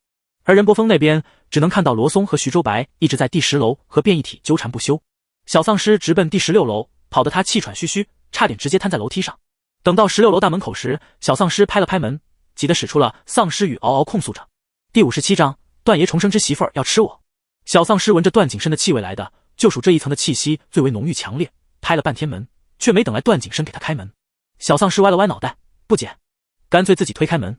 哪知门一开，一只丧尸的爪子迎面袭来，小丧尸往下一蹲，好险躲开了。真是每一层都惊喜不断啊！那只丧尸没有要出去的意思，只是站在门槛内，伸着手去抓小丧尸。小丧尸下意识要跑，但是脑中忽然想起罗松对自己的嘱咐，他们拖住10楼的变异体，就是为了让自己来拿段景深的晶核。虽然不明白段景深的晶核为什么会在这里，小丧尸深吸一口气，趁着那只丧尸伸手朝外的时候，猫着腰身从丧尸的胳肢窝下窜进了门内。内部最外围一圈是密密麻麻扭动身躯的蛇，看得小丧尸头皮发麻，心底犯恶心。蛇群吐着蛇信子，发出嘶嘶的声音，正虎视眈眈盯着突然闯入的小丧尸。小丧尸鸡皮疙瘩都掉一地了，他小心翼翼贴着墙壁移动着，想找一个距离中间最近的路线。蛇群后面是一群高级丧尸，挡住了中央玻璃台上的东西。虽然看不到，但是小丧尸闻到了属于段景深的气味。来这里之前，他还看见了段景深，这么点时间，段景深怎么就到了这里？小丧尸实在不太愿意相信里面是段景深的晶核，因为丧尸晶核脱离了丧尸，那丧尸是会死的。而段景深明明就好好的待在他面前。不过不管怎么样，前面的东西既然有段景深的气味，那这个东西就是属于段景深的，小丧尸无论如何也要拿回来，可不能让自己老婆受委屈了。这样想着，男子汉堂堂便斗志昂扬。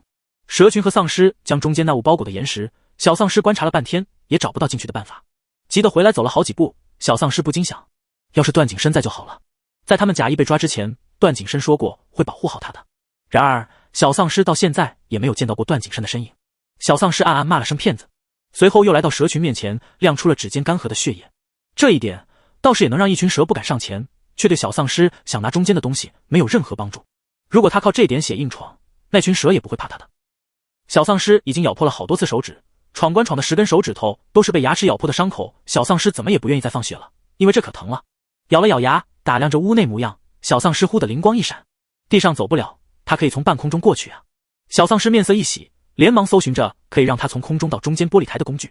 中间那些蛇群不断上前打扰小丧尸，都被小丧尸举着渗血的手指头龇牙咧嘴把他们吓跑了。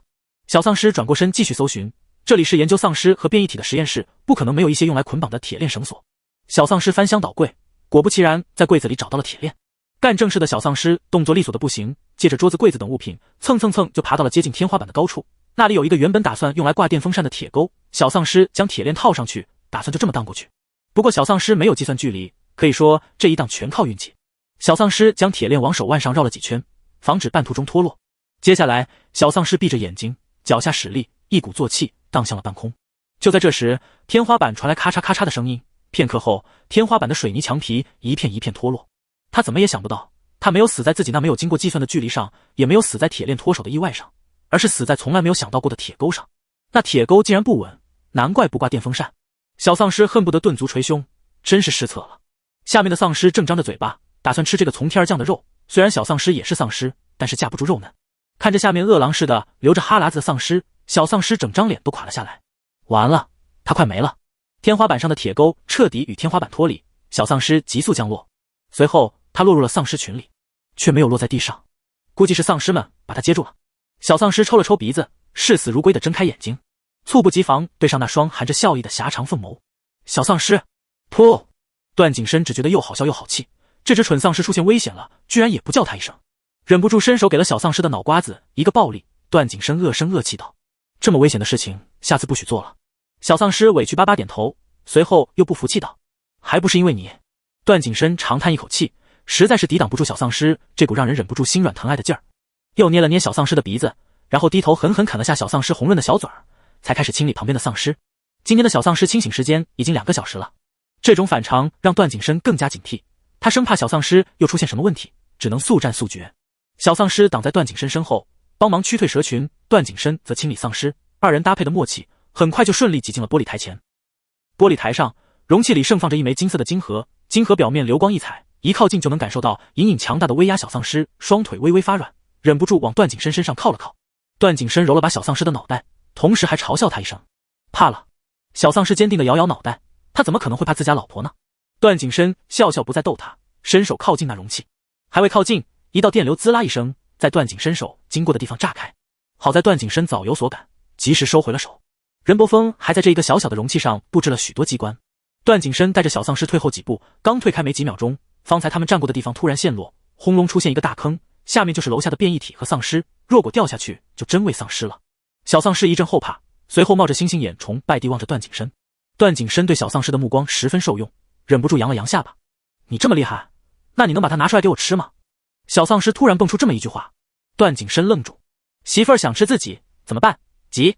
第58章小丧尸黑化式重生。段景深忍不住问，为什么想吃？你不是不喜欢吃金河吗？小丧尸摸摸自己的肚子，也说不出个所以然，只道段景深嘴角抽了抽，捏了捏小丧尸的小奶膘，说，这个不能吃，但是这个是你的，既然是我的，那我就可以把它吃了呀。小丧尸这会儿倒是机灵，眼睛亮晶晶的，兴奋地想，我怎么这么聪明呢？段景深扶额轻叹一口气，声音微微凶狠，不能吃。小丧尸嘴一瘪，扭过脑袋，哼哼唧唧，小气鬼。段景深，这个东西事关小丧尸性命，段景深可由不得小丧尸胡来。段景深开始仔细观察这些机关的设置，金河旁边全都是触发机关的点，不得不说，任伯峰在这方面还是有点功夫的。连只蚊子飞过来，估计都会触发机关而灰飞烟灭，任何物体都不可能靠近这枚金河。但是任伯峰唯独没有想到过金河是否会主动靠近别人。任伯峰机关算尽，就是没有算到段景深会来。这枚金河是段景深的。只见段景深伸手划破眉心皮肤，嫣红的血渗出，段景深只是动手指头，那枚金河便如同一枚吸铁石，忽地飞向段景深眉心处。但是由于段景深体内已经有一枚金河，两枚金河相斥，在即将靠近段景深的时候，左右晃动几下后便要落地。段景深伸手接住，随后侧过身子挑眉递给了小丧尸。喜欢吗？小丧尸被迫接住一颗滚烫的金河，一时间有些不知所措。这真的是段景深的金河，但是为什么段景深有两枚金河？小丧尸百思不得其解。不过也由不得小丧尸想这么多了。整栋大楼忽然响起剧烈的警报声，随后大楼摇晃，竟是有一种要倒塌的迹象。段景深脸色微变，抱起小丧尸打算离开。小丧尸却拍了拍段景深的肩膀，指着楼下，罗松和徐州白在下面。段景深啧了一声，脸色有些难看。他实在不想就这两个玩意儿，居然敢让小丧尸一个人闯着危险重重的大楼。如果他不在，那后果可不堪设想。想到这，段景深脸色更加冰冷可怖。小丧尸看着段景深越发恐怖的表情，吓得缩了缩脖子。察觉到小丧尸的害怕，段景深连忙收敛了神色，声音轻柔地说道，他们自己可以出来的，我们别管了。小丧尸眨巴眨巴眼睛，不太相信。段景深也不管了，真的就要从窗户往楼下跳。知道段景深的能力强，从16楼往下跳都不带眨眼的，但是小丧尸还是怕得不行，整个人紧紧扒拉在段景深身上。这让段景深十分受用，拍拍小丧尸的背部安抚着，才捂着小丧尸的眼睛，身体跳跃在楼栋之间。落在10楼的时候，段景深还是开枪对着窗户，砰的一声将玻璃窗打碎，随后快速隐蔽。身在10楼里面的罗松和徐州白看到突然碎裂的窗户，才感觉到大楼的摇晃，他们瞬间明白了这一枪的作用，心底感激着这位神秘人，一边连忙甩开变异体跃出窗户。段景深带着小丧尸往之前的居住地走，半路上小丧尸又陷入了昏睡。布金河被小丧尸抱在怀里，或许受到了其中能量的滋养，小丧尸的脸色看起来好了很多。小丧尸这次能清醒这么久，很可能也是受到了金河的影响。段景深动作轻柔地将小丧尸放在床上，掩好被子后便走出房间，打通了一个号码。对面传来中年男人的声音，这么快就拿到了金河？段景深嗯了一声，又道，帮我把这枚金河放进他身体里。哦，那我有没有什么好处呢？说起来，我这次可是你们两个的救命恩人。唐华荣一点也没把自己当成堂堂的父亲。段景深冷笑出声，你救我们不也是为了你自己？你如果还想统治这个世界，就别废话。电话的另一头沉默了半晌，才出声，哼，别以为我不知道你也想统治世界。对，我的确想。段景深大方承认，又补充道，我可以和你竞争，也可以帮助你，你想怎么样就看你自己了。唐荣华，你们在哪儿？段爷的金河呢？在罗松和徐州白出来后不久，整栋大楼便轰然倒塌，掀起铺天盖地的灰尘。徐州白愣了愣，小丧尸还没出来，罗松只感觉眼前阵阵发黑。完了完了，段爷的金河没拿到不说，还把段爷心爱的小丧尸给害死了。段爷，我罗松对不起你啊！呜呜呜！罗松一个膀大腰粗的壮汉，此时哭得跟个孩子似的。徐州白深吸一口气，伸手拍了拍罗松的肩膀，脑袋保持理智的分析道，你先等等，你想想是谁打破了玻璃窗救我们？罗松哭得一把鼻涕一把泪，摇摇头吼道，我管他是谁，现在重要的是段爷彻底没了，啥都不剩了，连唯一喜欢的小丧尸都被我们害死了，早知道就不让小丧尸掺和进来了。呜呜呜！徐州白这下都不知道该怎么安慰罗松了，他哭得太伤心，徐州白说什么他都听不进去。徐州白只能自顾自分析道，你说为什么会突然响起警报声，又为什么大楼会突然倒塌？如果说段爷的金河没有被拿到，那任伯峰是绝对不会让这栋大楼倒塌的，因为这样得不偿失，所以很可能金河已经被拿了，才会有这种同归于尽的事情发生。再加上那个救我们的神秘人，他居然知道我们在第10层，很有可能他已经带着小丧尸离开了，所以小丧尸现在很可能并没有出事。说完，徐周白才发现周围安静的可怕，转头一看，罗松已经没有在哭嚎，脸上挂着鼻涕眼泪，一愣一愣地看着徐周白。徐周白被他盯得怕毛骨悚然。可怎么？话音刚落，徐周白忽然整个人腾空而起，吓得他忍不住爆粗：卧槽，你干什么？罗松抱着徐周白转了一圈，激动地使劲摇着徐周白的肩膀：你说的好有道理，你简直太聪明了，堂堂肯定没事，我们赶紧去找他。说走就走，但是走之前还得把贺元思救出来，当然这就得让这2个人想办法了。第2天，一群白大褂上车离开后，段景深重新回到房间，寸步不离地守着小丧尸。唐华荣说，小丧尸重新换了个晶核，很可能会留下副作用，至于是什么副作用，唐荣华自己也不知道。段景深只能每分每秒守在小丧尸床前，生怕小丧尸醒来后出什么事。直到天空暗下，小丧尸依旧紧紧闭着眼睛，没有丝毫醒过来的迹象。段景深向来冷静的心此刻浮躁的不行，不仅担心小丧尸，还有迫不及待等着小丧尸痊愈的样子。小丧尸每天只清醒那么一会儿的日子，段景深实在是过够了。这1个月来，段景深过得索然无味，人生失去了许多乐趣。然而深夜了，小丧尸还没有醒。段景深这2日为了寻找小丧尸也有些疲累，便上床抱紧了小丧尸，合上眼睛。大概凌晨4点多的时候，段景深头皮一疼，直接疼醒了，只感觉到某只小丧尸抱着他的脑袋使劲啃。段景深疼得倒吸一口冷气，连忙将小丧尸扒拉下来：小坏蛋，你干什么呢？段景深按住小丧尸扑腾的身子，为了方便，干脆一个翻身俯身于小丧尸身体上方，盯着这只半夜啃人家脑袋的小丧尸。然而这一看，段景深才发现小丧尸的瞳孔泛着诡异的红色，这个样子和他当初施化的时候一模一样。小丧尸龇着牙，扬着脑袋，一口一口的要去咬段景深，看起来凶猛无比，真的变成一只小丧尸了。段景深捏捏小丧尸的脸颊，问他：糖糖，认得我吗？然而小丧尸并没有回答他，嗷呜一口追着咬段景深的手。段景深眼疾手快的躲开，但还是皱了皱眉头，不知小丧尸这样是喜是忧。他的战斗力肯定是增强了，达到了段景深失去晶核前的能力，这是喜，因为小丧尸有能力保护自己了。但是小丧尸目前看起来似乎又退化了，变成了只会咬人的丧尸，这是忧。好不容易将小丧尸养成人，这会儿便一夜回到解放前了。段景深只能认命的重头来过。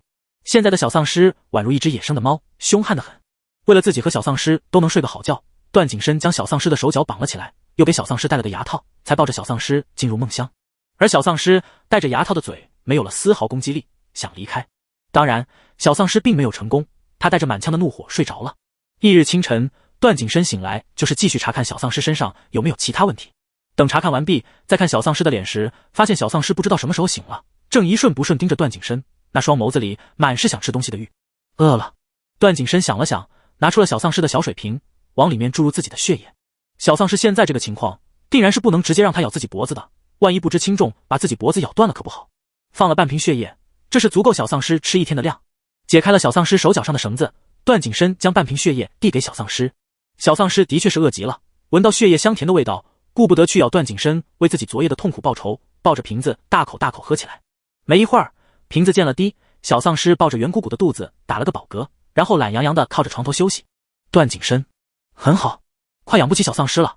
1餐半瓶血液，1日3餐，偶尔加点零食，这么算起来，段景深迟早会被榨干。段景深啧了一声，微微弯下腰身，认真注视着小丧尸的眸子，刚想问他饱了没，便被小丧尸一爪子挥退。小丧尸凶得很，狼崽子似的警惕盯着段景深，只要段景深上前一步，他就扑过来咬他。段景深只好放弃和小丧尸对话的想法。目前还在任波峰的势力范围内，段景深需要带小丧尸去一个安全稳定的地方准备长期休养，于是当天下午便坐上了前往杭城的车。杭城是一个沿海城市，末世之前这处十分繁华，是重要的贸易城市，但是末世后没有了贸易，海边也不适合丧尸生存，整座城市便空了下来。段景深曾经在这里也有几套房，正好过去休养。到达杭城的时候是在第2天早上，车一停，车座上睡得香甜的小丧尸就醒了。哦！醒来第1秒，小丧尸就是凶巴巴的吼段景深。现在的小丧尸可讨厌段景深了，逼他坐这种令人头晕的车就算了，还不让他咬人。有时候途中休息，小丧尸好不容易看到一个人类，兴奋的上去咬，却硬生生被段景深拎住了脖子，前进不得。只要眼睁睁看着到嘴的鸭子飞了。段景深挑挑眉，对于小丧尸的怒吼无所畏惧。现在的小丧尸惯不得，要是惯了，下一秒就要血溅当场。他下了车，又绕到副驾驶的车门前，抱着小丧尸下车。小丧尸的手没有绑紧，动作间挣脱了，抬手对着段景深就呼了过去。啪！声音清脆响亮，段景深脸上顷刻间多出了一个红红的手指印，他整张脸都黑了下来，几乎能滴下墨汁来。平日凶猛的小丧尸此时眨了眨眼睛，默默将自己的小手揣起来，不让段景深发现。段景深好像下一秒就要打他的样子，小丧尸心里一慌，挣扎着想跑，却又被段景深抱紧，一言不发地迈着步子往别墅走。第59章，小丧尸黑化时偷吃。小丧尸被段景深扔在了沙发上，还没有反应过来，就被男人压住，俯身在他身上，深邃的眸中晦暗不明，看不清情绪。小丧尸心底抖了一下，又硬着头皮嗷地吼了一声。段景深也吼了一声，他的狮吼低沉而有力，和小丧尸扯着嗓子干嚎不同。小丧尸瞬间耸鸡鸡软了身体，不敢再反抗。他没想到这个处处管着他的男人居然也是一只能力不低的丧尸。段景深冷哼一声，捏着小丧尸鼻子骂他：欺软怕硬的小东西。小丧尸眉眼收敛，不再嚣张，但是也不理段景深的话，妥妥一只全身腻骨的小丧尸。段景深叹了口气，心想慢慢来，这是未来媳妇儿，不能吓到了，不能吓到了。正心里默念着，脖子上忽然一疼，小丧尸正张口咬住他脖子上的肉，牙齿陷入肉里，力道丝毫不减，大有一副要将他的皮肉扯下来的感觉。段景深连忙按住小丧尸的脑袋，警告：不许咬了。小丧尸不听，死死咬住段景深的脖子不动，幸好段景深按住了他的脑袋，让他动弹不得，否则小丧尸脑袋一扭就能将皮肉扯下来了。段景深脸色黑得不行，他的忍耐已经到极限了，这只小丧尸就是不听话。随即段景深眸色一狠，伸手捏住小丧尸的下颌，小丧尸的口腔被迫打开，松开了段景深。下一刻，段景深将脑袋埋在小丧尸脖子上，露出尖锐的牙齿，带着点报复心的一咬。小丧尸瞬间疼得眼泪飙飞，他使劲推搡着段景深，嘴里嗷呜嗷呜的求他放开，一会儿又凶巴巴的露出牙齿，表示段景深如果再不松开，他就反咬了。可是小丧尸脸上还挂着眼泪，一抽一抽的装凶，实在是毫无威慑力。小丧尸都快崩溃了，好疼，真的好疼，这个男人估计要把他吃了。小丧尸哭得绝望。段景深过了好一会儿才松开了小丧尸，抬起头来，薄唇染着嫣红的血液，段景深伸出舌尖舔了舔，细细品味，随后做出评价：味道不错。小丧尸都快吓死了，看到自己厉威的行为好像有效果，段景深满意的点了点头，然后捏捏小丧尸的鼻子：很好，以后乖乖听话，我就不咬你了。小丧尸小鸡啄米般连连点头，心里却怒气冲冲想：今天受过的屈辱，总有一天他要全部讨回来。段景深当然不知道小丧尸心里又是多么叛逆，他以为小丧尸真的服软了，便好声好气又问：还饿吗？关于吃的方面，小丧尸特别诚实地点点头。段景深轻叹，刚刚小丧尸已经喝了很多血液了，不能总是这么惯着他，要是养成了嗜血的习惯，以后可不好管教。而且单吸食他的血液也不是长久之计，他的血液也是有限的。段景深思来想去，做下了一个决定，他将小丧尸锁在卧室里，随后出去寻找食物。1个小时后，段景深带着肉和鸡蛋，还有一些干瘪的蔬菜回来了。他跑遍整个城市，才在商店的冰箱里找到了残留的一些食物，都不新鲜，但如今这个时候凑合着还能吃，吃完他就叫上几只丧尸去最近的人类基地抢着新鲜事物来。段景深围上围裙，进入厨房。去厨房前，怕小丧尸无聊，还将他放到了客厅，打开了电视，给他看最喜欢看的动画片。段景深很少下厨，一般都是在野外做任务时，实在没办法的时候才烤些野味。正经经在厨房做饭还是头一次。段景深摩拳擦掌，心想这是给小丧尸做的，竟还有些紧张。他专门拿了手机搜了教程，一点一点跟着做。现实总是很残酷，明明一模一样按着步骤做，可是最后成品出来却和图片上差了个10万8千里。段景深如临大敌，对着面前这盘黑乎乎的东西陷入了沉思。片刻后，段景深放弃将这盘食物扔了的打算，毕竟勉强还是能下口的，只是卖相不好，况且现在没有什么食物，不能浪费。这么想着，段景深便将这盘菜放在了一边，继续准备下一道菜。小丧尸看了一会儿动画片，就觉得饿得慌进食，竟到一半突然停止，只会更饿。厨房的门是玻璃门，小丧尸可以看到里面段景深忙活的身影，不禁想到了段景深身上血液的美味。小丧尸吞了吞口水，眼睛里泛起了饥饿的绿光，不知不觉就已经走到了厨房门口。小丧尸伸手推了一下门，没打开，便着急的伸手扒拉门，手指甲划过玻璃，发出滋啦的刺耳声音。段景深这才注意到小丧尸，他倒是不怕小丧尸会干什么，便大方地开了门，让小丧尸进来看他做饭。小丧尸进来后就黏着段景深，此时段景深脖子上的伤口还溢着鲜血香甜的味道。小丧尸眼巴巴盯着段景深脖子看，段景深却压根没有理会他。过了一会儿，第二道菜新鲜出炉，段景深尝了一口，脸色微微沉重，过了一会儿又点点头，一副十分满意的样子。小丧尸看着段景深的模样，以为他刚刚吃进嘴里的东西十分美味。同样是丧尸，段景深觉得好吃的东西，那他吃起来肯定也不差。于是小丧尸来到方才段景深尝过的那道菜前，趁着段景深转身炒菜的功夫，悄悄捻起一片带着黑色不明物体的菜叶放进嘴里。入嘴，小丧尸就愣在了原地，不可置信的一嚼，小丧尸直接吐了出来。段景深还没发现，小丧尸捡起才咬了一口的菜叶，悄悄放回了盘子里。偷吃还做了坏事的小丧尸几乎是连滚带爬跑出了厨房，窝在沙发里。段景深听到声音，不禁纳闷，小丧尸怎么突然这么乖了，还懂得自己回去看动画片。他原以为小丧尸会来厨房大闹一通的，然而可不是他想的那样。小丧尸窝在沙发里，10万火急的想着怎么出逃。这个男人想毒死他，他这辈子都没有吃过这么难吃的玩意儿。他就知道这个男人不是什么好人，从一开始就绑着他。小丧尸越想越害怕，没想到自己竟然差点羊入虎口。看完前点个催，更给我点动力吧，凌晨应该还会更，你们明早看，晚安。第60章，小丧尸黑化式篡位。段景深还在厨房没忙活，小丧尸思来想去，觉得这里不能久留。看段景深那架势，似乎马上就要喂他吃那种恐怖的东西了。小丧尸咬着牙，急得额头冒出一层薄薄的细汗。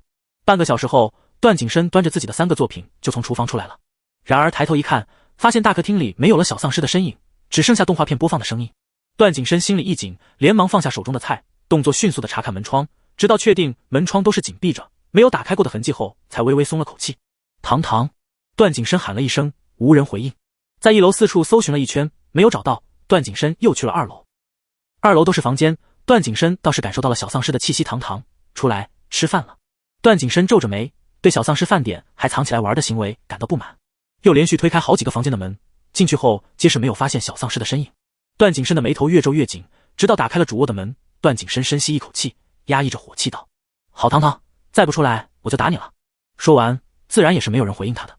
此时小丧尸正藏在某处狭窄黑暗的地方，伸手不见五指，隐隐能听见段景深叫他的声音。小丧尸打定了主意不出去，窝在那处，连呼吸都小心翼翼的。不知过了多久，小丧尸已经昏昏欲睡，然后就被一声吼给惊醒。堂堂，段景深的声音忽然近在咫尺，一字一句，咬牙切齿。小丧尸吓得几乎原地起跳，头顶照射下来一片灯光，怪刺眼的。小丧尸揉了揉眼睛，抬头看去，段景深的阴沉沉的脸就在他头顶上方。糟糕，被发现了！小丧尸缩了缩脖子，不知怎么的，面对段景深发怒的样子，心虚又害怕。段景深拎着小丧尸的脖子，把他从2楼走廊尽头的大垃圾桶里扯了出来。是的，聪明的小丧尸把自己藏在里垃圾桶里。小丧尸浑身脏兮兮的，散发着一股难闻的怪味。段景深恨不得真把小丧尸塞进垃圾桶里，打包扔了。把小丧尸扯出来后，段景深连忙收回了手，这双摸过小丧尸的手也不知道该放哪儿。他气得胸口剧烈起伏着，随后大步走去了卫生间。小丧尸眨了眨眼睛，不明白段景深为什么这副样子，此时肚子又饿得不行，干脆跟着段景深走了。段景深反复洗了许多遍手，洗完又瞟见后面看着他流口水的小丧尸，忍不住长叹一口气，随后认命的一把按住小丧尸。小丧尸被他的动作吓了一跳，挣扎着躲开，奈何段景深的力气比他大得多，根本动弹不得。没一会儿，脏兮兮的衣服就被段景深脱了，紧接着小丧尸被扔进了浴缸里。浴缸里慢慢放着热水，小丧尸看着水面慢慢上升，一开始还觉得有趣，还伸手扑腾着挥了段景深一身水。直到水面越来越高，小丧尸整张小脸都难受的皱了起来，伸手拉了拉段景深的衣服，脸上凶巴巴的命令：嗷嗷，放爷出去！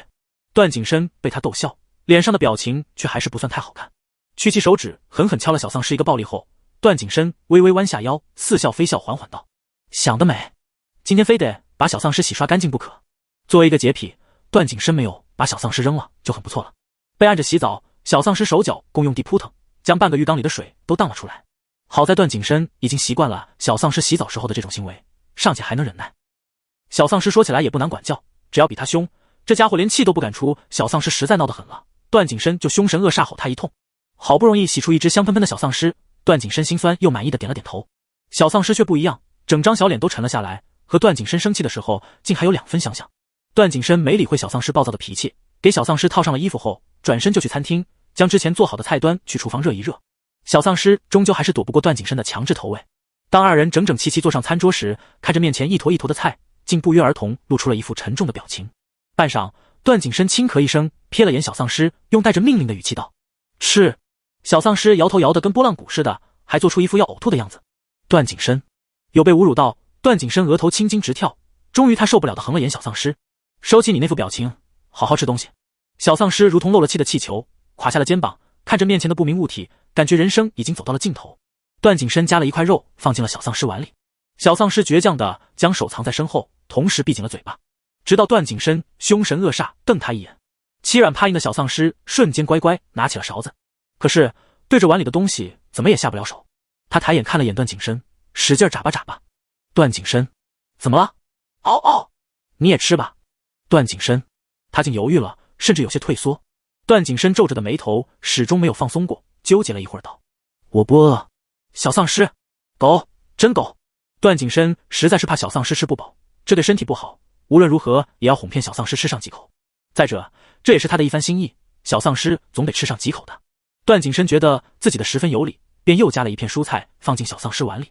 小丧尸十分客气地推搡着：嗷嗷嗷，大哥不用了，真的不用了。段景深眼一横，吃。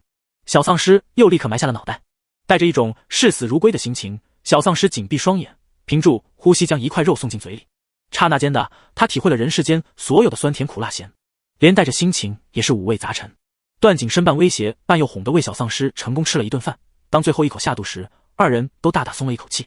小丧尸决定以后再也不喊饿了，段景深却很有信心地觉得自己下次还能做得更好。经过了几日的休养，小丧尸的身体已经恢复如初，能蹦能跳，还能和段景深对打。杭城被段景深安排了丧尸把守，这里面对他们来说十分安全。因为有了段景深的晶核，小丧尸如今也能召唤的动丧尸，虽然威力不大，但是命令几只丧尸为自己干点小活还是绰绰有余。段景深也放心将小丧尸放出去玩，自己则有更重要的事情要忙。这天，小丧尸带着几只丧尸小弟上街了。城里没有人类，整条大街也是凉飕飕空荡荡的。小丧尸集结了一批丧尸，随后在更高的台子上大刀阔斧地坐下。我要当师弟。小丧尸认真地抛出了这句话，下面的丧尸小弟们低吼着回应，却没有一个人能够匍匐下来表示支持并臣服于他。小丧尸有些生气，这几日的相处，小丧尸已经知道段景深是师弟，能够召唤丧尸，这让他十分不爽。本就看不惯段景深，没想到他还是个大佬。于是小丧尸在知道段景深身份的当天晚上，便邪恶的想要谋权篡位。这几日他整天游荡在杭城里，已经对这里的地形了如指掌，且还收获了一批忠诚的小弟。小丧尸觉得自己的计划成功指日可待。嗷嗷，你们有没有听我说话？小丧尸叉腰，他真的生气了，是不是不发火就把别人当傻子？玩梗，别当真。下面几只丧尸感觉到小事后发火了，才不得不正经起来，又吼了一通，这次明显更有气势，把小丧尸哄得开心了些。小丧尸自己还不知道，因为他和段景深都有一枚师弟晶核，导致同时出现了两个师弟，这在丧尸群里自然是不被允许的。丧尸们自发将看起来更加有威严，能够统领狮群的段景深认作了师弟，而将看起来软绵无害的小丧尸认作了师后。丧尸们不会说话，并没有透露出来，段景深也是靠着自己的观察力才知道小师后一事，所以至今为止，所有丧尸里只有小丧尸不知道这件事。此时他们的师后还嚷嚷着要当师弟，丧尸们也是左耳朵进右耳朵出的听着。小丧尸将自己的计划说了一通，看底下的丧尸没有反应，又气得嗷嗷吼人。丧尸们怕惹得小师后不高兴，最后被师弟惩罚，于是连忙回应，恨不得拍手叫好。小丧尸满意了，带着丧尸群往自己住着的别墅走。段景深正在别墅里处理事情，小丧尸走的时候骗他说自己晚点回来，这会儿是想偷袭段景深一波。但是没想到他到了别墅，别墅里却没有了段景深的身影。小丧尸扑了个空，有些沮丧，不过很快又重振旗鼓，他想段景深迟早会回来，大不了他守株待兔，今天势必要把段景深抓住。主要是他真的受不了段景深的投喂了，每天的黑暗料理让他恨不得饿死算了，活着真没意思。段景深却还自我感觉良好，这让小丧尸百思不得其解。等到天色微暗，段景深还没回来，小丧尸有些坐不住了，他迫不及待想和段景深打一战，来确认谁才是师弟。急性子的小丧尸当即站了起来，打算出门去寻段景深。没有人类存在的地方，黑夜再也没有了绚丽的灯光，小丧尸走在漆黑的路上，怎么都感觉今天的段景深不对劲，居然不准时回来做饭了。虽然值得开心，但是这让小丧尸的计划泡汤了。在城里四处游走一番，才在靠近海边的地方感觉到了段景深的气息。他立刻带着自己的丧尸大军往海边跑。到达海边的时候，那里正在混战，巨大的八爪鱼掀起大片海浪，几条滑溜溜的触手对着海滩上的丧尸一顿狂扫，丧尸们大片大片的倒下，很快又站起来继续进攻，只要逮着一条触手就张嘴使劲撕咬。小丧尸是个护短的，一看自己的丧尸小弟被欺负了，当即暴走，他冲上去加入了混战。进入了丧尸群里，他才发现段景深也在。此时的段景深身上的衣服被嫣红的血液浸着，看起来十分惨烈。小丧尸愣在了原地，看着这样的段景深，不知是震惊的还是被吓到了。你怎么来了？段景深沉下了脸。小丧尸现在没空怕他，瞪了回去，还骂他嗷嗷真弱。骂完，段景深还真的吐了一口血。小丧尸瞳孔微缩，这回真真实实被吓到不敢动弹了。段景深居然吐血了，他居然也会吐血，他不会要死了吧？小丧尸舔了舔嘴唇，突然兴奋。段景深看着小丧尸的模样，心里莫名有种不好的预感。二人这边心里各有各的想法，另一边一条巨大的触手已经横扫过来。段景深拉着小丧尸快速往下一蹲，安全躲开了触手的攻击。被打中的丧尸能被拍出去好几米远，小丧尸看到这一场景，忍不住拍了拍自己的小胸脯。幸好他躲过去了，不然这被打得多难看啊！糖糖，你懂得怎么对付变异体吗？段景深严肃认真地问小丧尸。小丧尸也忍不住严肃起来，拧着小眉头仔细回想半天，发现脑海中对以往的记忆十分模糊，于是摇了摇头。没事，待会儿我会保护好你的。段景深勾了勾唇，笑得十分温柔，又带着令人心疼的脆弱。小丧尸不由得怔住。糖糖，如果我死了，你会发现我的好吗？段景深忽然道。哦，你要死了吗？段景深脸色苍白，虚弱的摇摇头。我也不知道我还有多久，不过可嗨嗨，你别忘了我。小丧尸死死咬着唇，眸光闪烁。怎么办？太兴奋了，不能笑。作者的话，段景深，我要死了，媳妇儿一定很伤心。糖糖，老公要死了，我要继承他的家产了，好兴奋怎么办？这是苦肉计，没死。宝贝们看完前点个催更哦。第61章，小丧尸黑化是误会。天色已暗，段景深看到小丧尸眼睛里似乎盈满了泪光，心里忍不住划过一丝暖意。这么多天和小丧尸相处，终于打动了小丧尸的心。段景深的身体晃了晃，摇摇欲坠，看起来真的快不行了。小丧尸紧紧盯着他，就等他倒地那一刻了。然而这时几条触手又噼里啪啦带着一片海浪扑来，小丧尸正沉浸在段景深快要死去，然后他就继承家产的兴奋中，压根没注意到这边的攻击。千钧一发之际，原本脸色苍白即将倒下的段景深忽然眼皮一掀，眸光锋利，迅速捞起还在幻想着未来的小丧尸，几个旋身闪到一边，躲过了变异体凶猛的攻击。小丧尸愣住了，说好的要死了呢，怎么突然就能跑能跳了？小丧尸大失所望，幽怨又气愤地瞪着段景深。他算是看出来了，段景深压根就是在骗他。小丧尸生气了，转身就走，但是后面的大章鱼可不让他走，又伸着自己那带满吸盘的大触手拍过去。段景深面色一沉，抽出自己的兵刃，迅速斩断即将攻击到小丧尸的触手。但是他这边刚斩完，转头一看，另一边的触手又已经攻击到了小丧尸的身后。糖糖，闪开！段景深喊完，已经来不及了。小丧尸也感觉到身后的疾风，不明所以的扭头，就看到了巨大的触手悬挂在自己头顶上方。这个场景莫名有些熟悉，正处于生气中的小丧尸眉头一拧，不耐烦地伸手拍开这巨大的触手。这幅场景看得段景深呼吸都几乎停止了，目眦欲裂地冲上前，却发现那触手被小丧尸拍了一下之后，就这样悬在半空中，不再动弹。嗷嗷！小丧尸骂骂咧咧，让那只大章鱼滚。几条触手纠结一顿后，当真就退回了海洋中。段景深连忙查看小丧尸的身体，受伤了。小丧尸可以让变异体臣服这件事，他自然是知道的，但是他也知道这需要小丧尸的血液。小丧尸拍开他的手，他还在气段景深骗他这件事。段景深顾不得他现在的情绪，上上下下将小丧尸检查了个彻底，再三确定小丧尸身上真的没有伤口，才松了口气。小丧尸已经受不了他了，张口就咬在段景深摸着他脸颊的手上。段景深只是微微皱了下眉头，就被任由他咬去了。他知道小丧尸生气，让他消消火气也行。不过段景深还是忍不住道：糖糖，你不靠血液来驯服变异体了？小丧尸瞪他一眼，不说话。即使现在的小丧尸会说话，也听不懂段景深在说什么。他现在并不知道自己还能驯服变异体，换了晶核的小丧尸只知道自己现在是一只丧尸，要吃肉。段景深也没期待小丧尸会回答他，摸摸小丧尸的脑袋后，就捏住他的下颌，将自己的手从小丧尸的嘴巴里解救出来，随后又拉着小丧尸往回走的时候，他微微扭头，眼带警告地看了眼不远处的中年男人。男人只是笑笑，意味不明。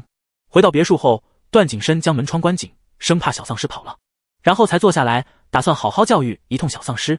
下次这么危险的地方躲远一点，知道吗？段景深在很严肃地和小丧尸说这件事，小丧尸却满脑子只想咬死段景深，龇着牙凶狠极了。段景深对小丧尸的凶狠视若无睹，他看了眼时间，忍不住皱起眉头。这么晚了，小丧尸估计都饿坏了，于是叮嘱小丧尸在客厅好好看电视，自己便准备去做饭。小丧尸看着段景深进入厨房，连忙从客厅溜进了卧室。他打死也不想吃段景深做的黑暗料理。和段景深生活了几天的小丧尸又学会了开门锁门，此时他就把房门锁死了。在卧室里坐了会儿，小丧尸无聊的四处翻找东西来吃。翻找间，突然从段景深放在床头的衣服口袋里抖落出一张照片和几颗糖果。小丧尸将糖果捡起来，剥开糖纸后放进嘴里吃了，甜甜的味道在口腔中化开，仿佛渗入进了心里。小丧尸满意的熬了一声，吃完才又注意到脚下的照片。小丧尸捡起来一看，照片上有2个人，一个是现在正在做饭准备毒害他的男人，另一个是个10几岁的少年。小丧尸看着觉得有些熟悉，却认不出来是谁。小丧尸闲来无聊，看着这张照片，脑瓜子慢慢转动起来。照片上，男人看着少年的眼神十分温柔，难不成是他老婆？小丧尸皱起眉头，有些许烦躁。这个狗男人居然有老婆，那还天天关着他干什么？结合这几天对段景深的了解，比如这个男人口袋里还藏着几条漂亮的链子，一看就不是段景深这种人会用的，肯定是他老婆的。小丧尸越发觉得自己的猜想是对的，有些愤怒。他老婆肯定还不知道段景深在外面包养他这个小三。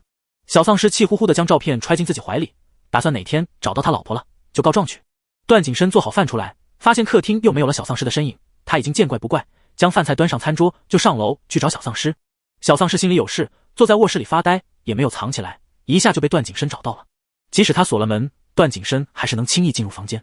看到段景深温柔喊他去吃饭的那副人模狗样的样子，小丧尸就气不打一处来，哼了一声，小丧尸率先走出房门，眼神都不想多给段景深一个。段景深可就纳闷了，以为是刚刚骗小丧尸的事情还没让小丧尸消气，便跟在小丧尸身后思考着拿什么轰轰小丧尸。到了餐厅，小丧尸一屁股坐在椅子上，就开始愤愤扒拉着米饭。这是段景深见过小丧尸吃饭最积极也吃得最多的一次。小丧尸以前勉强就吃半碗米饭，这次没有段景深逼着，竟也自己吃完了整整1大碗米饭。段景深以为自己的厨艺进步了，得到了小丧尸的青睐，然而低头一看，发现小丧尸压根就没动过菜，干吃的白米饭。小丧尸心里是想着事情，才不知不觉把整整1碗米饭炫了。吃完才反应过来，抬头一看，段景深正用一种无家有而初长成的感叹眼神看着他。小丧尸看到他便忍不住想起了那张照片的事情，瞪了段景深一眼，便下了桌回卧室去了。段景深他实在是纳闷，当天晚上小丧尸甚至极其抗拒和段景深睡觉。段景深知道小丧尸现在脾气不好，又正生着气，怎么都是小丧尸有理，便不敢像以前一样绑着他，只能眼睁睁看着小丧尸拖着一个枕头去了其他房间。小丧尸现在除了篡位当师弟外，又有了一个新的事情要做，那就是把段景深的老婆找到，然后告诉他老婆段景深有多渣。小丧尸心里竟还邪恶地冒出了一个想法，想拆散段景深和他老婆。小丧尸想着想着，便抱着枕头睡着了。没多久，小丧尸的房门被人从外面缓缓推开，段景深轻手轻脚地进入房间，又慢慢躺进了小丧尸的被窝，才舒服地发出一声喟叹。第二天早上，小丧尸感觉到自己正被什么东西禁锢着，而且还散发着阵阵肉香，闭着眼睛想也不想，便狠狠咬了过去。段景深唰地睁开了眼睛，传来的疼痛让他忍不住嘶的一声倒吸一口凉气，痛感渐渐变了味，段景深的呼吸便粗了许多。话说，自从他们离开了东部基地后，发生了许多事情，就再也没有过了。此时周围安全，无所事事，有大把时光。段景深忍不住有些蠢蠢欲动，盯着小丧尸的眼神变得火热，仿佛能够把人灼烧。小丧尸咬了半天没吃出来吧，味道倒是醒了，睁眼就对上了段景深饿狼般的眼神，吓得小丧尸打了个寒战。糖糖，醒了。段景深的声音带着刚醒来的慵懒低哑，显得十分撩人。小丧尸的脑子还没有转过来，愣愣点了点头。看着这样呆滞可爱的小丧尸，段景深俯身亲了小丧尸一口。忽的，小丧尸就满脸惊恐，像是见鬼了似的。段景深的手已经伸进了小丧尸的睡衣里，开始反复流连。但是还没有开心1秒，小丧尸猛地坐起身，狠狠往段景深脑袋上砸了一个枕头，然后气鼓鼓地下床跑出了房间。段景深一脸懵，眼角余光瞥见了床边的一张照片，段景深拿起来瞧了瞧，发现是自己和糖糖末世前的照片，难怪昨晚没找到，原来是在他这儿。段景深将照片收起来，就下床去找小丧尸了。小丧尸正扒拉着门想出去，他实在受不了段景深这个渣男了。段景深如今对小丧尸要出去玩也不阻挠，看他这么着急，就把门打开了。小丧尸一看到出路，炮弹般就冲出去了。段景深进入书房，刚打开电脑，电话就响了。糖糖进化了，迎面就是这么一句话。段景深微微蹙起眉头，警惕的没有回答。想要觉醒异能吗？如今许多丧尸王都已经觉醒了异能，段景深却还迟迟没有觉醒。不过段景深依旧是没有回答。对面叹了口气，才说出了段景深想听的话。还有1周，你的晶核就能完全和糖糖的身体融合了，到时候他就能完全恢复到以前的状态。段景深终于嗯了一声。对面又说道，不过你答应过我的事情可别忘了。不用你多说。段景深的声音带着不悦，冰冰冷冷。电话对面的男人笑了笑，还想说什么，段景深就已经将电话挂了。这时段景深电脑上的页面已经显示着全球丧尸分布的情况，甚至已经在人类基地内部蔓延，但是人类至今依旧没有发现。小丧尸不知不觉就来到了城门口，段景深允许他在城内行走自如，却从来不让他出去。好在城门口也没有什么人类可以让他咬，所以小丧尸并不是很在意能不能出去。小丧尸正打算转头往回走，身后忽地传来一道女声，糖糖，我终于找到你了。小丧尸闻声看去，发现城门口站着一个白发碧眼的漂亮女人。小丧尸看呆了一瞬，还没反应过来，那女人已经朝他走来。只是刚要踏进城门，就被段景深安排守城门的丧尸给拦住了。守城门的是丧尸王，艾丽莎一个人肯定是打不过的，而且一旦发现人类，不管进不进城，丧尸王都会把他们咬死。现在看到了艾丽莎，丧尸王二话不说扑了上去。艾丽莎艰难抵抗着，看到小丧尸还在旁边看戏，嘴角忍不住抽搐。糖糖，你认识他吗？让他走开，我找你有事。小丧尸的确认识丧尸王，但是这个女人说找他有事，小丧尸就不太明白了，因为在小丧尸如今仅存的记忆里，他并不认识艾丽莎。糖糖，你不想知道段景深的事吗？艾丽莎感觉到小丧尸的异样，立刻就换了一种说法。果不其然，听到段景深，小丧尸连忙上前推开了丧尸王，想听听这个女人知道什么。艾丽莎松了口气，疑惑问道：为什么这里会有丧尸王守城？小丧尸也不知道段景深为什么会这样安排，于是诚实的摇摇头。艾丽莎便拉住了小丧尸的胳膊：糖糖，我带你离开这里，罗松他们都在找你。小丧尸懵懵懂懂，看女人触碰自己，丧尸本身自有的警惕让他立刻龇牙要去咬艾丽莎。艾丽莎眼疾手快的松开，惊讶的看向小丧尸：糖糖你怎么？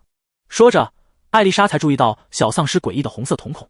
第62章，小丧尸黑化氏认老婆。糖糖，你记不记得我？艾丽莎盯着小丧尸带着迷茫的红眸，不禁问道。小丧尸警惕地做出一副要攻击他的架势，并没有回答艾丽莎，但是艾丽莎看他这样子，也知道小丧尸根本就不认得他了。不过方才他提起段景深的时候，小丧尸还是有反应的，说明小丧尸此时还认得段景深，便又道：糖糖，我是艾丽莎，萨利是段景深的朋。艾丽莎忽地想到了什么，看着小丧尸懵懂的模样，恶劣的勾了勾唇，是段景深的未婚妻。小丧尸精，段景深的老婆不是照片上的男生吗？打量着艾丽莎的模样，小丧尸又忍不住相信她的话，因为艾丽莎真的很漂亮，小丧尸都看呆了。段景深有把银枪，还有很多漂亮的小链子，这些我都知道的，因为那是他给我的东西。看着小丧尸揪成一团的小脸，艾丽莎又忍不住逗道。小丧尸这回彻底信了，他本就觉得那些漂亮的链子是留给他老婆的，现在段景深的老婆真的出现了。艾丽莎忍着笑意，又道：糖糖，你现在该相信我了吧？你跟我走，我带你去找段景深。艾丽莎伸出手就要去拉小丧尸，小丧尸侧过身子躲开，指着城内。嗷嗷嗷！艾丽莎，她根本听不懂丧尸说话，不明白小丧尸的意思，又伸手去拉小丧尸。糖糖，你必须跟着我走，现在外面很危险，所有人都在抓捕你。艾丽莎开始严肃起来，她想，如果小丧尸真的不跟她走，那她只能来强的了。小丧尸依旧躲开艾丽莎的手，并往城内走了几步，又指着城内。段景深就在里面啊！艾丽莎这才察觉到小丧尸的意思，看他一直指着城内，艾丽莎问：城内有什么东西？小丧尸点点头。有你的老公段景深。小丧尸说完就淹了，吧唧的垂下了脑袋。艾丽莎挑了挑眉，不明白小丧尸为什么这个样子，不过目前她还是决定按照小丧尸的指路去城内看看，说不定真的有什么东西，不然怎么会有丧尸王守城？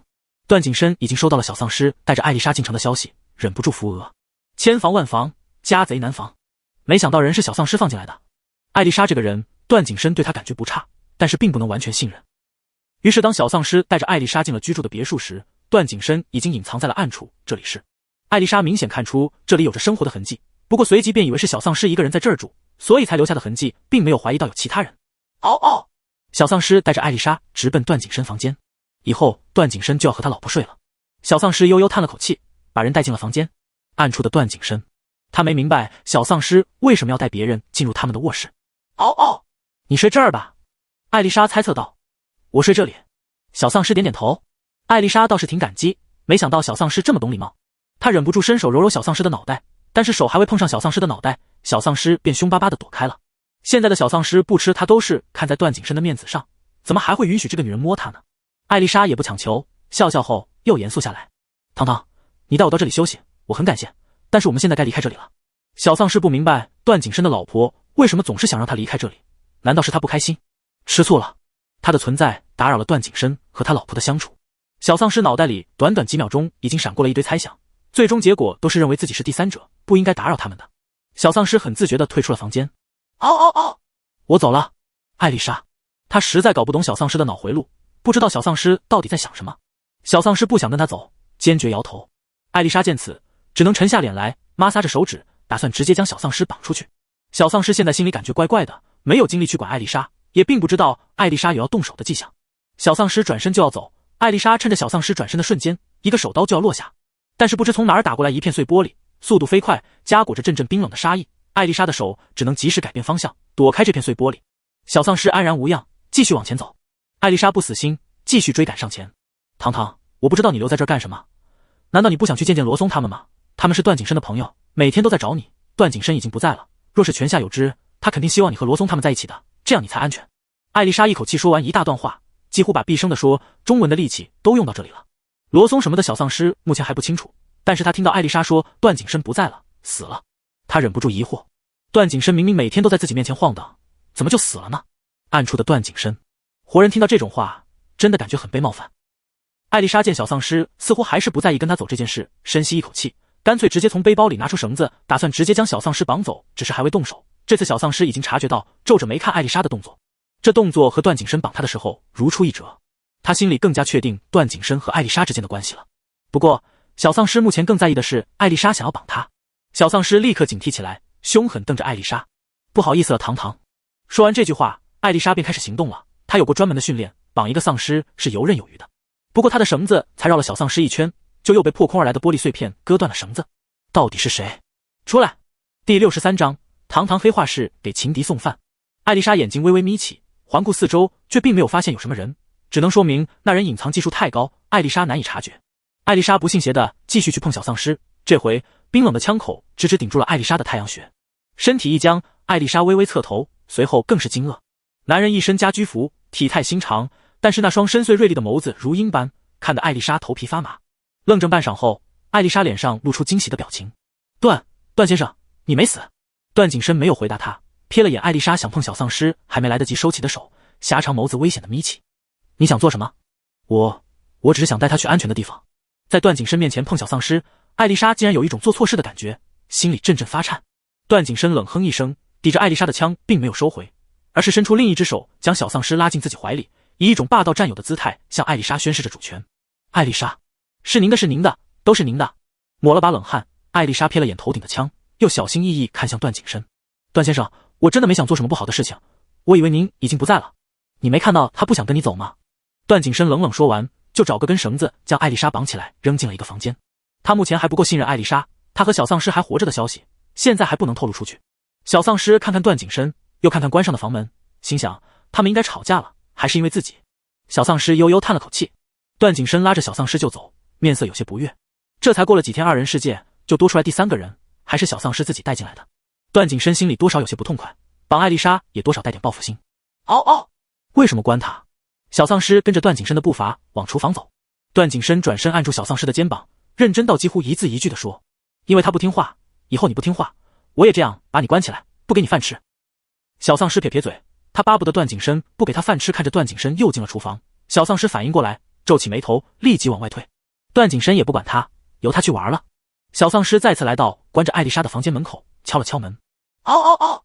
段景深说：不给你饭吃哦。小丧尸的声音莫名有些得意。里面的艾丽莎被绑住了手脚，这会儿费了好大一番力气才借助房间里的工具解开。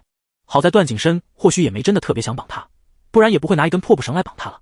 听到门外小丧尸的声音，艾丽莎来到门口。怎么了糖糖？接着小丧尸在外面嗷嗷说了一通，艾丽莎一个字都没听懂，只能胡乱嗯嗯应着。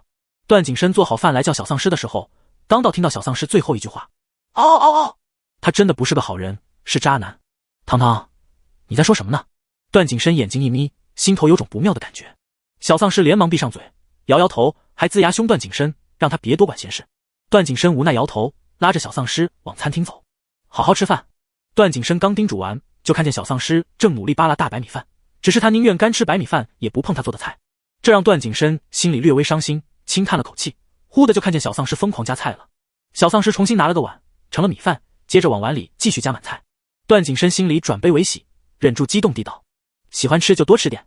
小丧尸的动作顿了一下，意味不明地看了段景深一眼，继续加菜。加完菜，段景深以为小丧尸要大快朵颐了，但是没想到小丧尸端着碗就往楼上跑。小丧尸一路来到艾丽莎的房间门口，又从口袋里掏出从段景深身上摸来的钥匙，打开门就看到艾丽莎靠坐在床边，那张艳丽的面孔清冷迷人。小丧尸心里夸赞了一下段景深的眼光，紧接着又责怪段景深不懂得怜香惜玉，不像他亲自端着饭菜来找艾丽莎了。小丧尸进入房间后，将手中饭菜递给艾丽莎。嗷嗷，给你吃。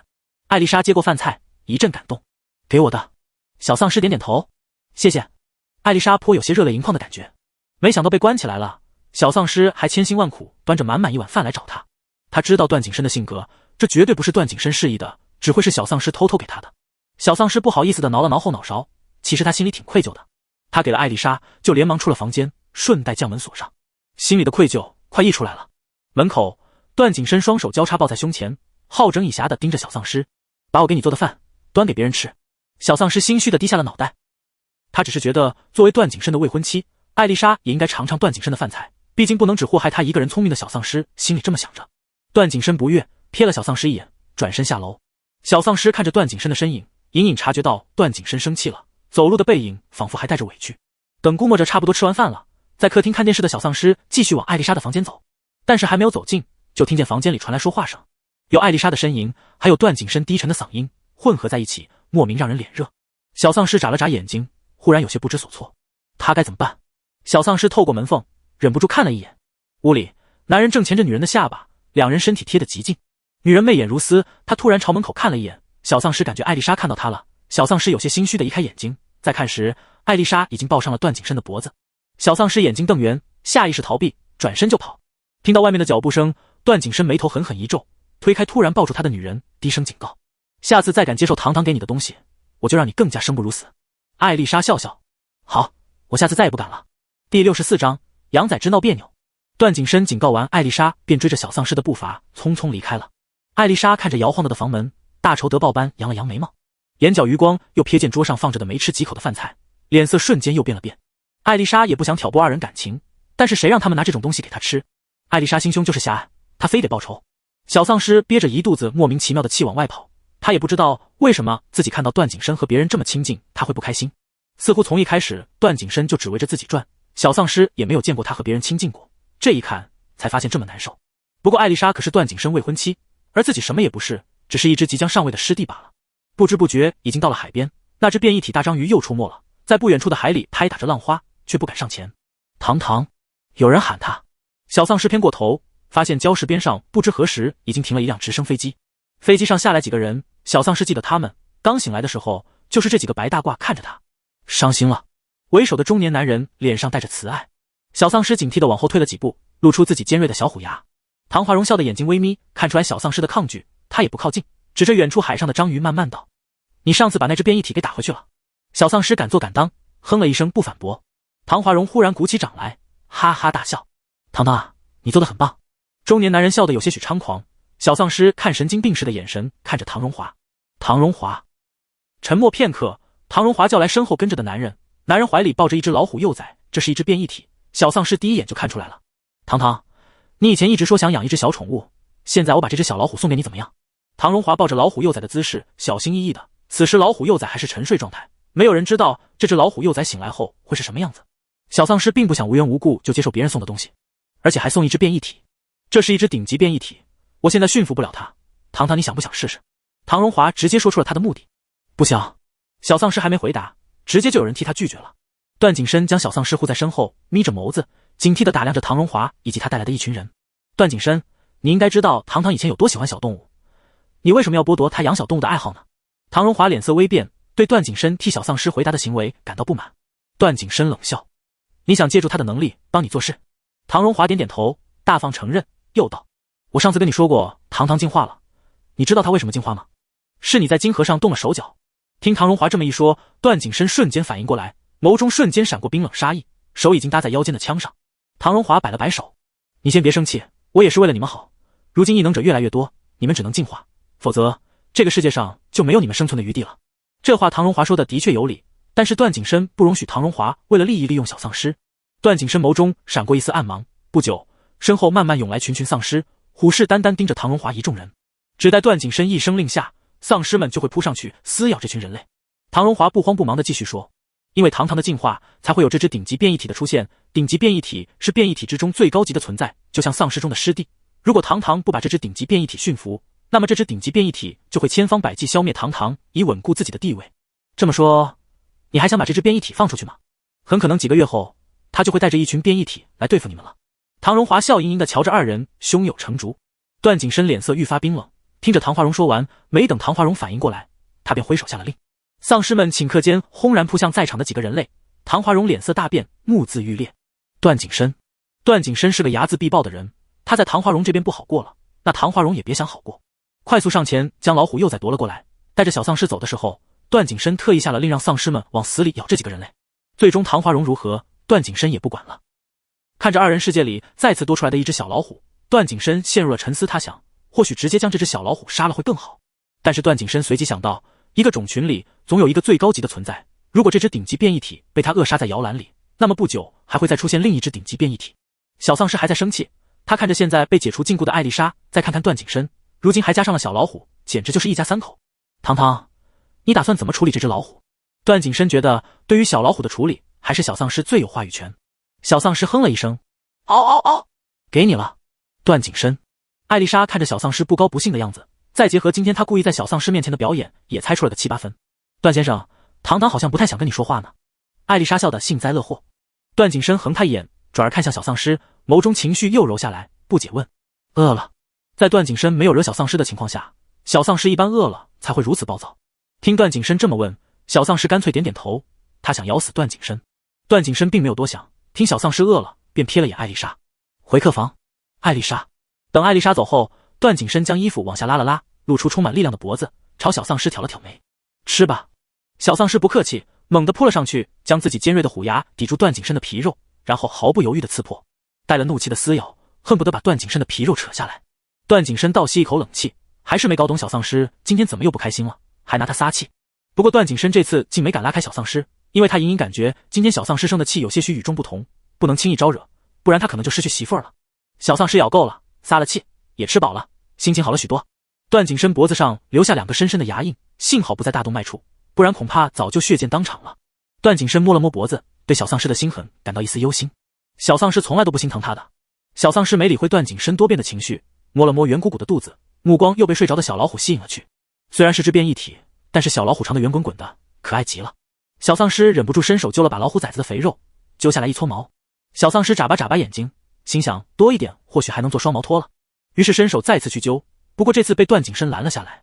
他还小，等他长大点，毛更多。段景深倒不是真的担心小老虎折在小丧尸手里，而是怕这只顶级变异体突然醒来就记恨上小丧尸了。小丧尸闻言嗷了一声，收回了手。他手上还沾着段景深脖子上血迹，还不小心蹭到了小老虎干净的皮毛上。他张嘴想将手指含进嘴里，将手指上的血液吸吮干净，这次又被段景深拦住。小丧尸瞪他一眼，嗷嗷，烦死了。段景深满脸无辜，乖，摸了老虎的手不干净，不能吃。小丧尸哼了一声，任由段景深的带着他去洗手。洗手的时候，小丧尸还报复性的将水洒了段景深一身。一而再再而三，段景深也有了脾气，抱起小丧尸就往房间里走。进入房间后，一脚将门踹上。艾丽莎听到他们进房间的声音，才终于出来透了口气。另一边的房间里传来小丧尸呜呜咽咽的求救声和哭声。艾丽莎摇了摇脑袋，捂住耳朵没管。段景深也就打了小丧尸的屁股2巴掌，手中半分力气没用上，小丧尸就哭天喊地说要离家出走。然后段景深又气得打了2巴掌。现在小丧尸已经不理他了，郁郁寡欢的透过窗口望着远方。段景深这次真的感觉到小丧尸想离开的想法，心里有些慌。他轻轻啄了下小丧尸紧紧瘪着的唇瓣，忍不住问：到底怎么了？你不喜欢艾丽莎？问题似乎是从艾丽莎来了之后开始的。小丧尸不说话，想出去玩。段景深记得小丧尸是十分喜欢出去玩的，不过发生了这么多事情，已经很久没有带着小丧尸游山玩水了。小丧尸眼睛微微亮了一下，随即又暗淡下去。他只是不开心，也不知哪里不开心，好像是突然意识到这个天天围着自己转的男人也会对别人这样。突然出现的落差感让他心慌。二人在这边解决感情问题，却不知道角落里一双圆溜溜的眼睛看得津津有味。第65章，羊仔知我要炸了。二人还没有发现那双眼睛的主人面对面沉默着。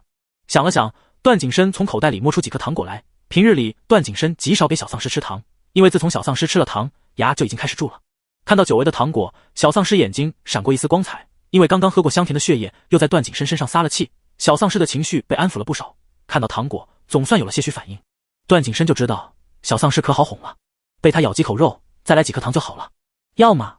段景深瞧着小丧尸，扬了扬眉毛，又哄的意思明晃晃写在脸上。小丧尸哼了一声，扬着头颅，高傲的伸手去拿段景深手心的几颗糖。指尖即将触碰到糖果的时候，突然一道影子从眼前晃过，小丧尸眼睛一花，等眼前清明时，段景深手心已经空空如也。小丧尸的杏眼瞪得溜圆，使劲眨了眨，再睁开眼，还是空的。嗷嗷！小丧尸急切地看向段景深，是那只老虎。段景深脸色也不好看，居然有人能在他手上抢东西走，还是他给小丧尸的糖。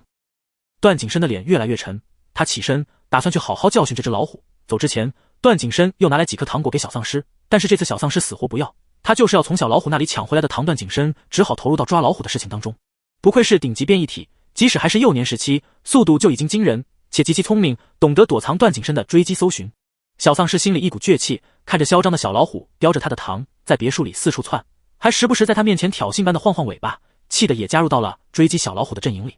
只是出师不利，老虎崽子在小丧尸面前摇了一通尾巴后，小丧尸猛地扑上去，老虎崽子躲得极快，小丧尸扑了个空，与大的来了个结结实实的拥抱。段景深刚追过来，看见这一幕，连忙拉起趴地上的小丧尸，查看了一下小丧尸的胳膊和小腿，发现没什么事后才松了口气。小丧尸身上没事，心里却有事，他伤心极了，他堂堂未来师弟居然被一只老虎崽子欺负了。小丧尸嗷嗷控诉着。不远处的小老虎停下了脚步，转头看着他们二人，摇头晃脑的，像是在嘲笑他们似的。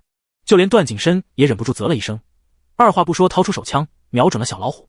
一声枪响过后，子弹打穿了地板，却没有小老虎的身影。再看，小老虎已经爬到了小丧尸的头上，对着小丧尸肉嘟嘟的脸蛋咬了一口。段景深脸色一沉，浑身气息骤冷，快速伸手捏住老虎的脖子，将它拉开，随后狠狠甩在地上。小老虎吼了一声，转身跑了。小丧尸想去追，却被段景深拉住。他紧张地查看小丧尸白嫩的脸颊，只见脸颊上有几个红红的牙印，幸好不深，没有流血，不然段景深非得把这只老虎大卸八块。怎么样，疼吗？段景深皱着眉问。小丧尸瘪着嘴摇摇脑袋，眼睛里含着泪花，看起来憋屈极了。小老虎已经不见踪影，今天只能就此作罢。段景深觉得现在需要好好安抚小丧尸。艾丽莎外出回来，就看到小丧尸哭唧唧的，她望着小丧尸脸上的牙印，瞟向段景深。段先生，你想吃肉了？说着又发觉着牙印小的不像是段景深这种成年男人的，才惊道：这到底怎么回事？段景深瞥他一眼，被老虎咬了，是那只变异体。段景深点了点头。艾丽莎立刻站起身，抽出枪。这可是顶级变异体，现在去哪儿了？我去灭了他。段景深瞥了他一眼。如果你能抓到他，那就去吧。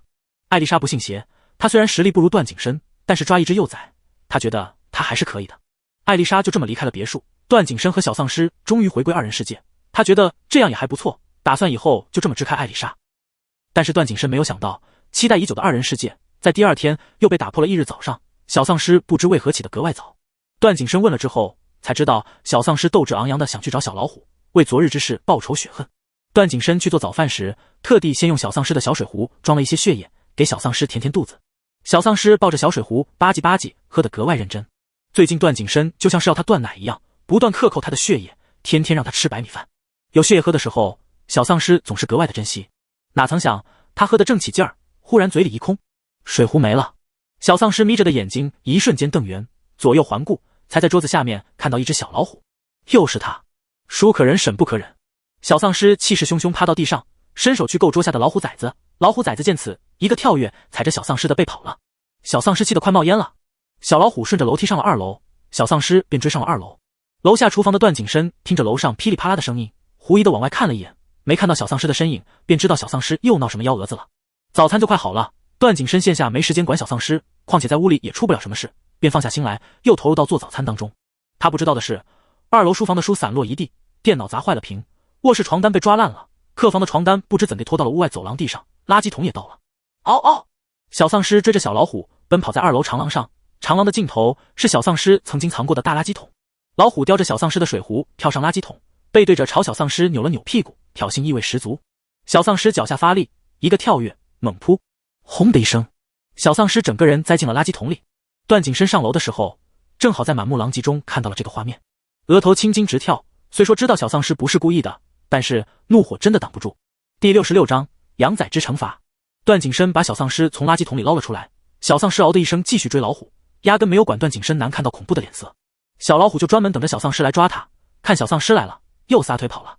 一丧尸一老虎满房子的窜，所过之处一片狼藉。段景深深吸一口气，保持着最后一丝理智，分析着2位祖宗行动的轨迹，最后专门堵在楼梯口。没一会儿，小老虎顺着楼梯往上窜，段景深以迅雷不及掩耳之势猛地一把按住。小丧尸紧随其后跟上来，看到被成功抓捕的老虎崽子，高兴地围着段景深转了几圈。吼！老虎崽子吼小丧尸，小丧尸嗷的一声吼回去，然后伸手抓着老虎的脖子，将他提到自己面前，挤眉弄眼地挑衅小老虎。老虎崽子张开嘴巴又吼了一声。小丧尸皱了皱鼻子，学着段景深平时打自己的样子，对着老虎崽子的屁股一顿胖揍。老虎崽子脾气也不好，扭着脑袋，张开满是獠牙的嘴咬小丧尸。幸好段景深眼疾手快，从小丧尸手里夺过了老虎，没让他咬成功抓到小老虎。二人如释重负，最后找了个笼子，将他关进笼子里。小丧尸可得意了，隔着笼子在老虎面前摇头晃脑，甚至坐在他面前当着他的面吃东西。别说这模样，段景深看了都觉得挺欠揍。段景深有洁癖，将房子好好收拾了一番，才过来找小丧尸。过去的时候，小丧尸坐在地板上，段景深微微蹙着眉。虽然地上铺着地毯，倒是坐地上终究容易着凉。刚想开口让小丧尸起来，结果就看见地上摆着几个雪白的瓷盘，而小丧尸将盘子往笼子里推了推，一脸大方。而盘子里正是段景深做好的早餐。段景深眼皮一跳，上前缓缓蹲下，与小丧尸平视，皮笑肉不笑地问小丧尸：“这是干什么？”小丧尸看到突然出现的段景深，心里一虚，嗷嗷，让他吃饭，我给你做的早餐，你给一只小畜生吃。段景深的声音几乎是从喉咙里挤出来的，压抑着汹涌的怒气。听段景深这语气，小丧尸不敢说话了。段景深一把拎起小丧尸，今日非得好好教育一顿。不过提起小丧尸之后，一股怪异的味道立刻钻进了鼻子里。段景深忽地想起，小丧尸刚刚又栽垃圾桶里去了。脚尖一转，段景深直接往浴室走。走过2楼走廊，他瞥了眼镜头的垃圾桶，心里一沉，决定待会儿就将这垃圾桶大卸8块，然后扔了。将小丧尸扔进浴缸，段景深转身将浴室门锁上。这下小丧尸怎么也跑不出浴室了。小丧尸坐在浴缸里，知道段景深又要做什么，可是他不解，明明昨天晚上就已经洗过澡了，为什么大早上的还要洗澡了？小丧尸可不依，站起来就伸脚想跨出浴缸。一只大手按住小丧尸不安分的腿，狠狠将他压回浴缸里。微微弯着腰做完这个动作的段景深直起身，居高临下的睨着坐在浴缸里的人儿，薄唇吐出3个字：自己洗，洗不干净不许出来。小丧尸圆溜溜的杏眼一瞪，当然不依，站起来就要跑。段景深大手一压，轻松将小丧尸按进浴缸里，想了想，然后亲自动手给他脱了衣服。小丧尸顿时如同剥了壳的鸡蛋。小丧尸一点也不害羞，大咧咧的站起来还要跑。段景深再次将他按回去，同时开始放水。温热的水声至小丧尸胸膛，小丧尸的小脸皱成一团，蹙起秀气的眉头，手一扒拉，水飞溅出去。站在浴缸旁边的段景深当场遭殃。段景深，小丧尸洗澡时乱拍水的习惯他是知道的，大意了，他应该站远点。于是后退了几步，就这么看着小丧尸。小丧尸忽地感觉自己孤立无援，瘪着嘴死死瞪着段景深，他就这么坐在浴缸里一动不动。许久，倒是段景深先败下阵来。看着小丧尸的身体早已经蠢蠢欲动，段景深也不打算委屈自己，什么时候教育都是教育，不如现在就好好教育一番。况且已经憋了很久了。段景深迈开长腿，一步一步往浴缸走，边走边扯开衬衫扣子，将衣服快速褪了，然后在小丧尸惊愕的目光下，迈开有力的长腿跨入浴缸，一起洗。段景深又问他：郝汤汤，你知道错在哪儿了吗？段景深警告：认真点。哦，小丧尸不服气。段景深倒吸一口冷气：再问你一遍，知道错哪儿了吗？段景深的声音低哑的可怕。小丧尸忽然感觉大事不妙，不管3七21，他连连点头。段景深的声音却不急不缓的继续问：哦，说说。哦，小丧尸哪里知道，他觉得自己根本没有错，支支吾吾没说出话来，明亮的红眸里蒙上一层水雾。你不该把我给你做的饭随便给别人。段景深这辈子都没有给别人做过饭，还是第一次为了小丧尸认真研究做饭，哪知小丧尸一点也不珍惜，转头就随意给了别人。不说伤心是假的。小丧尸似懂非懂，没有吭声。如果你把你的水壶给我，我把它给小老虎，你开心吗？段景深耐心的引导。小丧尸脑袋摇得跟拨浪鼓似的，他是个十分护食的，绝对不允许自己东西随便给出去。段景深捏捏小丧尸的屁股，记住了，不然下次惩罚更重。小丧尸小鸡啄米点头。第67章，羊仔之吃不下了。二人一觉睡到下午，醒来的时候，小丧尸望着天花板，他想以后再也不要惹段景深了。他生气真的可怕极了，居然让自己吃那种大东西。当时他看着自己的肚子鼓起来，跟要撑破了似的，害怕的和段景深说吃不下了。可是段景深硬是说吃得下，他哭的声音都哑了，一个劲儿的说饱了。可是段景深说还不够。睡着之前，段景深都还在喂他吃东西。到现在，小丧尸还感觉肚子撑撑的。小丧尸有些渴，想喝水，可是身体酸疼，手指头都不想动。转头看了眼段景深，段景深还没醒。那时段景深总是咬他那里，小丧尸也不甘示弱，伸手去揪，虽然换来的是更严重的惩罚，但是小丧尸不后悔。现在又到了报仇的时机了。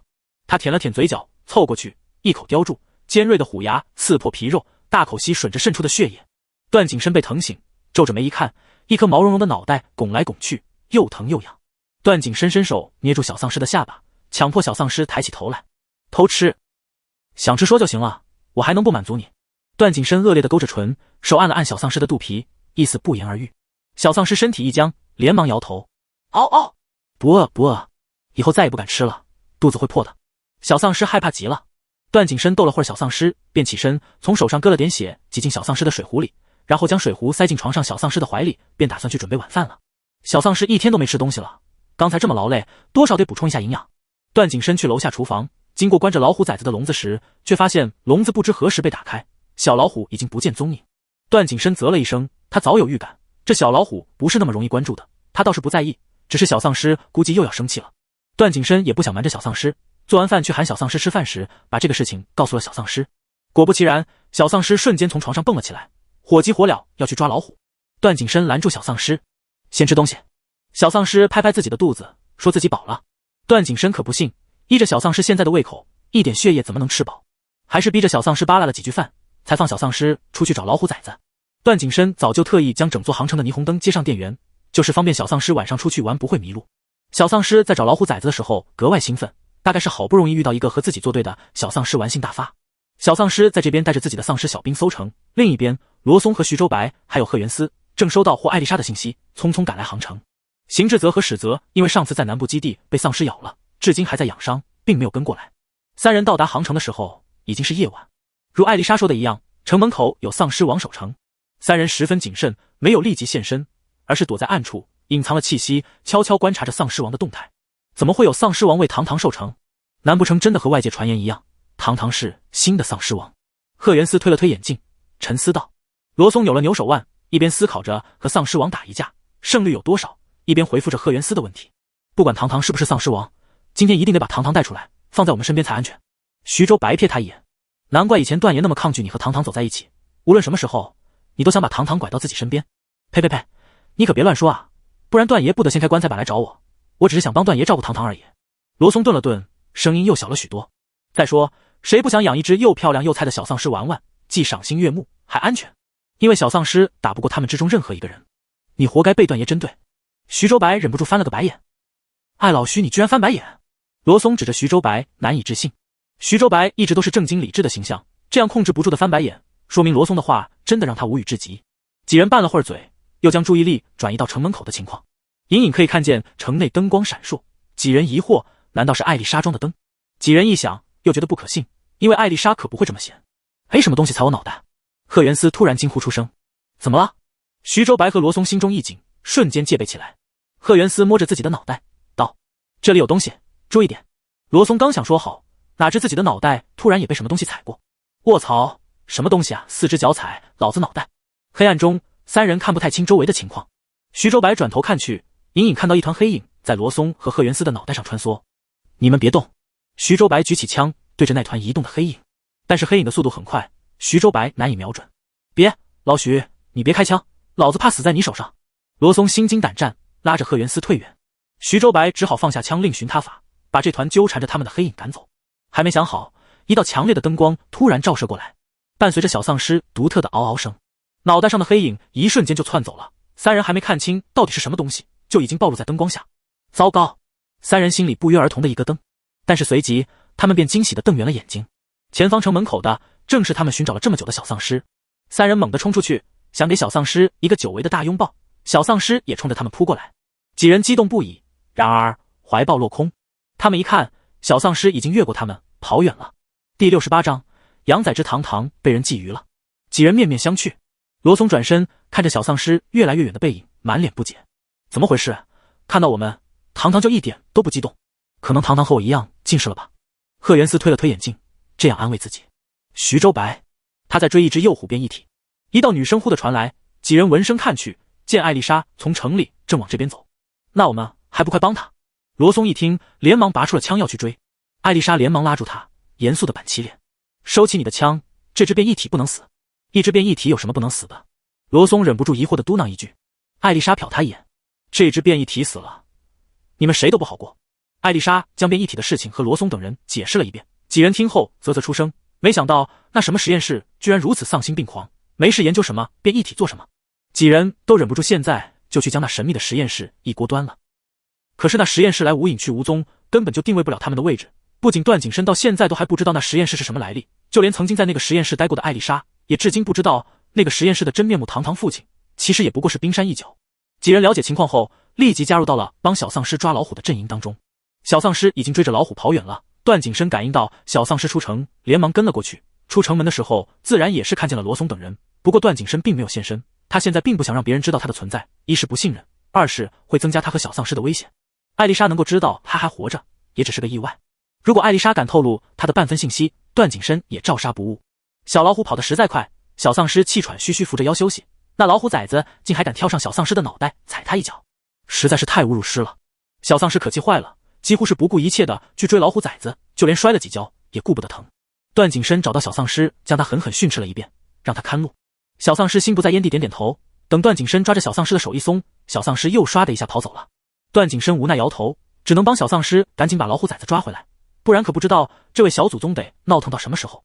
多方人员的加入，小老虎最终无处可逃。在城郊的公园里，小老虎被包围在一个小池塘边上，罗松、贺元思、徐周白和艾丽莎步步紧逼，小老虎退无可退，最后被小丧尸一个猛扑按在身下。几人欢呼，打算上前好好和小丧尸庆祝一番，并好好叙个旧。哪知周围突然涌出大批丧尸，几人没有防备，况且势单力薄，一下就被丧尸给绑了起来。这是怎么回事？罗松万分不解，目瞪口涩地看着现在的情况。小丧尸一手提着小老虎，正嗷嗷骂得起劲儿，也不禁被另一边浩大的阵势给吸引了注意力。他疑惑地看着几人被五花大绑，眨巴眨巴眼睛，并不打算管。因为小丧尸现在可不认识他们，他本就懒，可不想管那些乱七八糟的事情。即使这几个人似乎帮他抓了老虎，但是小丧尸可是一只丧尸，怎么会感激人类呢？实不相瞒，刚注意到这群人类的时候，小丧尸都流口水了，差点就忍不住往上扑了。现在看到他们被自己的同类们抓起来，小丧尸也并没有要救他们的意识。贺元思一瞬不瞬地盯着小丧尸，就等待着小丧尸的救援。结果小丧尸提着小老虎转身就要走。堂堂，贺元思忍不住喊了他一声。被段景深喊了这么久，小丧尸也知道自己是有名字的，闻言转身看了眼贺元思，那双略显诡异的红眸如同红宝石般晶莹通透，当然里面也满是懵懂。小丧尸看着他们，就像是看着陌生人一样。贺元思恍然大悟，难怪小丧尸对于他们的到来无动于衷，原来小丧尸已经不记得他们了。或许是自从上次南部基地一别后，小丧尸又发生了什么。贺元思心中一阵悲戚，自从段爷走了，小丧尸变成了一个无家可归的孩子，他真的经历了太多了，之前还有些精神失常，现在是直接失忆了，下次也不知道小丧尸还会变成什么样子。贺元思的脑袋里忍不住脑补了小丧尸一个人的时候吃不饱穿不暖，还被人欺负的画面。罗松还想叫小丧尸救他们，贺元思连忙叫住他，并冲着他满脸悲伤欲的摇摇头。你这副表情干嘛？老子还没死。贺元思，我只是想说堂堂或许不记得我们了，你喊他也没用。罗松听他这么一说，望向小丧尸，将他上上下下的打量了一番，确实感觉到不对劲。就连徐周白也说，他的确不记得我们了，别喊了，我看这群丧尸现在并没有要吃我们的打算，都先别着急。几人只好见机行动，任由一群丧尸簇拥着他们进入航城。艾丽莎在旁边一句话也不敢说，她知道这是段景深的做的，几人也不会有危险。进入航城后，丧尸们将三人送往了一栋别墅的仓库，将三人关了起来，段景深才出现在小丧尸眼前。小丧尸提着老虎崽子的脖子晃了晃，得意洋洋的就等着段景深夸他。段景深挑了挑眉，眼里泛起玩味的笑意，就是想逗逗小丧尸，于是怎么也不夸小丧尸。小丧尸的好心情可被段景深糟蹋坏了，气鼓鼓的瞪了他一眼，带着老虎崽子转身走了。他想到一个很好的惩罚方法，那就是把小老虎关进自己最讨厌的浴室。可是这只老虎崽子进了浴室还凶巴巴的吼小丧尸，看起来并没有起到惩罚的意味。小丧尸想了想，脑袋里忽的灵光一闪，便关上浴室门，跑去将浴缸里的水打开。哗啦啦的温水没一会儿满了，小丧尸抓起老虎崽子就往浴缸里按，心里的小恶魔此时正嗷嗷狂笑着。老虎崽子果然十分害怕水，蹬着腿想跑，小丧尸使出了吃奶的力气，势必要把小老虎按进水里享受享受。他淋过雨，别人也得淋。段景深刚纳闷小丧尸去哪里，路过于浴室，看到浴室门紧闭，里面传来小丧尸那听起来有点欠揍的声音，还有小老虎的惨叫。小丧尸成功把老虎按进了水里，扒拉着温水往他身上浇。嗷嗷嗷，乖一点，我帮你洗澡哦。小丧尸觉得自己可善良了。小老虎每天上蹿下跳，的确有些脏。浴缸的水一直放着，小丧尸忘了关，没一会儿地上就积满了水。在帮老虎崽子洗澡的时候，由于双方经过一番剧烈的斗争，小丧尸自己身上也被溅了水，湿淋淋的。总之这个场面看起来狼狈不堪。段景深打开门，又成功被气得两眼发黑，大步上前拉开小丧尸。水里的老虎崽子瞬间蹬着腿跳出了浴缸。嗷嗷！小丧尸怕老虎崽子跑了，急得要去追。段景深可不放人，他提着小丧尸的领子，黑着脸去了卧室的浴室。也不知小丧尸这么湿淋淋的站了多久。如今的小丧尸五感皆具，和人类无异，也是容易感冒的。小丧尸被脱光了衣服，泡在热水里，才惊觉暖和又舒服。方才湿哒哒的衣服粘着他，冰冰冷冷的。他沉迷于帮老虎崽子洗澡，居然没发现。段景深按着小丧尸泡了会儿热水，就提起来给他擦干，然后穿衣服。整个期间他一言不发。穿完衣服，段景深抱着他坐到床边。小丧尸吓得一动不动，生怕段景深又要惩罚他吃那种撑死人的大东西。好在段景深没有这么做，他只是拉下小丧尸的裤子，对着他肉嘟嘟的屁股打了几巴掌。几声清脆的拍打肉体声响彻整个房间，小丧尸疼得红了眼睛，下意识张着嘴巴去咬段景深另一只按住他的手。段景深仿佛没有知觉似的，任由小丧尸怎么咬，他都稳稳按着小丧尸打。最后小丧尸实在没有力气咬了，只能哭唧唧的求饶。段景深气笑了，左右不过打了5个巴掌，也没用上几分力气。小丧尸这模样，搞得他似乎做了什么十恶不赦的事情。小丧尸只是委屈，他想他洗个澡，怎么就还要挨打了？况且小丧尸肉嫩白皙的小屁股几巴掌就留下了红印子，触目惊心。小丧尸扭头一看，就被吓到了，他以为自己的屁股坏了，于是哭得更加惨。段景深只好把小丧尸抱起来，正对着自己，与小丧尸对视，认认真真道：下次不许玩水，会感冒。小丧尸捂着屁股哭咧咧的点头。段景深打了人又给颗糖，塞进小丧尸手心。别哭了，你的屁股没事。说着还做示范似的在小丧尸的屁股上揉了一把，把小丧尸吓得嗷嗷惨叫。其实什么事也没有。把小丧尸塞进被窝里暖和暖和。段景深又出门去帮他把小老虎抓回来，然后当着小丧尸的面把小老虎关进铁笼子里，小丧尸才慢慢止住了哭声。小丧尸要求把小老虎放进房间，小丧尸要盯着小老虎睡觉才安心。他生怕睡着的时候小老虎又跑了。段景深虽然不愿意，但是线下为了哄小丧尸，只好暂时同意。等小丧尸安心睡着，段景深悄悄将关着老虎的笼子带出了卧室。刚出卧室，发现艾丽莎已经在门口等着他了。段景深瞥了他一眼，也猜到了他会说什么。他大步往书房走，艾丽莎连忙跟上。进入书房，艾丽莎开门见山：罗松他们不会暴露你的，把他们放了。段景深慵懒地靠在椅背上，骨节分明的修长手指交叠放在膝盖上，闻言摇了摇头：我不信。艾丽莎眉头一皱：他们不是你出生入死的兄弟吗？我没有出生入死的兄弟。段景深如今已不相信任何一个人类。艾丽莎倒也理解段景深的顾虑，人类的确多变，而段景深如今又身处于水深火热之中，不容许出一点差错，不然等着他们的会是全世界人类的追杀。艾丽莎沉默半晌后缓缓道：你可以试着相信我和罗松他们几个不会让你失望的。艾丽莎说完便走了，有些事情还是需要付出行动。晚上小丧尸醒过来，已然忘了小老虎的事情，只喊着饿。段景深投喂完小丧尸，小丧尸才想起来老虎崽子的事情，下床要去找老虎崽子玩。其实那乃是玩，只是小丧尸单方面的狐假虎威罢了。不过还是依了小丧尸，带着他去专门关小老虎的房间。路过仓库的时候，段景深瞥了一眼紧闭的大门，才想起来今天抓了3个人进来。脚步顿了一下，段景深继续领着小丧尸往前走。这时门里传来几句话，句句有关小丧尸。段景深眯了眯危险的眸子，停下了脚步。仓库里面，罗松，再忍忍，等老子出去了，就把糖糖带在我身边，绝对不会再让他受苦了。贺元思的声音似乎有些哽咽。老罗，我相信你，我们要给糖糖一个完美的家。就连徐周白也掺和进来。等糖糖出来，我们就找个房子，天天住在一起。罗松，我要每天遛糖糖，绝对不让糖糖无聊。贺元思，糖糖太可怜了，我会每天给她糖吃。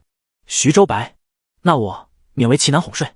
徐周白的话音未落，仓库大门砰的一声，接着轰然倒塌，那力道仿佛蕴含着滔天的怒意和腾腾的杀气，听着声音都让人忍不住心底发寒。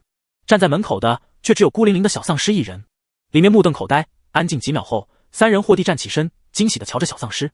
糖糖，你来救我们了。小丧尸眨着眼睛，有些不知所措。他该怎么说？这个门不是他踢的。段景深实在是忍不住，他听着他们的对话，才知道居然有人一直在觊觎他的小丧尸，还什么完美的家。段景深差点想将几人就地咬死，所幸还有一丝丝理智，他隐藏起来，没让几人发现他的存在。第69章，糖糖被发现了。仓库里的3人激动地迈开腿朝小丧尸小跑着过去，却在即将迈出仓库大门的那一刻，眼前忽地出现几道阴影，接着几只丧尸流着哈喇子朝着他们张开了血盆大口。3人连忙停住脚步，警惕地准备使出各自的异能。但是看在小丧尸和这几只丧尸似乎是一伙的，几人没有出手。糖糖，罗松喊了小丧尸一声，想问清楚怎么回事，但是小丧尸看也没看他一眼，拔腿小跑着便离开了。不远处拐角，段景深朝着小丧尸勾了勾手指，小丧尸连忙屁颠屁颠的就跑过去了。段景深拍拍小丧尸的脑袋，以后别理他们，他们不是什么好人。小丧尸似懂非懂的点头，但是他现在没心思管这些人类，他拽着段景深的手，急着去找老虎崽子玩。段景深点着头带他去了，至于后面仓库里的几个人，他没再管。晚上，罗松等人等来的晚饭是几根被啃得坑坑洼洼的骨头。几人。另一边，小老虎啃到一半的骨头被段景深抢走了，正气的撞铁笼。罗松几人到达杭城没几天，不知为何小丧尸在这里的消息便泄露了出去。任波峰亲自带着大批异能者来围城。城内虽有丧尸王与高级丧尸，但是数量还是比不上高级异能者的数量。如果真要一拼，还得两败俱伤。段景深将小丧尸锁在别墅里，不让他出去，自己则不知所踪。战斗离小丧尸仿佛还很远，他悠哉悠哉躺在沙发上看动画片，偶尔逗逗旁边铁笼子里的小老虎，还不知道外面如今正打得火热。直到别墅的大门被人从外面劈开，几个陌生的人类闯了进来。作为丧尸的本能，小丧尸立即吼着站起来，上前要去咬他们。这是几个高级异能者，小丧尸当然不是对手，被其中一个水系异能者的一个水浪拍在地上。小丧尸疼得龇牙咧嘴，气得不行，他连忙叫来几个丧尸小弟，打算群殴。没想到的是，还是没打过。几个高级异能者打算活捉小丧尸，倒是没有下什么重手。小丧尸趁着他们不会下死手，打斗间趁机溜走。但是很快就被几个高级异能者发现，小丧尸的逃跑似乎惹怒了他们，异能攻击越发猛烈。这时，一道仿佛有生命的藤蔓忽地从角落窜出来，卷起小丧尸的腰，快速撤退。小丧尸吓得不停挣扎，直到被藤蔓卷出别墅，来到一片隐蔽的树林里。艾丽莎和罗松几人早已经等在那儿。赫元斯操控着自己的木系异能，将小丧尸轻轻放在地上，后面还带着小老虎的铁笼子，直到铁笼笼也安全落地，才收起他的藤蔓。小丧尸一看是这几个人，紧绷的心瞬间放松了一半。不过他还是十分警惕，毕竟站在他面前的都是人类，是小丧尸的食物，他们应该是对立的。糖糖，我们得现在离开杭城。说着，一伙人拉着小丧尸就要走，小丧尸却扒拉着一棵树，死活不动。今天蠢作者有点心浮气躁，静不下心来，手还使不上力气，大概是更年期了。今天先更这么点，明天多更一张嘤嘤嘤。第70章，糖糖舍不得粮食。小丧尸现在对这一群人类可不熟悉，警惕得很，自然不会轻易跟他们走。几人着急的不行，那几个高级异能者很快就会追过来，再不走，那谁也走不了了。好糖糖，现在可不是任性的时候。罗松上前直接将小丧尸的手掰开了，他人高马大的，力气也大，对付小丧尸轻轻松松。小丧尸被几人扛着走，脑袋里还想着段景深在哪儿。如果段景深没了，那他的粮食不就没着落了。小丧尸挣扎着要跑，几人拉拉扯扯间，竟让后面的几个高级异能者追了上来。逃跑的事情惹怒了他们，几个高级异能者对他们直接发起了致命的攻击。而在场的罗松等人最高也只是中级异能者，对于高级异能者的攻击抵挡不了多久便被打伤。罗松吐了口血，还不忘朝着前面几个高级异能者喷了一口血沫子。几个异能者怒目圆瞪，你找死！说着，渐渐运气更加猛烈的异能力，周围狂风大作，树木摇晃，可见异能力量的恐怖。而他们竟打算将罗松几人一举歼灭。徐州白脸色沉重，现在只能跑。贺元思把小丧尸紧紧拉住，闻言叹了口气，我们还跑得了吗？徐州白也回答不上，索性不说话了。罗松气得爆粗口，马德，能跑一个是一个。艾丽莎小姐带小丧尸先走吧，或许是我们的到来把这群人引了过来，后果咱们几个承担就好了。艾丽莎皱着眉，不赞同地看了他一眼，少说废话。说着，他也加入到战斗中，而贺元思只能围绕着小丧尸保护他的安全。这几个高级异能者的最终目的就是小丧尸。高级异能者使出自己的最后一击，其中蕴含着巨大的能量，波动的气浪能划伤人的皮肤。几人最终抵挡不住，杀气腾腾的攻击猛地冲击过来，打破了所有人的防御。刹那间，激烈的气流碰撞摩擦出刺耳的鸣响。几人紧闭双眼，原以为会等来粉身碎骨的痛苦，却没想到等了许久，预想中的疼痛并没有到来。睁开眼睛，入目是一片狼藉，被异能波及的树木齐齐拦腰斩断，花草枝叶被焚烧殆尽。对面几个高级异能者却也齐齐倒下了。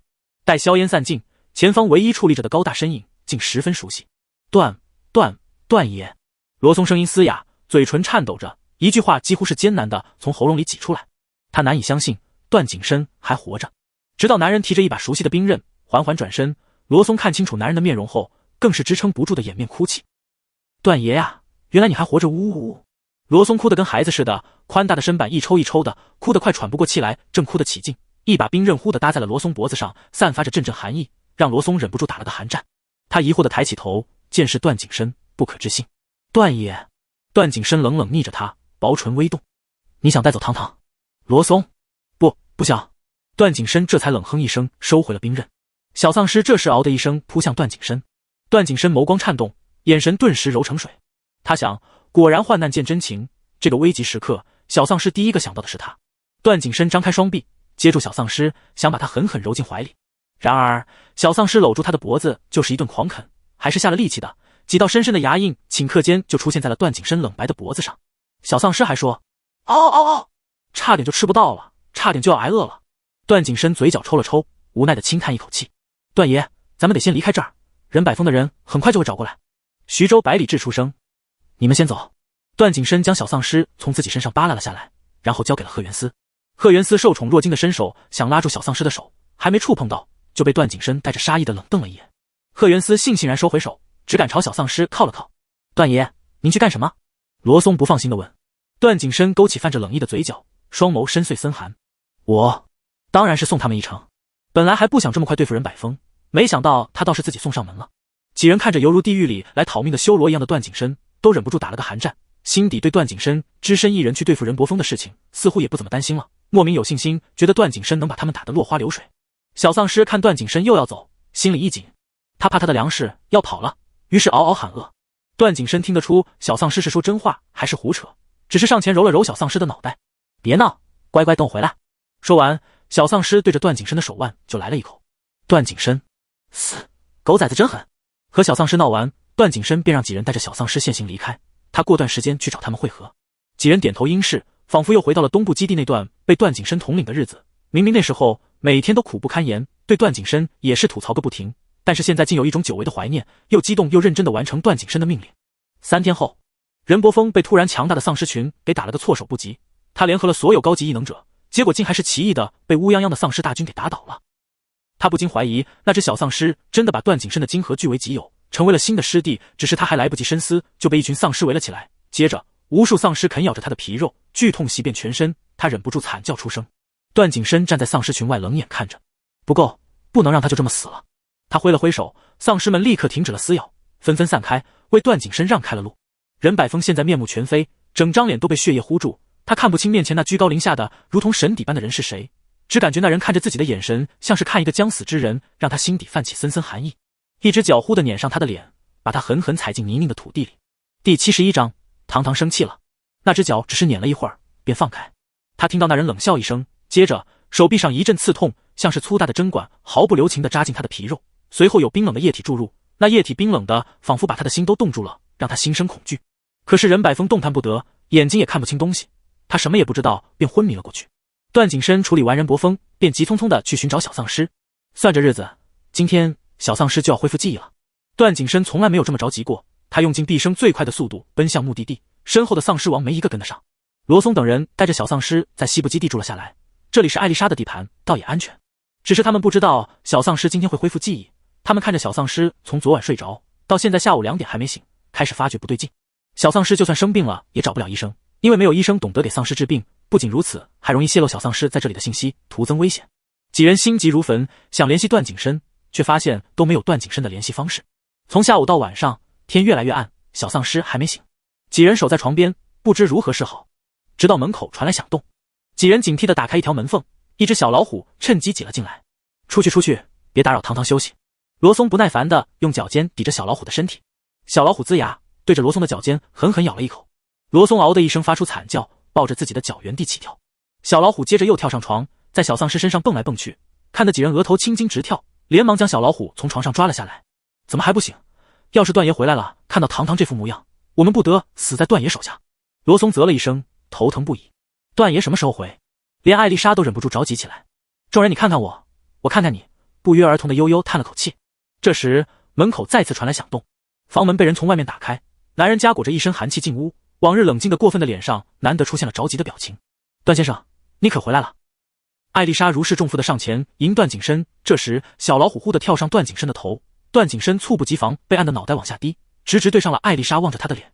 如果从后面看，仿佛是高个子的男人低头亲吻艾丽莎。身后站在床边的几人震惊的瞳孔一缩，连忙捂住了嘴。艾丽莎忍不住冒出一身冷汗，她连忙躲开，拉开和段景深的距离，心里有种和死神擦肩而过的感觉。段景深的脸色黑得能滴出墨汁来，他仿佛感应到了什么，连忙抬头往床上看去。床上小丧尸已经醒来，睁着圆溜溜的大眼睛，一瞬不瞬看着这边。段景深心里咯噔一声，糟糕！他薄唇微动，刚想解释，小丧尸却泥鳅似的一溜就溜进了被窝，整个期间沉默不语，也看不出小丧尸到底是个什么样的情绪。段景深深吸一口气，狠狠瞪了不远处扭着屁股摇着尾巴正幸灾乐祸的小老虎一眼，随后咬牙切齿地朝罗松等人下了命令，把他抓起来炖了。几人忍住笑意，应了一声，便追着小老虎匆匆出了房间，并贴心地将房门关上。堂，段景深有些紧张地喊着小丧尸，被窝里的小丧尸一动不动，不肯回应。段景深怕小丧尸憋出事来，伸手去扯，哪知小丧尸还跟他作对起来了。段景深往自己这边扯，小丧尸就往他那边拉，一来一回，段景深干脆连着被子把小丧尸整个抱起来。小丧尸惊呼一声，嗷嗷骂人。听到小丧尸的声音，段景深总算松了口气，只要没事就好。他又趁着这个机会慢慢把小丧尸从被窝里包出来。看到小丧尸憋得通红的小脸，段景深忍住要亲上去的冲动。他怕吓到小丧尸，小丧尸的瞳孔已经褪去了那诡异的红色，恢复了原来那双黑白分明的清澈水眸。小丧尸忍了又忍，还是忍不住说话了。好几天没吃过段景深了。段景深轻笑一声，现在自然是什么都得依着小丧尸。他伸着脖子，把小丧尸的脑袋按进自己颈窝里，大大方方让他咬。小丧尸也不客气，狠狠啃上脖子上细嫩的皮肉。段景深知道小丧尸又在暗暗报复他，因为今天小丧尸咬得可疼了。段景深甚至不敢吭声，任由小丧尸报复。等到小丧尸吃饱喝足，段景深估计着小丧尸的心情应该恢复好了，才道：感觉怎么样？有没有不舒服？小丧尸横了他一眼，转过身，拿屁股对着段景深。段景深，很好，这样看起来似乎也没有很大的问题。转过来。段景深的声音硬了些。背对着段景深的小丧尸撅了撅嘴，心想这个狗男人很别的女人好，还好意思叫他，气得鼓了鼓腮帮子，忽地想起罗松常说的一句话。他撅着嘴，悄悄吐出2个字：撒比。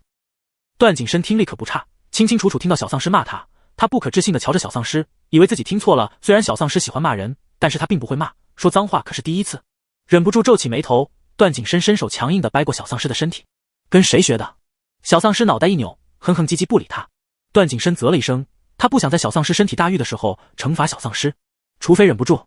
你是不是想饿肚子了？段景深威胁小丧尸。罗松。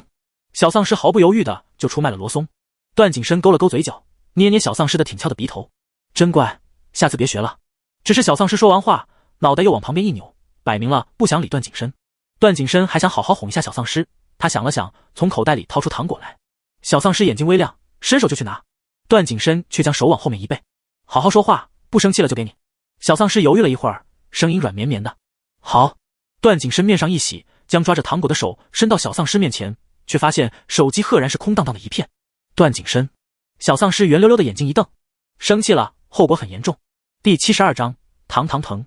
小丧尸认为段景深就是耍他玩的，怎么能拿空手过来？他是小丧尸，不是小瞎子。小丧尸下床就要走，不和段景深待一块了。段景深有苦说不出，明明刚刚糖还在手心，转头找了找，眼角余光瞥见窗户上一只小老虎幸灾乐祸的摇尾巴，嘴里叼着的正是方才他手心的那几颗糖。段景深气得拔枪，小老虎速度更快，一窜就没影儿了。小丧尸自然也看到了小老虎，他惊呼：段拔！小丧尸可讨厌小老虎了。段景深苦笑不得，应了小丧尸，可是一看天色已晚，他们现在身处西部基地，不如航程安全，只能安抚小丧尸。我还有糖，老虎明天再去抓。小丧尸嘴一撅，不。段景深，别闹。小丧尸任性的就是要抓小老虎，看小丧尸精神奕奕的模样，估计也是睡了1天1夜，现在并不困乏。段景深想着该怎么消耗小丧尸充沛的精神，脑中灵光一闪，想起屋外客厅里还有大电视，便拉着小丧尸往屋外走，转移话题问小丧尸：上次那部狗血可爱情片看到哪儿了？闻言，小丧尸眼睛噌的一亮，果然被吸引了注意力，他激动地掰着手指头。叭！段景深一边打开电视一边说：那你继续看，我待会儿去帮你抓老虎。小丧尸只纠结一会儿，便选择了看电视，左右小老虎什么时候抓都能抓到。段景深松了口气，拉着小丧尸坐在沙发上，看着小丧尸渐渐入迷，他才合上眼睑休憩。为了尽快解决任波峰的事情，回来见小丧尸，他已经2天没有合过眼了。现在小丧尸一切安好，疲累便涌了上来。小丧尸看到电视剧进入广告阶段，才回过神，想起来段景深说待会儿去帮他抓老虎的，怎么现在还不去？扭头一看，原来段景深已经睡着了。他靠在沙发上闭着眼，整张脸柔和不少。虽然段景深平日里对他温柔，可是他长得就冷峻，不说话的时候看起来极具侵略性，杀气腾腾的。小丧尸趴在段景深胸口，瞧着段景深的模样，忍不住有些恍惚。他记起来所有，也记得段景深死过一次，他也死过一次。好在现在2人安然无恙，他不纠结过往，再令人恐惧伤心的过往也都已经是过去了。段景深之前一直瞒着小丧尸他们死过一次的事情，怕的就是小丧尸会留下心理阴影。段景深没有生气的那段日子，小丧尸的确过得很艰难，虽然面上看不出什么，甚至小丧尸那时候都不知道自己心里是什么样的情绪。小丧尸想着想着，电视剧继续播放的声音传了过来，小丧尸的吸引力立刻被吸引过去，看过去之前急忙扒拉了一下段景深的口袋，说好他还有糖的，可是口袋都翻过来了，一片糖纸都没有。骗子！小丧尸气得鼓起腮帮子，又伸手捏段景深挺拔的鼻子。小丧尸昼夜颠倒，第二天睡到午时才起。段景深给小丧尸投喂得饱饱的，小丧尸也大方，撸起袖子，伸出自己白嫩嫩的胳膊。你也吃。他记得段景深也喜欢喝他的血，特别是段景深湿化的时候，可凶了。段景深瞥了他一眼，那眼神似乎在问：真的？小丧尸挺挺胸脯，挑着小眉毛。吃。段景深舔着唇，毫不客气就捏着小丧尸软乎乎的手臂咬了下去。不过一秒，小丧尸嗷的一声惨叫，急急忙忙推搡着段景深。不不！段景深咬着他的手不放，恶劣道：可是我还没饱呢。小丧尸哭咧咧。疼。顿了顿，又支支吾吾道：要不你饿着。段景深松开小丧尸，段景深捏了把小丧尸白皙的脸颊，留下一个红红的指印才满意，然后又骂小丧尸没良心的东西。小丧尸撇撇嘴，捂着手臂躲到一边，皱巴着小脸，委委屈屈。真的疼，他咬段景深的时候绝对没这么疼的。段景深佯装生气，没有理角落里那只自我委屈的小丧尸，他伸手从腰间抽出一把银枪，这把是他送给小丧尸的，之前丢了，现在又被他找回来并修好了。擦拭了一下银光铮亮的枪身，段景深朝小丧尸勾勾手指头，过来。小丧尸犹豫了一下，不过看到段景深严肃的表情，他怂唧唧的就过去了，疑惑的看着段景深。哦！段景深将银枪在小丧尸眼前晃了晃，记得他吗？小丧尸眨着亮晶晶的眸子，连连点头。他当然记得，他最喜欢的武器，一答一个准。段景深将枪放进小丧尸手里，保管好，待会儿带你去玩。小丧尸兴冲冲的打丧尸，说着就要走。段景深脸色一黑，连忙拉住小丧尸的领子，给了小丧尸一个暴力。你就这么想打丧尸？小丧尸老实的点头，结果又换来一个暴力。段景深声音恨铁不成钢：你自己就是一只丧尸。小丧尸捂着脑袋，心想好像是这么回事。这把枪是用来打对你的生命安全有威胁性的所有人，包括我。段景深说得很认真，小丧尸也不嬉皮笑脸了，严肃地点点头。于是当段景深对小丧尸动手动脚，小丧尸毫不犹豫的就拿枪抵住了段景深的太阳穴。段景深话听得很好，下次别听了。小丧尸还疑惑段景深为什么突然给他枪支，结果下午就被段景深带着上了一辆装甲车，去南部基地。段景深说：哦。看着所有人都装备齐全，连小老虎都带上了，小丧尸眨了眨眼睛，满是不解。段景深给他解释，说是要去收复南部基地了。现在小丧尸已经痊愈，他不愿也不甘心每日躲藏，最好的办法就是统领人类。其实这也是段景深一直以来的目的。原本段景深打算直接带着丧尸攻城，或许是罗松等人的出现，段景深改变主意，打算减少伤亡，另寻他法，让人类从心底臣服于他。虽然让人类臣服于一只丧尸听起来就觉得不可能，甚至好笑，但是如果是段景深，大家竟觉得理所当然，且信心十足。这次去南部基地收复当地的幸存者，也必然要低调行事。小丧尸听来听去只听懂一个事情，段大佬要统领世界了。他仰望着段景深，啧啧感叹。第73章，堂堂和段景深分开了。他或许是唯一一个知道段景深从一开始到现在都在想着怎么统领世界的人。老婆的愿望，他得帮他达成。小丧尸的小脸上一片沉重严肃的神情。几人看了小丧尸，又将目光投向段景深，一目光询问：段爷，他怎么了？段景深耸耸肩，小丧尸的脑瓜子里事情多着，连他也猜不准。车辆出发，驶向南部地区。堂堂，你可不知道，你那时候对我们多狠心。路上，罗松和贺元思拉着小丧尸哭天喊地的诉苦，小丧尸无措的被夹在中间，不知道该怎么解释。他们又对着小丧尸诉说着段景深的狠心。你不知道，段爷他那时候拿刀对着我的脖子呢，稍微用点力我就血溅当场了。你说说，有人这么做兄弟的吗？罗松说的可委屈了小丧尸，那时候是在场的，亲眼目睹了当时的场景，于是点点头，十分同情罗松。罗松抓紧机会抱着小丧尸哭：你得帮我报仇啊！话落便靠近小丧尸的耳朵，小声道：你帮我打他，我给你吃糖好不好？这话一字不落的进了段景深耳朵里，他偏过头狠狠瞪了罗松一眼。罗松手里有小丧尸，不怕死地哼了一声。下一秒，熟悉的兵刃抵在罗松脖子上。段爷，我错了。罗松立刻怂了，声音颤抖着求饶。车里哄笑声一片。段景深趁着他们打闹，把小丧尸捞了过来，按在自己身边。他打算现在教小丧尸怎么隐藏自己丧尸的气息。一般丧尸是没有办法隐藏的，但是作为师弟，他们其实也是半个人类，用些技巧便能将身上属于丧尸的气息隐藏起来，否则段景深也不可能在人类当中安全混了这么多年。小丧尸很快就学会了，二人一同隐藏了气息。路边游荡的丧尸感觉不到那股令人畏惧的气，当即便冲着车辆扑了过来。即使车辆碾过他们的腿脚，他们也感觉不到，只想着怎么吃车里的人类。小丧尸就坐在车窗边，窗户上突然贴上丧尸腐烂的嘴脸，吓得小丧尸往段景深那边一跳。段景深揽着小丧尸的腰身，忽然伸手去打开窗户。那只趴在车窗上的丧尸立刻伸着脖子，从车窗探进了半边身体，张着的嘴巴流着不明绿色液体。车内人立即警惕地举起枪，段景深摆了摆手，他看着小丧尸：“你来解决。”闻言，小丧尸举起银枪，瞄准，刚想扣动扳机时，他的动作却突然顿住。半晌，小丧尸放下了枪，几人疑惑的目光齐齐投向小丧尸。只见小丧尸忽然用枪头抵着那只丧尸，用力一推，把丧尸推出了窗外，然后迅速关上车窗。他想，这些丧尸之前也是人类，说不定有一天们会重新变回人类，所以他一瞬间下不了手了。小丧尸转头望向段景深，那颤动闪烁的眸光似乎在小心翼翼地问：“你看我做的怎么样？”段景深揉揉小丧尸的脑袋：“做得很好。”小丧尸咧嘴笑，眼睛里像是盛满了星光。段景深一时看晃了眼，低头对着红润的唇瓣轻啄了一口。后车座一排人齐齐发出啧啧声。段景深眉头一皱，他居然忘了还有几个人。小丧尸也羞得不行，埋进了段景深胸膛里，死活不肯抬头。2天后的中午，车辆进入南部地区。和之前一样，他们进入南部地区的时候，有异能者巡逻。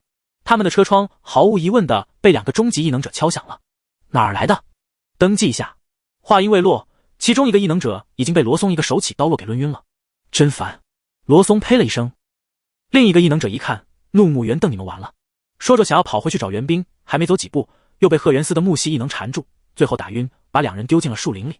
简单粗暴就是爽。罗松嘿嘿笑了几声。小丧尸蹦起来给他们加油打气。棒！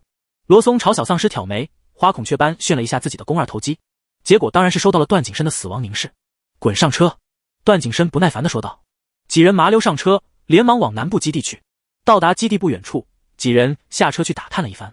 源源不断有幸存者进入南部基地，都是从其他基地过来的。现如今，东部基地是丧尸积聚的重点地区，南部基地相对情况还好，资源也充足，是许多幸存者目前向往的地方。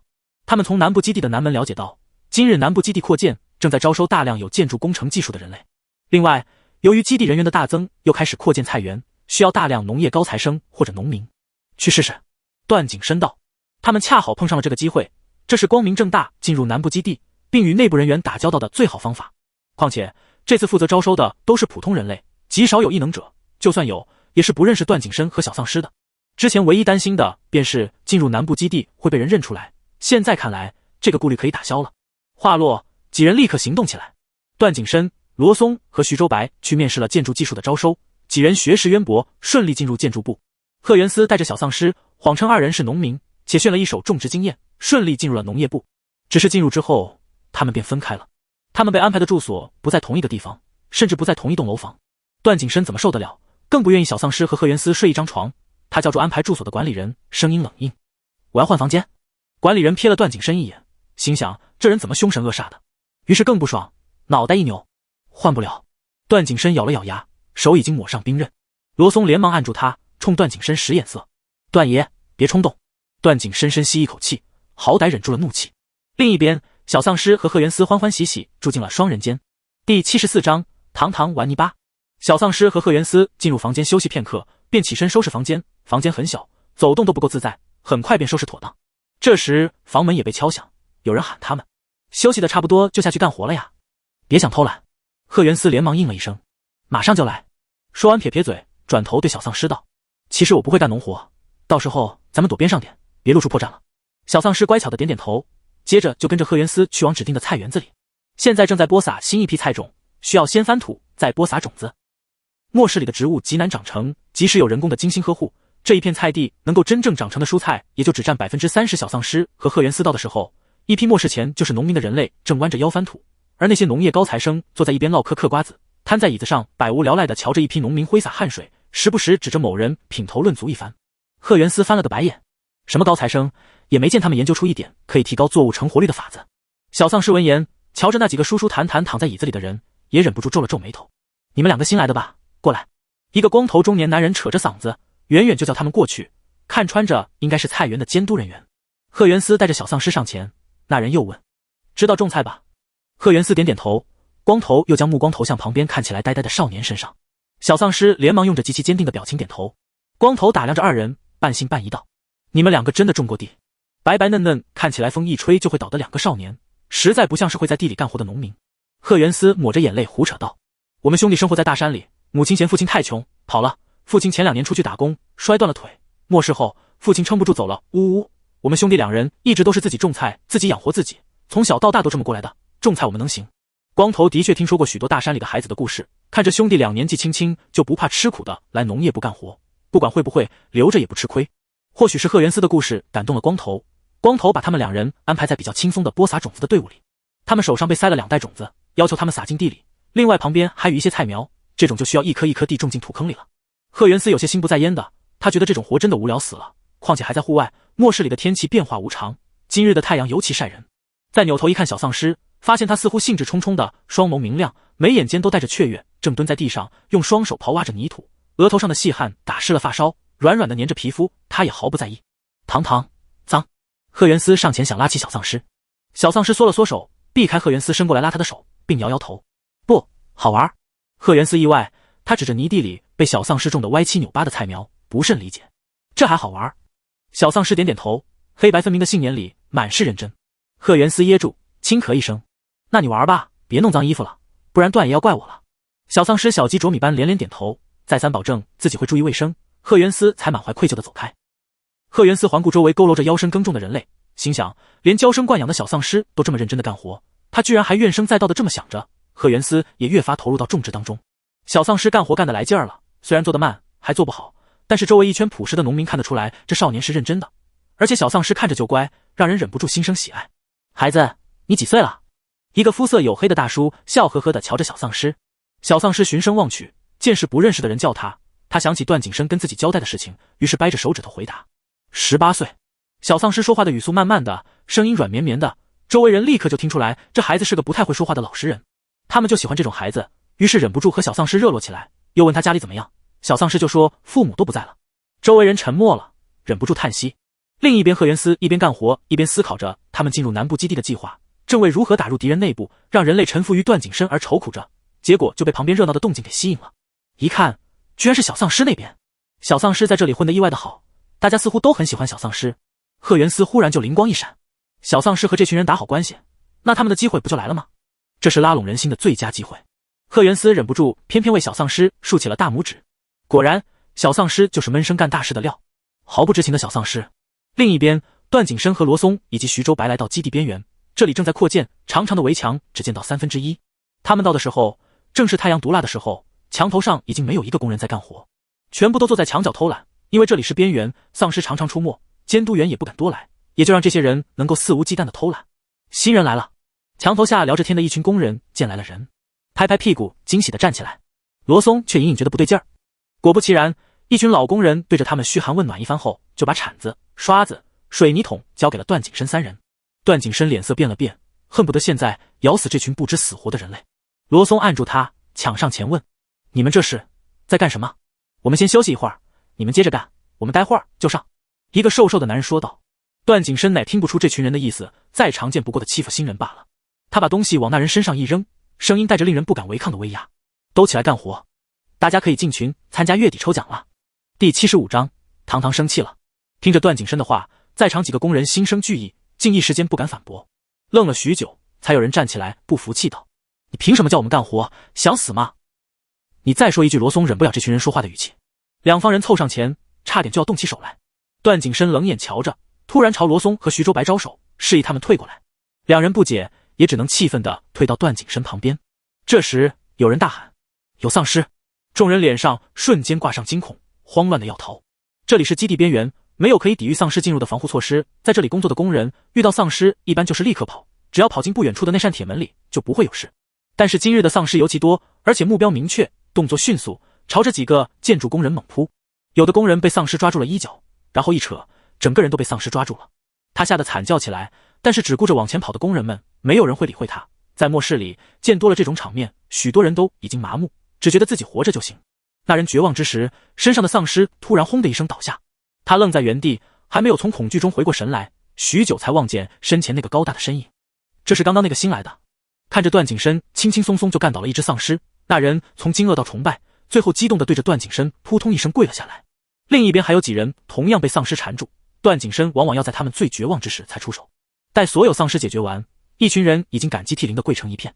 面前这男人能力强，轻轻松松就能把丧尸打倒，更何况他们这一群普通人，在他面前估计一根手指头就能把他们碾死。而且这个男人还救了他们。此时一群大汉已经动摇了自己的心，开始以段景深马首是瞻。好好干活，强健不起来，丧尸每天都有可能进来。段景深淡淡说着，动作优雅地拍了拍手上的灰尘，仿佛刚刚动作狠厉打丧尸的不是他。一群人连连点头，不敢再多说一句。傍晚6点，所有工作停工。段景深下班第一件事就是脚步匆匆地跑去找小丧尸。天色已经暗下来，路边灯火幽暗。来到小丧尸和贺元思的房间门前，段景深忍耐着激动敲了敲门。开门的是贺元思，一看到段景深，只觉得意料之中。段爷。段景深望了一眼屋内，没看见小丧尸的身影，眉峰一拧。糖糖呢？贺元思紧张地推了下眼镜。糖糖还在菜地里，不肯回。他知道段景深可能会惩罚他不好好看着小丧尸，可是贺元思实在饿了，打算回来找点东西带过去和小丧尸一起吃的，没想到段景深这个时候找上来了。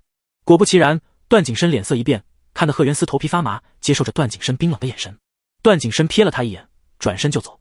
他知道小丧尸所在菜园的位置，很快便来到了菜园门口。菜地支着几盏灯，但是不太亮，看什么都是模模糊糊的。广阔的菜地上，只有一个小身影蹲在地上，认真的捣鼓着什么。段景深放轻了脚步上前，来到小丧尸身后，低头就见小丧尸满手的泥巴，衣服上更是一团一团干了的泥，一动那泥巴就顺着衣服滚滚落下。小丧尸灰头土脸的，可是他很认真，仔细将一颗小菜苗埋进土里，还伸手理了理蔫巴巴的菜叶，接着浇水。种完这一颗菜苗，小丧尸蹲着前进，种下一颗。不累。段景深忍不住出声。小丧尸被突如其来的声音吓了一跳，接着惊喜站起身，邀功的小狗仔般望着段景深，又示意他看看他的杰作。如果小丧尸身后有尾巴，此时肯定疯狂摇摆着。段景深看着还是歪七扭八的菜苗，勉为其难地说了一句：“挺好。”小丧尸一听，开心地扑上段景深，把手上的泥巴也蹭到了段景深衣服上。段景深身体一僵，已经感觉到湿润的泥土浸湿衣服，贴着皮肤。他忍住把小丧尸推开的冲动，伸手拍了下小丧尸的屁股：“下次记得先洗手。”小丧尸撅了撅嘴，看段景深难以忍受的模样，他倒是觉得开心，于是摇了摇脑袋：“不想挨打。”段景深脸一拉，凶巴巴的。小丧尸立即就怂了：“不想。”段景深冷哼一声：“行了，该回去了。今天还没好好抱抱小丧尸。”段景深快忍耐不住了，说着他拉着小丧尸就要离开这里，哪知小丧尸停住脚步，反拉着段景深，声音软软的带着央求：“不走，再玩一会儿吧。”段景深挑眉不解：“这有什么好玩的？”小丧尸不回答，他兴冲冲地拉着段景深，给他看自己种的菜，又将一把菜苗塞进段景深手里。段景深脸色一黑：“干什么？我可不种菜，很好玩的。”小丧尸眨巴着大眼睛，一瞬不瞬瞧着段景深，看得段景深心底发软。段景深轻咳一声，败下阵来：“我不会。”听着有戏，小丧尸的眼睛里瞬间迸发出光彩，他声音里都带着雀跃欢喜：“我教你，这个我会。”说完，段景深被拉着和小丧尸一起往地里塞菜苗。虽然段景深是新手，可是做起来比小丧尸快多了。小丧尸心里不平衡了，瘪着嘴一把推开段景深：“你走开！”小丧尸眉毛倒竖，凶巴巴的，还不讲理。段景深不明所以：“怎么了？”小丧尸鼓着腮帮子瞪他，心想一个新手怎么能比他快呢？简直太侮辱师了！我不管，你走吧。小丧尸又推了段景深一把，还用身体挡着段景深，看都不让他看，顺便将他手里的菜苗也抢走了，活脱脱一副小霸王的模样。段景深看着小丧尸的模样，倒也明白了怎么回事，一时哭笑不得，不过他偏偏要招惹小丧尸。“糖糖，你怎么这么慢啊？你看我都种了一半了，你不行啊！”小丧尸顿时火冒三丈。段景深第76章，糖糖又被撩羞了。看小丧尸气得炸毛，段景深愉悦地扬起眉毛，笑了一会儿，才打算给小丧尸顺顺毛。被段景深这么一闹，小丧尸也没心思继续种菜了。段景深见状，便抓起小丧尸的手，拉着他来到一边的水池前，大手裹着小手，进入水中细细揉搓着。小丧尸礼貌地说：“谢谢。”段景深诧异，挑眉瞧他一眼，不知为何太阳穴突突地跳。下一刻，被他包裹的那双小手泥鳅似的挣脱开他的手，池水荡漾，突然一个猛箭，冰凉的水洒了段景深一脸。小丧尸笑得咧开了嘴，眼里带着做坏事得逞的快意。反观段景深，伸手抹了一把脸，冷峻的脸庞上没有表情，但却更让人心底发毛。小丧尸笑了半天，才反应过来不对劲，仔细一看段景深的表情，他发现段景深也笑了，只是笑得冷冰冰的，比没有表情还恐怖。小丧尸心里咯噔一声，心道不好，脚尖一转，麻溜的要跑。刚迈出一步，身后的领子被人一把扯住，接着一阵大力将自己往后拉，小丧尸整个人狠狠压在男人结实宽阔的胸膛上。小丧尸浑身僵硬，他已经感觉到身后那人看着自己的目光能把自己吃了。小丧尸眼睛弯弯，露出讨好的笑容，挣扎着转过身。段哥哥。呵，段景深冷嗤。小丧尸嘴一扁，完了，他怎么就忘了段景深不是个好惹的人呢？最近段景深也是对他太好了，让他忘了这个人凶起来能吃丧尸的。我错了。小丧尸声音软软糯糯，乖巧认错。段景深充耳不闻，只问你该怎么补偿我。小丧尸委屈巴巴地抿着唇，可是你先招惹我的，你说说我怎么招惹你了？段景深伸出好看的手捏住小丧尸肉嘟嘟的脸颊，你说我不行。小丧尸说得很气愤。段景深无辜耸肩，可是我没欺负你啊，你刚刚拿水泼我，你说你是不是坏蛋？说着，段景深捏着小丧尸脸颊肉的手指又用了点力气。小丧尸疼得痛呼，圆溜溜的眸子湿漉漉的，可怜极了。我让你泼回来行了吧？小丧尸鼓着腮帮子，放弃挣扎了。不要这个补偿。段景深哼了一声。小丧尸不解的抬眼看他。段景深狭长深邃的眸子里满是不怀好意，黝黑的深处藏着一头巨兽，贪婪的巨兽像是要把小丧尸拆吃入腹。男人低头附在他耳边，低声说：今晚让我去你那里，你主动。小丧尸从来都没有主动过，这是段景深的遗憾。单纯的小丧尸还是不解，看着段景深的目光也有些不耐烦了。有什么话不好好说呢？小丧尸这边不满意着，段景深只好依了小丧尸，低头附在他耳边，又轻声说了一句什么。他说了许久，讲得很详细，温热的呼吸喷洒在敏感的脖子上，酥酥麻麻的痒。小丧尸耳垂红的能滴出血来似的，红霞爬满整张脸颊，憋得头顶都快冒烟了。半晌，度秒去年的小丧尸一把推开段景深，笨笨的小嘴又张又合，却半天蹦不出一个字来，连骂人都忘了怎么骂了。段景深坏坏的勾起嘴角，好整以暇的望着小丧尸。小丧尸干脆转身跑了。虽然他是丧尸，可是他也不是很笨的好吧？看了那么多电视，多少懂得一些东西是让人羞羞的。可是段景深居然一字一句给他说了，不要脸。小丧尸呸了一声，快步向前走着，只想甩掉身后那个没羞没臊的男人。不只是段景深腿长，还是体力好，一下就追上了小丧尸，笑着与他同步走着，一边问：之前怎么不害羞？小丧尸还没有恢复记忆的时候，在这种事上有时还是挺大胆奔放的，怎么恢复记忆了就脸皮薄了呢？段景深摸了摸下巴，有些可惜。不过看着小丧尸羞愤的模样，似乎也更带劲了。小丧尸莫想到旁边男人的变态，狠狠瞪了男人一眼，直接朝他吼：哦！他企图把段景深吓跑。段景深不想再惹小丧尸生气，否则得不偿失，于是佯装害怕的模样，慢下了脚步，不紧不慢跟在小丧尸身后，直到小丧尸调整好自己，段景深才敢上前，抓紧时间转移话题。好了，不闹了，饿了吗？小丧尸看到段景深本来还气愤，一听到段景深的话，才发觉好久没吃东西了，肚子空荡荡的，打起鼓来估计都有回声，也不委屈自己。小丧尸连忙委屈巴巴点头。段景深失笑。他带着小丧尸先去南部基地的食堂瞧了瞧，打算找点有营养的东西给小丧尸补补身体，光喝血太单一了，况且如今小丧尸饭量可大了，一个段景深可不够他炫。然而去到食堂，发现简陋的食堂里只有几个大锅菜，炒得稀烂，连是什么菜都看不出来。段景深脸色变了变，明明还是饭点，这几桶菜却都快没了，然而后面还有一群人在排队，估计有一大部分人没得吃了。小丧尸也看出来问题，拉了拉段景深的手。他看见后面排队的人当中，有几个就是今天对他十分热情的农民伯伯。小丧尸清楚的知道这群朴实的农民有多累，如果还吃不上晚饭的话，可真是太让他生气了。今天先不管。段景深揉揉小丧尸的脑袋，又道：过几天再带你来，到时候这里肯定有更多好吃的。小丧尸点点头，对段景深的话向来深信不疑。段景深又带着小丧尸回了他的住处。贺元思看他们双双回来，自觉地出门去和罗松他们会合。段景深直接给小丧尸开小灶，不知从哪儿偷来的鸡蛋和蔬菜还有锅，插上电就直接开炒。虽然段景深用心良苦，小丧尸很感动，可是当小丧尸看到那一盘黑乎乎的东西时，他实在是感动不起来了。快吃！段景深催促他。小丧尸支支吾吾的，不好意思说实话，只能抓着勺子，动作不太利落的铲起一块黑色不明物体，塞进嘴里。下一秒，脸一皱，小丧尸哭丧着脸看向段景深。段景深挑挑眉，不解。小丧尸努力咽下去那一口不明物体，又连忙挖起一勺菜，趁段景深不注意塞进了他嘴里。烧焦混合着又甜又咸的味道顷刻间在嘴里蔓延开来，段景深脸色一变，有些难看。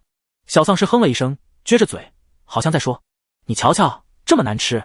小丧尸的小心思被段景深看了个透，虽然真的不怎么样，但是段景深偏偏不太顺心，他也挖了一勺菜色进嘴里，轻声过去堵住小丧尸的嘴。第77章，堂堂不动我也不动。苦涩的味道在两人唇舌间蔓延，小丧尸难以忍受的伸手抵住段景深的胸膛，企图推开他。可是他的力气哪里比得过段景深？一口不明物体被强硬喂进嘴里后，段景深便起身，还不忘伸手捂住小丧尸的嘴巴，发出恶劣的命令：乖，吃！太欺负人了！小丧尸哭唧唧的吃完，还咬了段景深的手一口。不过段景深倒是终于开始正视自己那惨不忍睹的厨艺。原先段景深傲娇自负，一直在自己欺骗自己，经过这么多次，终于不得不好好想想自己的问题。小丧尸缩在墙角，可怜巴巴的自我抚慰着受伤的胃。段景深从口袋里摸出2颗糖递给小丧尸，另一只手握成拳抵在唇边，轻咳一声：下次我再好好研究。小丧尸哼了一声，一手扫走段景深手里的糖，转过身不理他。段景深摸了摸鼻子，犹豫片刻，还是忍不住道：糖糖，有点晚了，去洗澡。小丧尸扭头瞟他一眼，哼了一声，摆明了不去。今晚，段景深刚想提醒小丧尸什么，却被一道急促的敲门声打断。段爷，您该回去了，这里有人会查房，马上就过来了。是贺元思的声音。段景深神色一顿，接着浑身开始散发不悦的气息，冷着一张脸去开门。门一开，贺元思就对上了段景深那双仿佛能吃人的眼睛，吓得他打了个寒战，陪着笑脸：抱歉段爷，这是没办法的事儿。段景深冷冷瞥他一眼，复又转身回了房，把小丧尸抱起来放在床上，亲自将他裹进被窝里，才满意的直起腰身，还说到我不在就不用洗澡了。要是在别人面前洗澡，谁知道这笨笨的小丧尸会不会像以前一样不知羞耻的光着屁屁遛小鸟。小丧尸和贺元思都明白段景深为什么会有这样的要求，不过不用洗澡，小丧尸乐得自在。段景深很快就离开了，没多久，果然有管理人员一个一个敲响房门，核对房间里的人员。2个人。是的，这次来查房的管理人员是个中年大叔，肚子滚圆，眼睛小得跟豆豆似的，看人的时候就眼睛里闪烁着令人不悦的金光。大叔又问了一句：新来的？贺元思点点头。有没有家人？有几个朋友？贺元思一一回答。都有没有异能？没有，他们这次进来都是隐藏了能力的，不想太过招摇，容易招来危险。那大叔问完，又看了小丧尸一眼，问：他怎么不说话？他嘴笨，不太会说话。都没有婚配吧？贺元思越发觉得这人似乎问的太多了。贺元思皱起了眉头：我要登记，赶紧回答。那大叔开始不耐烦了。贺元思不想惹事，只能回答：没有。大叔满意的笑了笑，眼睛眯起来几乎看不见，随后才离开房间。贺元思看着中年男人的背影，开始提高警惕心。这男人一看就不是什么好东西。关上门，贺元思带着小丧尸钻进被窝，今日也是劳累了一整天，很快就睡着了。夜半，夜风阵阵，简陋的窗户都吹开了，屋里2人陷入沉睡，没有发现一道黑影迅速掠进房间，隐没在黑暗中，几乎看不见。小丧尸被人从被窝里轻轻捞起来，那人还不忘瞪了一眼和小丧尸一起睡的贺元思。紧接着，那人给小丧尸裹上衣服，便带着他离开了房间。晚餐没吃饱，小丧尸半夜饿醒了，睁眼，头顶是富丽堂皇的天花板，还挂着华丽的水晶灯，灯光暖黄。小丧尸眨了眨眼睛，没有觉得不适。半晌，小丧尸才转动过来，他记得他睡觉前似乎不在这里，这里是哪儿？小丧尸猛然惊醒，霍地从柔软大床上坐起身，惊慌地瞧着周围的环境。糖糖，醒了，饿了吗？小丧尸下意识以为是段景深，但是听声音，很明显，这人并不是段景深。小丧尸循着声音看向门口，站在门口的是徐周白。小丧尸歪了歪脑袋，不解。不过好在徐周白刚说完这句话，段景深便出现在他身后。小丧尸紧绷的心松了口气。习惯了和段景深在一起，没有段景深的时候，到达一个陌生的环境，小丧尸容易紧张。你站在这里干什么？段景深声音冷沉，居高临下睨着徐周白。徐周白轻咳一声，心底发毛，连忙退开。我看糖糖醒了，怕他害怕。段景深面无表情。出去。徐周白麻溜的滚了，还贴心带上门。糖糖。徐周白出去后，段景深立刻的眼神瞬间柔了下来。小丧尸。哦，这是哪儿？基地附近。段景深回答。南部地区之前是他的地盘，房子自然到处都是，没有人比他更了解南部地区的情况，这个地方不会有人发现。主要是段景深忍受不了小丧尸和别人睡在一张床上，即使多走一段路，段景深也要带着小丧尸出来睡。小丧尸明白过来，点了点脑袋，他摸着瘪瘪的肚子，急急忙忙拉着段景深的衣袖，说：就知道你饿了。段景深轻笑出声，揉揉小丧尸的脑袋，动作熟练地将他抱到腿上，按进颈窝。小丧尸觉得段景深今晚格外的温柔，一举一动温柔的跟水一样。小丧尸却隐隐有些紧张。果不其然，段景深的温柔是有目的的。小丧尸吃饱喝足，还没来得及打个嗝，段景深拉着他的手，低声说：我也饿了。小丧尸犹豫着伸出了自己白嫩嫩肉乎乎的胳膊。段景深亲了一口，没有咬。你白天还答应过我的。段景深提醒：“小丧尸，狗男人，一天到晚脑子里只有黄色废料。”小丧尸鼓着腮帮子，气呼呼的。小丧尸根本不想主动，也不会主动，可是有时候段景深也不动了，两人你不动，我也不动，难受的抓心挠肺，最终还是小丧尸败下阵来。第78章，堂堂哭着要抱抱。2天醒来时，已经回到了在南部基地的房间。小丧尸会以为昨晚的一切都是一场梦。贺元思到现在还并不知道发生了什么。醒来时，小丧尸完完整整躺在他身边，他压根不会想到昨晚小丧尸被人掳走了。大早上的，一行人聚在一起吃了早餐，又分开去往各自的地方，开始各自的工作。这里劳作的人都是拥有工资，工作时常可以兑换金盒，金盒可以拿去换取生活用品。不知不觉已经过去几天，段景深每天晚上都会开捞人，贺元思从来不知道这件事情。这天天空突然电闪雷鸣，云朵黑沉沉，像是即将要压到地上。要下大雨了吧？菜地里有人忧愁道。小丧尸看着农民伯伯带着愁绪的脸，不解。那农民便解释：我们这土松软，菜苗也才刚种下，要是下个大雨全冲走了，那我们这几天不是白干了吗？农民们唉声叹气。这菜园广阔，在这里种完菜是一项巨大的工程，他们已经辛苦种植了大半个月，如果现在这作物全被雨水冲刷了，任谁也难以接受。另一条，段景深这边的工人也唉声叹气着。这几天有段景深的监管，建围墙的速度快了不少，几天下来已经建了2/3。若是普通大雨还好，可这末世里的疾风骤雨可不是一般的厉害，这刚建的墙说不定得倒。菜园那边大家抓紧了时间搭棚子，建筑这边也开始想办法。雨很快就降临了，一开始就是豆大的雨珠，砸在脸上竟还生疼。菜地的棚子搭建了一半多，小丧尸冒着雨，心里比一群农民还着急，小身影在众人当中来来回回的穿梭。雨渐渐大了起来，啪嗒啪嗒的密密麻麻打在身上，很快衣服就湿了。抓紧时间啊，这雨看起来会很大，但是不会持续太久，大家加油。一群朴实的农民此时心里只有农作物，不是为了工资，单纯是为了这如同自己孩子的农作物。这是他们的习惯了，末世之前农民们便是这样，末世后他们更是明白了粮食的重要与珍贵，他们从来都是最能够亲切感受到粮食来之不易的人。小丧尸被他们感染，干劲更充足。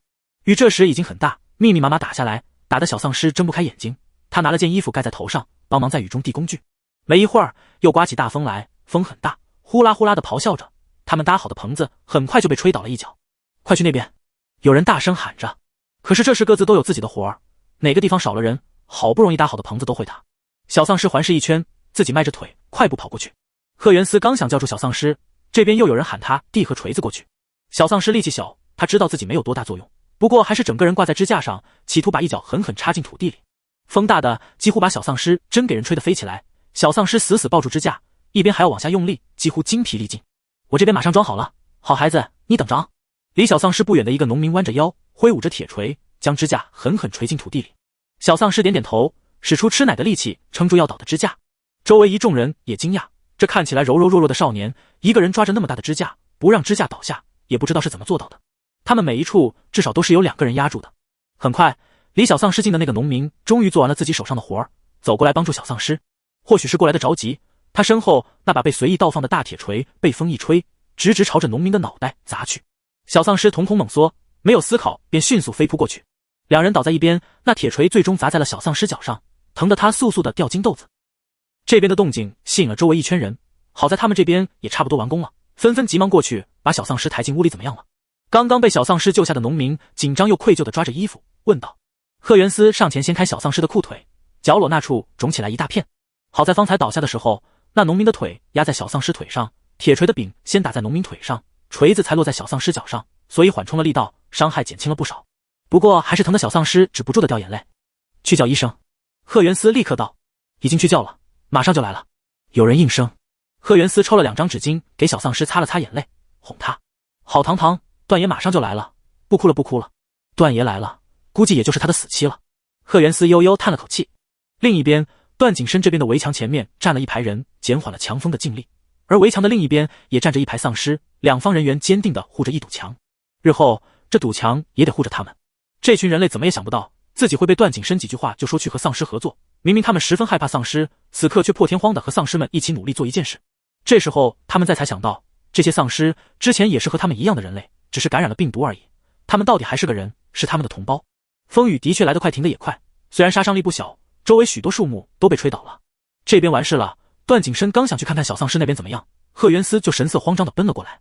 得知小丧尸出事，段景深的心仿佛被一只打手紧紧攥住，又紧又疼。呼吸不过来，疯了般往小丧尸那边奔去。他生怕小丧尸再次离他而去，他再也看不得小丧尸出现意外。到的时候，屋里还围着一群人，农民们担心小丧尸，湿漉漉的衣服都没换下，你一句我一句的哄着小丧尸。小丧尸又哭又疼，小脸都心疼成一团了。都出去！段景深冷沉的声音突然插进来，众人瞬间静了声，纷纷看向门口的男人。贺元思跟在身后，也示意一伙人赶紧出去。一伙人虽然不知道为什么，但是看贺元思一副火急火燎的模样，连忙鱼贯而出。看到段景深的那一刻，小丧尸就绷不住了，嘴一瘪，金豆子啪嗒掉下来，朝段景深张开双手。段武第79章，堂堂偷懒了。看到小丧尸完好的出现在自己面前，段景深那仿佛被一只大手紧紧攥起来的心才终于松懈些许。看到小丧尸啪嗒啪嗒的掉金豆豆，段景深大步上前，迎着小丧尸张开的双臂，将他轻轻抱进怀里。哪里疼？段景深的声音微微颤抖着。方才一听小丧尸出事，段景深就急急忙忙赶过来了，根本就没来得及听贺元思说的话，所以也不知道小丧尸到底出什么事了。这里疼！小丧尸抽噎着，伸出白嫩嫩的手指，指着自己被毯子遮盖着的角落。闻言，段景深面目凝重的轻轻掀开毯子，果不其然，触目惊心的红肿让段景深呼吸一滞。他平日里养着护着的小丧尸，一离开他就出事了，果然不能再让小丧尸离开自己的视线了。段景深眸底晦暗不明，揽着小丧尸腰身的手臂下意识的收紧。小丧尸察觉到段景深异样的情绪，抬眸望向他，从他这个角度却只能看到段景深几乎完美的下颚线。段景深很快又恢复了平日里不苟言笑的平淡神色，只是眼底满是心疼，他不敢伸手碰小丧尸的脚，生怕不小心使了力气弄疼了他。看段景深这副模样，小丧尸忍不住问了一句：如果我晚上也喊疼，你会放了我吗？跪着膝盖疼，躺着胯开的腿疼，总之怎么样都不舒服。段景深抱着小丧尸的身体一顿，随后勾起唇角，毫不犹豫道：不会。小丧尸小脸一拉，气鼓鼓的不理他了。段景深揉揉小丧尸的脑袋，将一头柔软的发丝揉得乱蓬蓬的。段爷，医生来了，要不先让医生看看？贺元思小心翼翼的在门口问。段景深不知道这里的人类医生会不会看出小丧尸的身份，毕竟丧尸的身体和人类已经不一样了。不过看着小丧尸疼得龇牙咧嘴，段景深想也不想便让医生进来了。若是被发现也无所谓了。不过幸好小丧尸的身体白白嫩嫩的，和人类别无二致，医生并没有看出什么不同寻常的来。医生给小丧尸上了药，包扎起来后嘱咐了几句便走了，只是被砸伤了皮肤，骨头没事。段景深松了口气。小医生走后，小丧尸全身放松的躺在了段景深怀里，他舒服的发出一声喟叹，又带着几分得意和炫耀。可以偷懒了。段景深哭笑不得。不疼。小丧尸立刻就皱起了小脸，苦巴巴。疼死了。段景深哼了一声。看你挺开心。小丧尸受伤后的几天没再去过菜园里了，段景深怕他无聊，把小老虎带过来给他玩。虽然小老虎还是一如既往的惹人厌，但是他似乎又挺懂事，比如他不会往小丧尸受伤的腿上蹦跶，偶尔还会给小丧尸从外面带点好玩的找东西。第一次是毛线球，虽然最终是小丧尸自己玩的最开心，第二次是厨房偷来的鸡腿，最后还是进了小老虎肚子里，第三次小丧尸看着面前的丧尸王金河，紧张的咽下口水。你从哪里拿的？小丧尸双手叉腰，严肃的盯着小老虎。小丧尸嗷呜嗷呜的吼，也不知道在说些什么。小丧尸拍了下小老虎的脑袋，眉毛倒竖，凶巴巴说：不许偷，万一我们被发现了怎么办？如果真被发现了，就把你炖了。小老虎委屈的低下了脑袋，不过这老虎也不是个好相处的，小丧尸说了他几句，他就狠狠踩了小丧尸一脚，然后蹦走了。小丧尸看着面前的丧尸王金河，不知该如何是好，只能藏在枕头底下，等段景深回来再说。这2天为了更好的照顾小丧尸，段景深已经和贺元思换了房间。这段时间里，段景深也掌握了一些南部基地的底层势力，换个房间自然容易。还没等到晚上，房门突然就被敲响了。如今小丧尸的房间除了段景深，一般不会有人来。小丧尸下意识以为是段景深，可是见房门一直被敲响，许久没有人推门进来，小丧尸便知道是别人了。段景深有房间钥匙，要进来直接就进来了。小丧尸屏住呼吸，不敢应声。段景深说过不要给陌生人开门的，小丧尸干脆装作没听到外面的敲门声。过了一会儿，外面的人终于出声了。堂堂。一听声音，小丧尸松了口气，原来是徐周白。小丧尸一只脚不能着地，只能下床蹦着一条腿往门口走。打开房门，徐周白眼睛一亮，此时他全身汗津津的，衣服都湿了，喘着气问：看到小老虎了吗？小丧尸点点头。徐周白啧了一声：现在整个基地在通报，一只老虎偷走了基地里重要的金盒，我一想就是我们那只小老虎。小丧尸，那怎么办？他就知道小老虎肯定会惹出事来。徐周白摆摆手：没事，把金盒给我吧，我偷偷放回去。小丧尸听着，连忙转身单腿蹦着去床边，将枕头底下的金盒掏出来。紫色的金盒还散发着幽幽芒光，小丧尸忍不住将金盒凑近看了看。一般来说，丧尸王稀少，段景深也重视，每一个丧尸王段景深都是有记忆的，也不知道这是哪个丧尸王的。小丧尸打算等段景深回来，问问他，少一只丧尸王，他们的优势就少了。目前只有丧尸王可以和人类一样拥有异能。外面的警报声这时突然拉响，小丧尸看着徐州白着急的模样，不疑有他，连忙将金盒塞进了徐州白手里。徐州白拿完金盒便连忙离开了。在他走后不久，小老虎不知道从哪里窜了出来，又嗷呜嗷呜的吼。这次小丧尸听出来小老虎的大概的意思了，好像在骂他，在责怪他。小丧尸挠了挠后脑勺，不理解。晚上段景深一回来，小丧尸就蹦跶着扑到了他身上。段景深胆战心惊的接住摇摇晃晃的小丧尸，接着皱眉拍了下小丧尸肉嘟嘟的屁股。谁让你下床的，不怕摔？第80章，堂堂真的疼。小丧尸摇了摇脑袋，不怕，反正有人会接着。抱着小丧尸放在床上，段景深挑起一边眉，今天怎么那么激动？想我了？没有。小丧尸连忙摇头否认，生怕被段景深误会段景深。小丧尸急着和段景深说事情，结果肚子突然打起鼓来。段景深便道：饿了。小丧尸想了想，没多做思考，就决定先吃东西，不管怎么样都不能委屈了肚子。小丧尸拍拍自己带着一圈软肉的小肚皮，段景深先去洗漱了一番，出来才抱着小丧尸喂食。段景深又忍不住感叹，好好的老公混成了奶妈。小丧尸抽空抬眼看他，不同意的说，是老婆。好，我是老婆。小丧尸这才满意的继续埋进段景深脖子里。吃完，小丧尸终于可以说正事了。基地里有丧尸王的金盒。小丧尸眨巴着，十分认真的和段景深说这件事。段景深点点头，今天听到警报声他就知道了。南部基地以前是丧尸大本营，丧尸王自然也多。当初任伯峰带着一群高级异能者来围剿段景深的时候，许多丧尸都被牵连进去，不免会有一些丧尸王命丧于这群人手里，所以他们有丧尸王金盒也不是不可能。小丧尸听了段景深的解释，总觉得哪里不对劲儿。你知道是哪个丧尸王的吗？小丧尸问。段景深摇摇头，尚未统计，不清楚。小丧尸撇了撇嘴，又告诉段景深，金盒被徐州白放回去了。段景深，我让他放回去的。小丧尸，这让他没有话接了。不过小丧尸还是留了个心眼子，因为小老虎似乎对这枚金盒十分感兴趣。小老虎可是顶级变异体，能引起小老虎的兴趣，来头肯定不简单。第二天，小老虎又把那枚金盒偷过来了。小丧尸一愣一愣地瞧着面前紫光闪闪的丧尸王金盒，面无表情地揣进口袋里，打算等段景深回来就交给段景深。不久后，外面的警报声又拉响了。小老虎摇头晃脑地以为自己隐藏的完美，压根不知道自己早就被别人发现了。小丧尸有些紧张地抓起小老虎，把它塞进了衣柜里，又将柜门锁上。他怕小老虎真的被抓了。不久之后，房门果不其然被敲响了。小丧尸一蹦一蹦地去开门。他本是一只小丧尸，现在过得跟小僵尸似的。开门后，发现门外的自然是徐州白。小丧尸歪了歪脑袋，哦！徐州白神色有些难看，那枚金盒又被偷了，还是小老虎，把他炖了吧。小丧尸同仇敌忾道。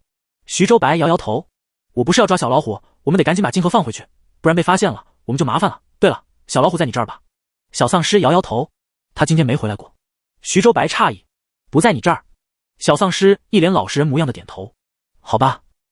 徐州白拧着眉，也没有多说什么，转身离开了。小丧尸关上门，一蹦一跳的又连忙来到衣柜前，打开衣柜，伸手拎起小老虎，对着他的屁股就是一顿揍。小老虎张着嘴要咬他，小丧尸学聪明了，给他套上了口罩。小老虎气得整只都炸毛了，可惜只能被小丧尸掐着脖子，毫无还手之力。不许偷了，我们要是被发现了，真的就把你炖了。小丧尸语重心长地教育小老虎，小老虎只管咬人，也不知听没听到。晚上段景深回来，小丧尸小心翼翼地捧出了光芒闪烁的紫色金盒。段景深还想好好和小丧尸亲热一下，看到小丧尸捧出紫色金盒，打断了二人亲热，不太高兴地瞥了一眼，怎么没还回去？明天再还吧。小丧尸晃了晃段景深的手臂央求。小丧尸都撒娇了，段景深哪会不依，只是面上依旧沉着冷静，就知道撒娇。小丧尸，才没。撇了撇嘴，小丧尸连忙岔开话题，不然段景深又要开荤了。你快看看，这是哪个丧尸王的？小丧尸将金盒往段景深面前送了送。段景深接过金盒，打量片刻，脸色忽地凝重起来。我在我所知的丧尸王里，并没有见过这枚金盒的主人，但是金盒上的气息倒是熟悉。小丧尸似懂非懂，哦，先收起来，明天让那只老虎崽子放回去。反正知道了金盒的信息，这枚金盒便没有了用处。小丧尸点了点头，同意了。我们继续。段景深勾着唇角，骨节分明的修长手指摸上小丧尸敏感的腰部，疼呜呜，小丧尸突然哭唧唧。段景深的动作顿住，赶忙收回手，抬头一看，小丧尸正捂着自己的脚丫，呼天唤地的叫唤，脸上却露出了狡黠的笑容。想打屁股了是不是？段景深脸色一黑。小丧尸撇撇嘴，他看着段景深某处，委屈道：真的疼。段景深，长得大也是他的错了。这次把金盒还回去后，小老虎就没再偷过了，只是偶尔在南部基地里装作野生老虎，做天做地，将南部基地缴获的鸡犬不宁。过了1个月，小丧尸的脚也完全好了，再次回到菜园子里参与到翻土的工作中。农民们都是十分热情，几乎把自己能拿出来的零食都拿出来给了小丧尸。小丧尸受宠若惊，只嘴馋的收了几颗糖果，其他的倒是没敢收。他只是一只丧尸，对其他东西不太感兴趣。这个时间，他们之前种下的菜苗都长成一半了，这个时候最能看出菜苗能不能成活。意外的是，一般成活率只有 30% 的菜苗，在小丧尸这里却有 80% 的成活了。周围其他农民种下的菜苗大部分都蔫巴巴的开始泛黄，小丧尸负责的土地上却还是绿油油的一片，农民们喜出望外的围着小丧尸夸奖，就连上级领导都忍不住来询问小丧尸，并奖励了小丧尸100个低级丧尸金盒。100个低级丧尸金盒在他们这群人中是一笔不小的数目了。第81章，堂堂不脏。终究是太过扎眼，小丧尸成功被几个自称是农业高材生的人盯上了。在一天晚上，菜园里的劳作停止之后，小丧尸被几个人带去了一栋用作值班的破旧小屋里。告诉我们，你是怎么把这些作物养活的？一个人看起来还是刚毕业的大学生，一摇一摆的上前，鼻孔都快朝天了。那人走得太近，几乎都要撞到小丧尸了。小丧尸连忙往后退了几步。我不知道。不可能，你是不是有什么方法？你告诉我们，到时候研究清楚了，你可就是拯救人类的大英雄了。一人按耐住不耐烦的心思，游说道。小丧尸还是摇了摇头，他的确不知道有什么方法，他只是和其他人一样浇水施肥罢了，更何况这些还都是那些农民教他的。几人听小丧尸还不肯交代，开始不隐藏自己的不耐烦了。离小丧尸最近的那人直接伸手推了小丧尸一把。你别太得意了，别以为你种活了几颗破菜就是这里独一无二的存在了。小丧尸被推得一个踉跄，心里也开始不耐烦了，尖锐的虎牙磨了磨，想起他们这次来的目的，小丧尸最终还是忍住了呲牙的冲动。他只能沉下脸，颇有几分段景深的影子。面前几个人类一时竟不敢和小丧尸的眼睛对视，但是很快他们便反应过来，气得面色狰狞。的，你这副什么表情？你知道我们是什么人吗？你们是什么人？小丧尸还真就老老实实的应了，一脸认真询问的疑惑模样。你……几人噎住，被小丧尸不按常理出牌的反应给堵住了接下来想说的话。不过他们依旧趾高气扬的抱胸说道：我们可是南部基地花重金聘请来的 X 大研究生，专门来研究这一块田地的。哦，小丧尸皱起眉头，他并不明白什么高材生，在他眼里，人类都只不过是一块肉而已，而且还是不好吃的肉，一点意思都没有。你是不是脑子有问题？其中有人忍不住嫌弃的看了眼小丧尸懵懵懂懂的模样，说：早就听说这人话都不太会说，脑子也笨笨的。果不其然，怕不是脑袋真有点问题。这么一说，其他人也忍不住说道：对啊，说不定这菜苗真就是被他误打误撞种活的，可能是这片土地的原因。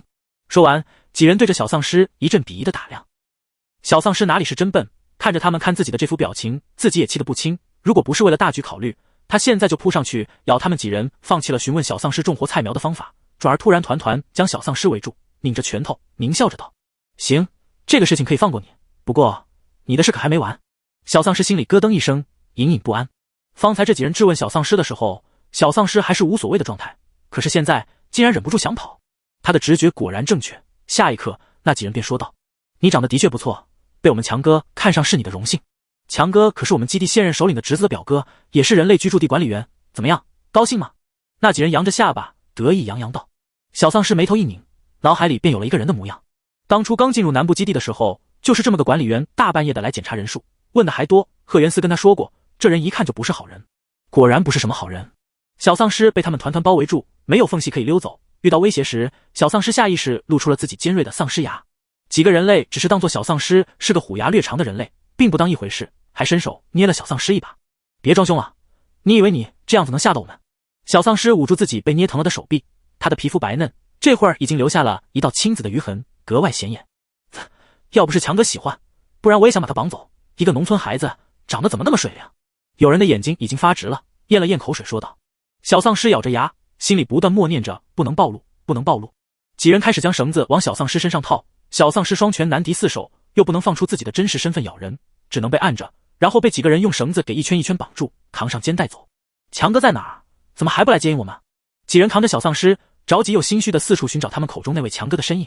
其实绑走小丧尸，他们心里多少都有些压力，毕竟这人刚刚大出风头，突然出事定然会引起别人的注意。有消息了，强哥在基地门口等着咱们。强哥说他还看上了另一个男的，现在已经抓到自己房间去了，我们直接去他房间就好了。几人一听，连忙往强哥的房间去。强哥是人类居住地管理员，住的房间也不是一般的大，进去就让几个人羡慕的啧啧出声。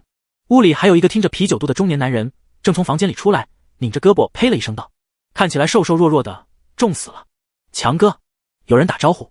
强哥看了他们一眼，特别是在看到小丧尸的时候，喜笑颜开。哟，做得不错呀。小丧尸被他们放在沙发上，手脚都被绑着，嘴巴也被封上了胶布，只能睁着一双眼睛，怒瞪着几人。不管小丧尸如何，他们嘘寒问暖一道后，强哥答应他们，过2天老子让我那表弟的舅舅给你们升官。谢谢强哥，我们几个早就不想在这田地里干了，简直是大材小用。几人对自己的能力似乎十分自信。强哥几句话赶紧把几个人招呼走，关上门，方才还笑嘻嘻的脸色瞬间一变，真烦。呸！转身在对上小丧尸时又笑得一脸猥琐。别怕，有人陪你的。一开始小丧尸还不解，直到强哥把自己扛进了房间，小丧尸看见了床上昏迷不醒的贺元思。怎么样，你们兄弟俩也有个伴，今晚配合默契点，好好伺候我，到时候你们在这南部基地肯定吃香的喝辣的。强哥摸了摸下巴，强哥迫不及待地开始油腻的肥手摸上绑着小丧尸的绳子。小丧尸看得作呕，眉头皱得紧紧的。别给老子这副表情，否则老子就绑着你来干死你。小丧尸从来没有听过这么难听的话，段景深也爱讲，可从来不会说这样令人心底犯恶心的话。他抗拒地缩了缩，企图摆脱强哥摸上自己的手，即使隔着一层粗绳。强哥看小丧尸抗拒，呸了一声道：“算了，你给老子准备。突然想起来这个还昏着的，昏着可就没意思了。”强哥搓了搓手，目光又放到了贺元思身上，也不知道贺元思怎么会被强哥给放倒。小丧尸眼看着强哥那双油腻的肥手即将碰到贺元思的脸，他心里一急，扭着被绑成蚕蛹的身体，一头撞向强哥。肥胖的男人猝不及防被撞得倒在地上，扶着腰哎呦的半天起不来。小丧尸因为惯例不小心撞到了贺元思身上，倒是把贺元思给撞醒了。他迷迷糊糊的醒来，就发现自己被绑着，旁边还有同样被五花大绑的小丧尸。怎么回事？贺元思动了动手，发现被绑得结结实实，动不了手，连异能都使不出来了。小丧尸嘴里被封着胶布，呜呜咽咽的，根本说不出话来。贺元思转了个身，他虽然被绑着，但是手指不至于被绑上。他朝着小丧尸勾了勾手指头：“你往下点，我帮你把这个揭开。”小丧尸点点头，挪着身体，将嘴巴对上贺元思的手，嘴上的胶布顺利被贺元思撕开。小丧尸呼出一口气，贪婪地呼吸着清新的空气。这时地上的男人终于爬起来了，扯着嗓门骂：“你他娘的，敢撞老子！”男人挥着大手想要打在小丧尸身上，贺元思这时又撞了过去，再次将男人撞开。男人怒目圆瞪，想死。他又将目光放在了贺元思身上，这下他学聪明了，绕到床的另一边，伸手掐住了贺元思的脖子。小丧尸和强哥中间隔着贺元思，不能撞人，只能着急的使劲扭着，想将绳子挣脱开。贺元思被掐得难以呼吸，脸上涨红，却更加激起了强哥变态的。他突然兴奋起来，一只手掐着贺元思的脖子。小丧尸急得不知所措，疯了似的拧着身体，眼眶发红。他只能看着贺元思被这样的人欺负。强哥或许太过激动，忘记了小丧尸的存在。他踏上床，趴在贺元思身上，一只手给贺元思解绑，一只手掰开贺元思的嘴。他挺着正想做，手臂上猝不及防一道刺痛。他扭头一看，发现床上另一个少年如同被激怒的小兽，红着眼眶，死死叼住他手臂上的肉，尖锐的牙齿刺入皮肤。这牙齿未必太尖锐了，强哥隐隐感觉到不对劲儿。他在南部基地自然是见过不少丧尸和被丧尸咬过的人类。他盯着少年，一个猜疑刚冒出来，就听见少年发出一声带着威胁的低低的嘶吼：“你是丧尸！”强哥大惊失色，往后倒去，连滚带爬的想跑。贺元思这时脱险，抹着眼泪，连忙爬起来给小丧尸松了绑。小丧尸一解脱，就扑向了强哥。肥胖的男人被小丧尸按在地上，脖子被丧尸尖锐的牙齿刺入，鲜血四溅。房门这时砰的被人从外面撞开。段景深看到面前这一幕，大步上前抱住小丧尸：“乖，松开！”小丧尸还死死咬住男人，直到男人没有了生气。段景深一只手轻轻抚着小丧尸的背部，一下一下小心安抚着。小丧尸渐渐恢复了理智，满嘴难闻的血腥味让他作呕。松开了男人，小丧尸才发现段景深不知道什么时候来的，正紧紧抱着他，温热的胸膛让他冰冷的身体渐渐回暖。小丧尸张了张嘴，又觉得满嘴的鲜血肯定又丑又难闻，小手不安地紧紧揪着段景深，甚至不敢看段景深，他怕段景深会嫌弃他。这个男人的血肉这么脏，可是他咬了。段景深揉揉小丧尸的脑袋，声音温柔：“没事，很棒。”小丧尸瘪着嘴，一言不发。段景深看了跟过来的罗松一眼，罗松点点头，表示明白段景深的意思。随后段景深抱着小丧尸就先离开了。罗松在这里处理后面的事情，他第一眼先看向颤着身体从床上下来贺元思，随即眉头一皱，上前将被吓得腿脚发软的贺元思抱了起来。你干嘛？贺元思一抖，眸光颤动，像只受惊的兔子。罗松叹了口气：“我送你回去。”贺元思也不推辞，点点头：“谢谢。”他现在一个人待着都害怕，有罗松在倒也好。小丧尸被段景深带出了南部基地，去了之前带小丧尸去过的那栋别墅里。小丧尸进了房间就奔进浴室疯狂刷牙，段景深看得皱起眉头，连忙夺过小丧尸手里的牙刷往旁边一扔，这么用力，嘴都被刷伤了。段景深给小丧尸接一杯水让他漱口，他的动作和神色都带着不容拒绝，小丧尸不得不乖乖将嘴里的泡泡漱干净。嘴里的气息清新了，没有了男人难闻的血腥味，但是小丧尸还是心底泛着恶心。段景深又带着小丧尸洗了个澡，两人出来时满身沐浴露的清香。段景深问小丧尸：怎么样，是不是很香？小丧尸心不在焉地点点头。段景深打开房间里的电视，调到小丧尸最喜欢看的动画片，小丧尸也没什么心思看了。我脏了。小丧尸终于忍不住啪嗒啪嗒掉眼泪，看得段景深心脏发疼。哪里脏了？段景深脸色严肃地否认小丧尸的话。第82章，堂堂不怕了。小丧尸垂着脑袋，整个人都蔫了吧唧的。过来，咬我一口。段景深突然拉过小丧尸，小丧尸抬眸，满脸疑惑。哦！段景深不说话，自顾自地按着小丧尸的脑袋往自己脖子上去。这么久没吃东西了，肚子饿了吧？小丧尸闻着香甜的味道，也不想委屈自己，点点头，张口便咬下去。段景深的味道就是比别人好，小丧尸入了迷，一时忘记了方才那让自己伤心的事情。良久，小丧尸才松了口。段景深啧了一声，佯装生气，迟早被你榨干。小丧尸撅了撅嘴，扬起下巴说：那是你的荣幸。段景深一愣，眯了眯眼，你从哪儿学的这种那么欠揍的话？小丧尸缩了缩脖子，不敢直视段景深犀利的目光。段景深悠悠叹了口气，平日里和小丧尸接触多的还吊儿郎当的人，除了罗松还能有谁？和段景深闹了一番，嘴里段景深血液香甜的味道也还没散去，小丧尸便就这么将今日不愉快的事情都从心里接过去了。强哥被丧尸咬死在屋里的事情很快就被发现了，基地上层领导派了人来调查这件事，基地里不可没无缘无故出现丧尸，而且屋里杂乱的痕迹像是有思考能力的人为，不像是毫无思想的丧尸所为。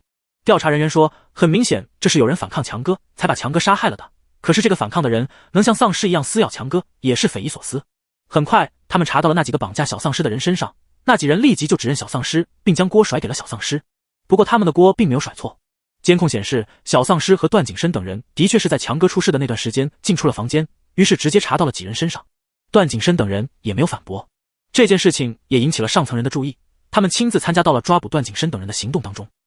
段景深几人早有预感，也不打算躲藏，隐藏了这么多天，也是时候速战速决了。他们刚聚集到一处废旧的小屋里商讨事情，会被一群异能者团团围住了。段爷，我们出去解决。罗松扛起一把狙击枪站起来说道。贺元思和徐周白跟着他就要走，段景深出声喊住了他们。等等！几人停住脚步，齐齐看向段景深。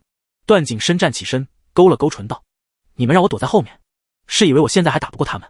当然不是，段爷在我心里可是天下第一。罗松急急忙忙表态。段景深转了下手中的枪，唇角勾起一抹冷意，笑意不达眼底。是时候让他们知道了。罗松几人不再说话了，坚定地站到了段景深身后。曾经的末世杀神依旧还是末世杀神，杀人杀丧尸，不会偏袒任何一方。里面的赶紧出来，我们已经调查到是你们害死了强哥，赶紧出来伏法，还能从轻处罚。外面的人还没喊完，小屋的大门就被人推开了，一颗子弹砰的率先从里面窜出来，擦着方才喊话那人的头皮而过，留下一阵火辣辣的疼痛。那人吓得瞪圆了眼睛，摸着脑袋惊讶地张大了嘴巴。第83章，堂堂不给牵手。里面的人赶紧出来受死。被子弹擦过脑袋的那人气得跳脚，怒吼道。话音刚落下，迎接他们的又是砰砰几道枪声，破空而来的子弹像是故意的，准确对准了他们的脖子。在他们绝望的时候，子弹又是擦着他们的脖子而过，留下一道血痕。一群人类吓得出了一身冷汗，一时不敢再出声，生怕下一秒子弹就是穿过他们的喉咙。众人紧张地盯着屋内的人，本以为只是普通种地的几个人类，没想到枪法这么厉害，一时不敢轻举妄动。里面率先走出来一个高大的壮汉，肩上扛着枪，外面的人类纷纷眉头皱起。他们知道这是建筑部的罗松，没想到他也在这件事里面。随后才慢慢走出来几人，其中有一个曾经参加过围剿段景深的人，一眼就看到了其中的段景深，瞳孔猛然一缩，连呼吸都快忘记。是段景深。一句话如同一块晶石炸起轩然大波，周围人纷纷惊恐地往后倒退。很快又有没有见过段景深等人的人类说道：你说什么呢？段景深不是死了吗？不，你看中间那个。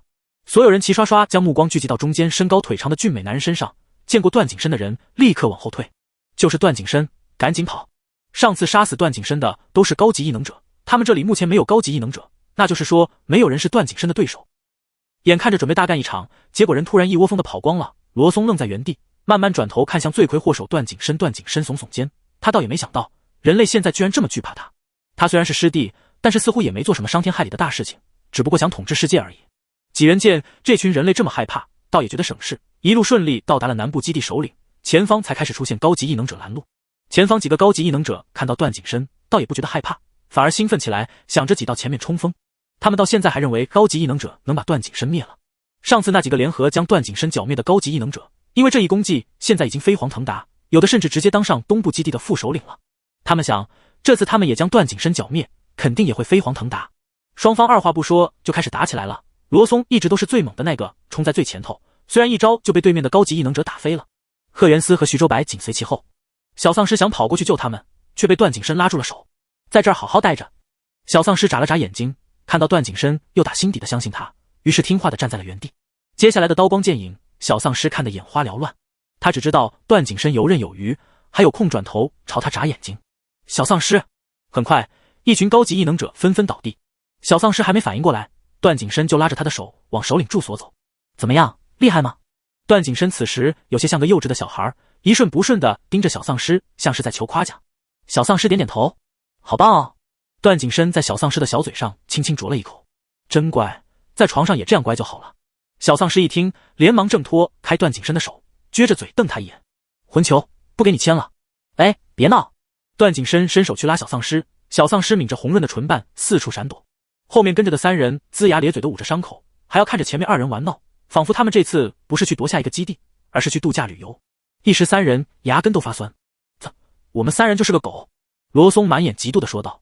贺元思瞥他一眼，工作上是打工狗，生活上是单身狗。行了，别说了。徐周白也拧起了眉头，不想再继续这个话题。很快就到了一栋别墅的大门前，基地里唯一的别墅就是首领居住的地方。罗松一脚踹开大门，气势汹汹，都给老子出来吧。话音落下，突然整个人被一阵大力给甩了出来。吼！门内传来兽吼，吼声震天。卧槽，什么玩意儿？罗松捂着胸口从地上爬起来。几人往门内看去，只见门内一步一步缓缓走出来一只巨大的狮子变异体，细看之下，发现一只爪子都有半个人大，这么大。贺元思瞪圆了眼睛，忍不住往后退。巨大的阴影笼罩着他们，压迫的气息袭来。蠢作者是骗人的小狗，没遵守承诺，抱歉，明天一定加更。呜呜呜！第84章，堂堂下辈子能上段。吼！巨大的狮子变异体又是一阵吼声，鼻息之间呼出的气体把几人的头发衣服给吹得凌乱。罗松扛起枪，砰砰几颗子弹过去，却发现打在那狮子身上就跟被蚊子叮了一口一般。那狮子看起来丝毫没有感到疼痛，低头舔舐了一口被子弹打中的地方，便一步一步朝他们走近。段爷，怎么办？这次好像不行了。罗松紧张地靠到了段景深身后。段景深瞥他一眼，扭头看向面前的庞然巨物，伸手抽出泛着森冷寒光的冰刃，深邃的眸子凌厉如同雄鹰。那狮子似乎才感觉到威胁，立即便找到了让他感到有威胁的来源。段景深对上那狮子带着怒意的眸子，扯了扯嘴角，丝毫没有惧意。狮子见段景深这副模样，似乎在挑衅他，嘶吼着猛扑上去，巨大的兽爪露出了锋利的指甲，带着嗜杀的气息。段景深动作迅速，几个跳跃间跳上了狮子的背部，死死拽住狮子长长的鬃毛。狮子被惹怒，甩着脑袋想将段景深给甩下来，但是都没有用。他扭着脖子想张大了嘴，想将段景深吞吃入腹，却也够不着。他干脆不再管段景深，扭头冲向了小丧尸这边。小丧尸圆溜溜的眼睛一瞪，撒腿就跑。罗松几人也跟着跑，就这么在别墅区转了一圈，人没伤着，倒是把别墅给毁了一半，仿佛地震过后的灾区，整栋别墅摇摇欲坠。小丧尸看到屋子里狼狈跑出来的一个中年男人，心想这估计就是现任南部基地首领。他引着狮子往那人身边跑。那中年男人见自己被发现了，干脆停在原地，从腰间抽出一把手枪，瞄准了小丧尸。小丧尸心里咯噔一声，完喽！前面是一把瞄准自己的枪，后面是能把自己一脚踩死的狮子变异体，这让他进退两难。和罗松等人连忙刹住脚步，停在原地。那狮子在看见南部基地首领后，便慢下了脚步，不敢冲动前进，生怕伤了南部基地首领。显然这狮子变异体是这个中年男人养的。段景深在看见南部基地首领的枪对准了小丧尸那一刻，眼底瞬间闪过杀意，此时不想和狮子耗下去，他握紧了手中的兵刃，手起刀落之间，光影闪烁。不过片刻，天空洋洋洒洒落下一片一片长长的动物毛发。再看，段景深已经来到了小丧尸身边，而那狮子脖子上一圈威风凛凛的鬃毛竟已经荡然无存，光秃秃的，再也没有了森林之王的气势了。虽然如今局势很严峻，但是小丧尸还是忍不住笑出声来。后面罗松更是笑得直不起腰，同样对准了南部基地首领的枪都抖歪了。段景深冷哼，将小丧尸护在了身后，直直与南部基地首领的枪口正对着。后面的狮子已经沉浸在不适当中，脖子凉飕飕的，他急得原地打转，再也无暇顾及段景深等人。南部基地首领更是怒目圆瞪：“段景深，没想到你竟然还没死！”段景深似笑非笑的睨着南部基地的首领：“别太激动。”你……南部基地首领气得胸口剧烈起伏，话不多说，直接便扣动了扳机。段景深拉着小丧尸往一边偏过身体，动作迅速却又悠哉的，让南部基地首领更是气急。连续开了几枪都没有打中段景深和小丧尸，南部基地首领干脆召来另一边满地打滚的狮子。那狮子正好处于对段景深极度的厌恨当中，听着南部基地首领的命令，几乎是拼了命的扑上前，张开满口獠牙对着几人一顿疯狂撕咬。当然一口没咬到，反而磕得牙疼。小丧尸一直被段景深拉着躲避，脑袋转得晕晕乎乎，终于他受不了的拉着段景深停下。在所有人的疑惑的目光当中，他一个跨步上前，伸出白白嫩嫩的手指指着狮子：“停！”正要咬过来的狮子当真急停住了脚，小丧尸的手指刚好抵住了狮子的鼻子。南部基地首领段景深倒是不怎么惊讶，他本来就打算让小丧尸来对付变异体，只是没想到小丧尸自己等不及的上前冲锋陷阵了。只是这次情况似乎有些不一样了，那狮子只是僵住身体，不过2分钟便又突然张开大嘴，对着小丧尸伸出来的小手指狠狠咬下去。段景深眼疾手快的将小丧尸拉回了怀里，那狮子牙齿一个咬合，狠狠一磕，罗松他们站在远处都能听见嘎嘣脆的声音。大狮子愣了许久才缓过来，扭过头继续扑人。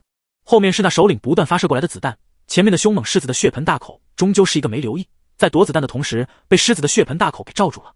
当然他们只是觉得眼前一黑，便再也没有任何动静了。小丧尸以为自己死了，他动了动手指，以为是自己的灵魂正在升天。死了吗？没人回他。或许真的死了，小丧尸默默望天，嘴巴一张一合，说出此生最后的愿望：在上面很爽吗？我下辈子能上段。小丧尸没想到旁边有人，他只是想在死前说出最后的想法和愿望，听说下辈子就能成真了。好堂堂，旁边这么多人呢，这种话回去跟我一个人说，我都满足你。段景深的声音近在咫尺，像是在脑海中炸开，温热的呼吸喷洒在敏感的耳垂上，红霞从耳垂蔓延到整张脸。幸好周围黑暗，不然所有人都能看到小丧尸羞愤欲绝的模样，脸红的几乎滴血似的。他被段景深紧紧抱在怀里，才发觉原来他没死，段景深也没死。周围人恨不得自己没有耳朵，这种话是他们能听的吗？说不定出去之后，段爷就要一个一个来收割他们的耳朵了。段爷老婆想上段爷，这种新闻谁想听啊？闹剧过后，笼罩着他们的狮口打开了嘴巴，几人重见光明。这时他们发现他们的身前出现了一只比狮子变异体更大的老虎变异体，大的可怕，足足有2只狮子那么大。而方才还嚣张不已的南部基地首领被大老虎踩在了脚下，估计已经被压扁了。段景深没让小丧尸看着中午血腥的画面，刻意用身体挡着小丧尸的视线。小丧尸仰头望着高大的老虎，总觉得有些熟悉。在大老虎面前，那狮子瑟瑟发抖地匍匐在地上，不敢动弹。或许这就是顶级变异体的威力。大老虎嗷呜几声，突然垂下脑袋，咬住了小丧尸的衣领，将小丧尸叼了起来。段景深瞳孔一缩，不等大老虎反应过来，他就已经跃到了老虎的脖子上，对着脖子上的致命点，兵刃已经对准了那处，只要老虎敢动小丧尸一根毫毛，他就会让这只老虎血溅当场。不过好在那老虎并没有做什么，他脑袋一扬，就将小丧尸丢到了背部。大老虎的背部毛茸茸软乎乎的，倒是没磕着碰着。段景深收回兵刃，来到小丧尸身边，将满脸激动新奇的小丧尸捞起来。嗷嗷！小丧尸激动地发出了丧尸吼叫。是小老虎！小丧尸几乎蹦了起来。段景深听他这么一说，也才注意到莫名其妙出现的老虎，除了那顶级变异体，还能是谁？那狮子现在没了鬃毛，又瑟瑟发抖地趴在地上，看起来狼狈不已。小老虎，你放我们下去吧。小丧尸拍拍老虎的脖子，老虎嗷呜一声，缓缓伏下身体，让小丧尸几人下去。这副模样显然能看出来，顶级变异体已经臣服小丧尸了。南部基地远处的人类抬个头便看见了比房子还高的大老虎，纷纷惊讶地瞪圆了眼睛。知道末世里什么都在变异，但是没有想到动物已经变异成这副模样了。半个小时后，大量的丧尸进入了南部基地，没有了首领的存在，整个南部基地乱成了一锅粥。所有人类很快就被丧尸们给追赶到了一块儿，乌泱泱聚集在一个广场上。发言是罗松来的，他只是斩钉截铁地宣布，南部基地从此以后将被段景深统领，有意义的直接扔去喂丧尸。这话一出，谁敢反抗？况且末世里，只要活着，对他们来说就是最大的幸福了，被谁统领都是一样的。更是有和段景深一起合作过的建筑部工人，深深知道有段景深在，丧尸们不会伤他们一分一毫，跟着这样强大的存在，如同从根源上减少了危险。于是众人纷纷表示愿意臣服于段景深，南部基地也就正式成为了段景深的地盘，没有人再敢来犯。而另外几个基地同时也知道了段景深还活着的消息，纷纷都戒备起来。第85章，堂堂和他感情破裂了。整顿完南部基地，段景深和小丧尸终于得了空闲，可以好好休息一番。这日和段景深玩闹到10点多才起床，段景深率先去浴室洗漱了，小丧尸腰酸背痛，瘫在床上哼哼唧唧的赖床，一边嘴里骂骂咧咧的，看段景深做什么都不顺心，谁让他弄得他不舒服了呢？翻了个身，摆好姿势，小丧尸打算继续赖床，眼角余光忽然瞥见段景深枕头边的一张照片，还是那张18岁的段景深和一个稚嫩的少年。小丧尸已经不止一次在段景深身上看到这张照片了。一开始他就猜测照片上的少年是段景深喜欢的人，否则段景深怎么会这么宝贝呢？在哪儿都带着。小丧尸越想越气，一想到段景深和他做羞羞的事情的时候，怀里还揣着这么一张照片，更是气不打一处来。他生气了。段景深出来的时候就察觉到了小丧尸那异样的情绪，圆溜溜的眼睛此时微微眯着，横着眼睛看他。段景深心里莫名一慌，可是想了想自己并没有做什么惹得小丧尸不开心的事情，就算是床事上他用了点力，但是最后小丧尸也爽得嗷嗷叫。段景深百思不得其解，斟酌着开口：堂堂，饿了。一个码字还没有说出口，小丧尸就下了床，砰的一声，房门换上，屋里留下段景深一人呆愣在原地。但是很快段景深就回过神来，心里一紧，连忙追了过去。方才小丧尸明显没有穿鞋，睡衣也没整理，松松垮垮的，似乎随时能从身上滑落，要是被别人看到了，他非得扒了那人一层皮。小丧尸健步如飞，走路带风的漫无目的的奔走，他气死了，他非得去问问罗松这张照片是怎么回事。跟着段景深最久的人就是罗松了，小丧尸笃定他知道些什么。至于问他为什么不问段景深，他记得他在恢复记忆前问过，可是段景深回答的模糊，并且不愿意多说。当时的小丧尸单纯极了，除了有点不高兴外，很快就将这事情抛诸脑后了。现在小丧尸也不愿意问他了。路上有零零散散的几个人看见了赤着白嫩脚丫的小丧尸正大步走着，松垮的睡衣挂在身上，露出了脖子上红红的暧昧痕迹。众人纷纷捂住嘴，不知想到了什么，啧啧几声。她老公不会不行吧？不然怎么会半途跑走呢？说不定是事后呢。话音未落，眼前突然出现一把冰刃，冰刃的主人声音阴冷：再看，小心你的眼珠子。说完顿了顿，又补上一句：舌头也小心点。众人自然不敢再乱看，捂着眼睛连连点头。小丧尸没走多远就遇到了正好过来这边办事的罗松，他拦住罗松，气势汹汹：跟我走。罗松眨了眨眼睛，心里把自己最近做过的事情全部回想了一遍，确定没有得罪小丧尸和段景深之后才跟了过去。他看到小丧尸白嫩的脚丫踩在地上，已经变得脏兮兮的了，脚底估计磨红了一大片。他犹豫道：那个堂堂，是段爷让你这么出来的？小丧尸摇了摇头，随即想到什么，嘴一撇：他是渣男。罗松噤若寒蝉，不敢听也不敢出声。小丧尸拿出手里的照片，问罗松：你知道段景深旁边这个人是谁吗？罗松愣了一下，睁大了眼睛仔细在照片上流连，又看了眼小丧尸，随即胸有成竹道：这不是我们的段爷喜欢的人吗？罗松想，小丧尸一定会觉得他很会说话。实际上小丧尸的心已经碎成两半了，看着说出实情的罗松，恨不得咬他一口，让他变成丧尸。罗松还沾沾自喜着，以为小丧尸是在考验他。堂堂。段景深这时黑着一张脸出现了。罗松缩了缩脖子，在被段景深弯了一眼后，猫着腰跑了，只留下气鼓鼓的小丧尸独自面对段景深。段景深叹了口气，手里提着刚刚带出来的鞋，弯下腰身为小丧尸穿鞋。小丧尸心里惦记着罗松方才说的话，他说段景深有喜欢的人，可能是爱而不得，才找了他，可能他只是个替身。小丧尸胡思乱想着，也不想让段景深碰自己了，脚一踢，将鞋子踹飞，然后缩鞋脚后退。段景深的动作顿住，脸色刹那间便冷了下来，看起来风雨欲来。你到底怎么了？这么任性？段景深声音冷硬，本来看着小丧尸这副模样出来，心里便生气，现在又莫名其妙的耍脾气，还躲避自己。段景深百思不得其解，忍不住拔高了嗓音。小丧尸被他吼得一抖，虽然害怕，但还是梗着脖子哼了一声。段景深咬着牙，深吸一口气，努力想压抑自己的脾气。偏偏此时徐州白路过，小丧尸心里害怕又委屈，撒腿就跑向了徐州白，独留下段景深一人站在原地，狼狈不已。小丧尸知道自己好像过分了，他小心翼翼瞥了眼段景深，不小心对上段景深深邃凌厉的眸子，又连忙收回目光，不敢再看了。小丧尸看了眼手里的照片，咬着牙又看了眼段景深，他想，要不还是和段景深说明白算了。他又松开徐州白，硬着头皮想去和段景深道歉，毕竟如今的段景深什么也不知道，完全是他单方面的任性闹脾气。可是正迈开一步，他的手突然被徐州白拉住了。堂堂，怎么了？徐州白微微低头，不解地看着小丧尸。而徐州白本就生得白净，为人又沉稳，谦谦君子模样的他，眸子里平日里看到熟人都会流露出淡淡的温柔，这放在段景深眼里只觉得刺眼极了。若是平时，他也就上前拉开2人了，可是方才是小丧尸主动过去牵手的。他闭了闭眼，转过身，干脆不再看了，小丧尸一看段景深转身大步离开了，似乎真的不管他了。他气急地瞪了徐周白一眼，偏偏徐周白还是不松开小丧尸的手。他的目光瞥见了小丧尸手里的照片，他惊道：这不是段爷喜欢的人吗？末世之前就天天带着，没想到现在还带着，是一直在找他吗？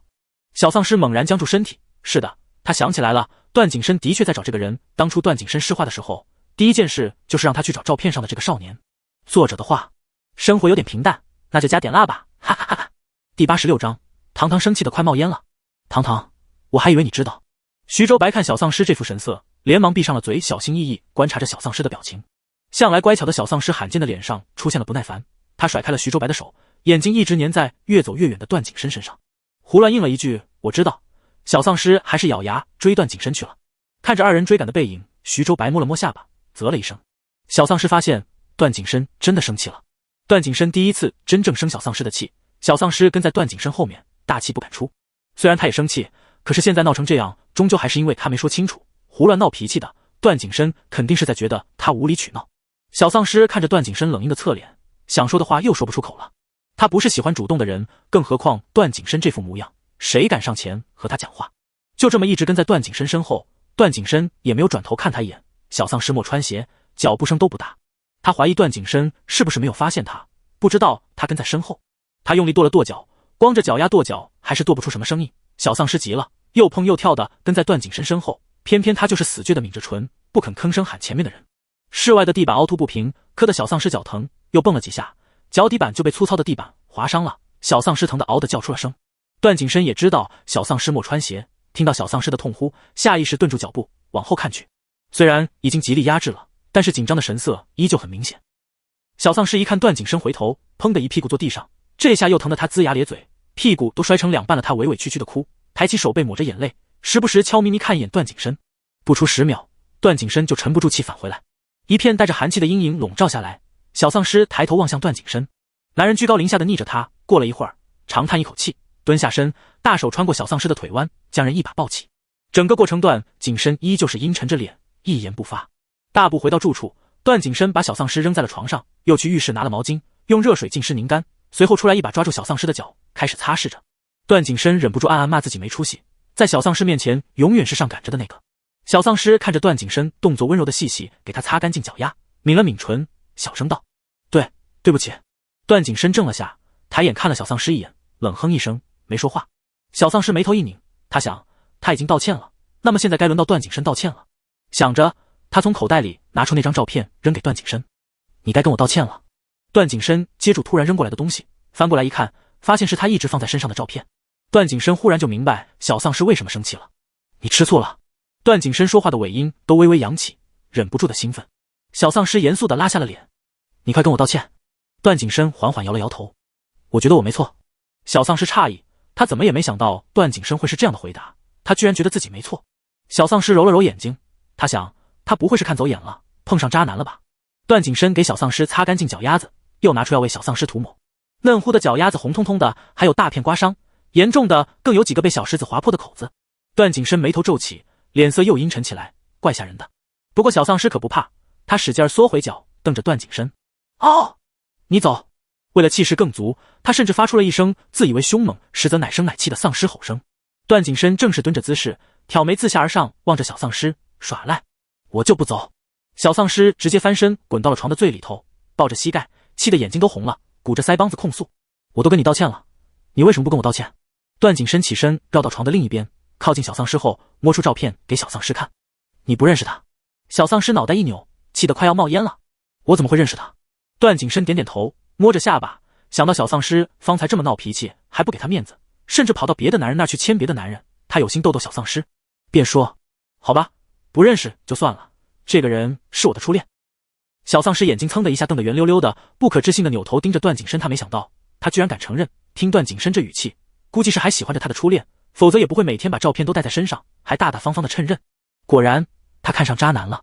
现在渣男有喜欢的人了，他该怎么办？他留着干嘛？小丧尸又生气又伤心，大颗大颗泪珠子断了线似的啪啪往下掉。段景深也被小丧尸的反应给整得手足无措，他以为小丧尸最多也就像方才那样生气，然后再骂他几句就好了，没想到小丧尸会直接掉眼泪，这可把他心疼死了，简直是搬了石头砸自己的脚。他不知道小丧尸已经想到自己在段景深的初恋被找到以后，而他被逐出家门的模样了，到时候他会天天饿肚子，然后抱着破碗在风寒地冻的晚上乞讨。要是乞讨不到，他就直接来把段景深吸干得了。他沉浸在自己的幻想中，没有听见段景深哄他的声音。等小丧尸调整好情绪，一把推开了段景深，接着整个人一滑溜，钻进了被子里。你走吧，我们就这样了。小丧尸的声音闷闷的。段景深还想说什么，结果小丧尸一个枕头砸过来。嗷！段景深存着逗人的心，也没有过多的解释。正好小丧尸又真的不愿意听他的解释，段景深犹豫了一会儿，便出了房间。他想着，凭什么就只有他还记得这段记忆，实在是不公平。段景深在房间门口坐下，静静等待着里面那位的火气消散。这时口袋里的电话响了。第87章，堂堂撒娇，不过是和别人。段先生，您什么时候来西部基地？这里快撑不住了。电话那边的人是艾丽莎。段景深听着艾丽莎疲惫的声音，问：发生什么了？西部地区出现了具有空间异能的丧尸王，太难缠了，现在还有许多人被困在空间里出不来。第二天一早，段景深就带着小丧尸罗松和贺元司出发了。徐州白参请留下来看管南部基地的事情。如今刚刚接管南部基地，也的确需要自己的人手看着，段景深便同意了。小丧尸还在和段景深闹别扭，上车的时候坐在了段景深后面的位置上。罗松和贺元司站在车门前，看着二人这种做法，脚步硬是不敢抬上车。直到段景深心情不悦地瞪了罗松一眼，罗松才心惊胆战地坐在了段景深旁边，贺元司跟着坐在了小丧尸旁边。车内的空气都是冰冷压抑的。贺元司看了看段景深，又看了看小丧尸，忍不住凑近小丧尸问：你和段爷？小丧尸脑袋一扭：谁啊？不认识。前面的段景深一听，忍不住扭头看了眼小丧尸，咬着后槽牙才没伸手给小丧尸一个暴力。看小丧尸因为那张照片而吃醋，段景深心里感觉倒是挺好，毕竟他第一次看见小丧尸为自己吃醋，这说明小丧尸已经非常在意他了，于是也就没有点破，而且他还存着一丝逗弄小丧尸的意味。凭什么只有他想起了末世前的那些记忆，小丧尸却还是一无所知？段景深只感觉分在孤独。小丧尸从昨天到现在都没有正眼看过段景深，更没有说过一句话。段景深打算等到了西部基地再和小丧尸说清楚这件事。车辆一路行驶，中途下车休息了一下。小丧尸因为没有段景深，在车里睡得极其不舒服，腰酸背痛的，于是也下车走动2步。段景深就知道小丧尸不舒服，他瞥了旁边的罗松一眼，罗松会意，比了个 OK 的手势。再次上车的时候，小丧尸还没有走进车门，就看到不知道什么时候下车的罗松，又不知从哪儿冒了出来，然后一溜烟的越过他，钻进了车里，坐的位置正是他刚刚坐的那个。他坐上去就将车门关上了。小丧尸站在车门前风中凌乱了一会儿，才伸手敲了敲车窗。车窗缓缓摇下，罗松说：糖糖，我有些去西部基地的事情和小贺讨论，你先坐前面去吧，待会儿就换回来啊。罗松半哄着让小丧尸坐到了段景深旁边，段景深悄悄给他竖起了大拇指。罗松比了个 V， 心想他简直就是段爷身前的最得力的干将。小丧尸看到段景深就沉着一张小脸，小嘴撅的都能挂酱油瓶了。段景深瞧他一眼，随后调整了一个舒服的坐姿，合上眼睑，闭目养神。他就等着小丧尸什么时候倒进他怀里了，到时候小丧尸醒来一脸错愕，这副样子肯定有趣极了。小丧尸靠着车门睡着了。段景深等啊等，估摸着时间，小丧尸应该早就入睡了，怎么还没有倒过来？睁开眼一看，段景深发现自己还是小瞧小丧尸的定力了。他以为有他在，小丧尸肯定会控制不住身体的本能倒过他怀里来的，没想到他居然靠着硬邦邦的车门睡着了，车门哪有他的胸膛舒服？段景深脸色沉了几分，满眼的不悦，就这么带着满脸幽怨气息的盯着小丧尸恬静乖巧的睡颜。过了一会儿，车辆行过山路，山路陡峭，又许久没有修过路了，地面坑坑洼洼，凹凸不平，车身剧烈颠簸着往前行驶。小丧尸的脑袋因为颠簸不断的撞着硬邦邦的铁门，起初颠簸较小，小丧尸睡得沉，除了发出几声不适的哼哼唧唧，也没什么反应了。直到车辆踩过一个大坑，车里的人几乎都被抛起来了。眼看小丧尸的脑袋要撞上铁皮车门，段景深眼疾手快的将人儿往怀里一捞，避免了这个事故。他缓缓松了口气。小丧尸睡得倒真的沉，这么大的颠簸居然也没醒，估计在梦里当摇摇车呢。倒进段景深怀里的小丧尸睡得果然舒服多了，蹭了蹭段景深的胸膛，找了个更舒服的姿势，继续呼呼大睡。段景深冷哼，心想他也是没心没肺。小丧尸醒来的时候刚刚进入西部地区，离西部基地也不远了，这里丧尸倒是少，但是周围的房屋树木都塌的塌，倒的倒，看样子是刚刚发生的破坏，有些灰尘都还未散去。段爷，我看这没什么丧尸啊，怎么破坏力这么大？罗松忍不住问。段景深点点头，是丧尸王。先前便知道有些心高气傲的丧尸王不愿意服从师弟，西部地区这一支就是那些丧尸王之中的一个。罗松恍然大悟，既然是丧尸王，那也不用很惊讶了。小丧尸听着他们说完话，大脑慢慢转动起来，才发现自己居然睡在了段景深怀里，眼睛一瞪，连忙爬了起来。然后缩到另一边的角落，气鼓鼓的像只小刺豚。段景深慢悠悠地活动了一下有些麻的手臂，几乎是挑衅地看了小丧尸一眼，那眼神似乎在说：“你看，这可是你自己投怀送抱的。”小丧尸快气炸了，想咬人，主要是有点饿了。和段景深吵架，连他甜美的血液都喝不到了。小丧尸一时间觉得这个吵架对他来说有点亏。小丧尸想了想，转身对看了眼他后面的两个人，一个看起来弱不禁风的贺元思，一个高大壮实的罗松。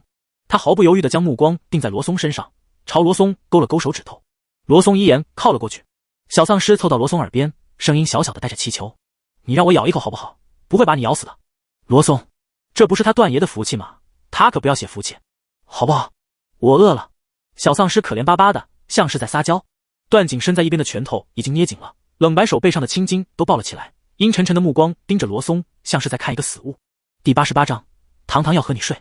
罗松自然感觉到了段景深那强烈的几乎能杀人的目光，他颤颤巍巍摇头对小丧尸说：“堂堂，我贫血。”贫血。小丧尸狐疑的打量着面前这个血气方刚、四肢发达的男人，怎么也看不出来他贫血。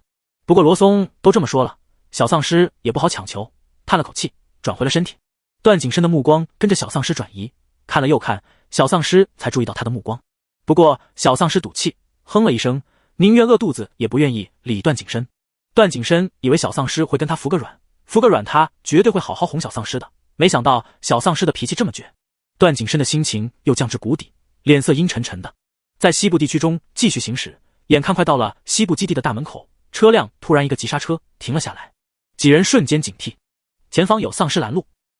说话的司机是段景深手下的一个丧尸王。几人闻言探着脑袋看向前方，只见宽阔的道路上的确晃荡着一群丧尸，把他们的车辆团团围住。段景深摩挲着手指，目光盯住了那群丧尸里最后面的那只丧尸，他是丧尸王。这群丧尸都是听他的号令。段景深打开车门，长腿一跨下了车，一边优雅地抽出自己的兵刃。车上另外几人见此也纷纷下了车。小丧尸握紧了手中的银枪，他看着面前的丧尸群，他觉得他肯定打得过。此时的他还没有发现丧尸王的存在。段景深口袋里的电话响起，段景深空出一只手拿出来，发现正好是艾丽莎打来的。他按下接听，艾丽莎着急的声音响起：“段先生，我这里监测到你们已经遇上了那只丧尸王。”段景深嗯了一声，来的正是时候。段先生，您务必小心。艾丽莎的声音认真、严肃而有力，细细说道：“这只丧尸王的空间异能已经超过高级了，以您的能力，想要撕破空间或许有可能，但是前提是您必须保持清醒，不能沉浸在空间，否则纵使您能力再强，也永远都出不来了。”段景深点头：“我心里有数。”话落便挂了电话，专心对付面前的丧尸。这几只丧尸对段景深几人来说自然不在话下，小丧尸都能轻松放倒几个，打得不亦乐乎。直到他们面前只剩下一只丧尸，那只丧尸嘶吼着向他们扑过来。段景深提着兵刃将他挡住，丧尸王立刻就认出了面前这人的身份，他的进攻更加猛烈。他想打败师弟，成为新的师弟。每一只不肯臣服的丧尸王都是因为有着这样的想法。靠着本身的那点功夫，丧尸王肯定是打不过段景深的，没一会儿便被段景深踹飞数十米，败下阵来。丧尸王抹了把嘴角溢出的血，狞笑一声，开始动用自己的异能。他的异能已经十分强大，快达到顶级的程度，骤然间风起云涌。段景深眉头狠狠一皱，他转身拉紧了小丧尸的手。小丧尸愣了一下，才反应过来，他们现在正处于冷战当中呢，不适合牵手的。这么想着，他就要甩开段景深的手，哪知段景深抓得格外紧，小丧尸怎么甩都甩不开，索性放弃了，又被面前的丧尸王吸引了注意力。丧尸王狞笑着，用嘶哑的声音说：“你们就永远存在于我的空间当中，等死吧。”话落，一整强大的吸力将段景深和小丧尸、罗松以及贺元思吸入一个漩涡当中。小丧尸只觉得眼前一白，耳边还响起段景深的声音：“别怕，出来就喂饱你。”小丧尸才想起他还饿着肚子呢。再次醒来时，小丧尸睁眼发现头顶石白色的天花板。他惊坐起来，扭头一看，周围的环境和天花板一样白，鼻尖还充斥着药水和消毒水的味道，混杂在一起，让他不由得拧起眉头，堂堂又做噩梦了。房门吱嘎一声，走进来一个推着小车的护士，车上全是药。护士先是上前摸了摸小丧尸的额头，然后拿出温度计给小丧尸量了，松了口气说：“退烧了。”小丧尸歪了歪脑袋，不理解现在是什么情况。但是有一点奇怪的是，他发现这位护士姐姐格外的高大，他得仰着脑袋看她。小丧尸第一次看到这么高的人，他感叹着收回目光，不小心瞥见了自己的手，短短胖胖的，明显不是他的手。小丧尸吓了一跳，他意识到他可能变成了一个小孩。来，糖糖，你该喝药了。护士笑着给他冲泡着黑色的药汁，又从小车上的一堆瓶瓶罐罐中利落地分出一堆药丸来，然后递给小丧尸。糖糖自己乖乖吃药，吃完给你吃糖哦。护士哄完小丧尸，就绕到床的另一边，将床边架子上已经滴完的药水给换了。小丧尸看到自己手上扎着针，细细的管子连接着那瓶药水，快吃药哦！护士又催他。小丧尸哦了一声，将药丸和着水分了好几次才吃完，直到那一杯黑乎乎的药质被递过来时，小丧尸果断摇了摇头，不吃这个。他的声音软软糯糯的，眨巴着一双湿漉漉的大眼睛瞅着护士，护士的心都软成一滩泥了。不过他还是坚定着，不行，你赶紧喝了，喝完我就给你糖，乖。说着，护士还伸手揉了揉小丧尸的脑袋。看护士怎么也不肯走，小丧尸只能硬着头皮将药喝了，然后得来一颗大白兔奶糖。不过他现在警惕着，只灌了几口水解苦，大白兔奶糖被他揣进了口袋里，打算确定没问题后再吃。小丧尸打量了一会儿周围的环境，又等了许久，发现除了方才的护士，就再也没有一个人来过了。这一点也不利于他了解如今的情况，比如段景深现在在哪儿？他们明明是牵着手进来的。想着，小丧尸就一鼓作气拔了手上插着的针头，疼得他龇牙咧嘴，看着白嫩的手背上因为长期扎针的许多淤青，现在又冒出血来，又怕又疼的，大眼睛里泛起了泪花。抹了把眼泪，小丧尸捂着手跑出了病房。这是一个大医院，小丧尸径直跑到了医院的花园。这里有许多病人在晒太阳、散步，都有着家人的陪伴。小丧尸又抹了把眼泪，一个人在陌生的环境里，他第一个想起的就是段景深。漫无目的的在花园里走了一圈，最终在花园角落的长椅上坐了下来。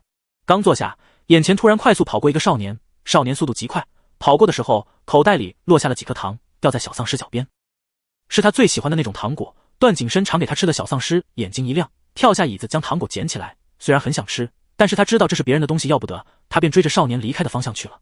走到一处分岔路口，小丧尸蒙圈了，他不知道该往哪儿走。这时旁边又跑过来一群黑色衣服的保镖，那几个保镖环顾一圈，以为这里没人，正准备走，才发现脚边还站着一个小萝卜头，正睁着黑白分明的大眼睛，抬头满眼好奇地望着他。保镖轻咳一声，问：你有没有看到一个10岁左右的少年跑过？小丧尸懵懵懂懂的，下意识摇了摇头。他的确没看到10岁左右的，10几岁的倒是有一个，但是已经不见了。那保镖问完便走了。小丧尸看着他们的背影，挠了挠后脑勺，抬脚准备继续找人。想要多少钱？突然一道声音响起，小丧尸循声望去，看到一个穿着病号服的少年从墙角处钻出来，他的脸色苍白，和现在的自己一样。快说，多少钱？少年不耐烦了。小丧尸摇了摇头，他从口袋里摸出几颗糖，递给少年。你的。少年瞥了一眼，几乎是嫌恶的目光。这东西狗都不吃，我不要。小丧尸躺着也中枪。这是你的，我捡来的。小孩气鼓鼓地瞪着少年。少年轻咳一声，想起来自己口袋里好像的确被护士塞了几颗糖，现在一摸，的确没了。他没有接小丧尸的糖。给你了，我不要。小丧尸眼睛一亮，谢谢。于是毫不客气地将糖往自己口袋里揣。少年面庞清冷，哼了一声。小屁孩就爱吃糖。小丧尸。少年说完就走了。再次见到他时是在第二天早上。小丧尸看到了唐荣华，看到这个男人，小丧尸立刻呲起了牙，警惕地瞪着唐荣华。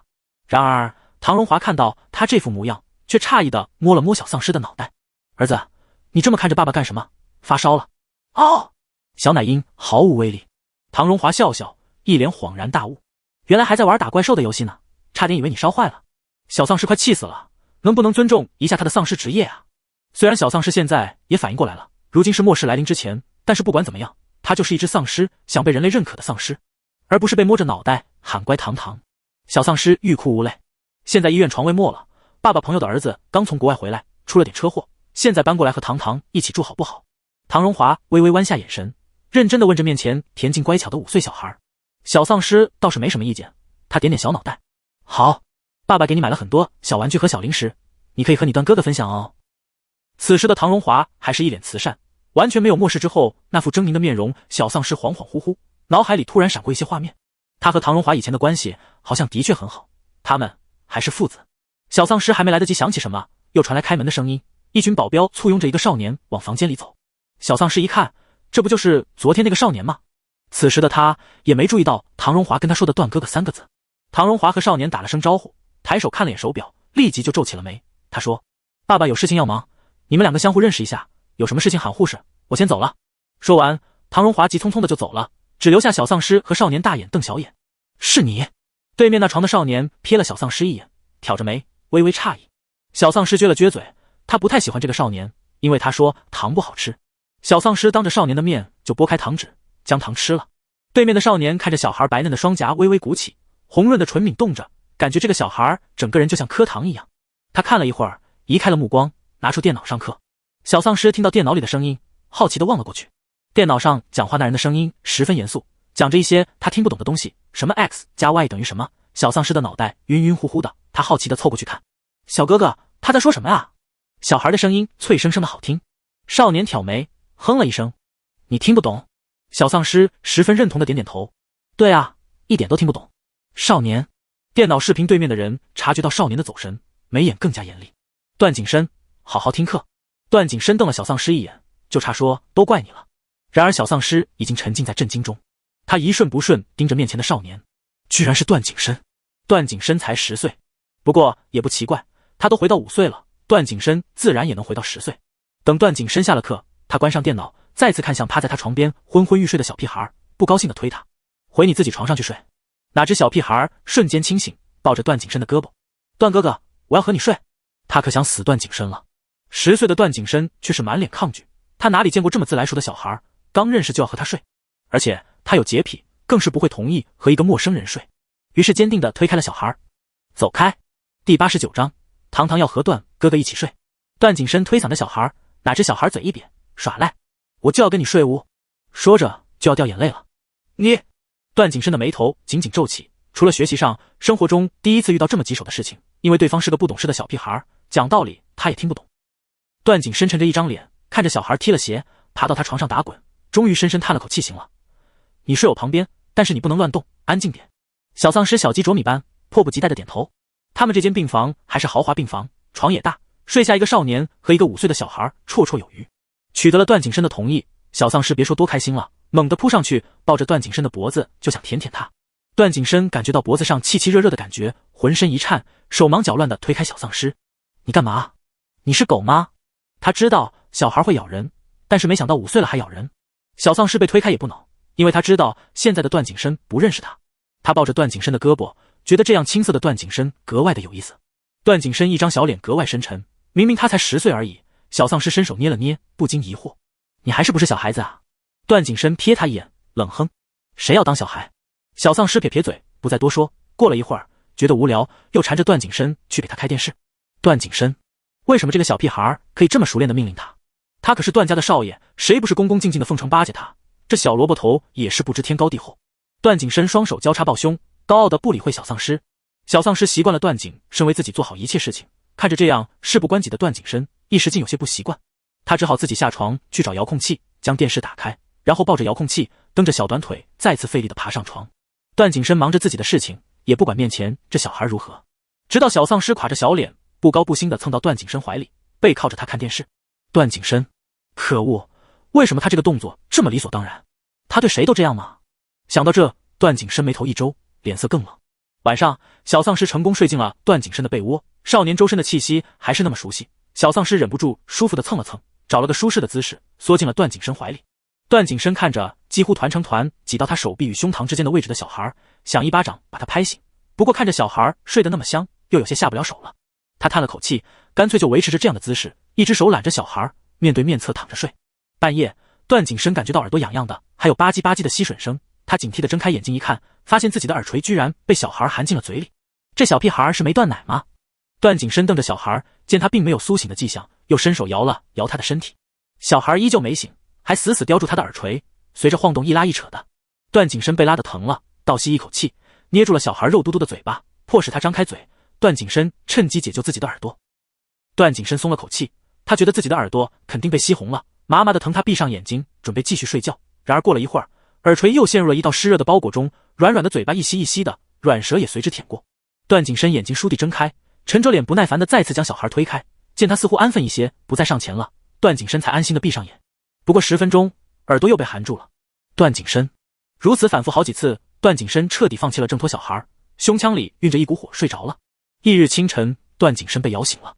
本来昨晚就被折腾的心烦，晚上还被疼醒，段景深浑身散发着低气压。他侧头看着咬住他脖子肉的小孩，一把将他推开，他使的力气大，直接将人推下床了。小丧尸在地板上滚了一圈，然后迷迷糊糊爬起来，还吧唧吧唧嘴，满脸傻乎乎的笑容。他做了一夜吃段景深的梦，吃得他肚子滚圆，那时候的他简直是世界上最幸福的丧尸。然而现实中，当他回过神来，感受着冰凉的地板，看着床上一张黑脸的段景深，他反应过来这是梦。小丧尸遗憾的叹息，他再次吭哧吭哧爬上了段景深的床，望着段景深脖子上的牙印，吞了吞口水，下意识说啊。段景深扯开小孩抱着他胳膊的手，下了床，一边道：你关我什么事？小丧尸这才想起来段景深不认得自己了，而且现在的他是人类，不应该再吃段景深的血了。他哦了一声，垂下脑袋，有些许失落。段景深瞟他一眼，心想这小孩的心灵真脆弱，不过是说了他一句就这副模样。去浴室洗漱一番，出来后病房门铃被敲响，少爷，早餐到了。门外传来声音。小丧尸看段景深一眼，段景深朝他挑挑眉，示意让他去开门。小丧尸听话的跳下床，微微踮起脚尖将房门打开。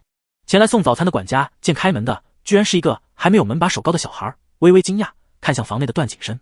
段景深只是让他把东西放下就离开。小丧尸跟着管家的脚步来到桌前，直到管家走了，他还一瞬不瞬地盯着香喷喷的早餐。当了人类，他闻着人类的食物，自然是格外的有食欲。段景深如同大发慈悲的主人，看小丧尸就跟看小狗似的，居高临下道：吃吧。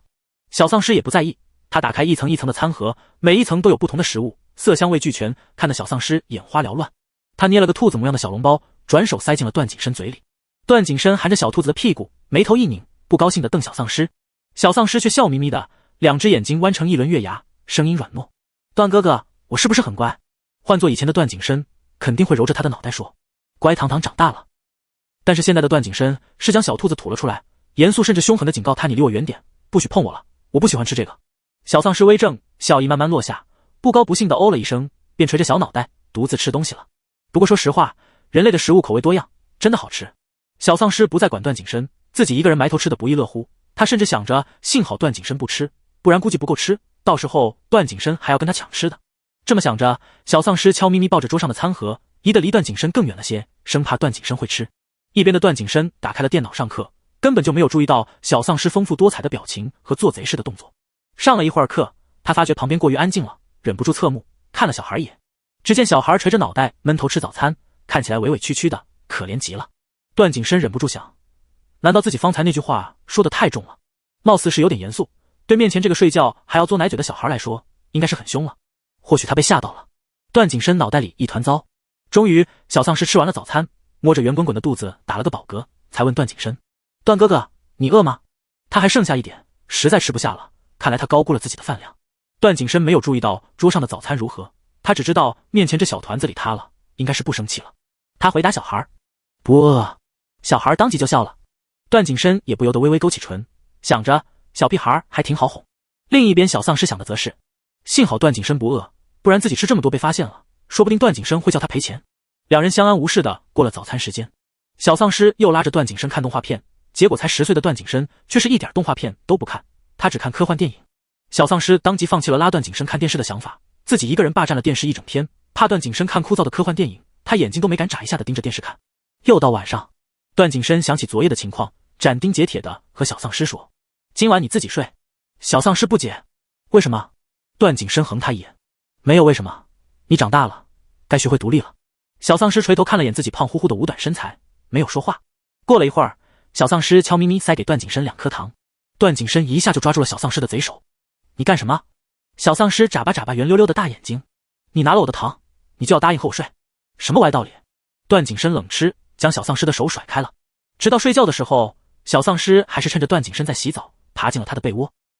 小孩的身体就是容易困倦，小丧尸看了一天的电视，眼睛更加疲乏，没一会儿眼皮就打着架，睡着了。段景深出来的时候，就看见自己的被子鼓起一坨，掀开一看，果然是那个烦人的小屁孩。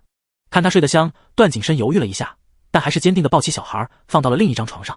小丧尸睡得沉，并不知道自己已经不在段景深怀里了，只是觉得今夜的被窝格外的冰冷。第二天早上，段景深舒心的起床洗漱，直到管家再次送来了早餐，他才发现小孩还没醒。他看了一眼紧闭着眼睛的小团子，很快便收回目光，打开餐盒，香味瞬间四溢开来。昨天那小孩可是嘴馋得很，今天却一点动静都没有。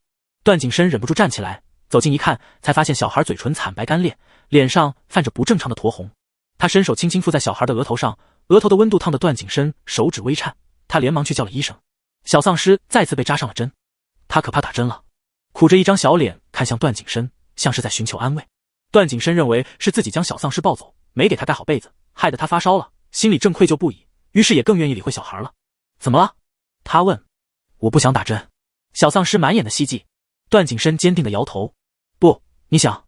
小丧尸哭咧咧。或许是因为愧疚，段景深对小丧尸好多了，只要不是很出格的事情，段景深可以说是对小丧尸千依百顺。段父来接段景深的时候，看到这一幕都忍不住伸手摸了摸段景深的额头，确定他不是发烧了，也不是中邪了。他们段家旁支很多，段景深的堂弟堂妹什么的更是数不胜数，也没见他对哪个小孩这么好过。这2天段景深休养的也差不多了，还有大把的课等着段景深去上，段父急急忙忙的就要接段景深走。小丧尸红了眼眶，拉住段景深的衣袖。段哥哥。段景深也望着他，眉眼间看得出来一丝不舍。段父看这2人就像在看琼瑶剧，不过这2人只是小孩罢了。段景深还是被带走了。小丧尸闷闷不乐一整天。自从段景深走了之后，没有美味又多样的饭菜送过来了，只有医院里淡出鸟的营养餐。小丧尸悲伤的唉声叹气。终于他等到了唐荣华来看他。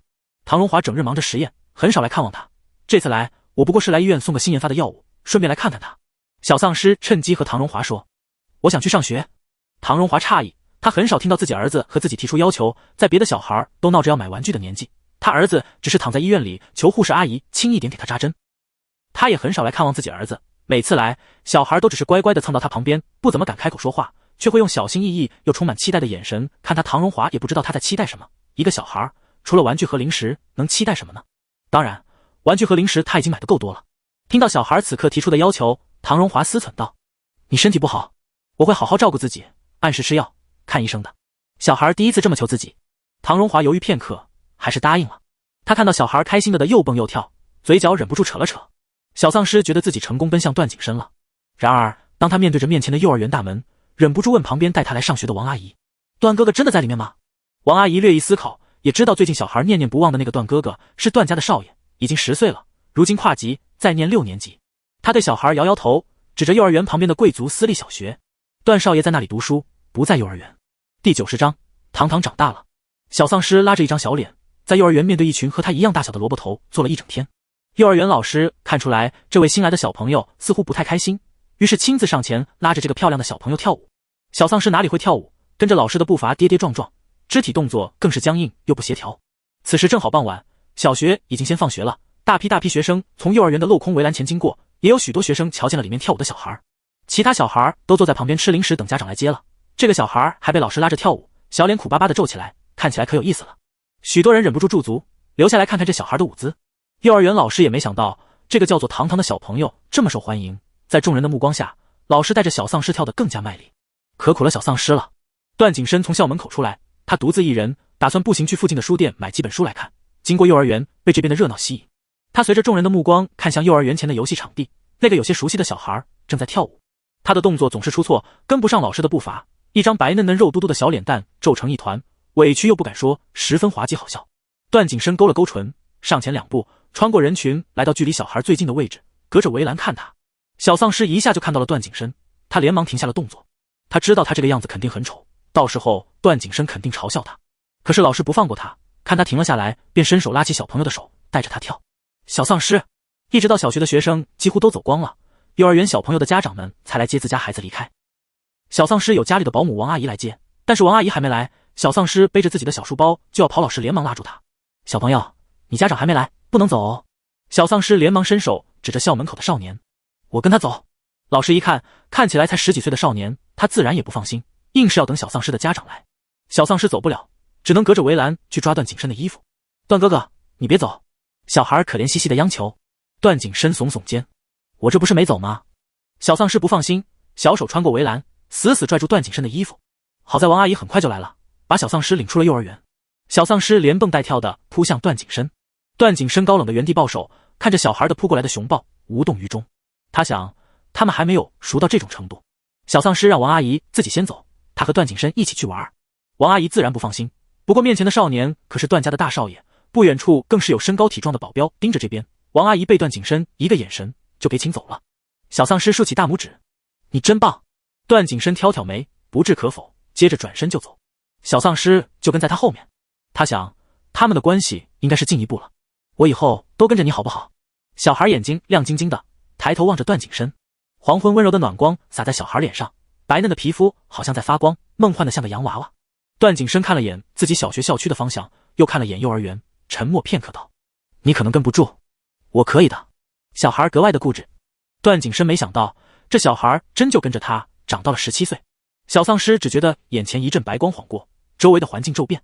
他知道这里是丧尸王的布置的空间里，但也知道这或许是真实存在的他和段景深的过往。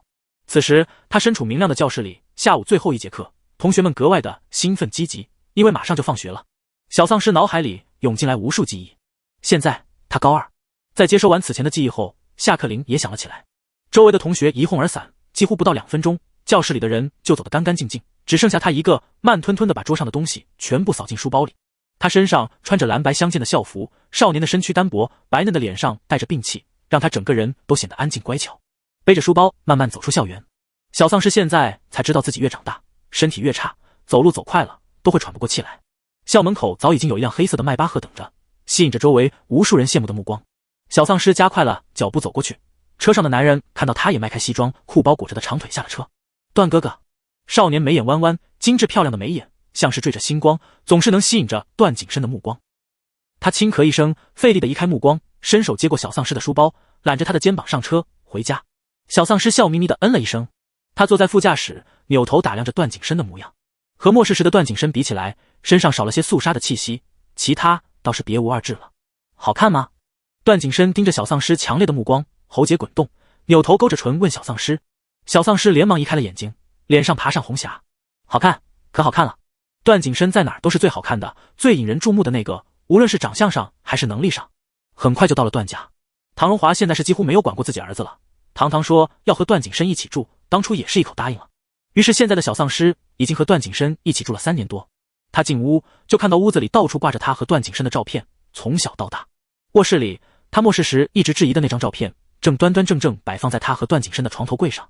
这张照片能够在这么多照片中脱颖而出，摆放在他们床头柜上，还是因为拍这张照片时段景深17岁，堂堂12岁。这个时候他们刚在学校听完桃园3结义的故事，于是放学校服还没来得及换下，他们直接就上演了一出桃园2结义，虽然纯粹是堂堂闹着要玩的。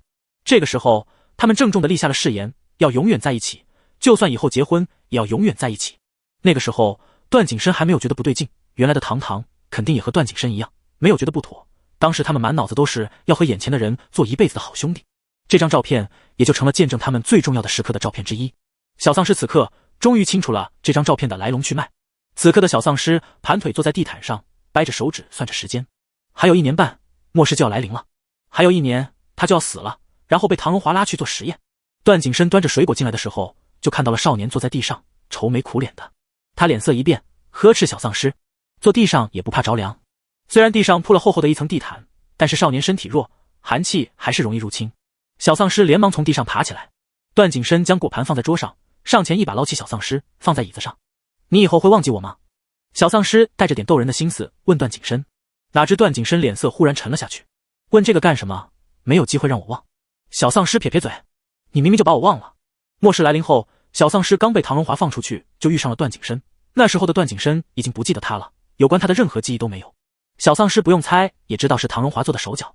闭嘴！段景深真的生气了，他见不得堂堂说这种有的没的，好像他会离开自己一样。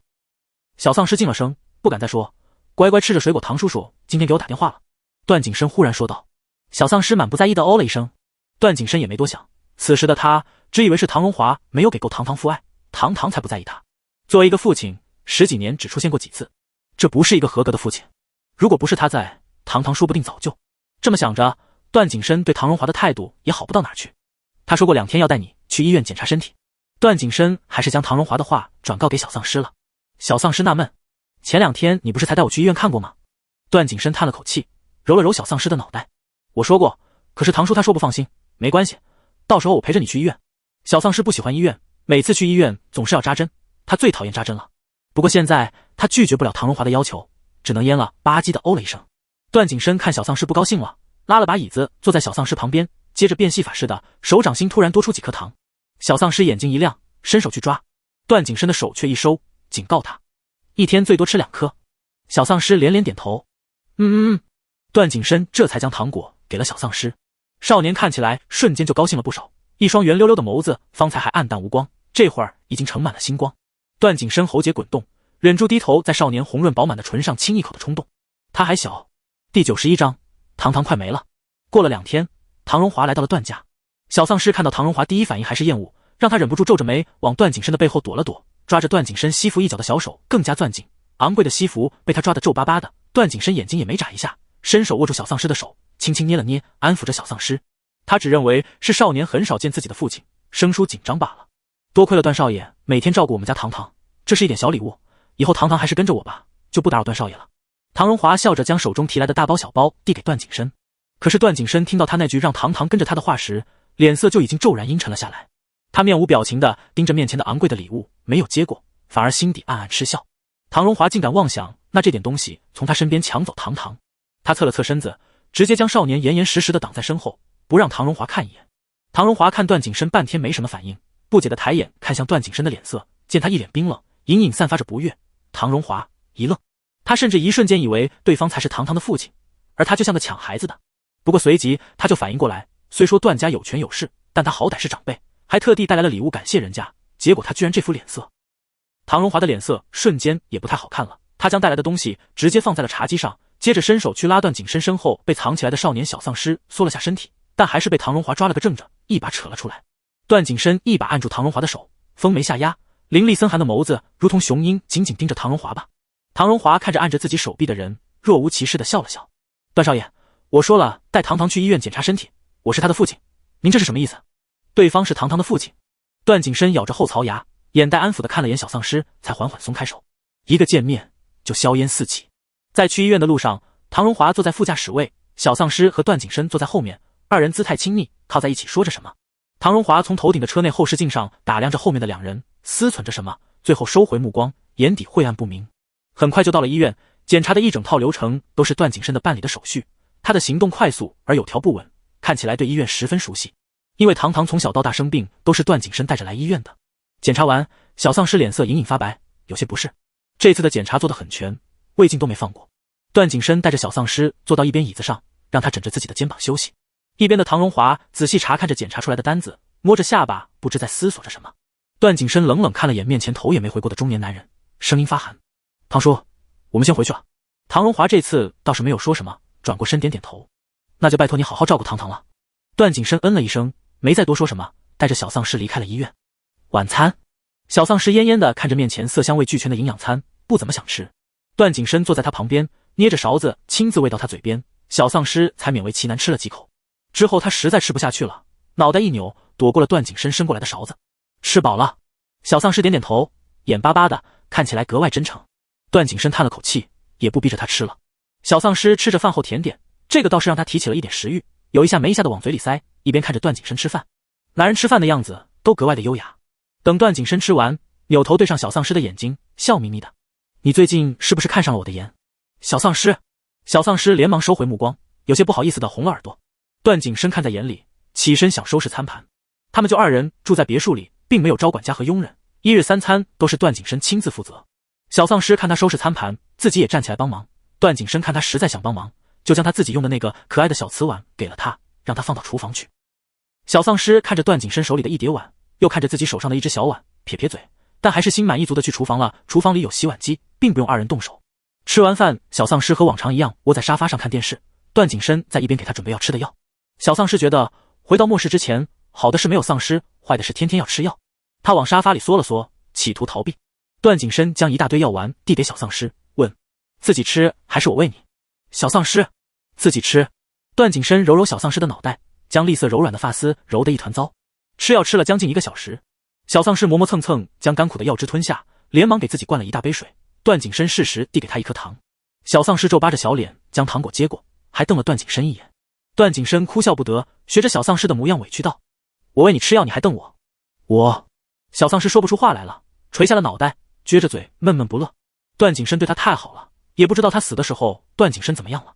小丧尸忽然试探着和段景深说：“今天检查身体好像快不行了。”最后几个字小丧尸几乎是用气音说的。旁边的段景深没有说话，但是小丧尸清清楚楚感觉到了屋内沉重压抑的氛围。段景深握着玻璃杯的手猛然收紧，力道大的指节发白，冷白手背上的青筋都鼓了起来。小丧尸深吸一口气，紧张的往旁边挪了挪屁股，他感觉段景深的情况不太妙。果然没一会儿，他竟听见了玻璃杯咔嚓咔嚓裂开的声音。段景深的力气一向很大，他是在军营练过的，不然在末世也不会有这么强的能力。段景深扭过头，面色隐隐狰狞，声音嘶哑：“你不可能离开我。”自此以后，小丧尸再也不敢说这件事了，但是嘴上不说，身体还是很诚实。18岁那年的上半年，小丧尸还是入住医院了，他的身体已经差到离不开氧气罩了，呼吸之间连肺都是疼的。医院已经下了病危通知单，小丧尸还有半年的时间。段景深推了工作，每天都在医院陪着小丧尸，就像刚认识那会儿，他们住在一个病房，睡在一张床上。小丧尸嘲笑段景深：“天道好轮回啊，你以前还不让我跟你睡，现在你天天求我跟你睡。”段景深挑挑眉：“你确定是我求你？难道不是某人天天说要抱着我才睡得着？”小丧尸，我都快没了，你还不让着我？他在心底暗自腹诽，但是不敢说，他知道说出口讹的话，段景深估计要炸了。现在的段景深一如往常，面色平淡的喂他吃东西，还能跟他嬉笑玩闹，但是小丧尸明显的看出来，段景深短短1个月内瘦得厉害。俊美的脸颊两旁都微微凹陷了，整张脸更加凌厉，看着段景深又喂他一口粥。小丧尸撇过头说：“你也吃，你吃一口，我吃一口。”少年的眼睛亮晶晶的，其实他也被病情折磨，瘦得很了，脸上好不容易养出来的一点肉，现在消失的无影无踪，瘦削苍白的小脸上，一双黑白分明的大眼睛依旧格外有神。他还是很乖。段景深知道少年担心自己，他点头嗯了一声，将粥送进了自己嘴里。二人你一口我一口，将一份营养粥喝完了。这天下午，唐荣华来看小丧尸了。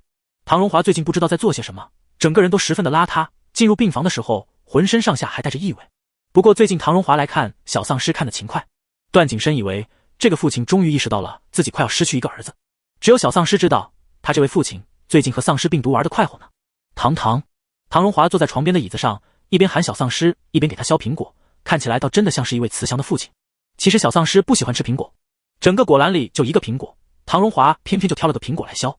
小丧尸收回放在苹果上的目光，心不在焉的嗯了一声：“下个月和爸爸回家吧，爸爸想好好陪陪你。”唐荣华道：“不行。”段景深立刻沉声拒绝了唐荣华。唐荣华皱眉看着段景深，终于露出了不耐烦的神色：“段少爷，他是我儿子。”段景深闭了闭眼，将疯狂偏执的神色压住，再睁眼，他神色平静道：“堂堂身体不好，在医院更安全。”小丧尸跟着点头：“在医院挺好的，我不想回去。”小丧尸话音未落，唐荣华就面色严厉地打断了他的话：“堂堂，爸爸只是想好好陪陪你，你连这点时间都不愿意给我吗？你是不是还在怪爸爸没有多陪陪你？你宁愿陪一个外人，也不愿意陪着自己的父亲。”这个外人指的自然是段景深。小丧尸张了张嘴，他突然就想回到末世了。在末世别说骂唐荣华，就算是打他都没人管，可是如今不是末世，有法律，有束缚，一言一行都不能出格。我只是喜欢医院。小丧尸憋出一句苍白的借口。其实他知道被唐荣华带回去会面临着什么，他会被当成试验品，会不断的被扎针。唐荣华想要让他当师弟，可是他不行，最终失败了。唐荣华会更加生气的折磨他，直到段景深出现。是他还会把段景深抓起来训练成师弟，然后抹去段景深脑海中关于他的一切记忆。小丧尸目光忽的坚定，拒绝唐荣华：“我不回去。”唐荣华的声音提高，眼带威胁的盯着小丧尸。段景深这时忽的上前挡住了唐荣华的目光，给小丧尸提了提被子，顺便揉揉小丧尸的脑袋，然后转身对唐荣华道：“堂堂不喜欢就算了，唐叔，如果您不介意，可以和我一样天天住在医院。我想作为一个外人，我都能为堂堂做到这种地步，相信您作为他的父亲也是可以的。”唐荣华微微抬头看着站在他面前的高大男人，两人目光对峙半晌，唐荣华起身：“我还有工作，过2天再来看堂堂。”唐荣华为自己之前的决定感到后悔，他就不应该让堂堂接近段景深。之前他看上了段家的权势和财富，当时他的实验室正是需要大量资金的时候，没想到段景深如今又成了他的绊脚石。段景深和小丧尸依旧过着相安无事的日子，偶尔小丧尸会突然晕倒，会进入重症监护室，但是没几天就会出口，因为他满脑子都想着要在最后一段时间好好陪陪段景深。当医院下通知告诉段景深堂堂还有1个月的时间的时候，堂堂却不见了。医生说最后1个月，家人带他出院，回家里好好享受最后的日子了。段景深面色很平静，可以说是他不知道该怎么面对如今的情况。他一手养大的小孩，陪伴了他13年的小孩，即将要离开自己，他不相信。他脑海里下意识屏蔽了这条信息，他现在就是不分昼夜的将整个城市翻了个底朝天，他要找到堂堂。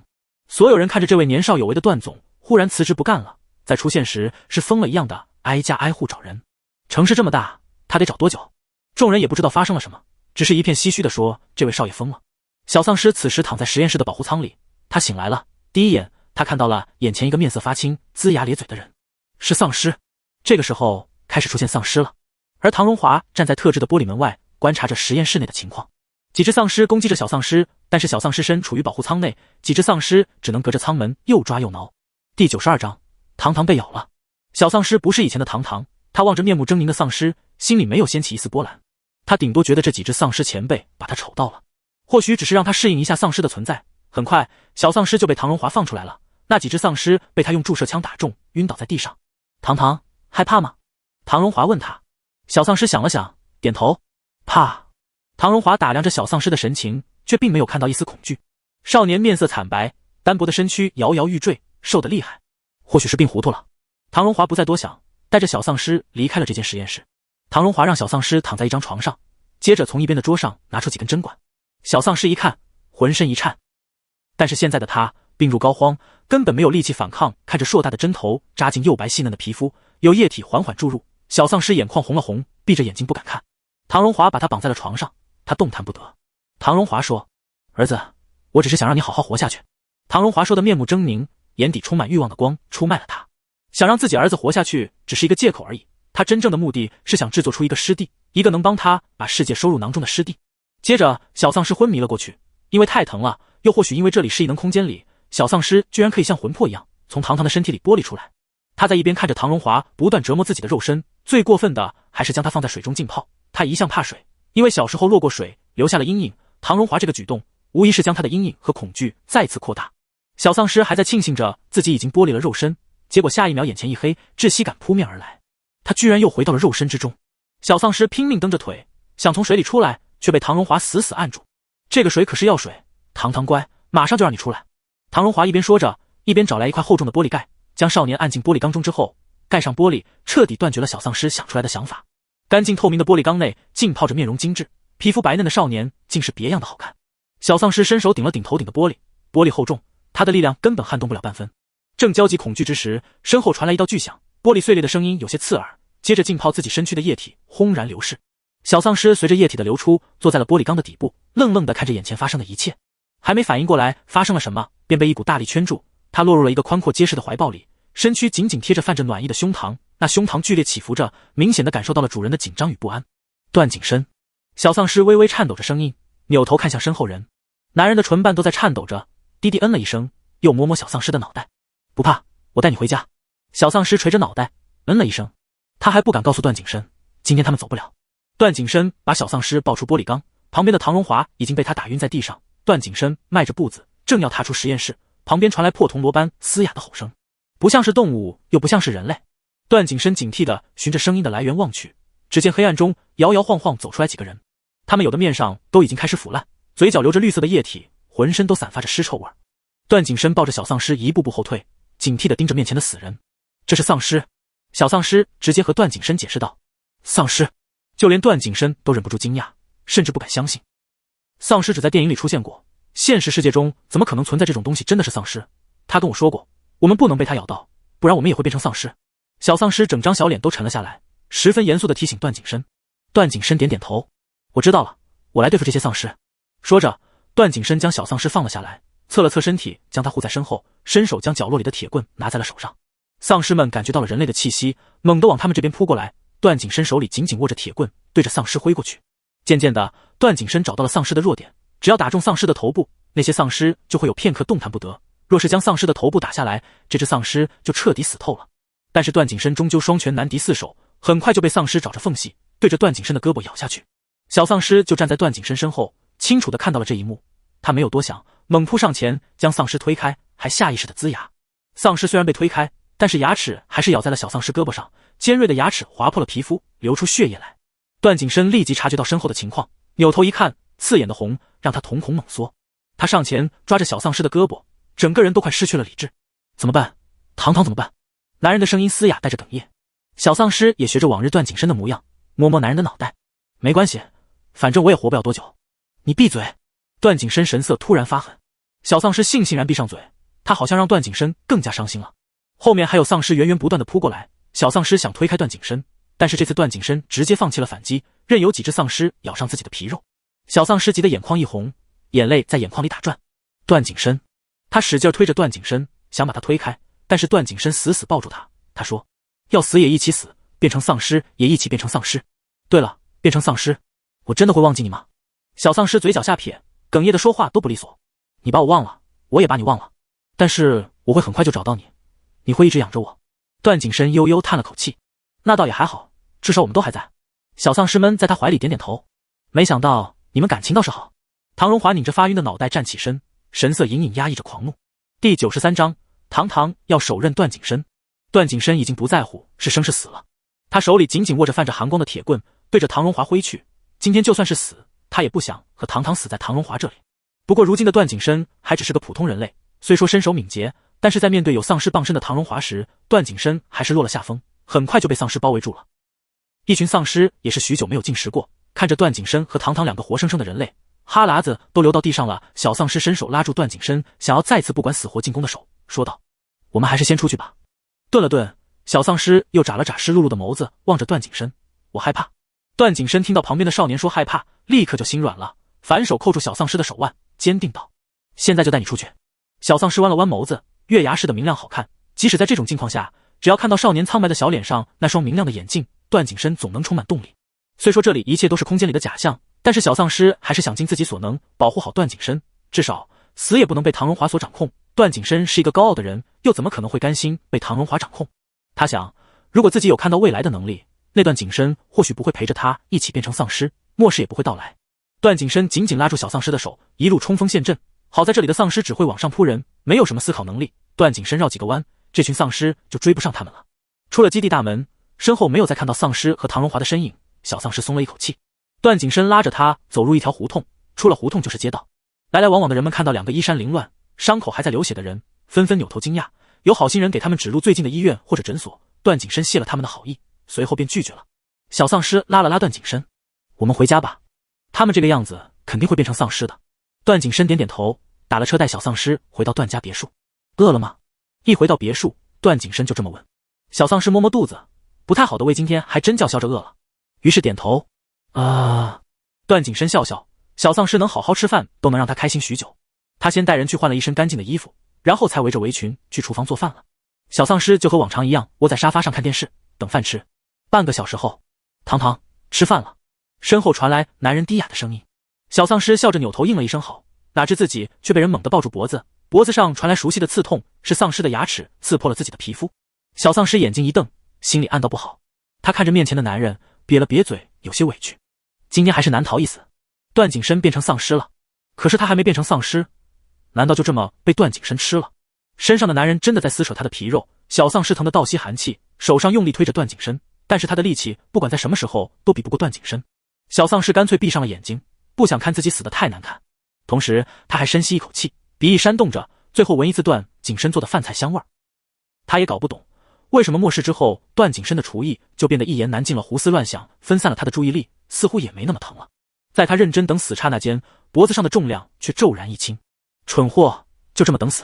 耳边熟悉又暴躁的声音炸响，小丧尸倏然睁开眼睛，发现面前站着两个段景深，一个丧失了理智要扑上来咬他，另一个手里提着兵刃抵在另一个的脖子上。小丧尸，别告诉我你不知道哪个才是真的我。段景深额头青筋直跳，他可是放弃了和小丧尸的婚后生活，撕碎了空间，接着马不停蹄的就来找小丧尸了。他生怕小丧尸会被幻境迷惑，分不清哪个才是真正的他。小丧尸一言不发，他的眼珠子滴溜溜的转，眸底闪过一丝狡黠。段景深正气急败坏的时候，小丧尸突然起身，一把拍开段景深拿着刀架在另一个丧尸段景深脖子上的手，还凶巴巴：不许欺负段哥哥！段景深愣愣站在原地，不可置信地看着自己被拍红了的手背，整个人如同五雷轰顶。他懊恼地想，他不应该贪恋空间里甜蜜又色情的婚后生活的，耽误了时间，导致小丧尸已经被假的段景深洗脑了。虽然这个段景深的确和他一模一样，无论是身体还是性格以及行事作风，或许准确一点说，这就是以前的他。可在段景深眼里，他就是他，根本没有以前的他这一说，所以面前这个丧尸就是假的段景深，还勾引了小丧尸罪不可赦的段景深。段景深气得想直接砍了面前这个丧尸段景深的脖子，好在他存在着最后一丝理智。这种空间需要空间中目标人物自己消灭自己最重要的事物，才能打破空间。在段景深的空间里，他亲手解决了那个假的小丧尸。他知道真正的小丧尸根本没有那么主动，也不会这么多床上的小花样，更不会主动给他做饭吃。而在小丧尸的空间里，段景深骄傲的笃定，对小丧尸来说最重要的肯定也是自己，所以需要小丧尸亲自将这个丧尸段景深给解决掉。一边的小丧尸还在扒拉段景深的手，让他松开手里的刀，还嚷嚷着：“你敢动段哥哥一根毫毛，我就跟你拼了！”段景深脸色发黑，他一只手直接掰过小丧尸的脑袋，强迫小丧尸直视着自己。他微微低着脑袋，锐利的眸子盯着小丧尸问：“你看着我，你再说一遍，你还敢叫他段哥哥？”小丧尸看着这样的段景深，小丧尸有点害怕，他直接哇的一声就哭了，张开双臂，扭头朝着丧尸段景深要抱抱。段景深，丧尸段景深瞳孔已经涣散，彻底成为一只没有意识的丧尸，满脑子只有吃肉。看着活生生的人类扑过来，他甚至不顾脖子上的刀，上前迎着小丧尸的拥抱，想要狠狠咬上一口。段景深记着这个假段景深只能被小丧尸消灭，眼疾手快的收了兵刃，否则这只丧尸被他灭了，那小丧尸就再也出不去这空间了。但是收了兵刃，他就得看着这二人相拥，不可能。段景深眸光一厉，二话不说抬腿对着假段景深狠狠一踹，假段景深被他踹飞几米远，砸在一边的墙上。小丧尸的拥抱还没刹住车，段景深侧身靠了过去，小丧尸成功抱住了段景深。段景深勾了勾唇，似笑非笑，抱得可真着急啊。小丧尸不敢看段景深的眼神，因为他的眼神会吃人，他知道段景深会接住他的，所以小丧尸才敢肆无忌惮。现在逗段景深逗够了，小丧尸才慢慢收起了爱玩的心思。另一边，假段景深感觉不到疼痛，他爬起来继续前进，循着小丧尸身上的气味前进。段景深将自己的兵刃递给小丧尸，冰冷道：“杀了他。”小丧尸愣了一下，手指缩了缩，不敢接下兵刃，还是有些下不了手，毕竟这个假段景深也是段景深，还是一起在空间里生活了10几年的人。段景深看小丧尸犹豫，心里窝着一团火，面上却逼着自己冷静，好声好气的和小丧尸说：“乖，你杀了他，等出去了，你想做什么都行，这个假的段景深能做的我都能做。”小丧尸眼睛一亮：“真的？”段景深看着小丧尸的表情，心底有不好的预感，但是现在为了大局考虑，段景深不得不点了头。小丧尸接过了兵刃，刀尖对准了正摇摇晃晃走过来的丧尸段景深。当他狠下心打算一刀刺过去时，眼前骤然一道白光闪过，周围环境摇摇晃晃，片刻后他竟是再次身处实验室。这时他跌坐在地上，正面对着一群变异体，各种凶猛的动植物变异体对着小丧尸发起进攻。此时他的身上已经布满了针孔，这个时候的他已经被唐荣华判定为失败的实验品，但是因为注射了太多奇奇怪怪的药剂，他身上的血液发生变异，多了一种奇特的功能。现在的唐荣华正在利用小丧尸血液的特殊性做实验，并且开始训练小丧尸，可是小丧尸太过蠢笨，每次都被变异体折磨得体无完肤。只是现在的小丧尸可不是之前的糖糖，他已经经历过这些，自然没有那么畏惧。小丧尸轻而易举将围在自己身边的变异体挥开，使得他们不敢再前进，然后他才从地上爬起来，打量着周围的环境。段景深不见了，但是他手上多了一把兵刃。糖糖，小丧尸正低头用袖子擦拭兵刃，所处房间的窗口处传来熟悉的声音，是段景深，不过是空间里的假段景深。这个时候的段景深已经让唐荣华很满意，因为他的能力达到了师弟的标准。在小丧尸已知的回忆里，这是末世彻底来临前段景深最后一次和他见面。第94章堂堂呲牙。此时的段景深尚有意识和记忆，在这之后他会被唐荣华带走，至于段景深最后遭遇了什么，小丧尸不知道。总之最后段景深失去了一部分记忆。他转头望着正在喊自己的段景深，眼眶微微红了，小跑着上前。段哥哥。暗处的某人牙齿咬得咯咯作响，他从没见小丧尸叫自己哥哥叫得这么殷勤。封闭的室内唯一的玻璃窗口很小，小丧尸只能看到段景深的半张脸。门上传来一阵敲打声，滴的一声过后，大门缓缓打开。小丧尸还没有反应过来，就被男人一把揉入怀中。男人此时肯定十分激动，因为小丧尸贴着那宽阔熟悉的胸膛，感受到了剧烈跳动的心脏。男人手上的力气大都快把他揉碎了。段景深许久未见少年，思念的快疯魔了。他确确实实感受到了少年的存在后，才缓缓吐出一口气，又匆忙道：“先离开这里。”小丧尸点点头，即使知道结局如何，他还是拼尽全力的跟着段景深的脚步逃离。好不容易踏出了实验室的大门，门口却已经站着几个人，为首的正是唐荣华。乖儿子，怎么又被人拐跑了？唐荣华笑得阴恻恻的。小丧尸怒视着唐荣华，朝他呲着一口小獠牙。段景深捏了捏小丧尸的手心，接着挡在小丧尸面前，面对着唐荣华，眉目冷厉。唐荣华，现在收手还来得及。唐荣华神色微变，接着扯出一抹带着冷意的笑：“我只是想救糖糖，想让他活下来而已。”段景深最厌烦的就是从唐荣华嘴里听到他对糖糖好的话语，这些都是借口。唐荣华所做的一切从来都是为了满足自己的欲望。唐荣华也没再和段景深多说，他挥了挥手，让身后的几个白大褂上前将段景深和小丧尸抓回去。二人定然是反抗的，无论如何都得拼一拼。小丧尸不知道他们几人是怎么打起来的，不过好在段景深和小丧尸都已经是丧尸，对付几个白大褂轻而易举。直到变异体的出现，二人实在难以对抗。小丧尸拉住了想硬冲的段景深，知道结果的他只希望当下的段景深好好的。但是唐荣华和记忆里的不一样，他居然想把他们赶尽杀绝。变异体带着杀意的攻击袭来时，小丧尸才反应过来，这里是异能空间里，丧尸王的目的是要把他杀死在空间里，而这个只能由空间里的人物来完成。丧尸王估计等不及了，让唐荣华现在来动手。我们打不过变异体的。小丧尸和段景深一边躲避攻击，一边对着段景深说道。段景深瞥他一眼，不赞成的想给小丧尸一个暴力，奈何现在没有空隙给他完成这个动作，只能说你就这么不相信我。小丧尸咬着唇，不敢看段景深的眼睛，怕被他看出来自己的真实想法。不是他相不相信的问题，而是结局就摆在那儿了。小丧尸手里还提着某位暗处观察的段景深的兵刃，能够让自己安然无恙。第95章，堂堂出轨了。二人现在的实力终究是没能和变异体抵抗，很快就被猛兽变异体扑住，就差按在地上摩擦了。小丧尸手里还有兵刃，虽然不会用，但随便挥一挥也能把变异体给吓得不敢近身。他附近的变异体被吓跑后，小丧尸转身去段景深那边，想将他也救出来。段景深身上受了不少伤，血液的味道吸引了大部分的变异体。小丧尸站在一群变异体的外围，甚至都看不见段景深的身影。小丧尸一点一点前进着，将变异体驱散，直至自己站在了段景深面前，蹲下身将受伤的段景深扶起来。算了，我走不了了。段景深却突然这么说。小丧尸抬眸看向气息不稳的段景深，不解，不是这个人说了要一起走吗？看出来小丧尸的疑惑，段景深朝小丧尸露出自己尖锐的牙齿，说，我控制不住自己了，说不定待会儿就变成丧尸咬你了。小丧尸突然想起了段景深施化的模样，段景深只有在身处极度的危险之中时才会控制不住的施化，不过施化后的段景深的能力会大大提升，只是会失去理智，几乎只剩下丧尸思维。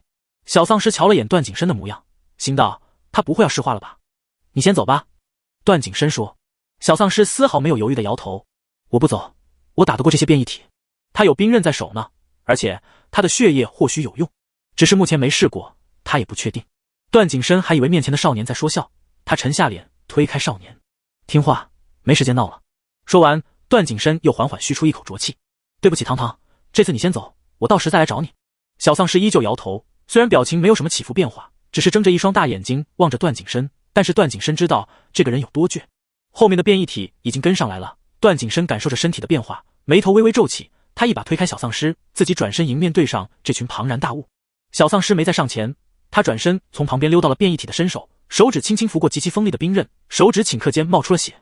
前面的段景深正严阵以待，他甚至做好了必死的准备，然而正朝着他缓缓走过来的一群变异体忽地纷纷倒下，一部分还朝他倒过来。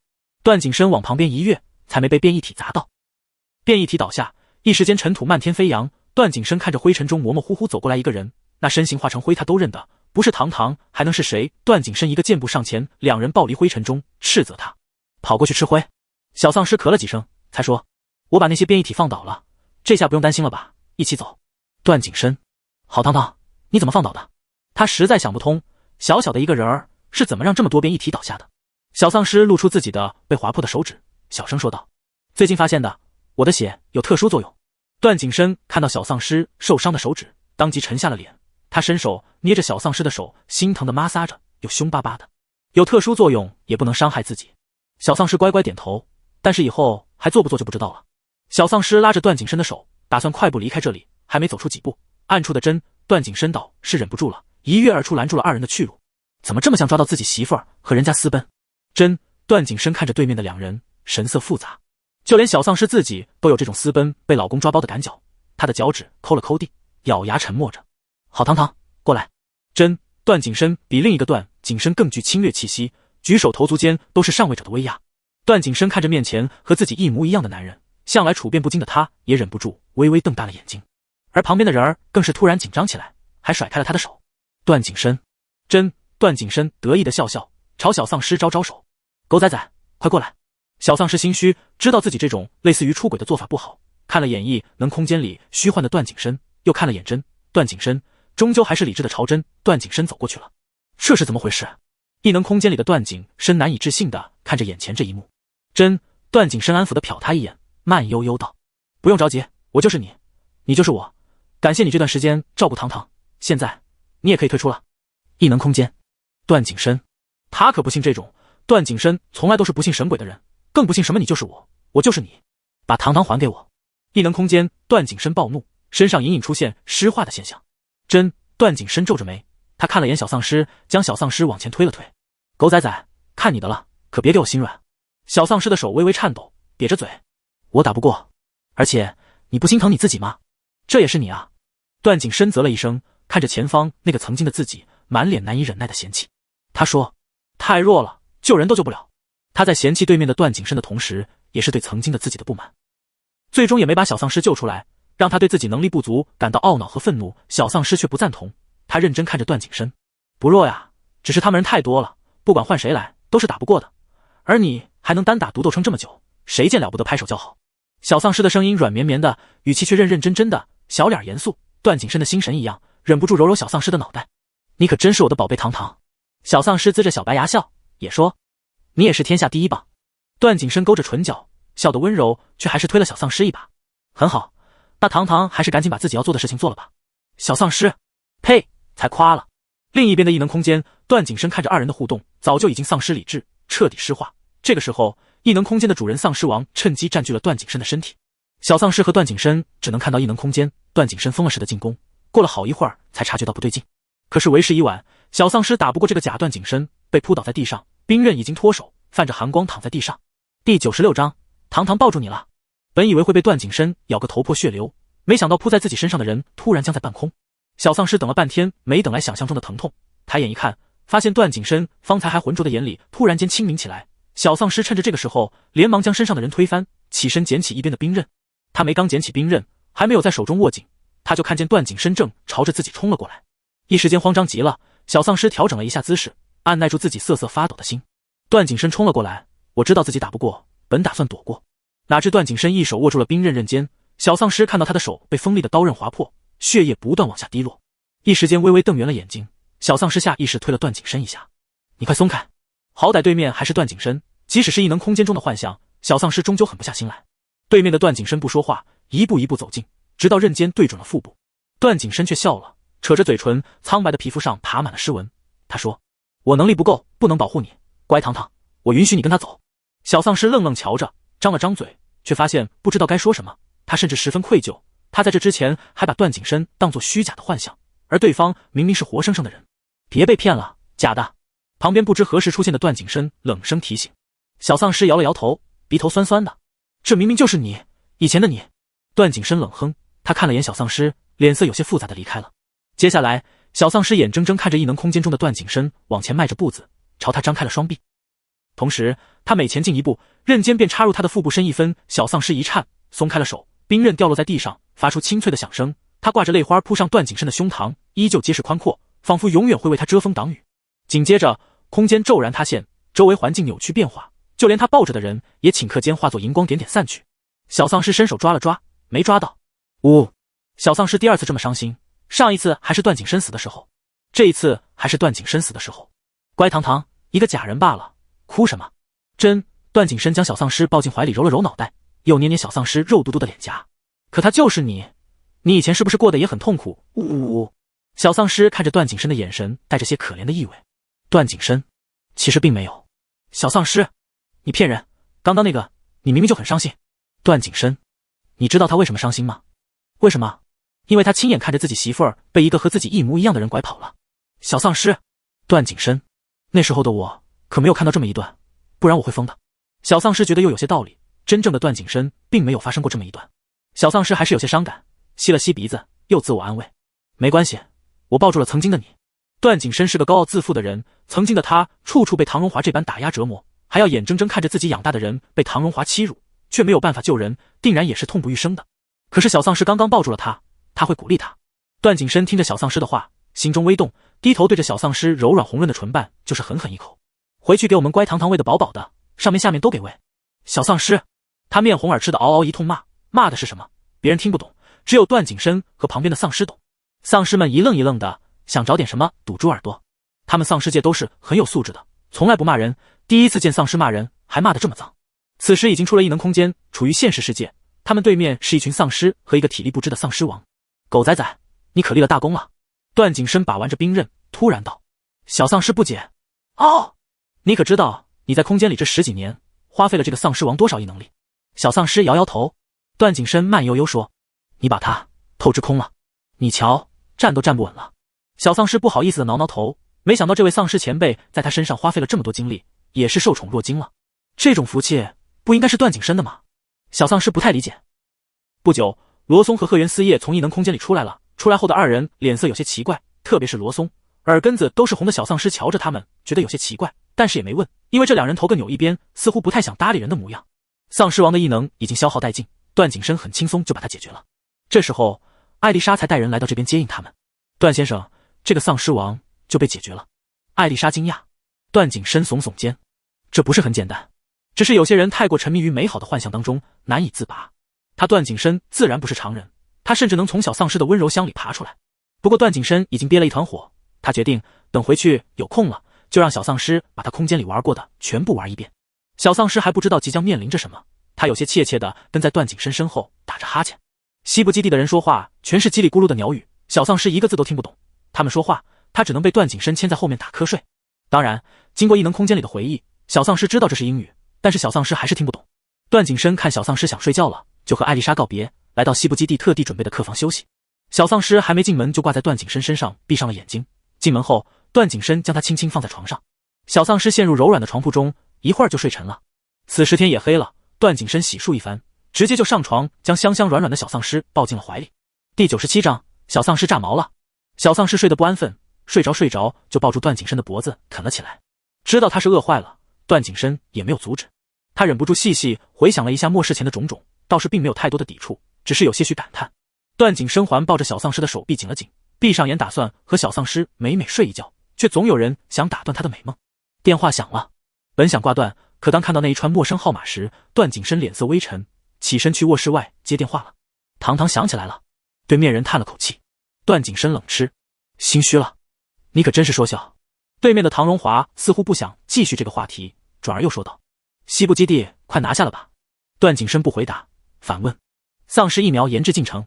唐荣华一顿，倒是诚实，研究进展到一半了，已经研制出能压制丧尸病毒5天的药剂了，再深入改善就能使用了。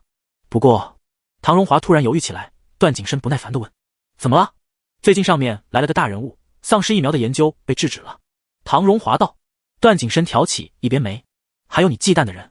唐荣华呵呵笑出了声，难不成你以为我独自一人带着几个手无缚鸡之力的学生，能在末世里来无影去无踪？说起这个，段景深自然怀疑过，虽然唐荣华有研究丧尸和变异体的能力，还能够依靠这些来保护自己，但是这些没有意识的东西终究难以保全唐荣华，又怎么还能保护唐荣华在各个隐秘的角落里建实验室呢？除去安全上的保障，建立实验室的资金，唐荣华又怎么能在末世里拿出这些钱来？段景深也早就隐隐猜测到还有人在帮助唐荣华，只是没想到唐荣华现在就和他说了，所以你想将那人杀了？段景深直截了当地说出了唐荣华的心思。唐荣华沉默了一会儿，你如果能把他的资金也都抢过来的话，我儿子免费送给你。唐荣华话音未落，电话已经被挂断。段景深冷着脸，差点将手机给砸了。把儿子送给他，这种话唐荣华这老东西也说得出口。小丧尸本来就是他的。听完方才唐荣华的话，他手里的手机仿佛都脏了，他恨不得就地扔了，碾碎。段哥哥，身后响起小丧尸软绵绵的声音，带着没睡醒的迷糊。段景深转身看小丧尸穿着一身奶白色的睡衣，赤着白嫩的脚丫靠在门边，一手揉着眼睛看他。段景深连忙上前，刚揉下来的脸色又沉了下来。谁让你不穿鞋的？小丧尸缩了缩被冻得粉红的圆润脚趾头，双手圈住段景深的脖子，毛茸茸的脑袋蹭了蹭，打了个哈欠说，我以为你半夜趁我睡着在外面出轨。段景深他看着小丧尸睡意朦胧的模样，终究没有下手打他的小屁股。等你醒来再收拾你。段景深狠狠说完，抱着小丧尸进入屋内，裹进暖和的被窝里相拥而眠。第二天小丧尸起得晚，段景深也就陪着他赖床。他知道小丧尸要是累了，必定得睡个日上三竿。昨天经历过异能空间，耗费了许多精力，就连段景深也觉得身心疲乏。艾丽莎的人不知道在门口等了多久，直到听见里面人起床的动静，才将艾丽莎找他们去基地办公室的事情告知他们。段景深应了一声，一边给小丧尸挑拣衣服。不管去哪儿，段景深自己的衣服从来只有2套换洗，且样式简约。然而带了小丧尸之后，他的包里鼓鼓囊囊的多了好几套小丧尸的衣服，还有小丧尸的零食和玩具。他给小丧尸搭配了藕粉色的卫衣和白色的长裤，整个小丧尸看起来又乖又惹人爱。抱着小丧尸亲了好几口，又给小丧尸喂得饱饱的，段景深才带着他出门。小丧尸长得好看，五官跟洋娃娃似的精致漂亮，自然吸引了路上不少人的驻足观望。段景深一路上脸色不太好看，霸道的帮小丧尸把帽子给戴了上去，将小丧尸的剑道遮得严严实实。到达西部基地的首领办公室，艾丽莎老远就看见脸色发臭的段景深牵着一个戴着帽子的少年，他当然认得出那是小丧尸，只是不太理解他们来这一趟怎么一个心情不好，一个戴着帽子不见人。小丧尸要是知道艾丽莎心中的疑问，肯定大呼冤枉。段先生，心情不好？艾丽莎问。段景深摇摇头，没有，说正事吧，我忙。艾丽莎，好的。他不信段景深忙，段景深这个人从来不会忙，不管要做什么都是该打就打，不拖泥带水，从来不会让公事占用自己其他时间。若是真的忙，艾丽莎瞧了眼他旁边乖乖站着的小丧尸，心里了然。您帮我们西部基地解决一个大麻烦，日后您需要西部基地做什么，我们西部基地愿意为您效劳。这番话简洁明了，豪爽大气，说的段景深舒心。他欣赏地打量了一眼艾丽莎，日后艾丽莎小姐有什么需要帮助的地方，我也会尽力相助的。段景深朝着艾丽莎伸出右手，艾丽莎回握，合作愉快。这时两人的手上纷纷一疼，一看发现是小丧尸不知何时上前，使劲扒拉着二人的手。段景深，你不爱我了。小丧尸说的渲然欲泣。段景深哭笑不得，连忙松了手，改握住小丧尸的手。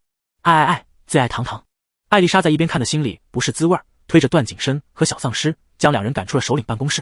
可是出了门，小丧尸却一下松开了段景深的手，大眼睛瞪着段景深，气鼓鼓的转身就走。吃醋了。段景深的心情倒是不错，他发现小丧尸对他越来越霸道了，段景深可喜欢这种感觉。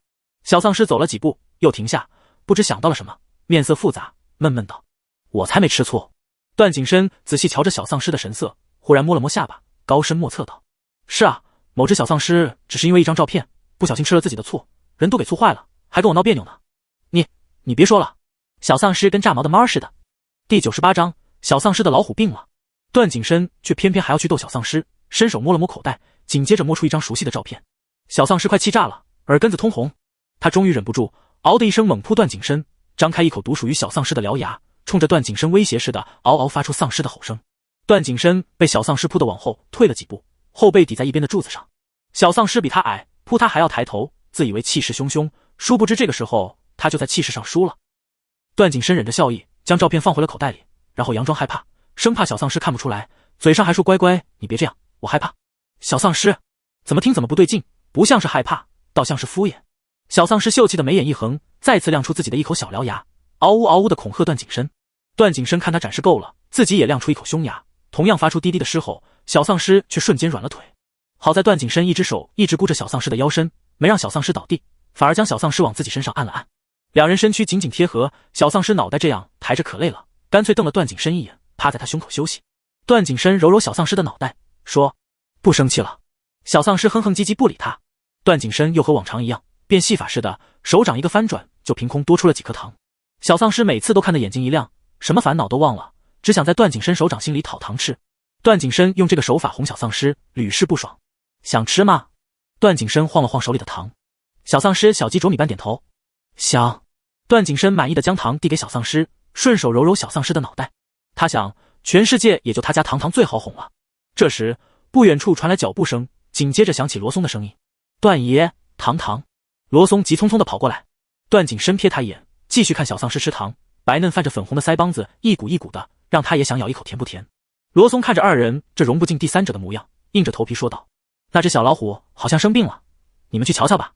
小丧尸一听，有些心急的就要走，怀里的温香软玉没了。段景深眉头微蹙，拉住小丧尸的手：别着急，我跟你一起去。三人急匆匆来到安置小老虎的房间里，贺元思也在里面。这时小老虎已经长得有半个成年人大了，他躺在床上，身躯颤抖着，看起来恹恹的，没有什么精神。往日里小老虎活蹦乱跳的，喜欢独自在充满危险的树林里游荡玩耍。小丧尸看向贺元思，眼里止不住的担心。他问：他怎么了？贺元思摇摇头：这2天都这样，一开始还以为只是玩累了，直到今天早上小老虎一直没有出来玩。变异体本就是违背了生长的规律，以药物激发身体能量，难免会有一些特殊情况。段景深思忖着说道。众人的目光纷纷带着求助望向段景深，尤其是小丧尸，祈求的目光几乎让段景深招架不住。那怎么办啊？我和变异体接触不多。段景深本想拒绝，忽然想到什么似的，又道：不过有一个人应该有办法。晚上，段景深等小丧尸睡着了，才起身出去打了个电话。小老虎变异体的研发者是唐荣华，而且唐荣华绝对是世界上最熟悉变异体的人，因为变异体就是他制作出来的。对面接通了电话，段景深直奔主题，询问他关于小老虎的情况。唐荣华那边不知在做什么，有些吵，唐荣华说话的声音也是微微压着。这个情况我也不知道，可能是变异体体内的药物到了时间就产生副作用了，除非你能来找我拿压制变异体的药物，否则就只能让他自己熬过去了。唐荣华话音刚落，段景深就挂断了电话。你为什么不睡觉？小丧尸慵懒地靠在门框边，浑身上下没有骨头似的，一双水气朦胧的眼睛望着段景深。段景深不太想让小丧尸知道他和唐荣华有联系，毕竟小丧尸肯定是不喜欢这个人的。恢复了记忆以后，看到这个人估计会更加难受。如若不是当初唐荣华救活了他和小丧尸，段景深也绝对不会和唐荣华有联系。帮唐荣华拿下这几个基地，是唐荣华帮助他救活小丧尸的筹码。出来打个电话。段景深说了一半，就上前把小丧尸裹进怀里，摸了摸小丧尸的手，别冻着了，赶紧进去。小丧尸点点脑袋，直接软绵绵靠着段景深就睡着了。段景深哭笑不得，将人打横抱起，塞进了被窝里。小老虎的情况还是难以处理，段景深找来了生前学医的丧尸王为小老虎治疗，小老虎的情况还是没有什么改变。段景深还是决定去找一趟唐荣华。目前唐荣华的位置大概在北部基地，段景深正好把北部基地的事情也给办了。小丧尸和罗松、贺元思自然是要跟着段景深的，只是他们不知道这一趟段景深还会去找唐荣华。小老虎没被带上，一来舟车劳顿，怕小老虎病上加病，二来带着小老虎在那样被敌人四面埋伏的地方会行动不便。小老虎拜托了艾丽莎照看，几人便踏上了去北部基地的路。北部基地距离西部基地不太远，当天晚上就到达了北部地区的范围内。在距离北部基地不远的时候，几人便感觉到了气温的骤降，这一踏入北部基地，刺骨的寒风更是贴着车窗呼啸，发出呜呜的声音。北部基地怎么这么冷？冻死老子了！罗松哆嗦着套上了一件棉服，顺便给贺元思也翻出来一件。幸好我们车里一直有备着棉服。贺元思感叹道，因为末世里的天气变化无常，一天可能会体验4个季节，所以他们出行的车里会备上各个季节的衣服。段景深也在一边认真给小丧尸穿衣服。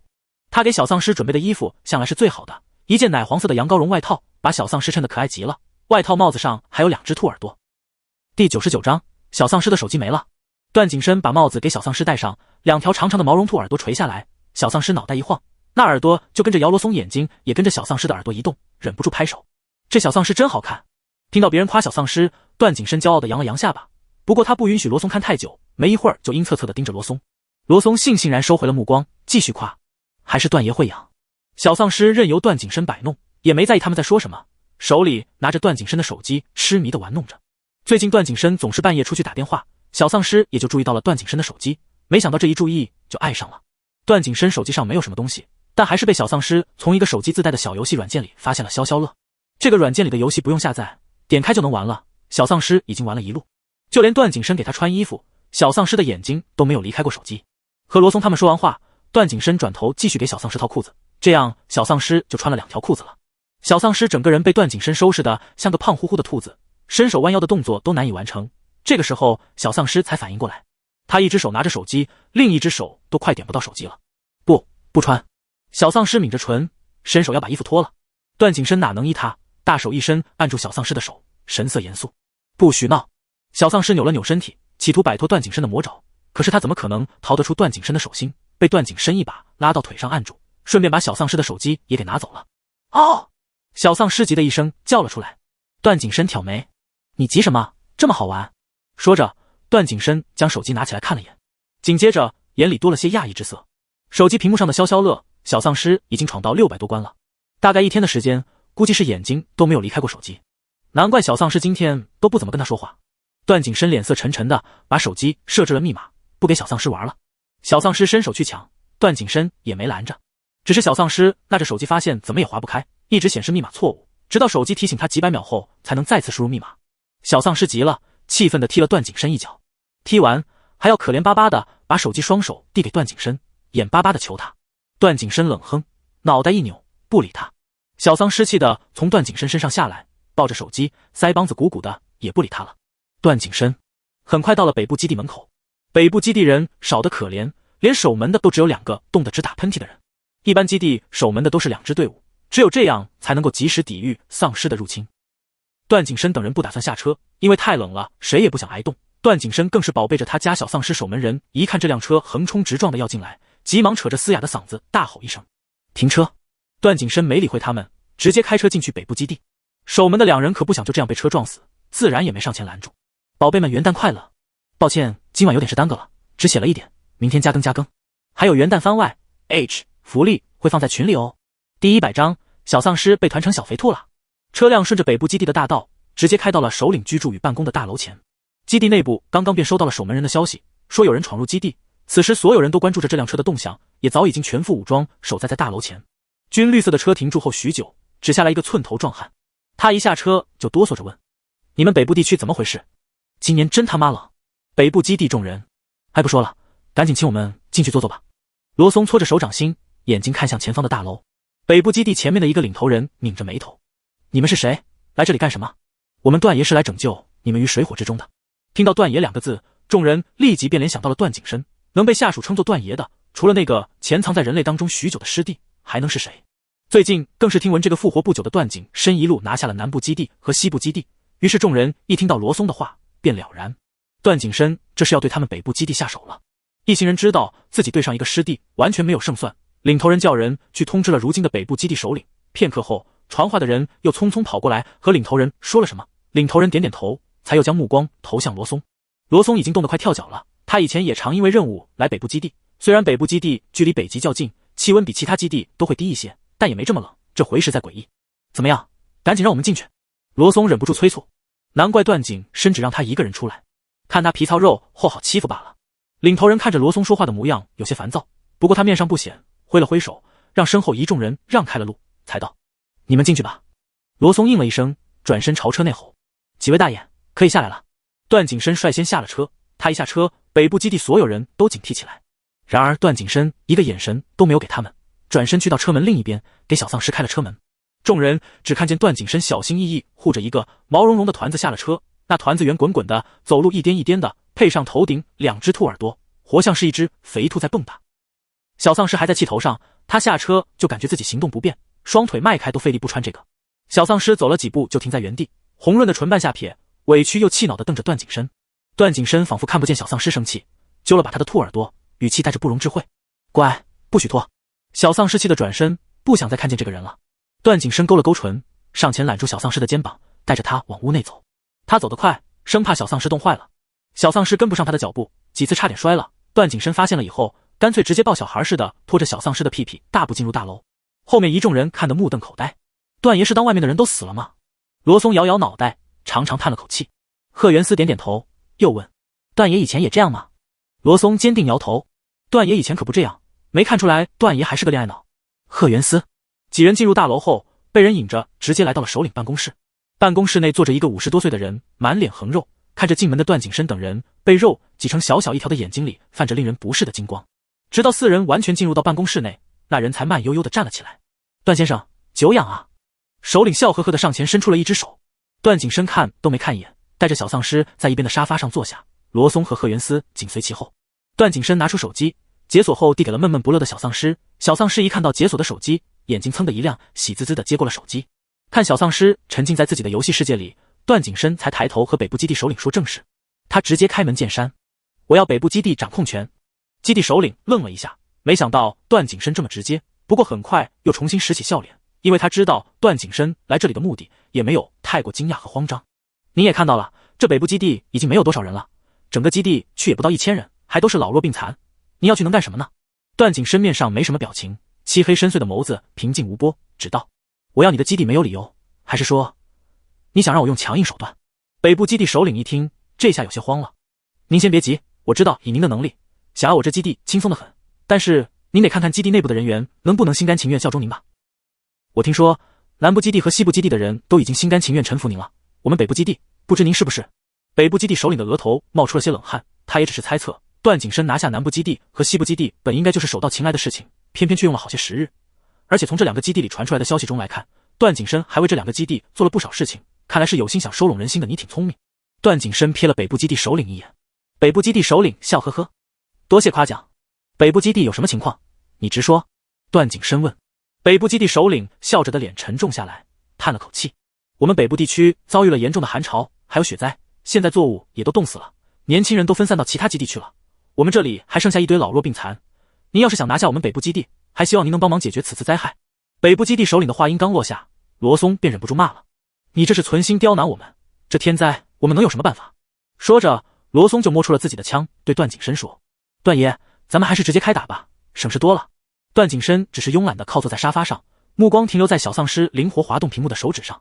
看段景深沉默的模样，众人屏息以待。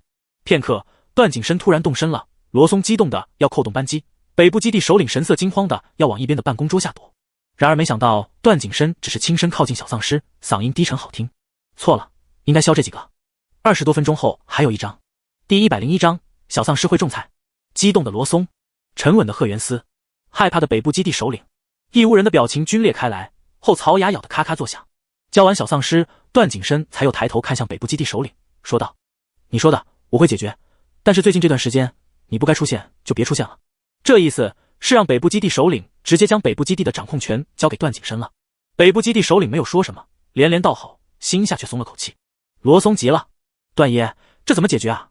这可是天灾，您还能呼风唤雨不成？”段景深瞥他一眼：“别着急，坐了一天车，先去休息吧。”罗松，您是想让堂堂休息吧？段景深挑挑眉，没有回答，算是默认了。这时，北部基地首领不得不注意到一边包成团子的小丧尸，他打量了一会儿，直到段景深锐利的目光扫过来，他才收回目光。“我为你们准备了客房，各位可以立刻过去休息。”北部基地首领说着，就让人过来带路。等段景深等人离开，北部基地首领连忙拨通了一个电话：“任首长，您的伤势如何了？”段景深已经来到北部基地了，我现在已经想办法拖住了他，您赶紧想想对策吧，说不定马上就要去东部基地了。对面不知说了什么，北部基地首领紧张的表情突然放松下来，还带上了丝丝笑意，说：“任首领，还是您英明。”进了屋，小丧尸的手机就被段景深抢走了。段景深看起来不太高兴：“就这么好玩？”小丧尸肯定的点点头，眼巴巴瞅着段景深：“还想玩？不许玩了。”段景深把手机收进自己大衣的口袋里，抱着圆滚滚的小丧尸，俊脸上带着委屈：“堂堂，你有没有发现你一天没理我了？”小丧尸想了想，而后突然踮起脚，凑近段景深，往他脸上轻轻亲了一口。亲完，小丧尸有些许羞涩地说：“还想玩？”段景深刚开心不到1秒，咬牙切齿：“还想玩？”小丧尸点头如捣蒜：“行啊。”段景深突然就低头，狠狠吻住了小丧尸，带着些许惩罚的滋味，吻得又狠又急。小丧尸觉得自己都快被段景深吃掉了。被亲得迷迷糊糊的时候，小丧尸的嘴巴甚至麻木，没有了知觉。他想，段景深会不会没控制住自己，用自己的丧尸牙把他的小嘴吃掉了？刚这么想，唇上就一阵尖锐的疼痛。小丧尸脸色一白：“完了，真被吃小嘴了。”他连忙推搡着段景深，因为被亲着，只能口齿不清的求饶：“不吃，不好吃。谁让你走神的，在想谁？”那个异能空间里的假段景深。段景深松开小丧尸片刻，说完这句话，又狠狠吻上去。小丧尸眼角溢出了些许泪花，想解释都解释不成，只能任由段景深把自己亲到快窒息。等段景深好不容易放过了自己，小丧尸已经腿软到站不稳，只能被段景深抱着坐在房间里的小沙发上。“你亲了我，能不能给我玩一下？”小丧尸喘着气，小心翼翼地闻着段景深，生怕他又亲了过来，再亲下去，他肯定就一命呜呼了。段景深啧了一声：“你还想着这破游戏？”小丧尸不说话了，垂着脑袋，双手揪衣服，看起来委屈又可怜。段景深投降了：“再给你玩2分钟。”小丧尸倏地抬头，双眸噌亮：“好。”小丧尸接过段景深递过来的手机，突然又想到了什么似的，顿了一下，然后看向段景深。段景深挑起一边眉，问：“怎么了？”“我会种菜。”小丧尸骄傲地扬起小下巴。段景深微愣，很快又反应过来，小丧尸估计也是听到了方才北部基地首领的话，北部地区的作物都被冻死了，再种也种不活。怎么，好堂堂想帮忙？段景深笑意盈盈地瞧着小丧尸，有一种无家有子处长成的既视感。小丧尸惊娇地点点自己的脑袋，但是这股骄傲劲儿很快就维持不住了，他迫不及待地和段景深说：“我教你嗷嗷嗷嗷嗷！”段景深：“不用这么着急。”小丧尸一着急就嗷嗷叫了，在小丧尸眼里，2、3个嗷嗷能抵上人类一大长串的话，他觉得嗷嗷叫比说话省力气。但是段景深觉得这点力气不省也罢，小丧尸终究以后还会变成人类，总不能让他忘记了人类的语言。小丧尸听段景深的话，乖乖点头，然后又期待地望着段景深。段景深叹了口气，揉揉小丧尸的脑袋：“乖堂很聪明，可是你会种的菜是在柔软湿润的土地里，而不是在坚硬如铁的冻土里，我们只能想想别的办法了。”段景深又安慰地对着小丧尸的脑袋一顿揉搓。小丧尸垂头丧气地低下了脑袋，有些气呼呼地玩游戏去了。不过小丧尸也没完全放弃他的雄心壮志，他想把菜种活，这个想法在玩游戏的时候也一直在脑子里盘旋。休息了一天，第2天，段景深带着几人去北部基地走访。寒风呼啦啦地刮刺着皮肤，脚下一深一浅，将后穴踩出脚印。小丧尸玩得不亦乐乎，还要对着段景深的脚印一蹦一跳地踩进去。不过段景深的脚印比他大了一点，没办法完全对上。段景深看小丧尸在后面玩的帽子都快被风吹开了，微微沉着脸将小丧尸拉过来，给他戴好帽子，低声呵斥：“别玩了。”小丧尸的脸颊冻得通红，还笑嘻嘻的。段景深只能把人带在身边，大手捂住小丧尸冰冷的小手，揣进大衣口袋里。一路上走过去，没有看见多少个人，几人进了幸存者居住的楼洞里。这时才出现了好些人，有些人在楼道里生火，围坐在一起取暖。你们不知道这很危险吗？罗松忍不住提醒。围在一起烤火的几个面黄肌瘦的妇人被突如其来的陌生声音吓了一跳，一看过来的还是陌生人，缩在一起唯唯诺诺不敢说话。第102章抢夺东部基地。赫元斯拉住凶神恶煞的罗松，上前一步问：你们为什么要在这里生火？其中一个妇女小心翼翼瞧着他们，发现他们似乎不是来惩罚他们的，便说道：太冷了，又没有电，我们只能凑出些柴火来取暖。闻言，几人微微惊讶，一个基地里一般会有发电站供电，难不成北部基地人没了，发电站也没了？赫元斯直接将这个问题问出了口。几个妇女说：发电站被丧尸破坏了，现在人走光了，也没人会修。罗松想起来昨天首领办公室还亮着灯，开着暖气，不禁为北部基地的民众感到悲哀。几人最终还是没有阻止他们在楼洞里生火，只是嘱咐他们取暖过后一定要把这里清理干净，不能留下隐患。几个妇女连连道好。段景深问了几人北部基地除去兵员和异能者，还剩多少普通幸存者？几个妇女说还剩300-400人。这300-400人都是走不了的老弱病残，有些人有亲戚能够在北部基地当兵，或者拥有异能可以为北部基地效力，倒还能领到些食物填饱肚子。有些人家里没有这种人，或者孤家寡人一个，则只能待在冰冷的北部基地自生自灭了。大部分人是属于后者的，他们许多人正处于没有食物的状态。看来食物问题得先解决。段景深让罗松去联系旧南部基地的徐州白和西部基地的艾丽莎，希望他们能暂时援助一些粮食。艾丽莎和徐州白二话不说就答应了。几个妇女听到这个消息，一时间以为自己听错了。其中一个妇女问：请问你们是？我们啊。罗松突然凶神恶煞：我们是丧尸。段景深：小丧尸？他们才没有这样的丧尸。几个妇女没有被罗松吓到，疑惑的目光在段景深几人身上来来回回扫视，怎么也看不出来是丧尸。您别开玩笑了，您是东部基地派过来的领导吧？也只有东部基地能够管我们了。罗松笑了：东部基地怎么可能会管你们死活？那你们是？妇女又问。罗松：我说了，我们是丧尸。来，糖糖，叫一个。罗松朝小丧尸挥了挥手，小丧尸露出自己比常人更长更尖锐的小虎牙，张牙舞爪。嗷呜！几个妇女一惊，连连往后倒退。虽然小丧尸的声音听着不怎么有威慑力，但是几个妇女看着牙齿就知道这肯定不是人类。段景深拉住小丧尸，一个冰冷的眼刀扫向罗松：你胆子很肥啊！罗松慌忙躲在了赫元斯身后，弓着腰，双手合十，嬉笑着：抱歉啊，段爷，我是觉得堂堂最勇猛了，肯定能吓住这群人。小丧尸一听罗松这么夸自己，眼睛都亮了亮，他拍拍小胸脯：嗷嗷，你以后叫我上，我还来。罗松眨眨眼，不解地问段景深：段爷，他这是突然不会说人话了？段景深冷哼一声，没有翻译给罗松听，只道：做好你自己的事，没事别叫他。罗松悻悻然点点头。小丧尸只是太兴奋，忘记切换语言了，毕竟还是丧尸，有时候会控制不住的嗷嗷叫。几个妇女惊疑不定：丧尸怎么会说话？你们到底是什么人？这个不重要。段景深不愿意再多浪费时间，拦住了还想说话的罗松：赶紧走吧。罗松只好作罢。随后几人去了其他地方巡视，情况和几个妇女说的差不多。回到住处，几人聚在一起商讨对策。罗松问赫元斯：小赫，你是木系异能，你看看有啥法子没？赫元斯翻了个白眼：我是木系异能，不代表我能在这冰天雪地里变出粮食来。罗松摸了摸鼻子，不再问了。这可真的是没有办法了，总不能一直靠其他基地的救济。罗松叹了口气：只要能度过这个冬天就好了。段景深道：有些蔬菜成熟早，长得快，若是能先种活蔬菜，其他的可以慢慢来。段景深望着窗外纷纷扬扬的大雪，难得的也有些苦恼。嗷！本来在一边玩的小丧尸突然在一边拉了拉段景深的衣袖。段景深看去，只见小丧尸不知从哪里挖来一小盆土，过家家似的往里面种了一棵小草。小丧尸可能还往上面滴入了自己的血液，因为段景深发现根部有些鲜红。小丧尸的血液特殊，唐荣华曾经往他身体里注入过不少能激发动植物变异的药物，这也是小丧尸为什么能压制变异体，或者能让变异体恢复原样的原因。这棵小草吸收了小丧尸的血液，竟也变得生机勃勃起来，尽管根部的土壤还带着冻土。段景深却一点点沉下了脸，斥骂小丧尸：笨蛋，从哪儿来的血？小丧尸被骂，有些害怕，颤颤巍巍拿出自己的手指，指尖有牙印，较深的那一点牙印刺破皮肤，此时还在冒出丝丝血液。段景深气的呼吸都粗重了些，他哪能允许小丧尸用自己的身体来帮他做这种事？不疼。小丧尸眨巴眨巴眼睛说：我会种菜，下次不许这样种了。段景深捏着小丧尸的手指，心疼地摸了摸受伤的指尖。小丧尸的眼珠子咕噜噜地转，面上还是乖巧地答应了下来。最后段景深却有了些主意，他让北部基地所有人去原来的种植园里挖了土，带回各自的居所，只需要一个花盆的量，再用酒精或者温水将冻土化解。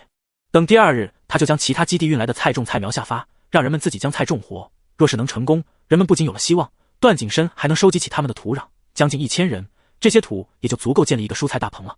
好在如今北部基地人数不多，蔬菜大棚并不需要太多太大，若是不足，还能让他们继续挖一盆土带回去解冻，这样总该够了。如果是一众人一次性将大量土壤解冻，那必定是个大工程，看着也没有希望。但若是一个人解冻2盆土，还能事先看到希望，不仅轻松，众人也动力十足。以往基地的菜种是不允许平民拥有的，所以许多人即使想自力更生都做不到，现在需要他们便干劲满满。然而段景深他们等着其他基地援助的粮食和菜苗时，却得知运送粮食的车队在半路被变异体给拦下了，车上的粮食还被人抢走了。是东部基地的人。这是段景深质问唐荣华之后问出的结果。唐荣华和任百峰还有交易，他收了任百峰的好处，也会为任伯峰派出变异体，任由任伯峰指挥。上次段景深放过了任百峰，不想让他这么痛快的死去，就等着下次遇到之后再让他体验生不如死的感觉。这段时间任伯峰也安分了不少，原本段景深以为需要自己亲自去东部基地找他，没想到现在撞上枪口来了。段爷，现在粮食被抢了，我们怎么办？罗松问。段景深摩挲着手指，嘴角扯起一抹肃杀的冷意。当然是直接去抢回来，顺便把东部基地也抢过来。我看他们似乎等不及了。小丧尸在一边听着段景深嘴里吐出土匪式的话语，嗷呜一声，提议自己要去当土匪小弟。罗松前不久还说他最勇猛，有他出手，肯定能威慑一方。段景深也的确会带着小丧尸，小丧尸在对付变异体上可是一把手。顺便去找找唐荣华，他现在应该和任百峰在一起。段景深道。他们这次来北部基地目的之一就是为了找唐荣华，小老虎还等着压制变异体的药物去救命。当天下午，段景深朝直接带着几人去往东部基地，他们必须1天之内把粮食抢回去给北部基地的人救急，小老虎也等不了多久，最好今天拿到药物，托人带回西部基地去。他们在第2天早上到达了东部基地的范围内。东部基地是人数最多的基地，当然里面和段景深认识的人也几乎占了2/3，他们当中许多人都是段景深曾经庇佑过的人，如今东部基地能力强悍的兵员也大多是段景深曾经训练出来的。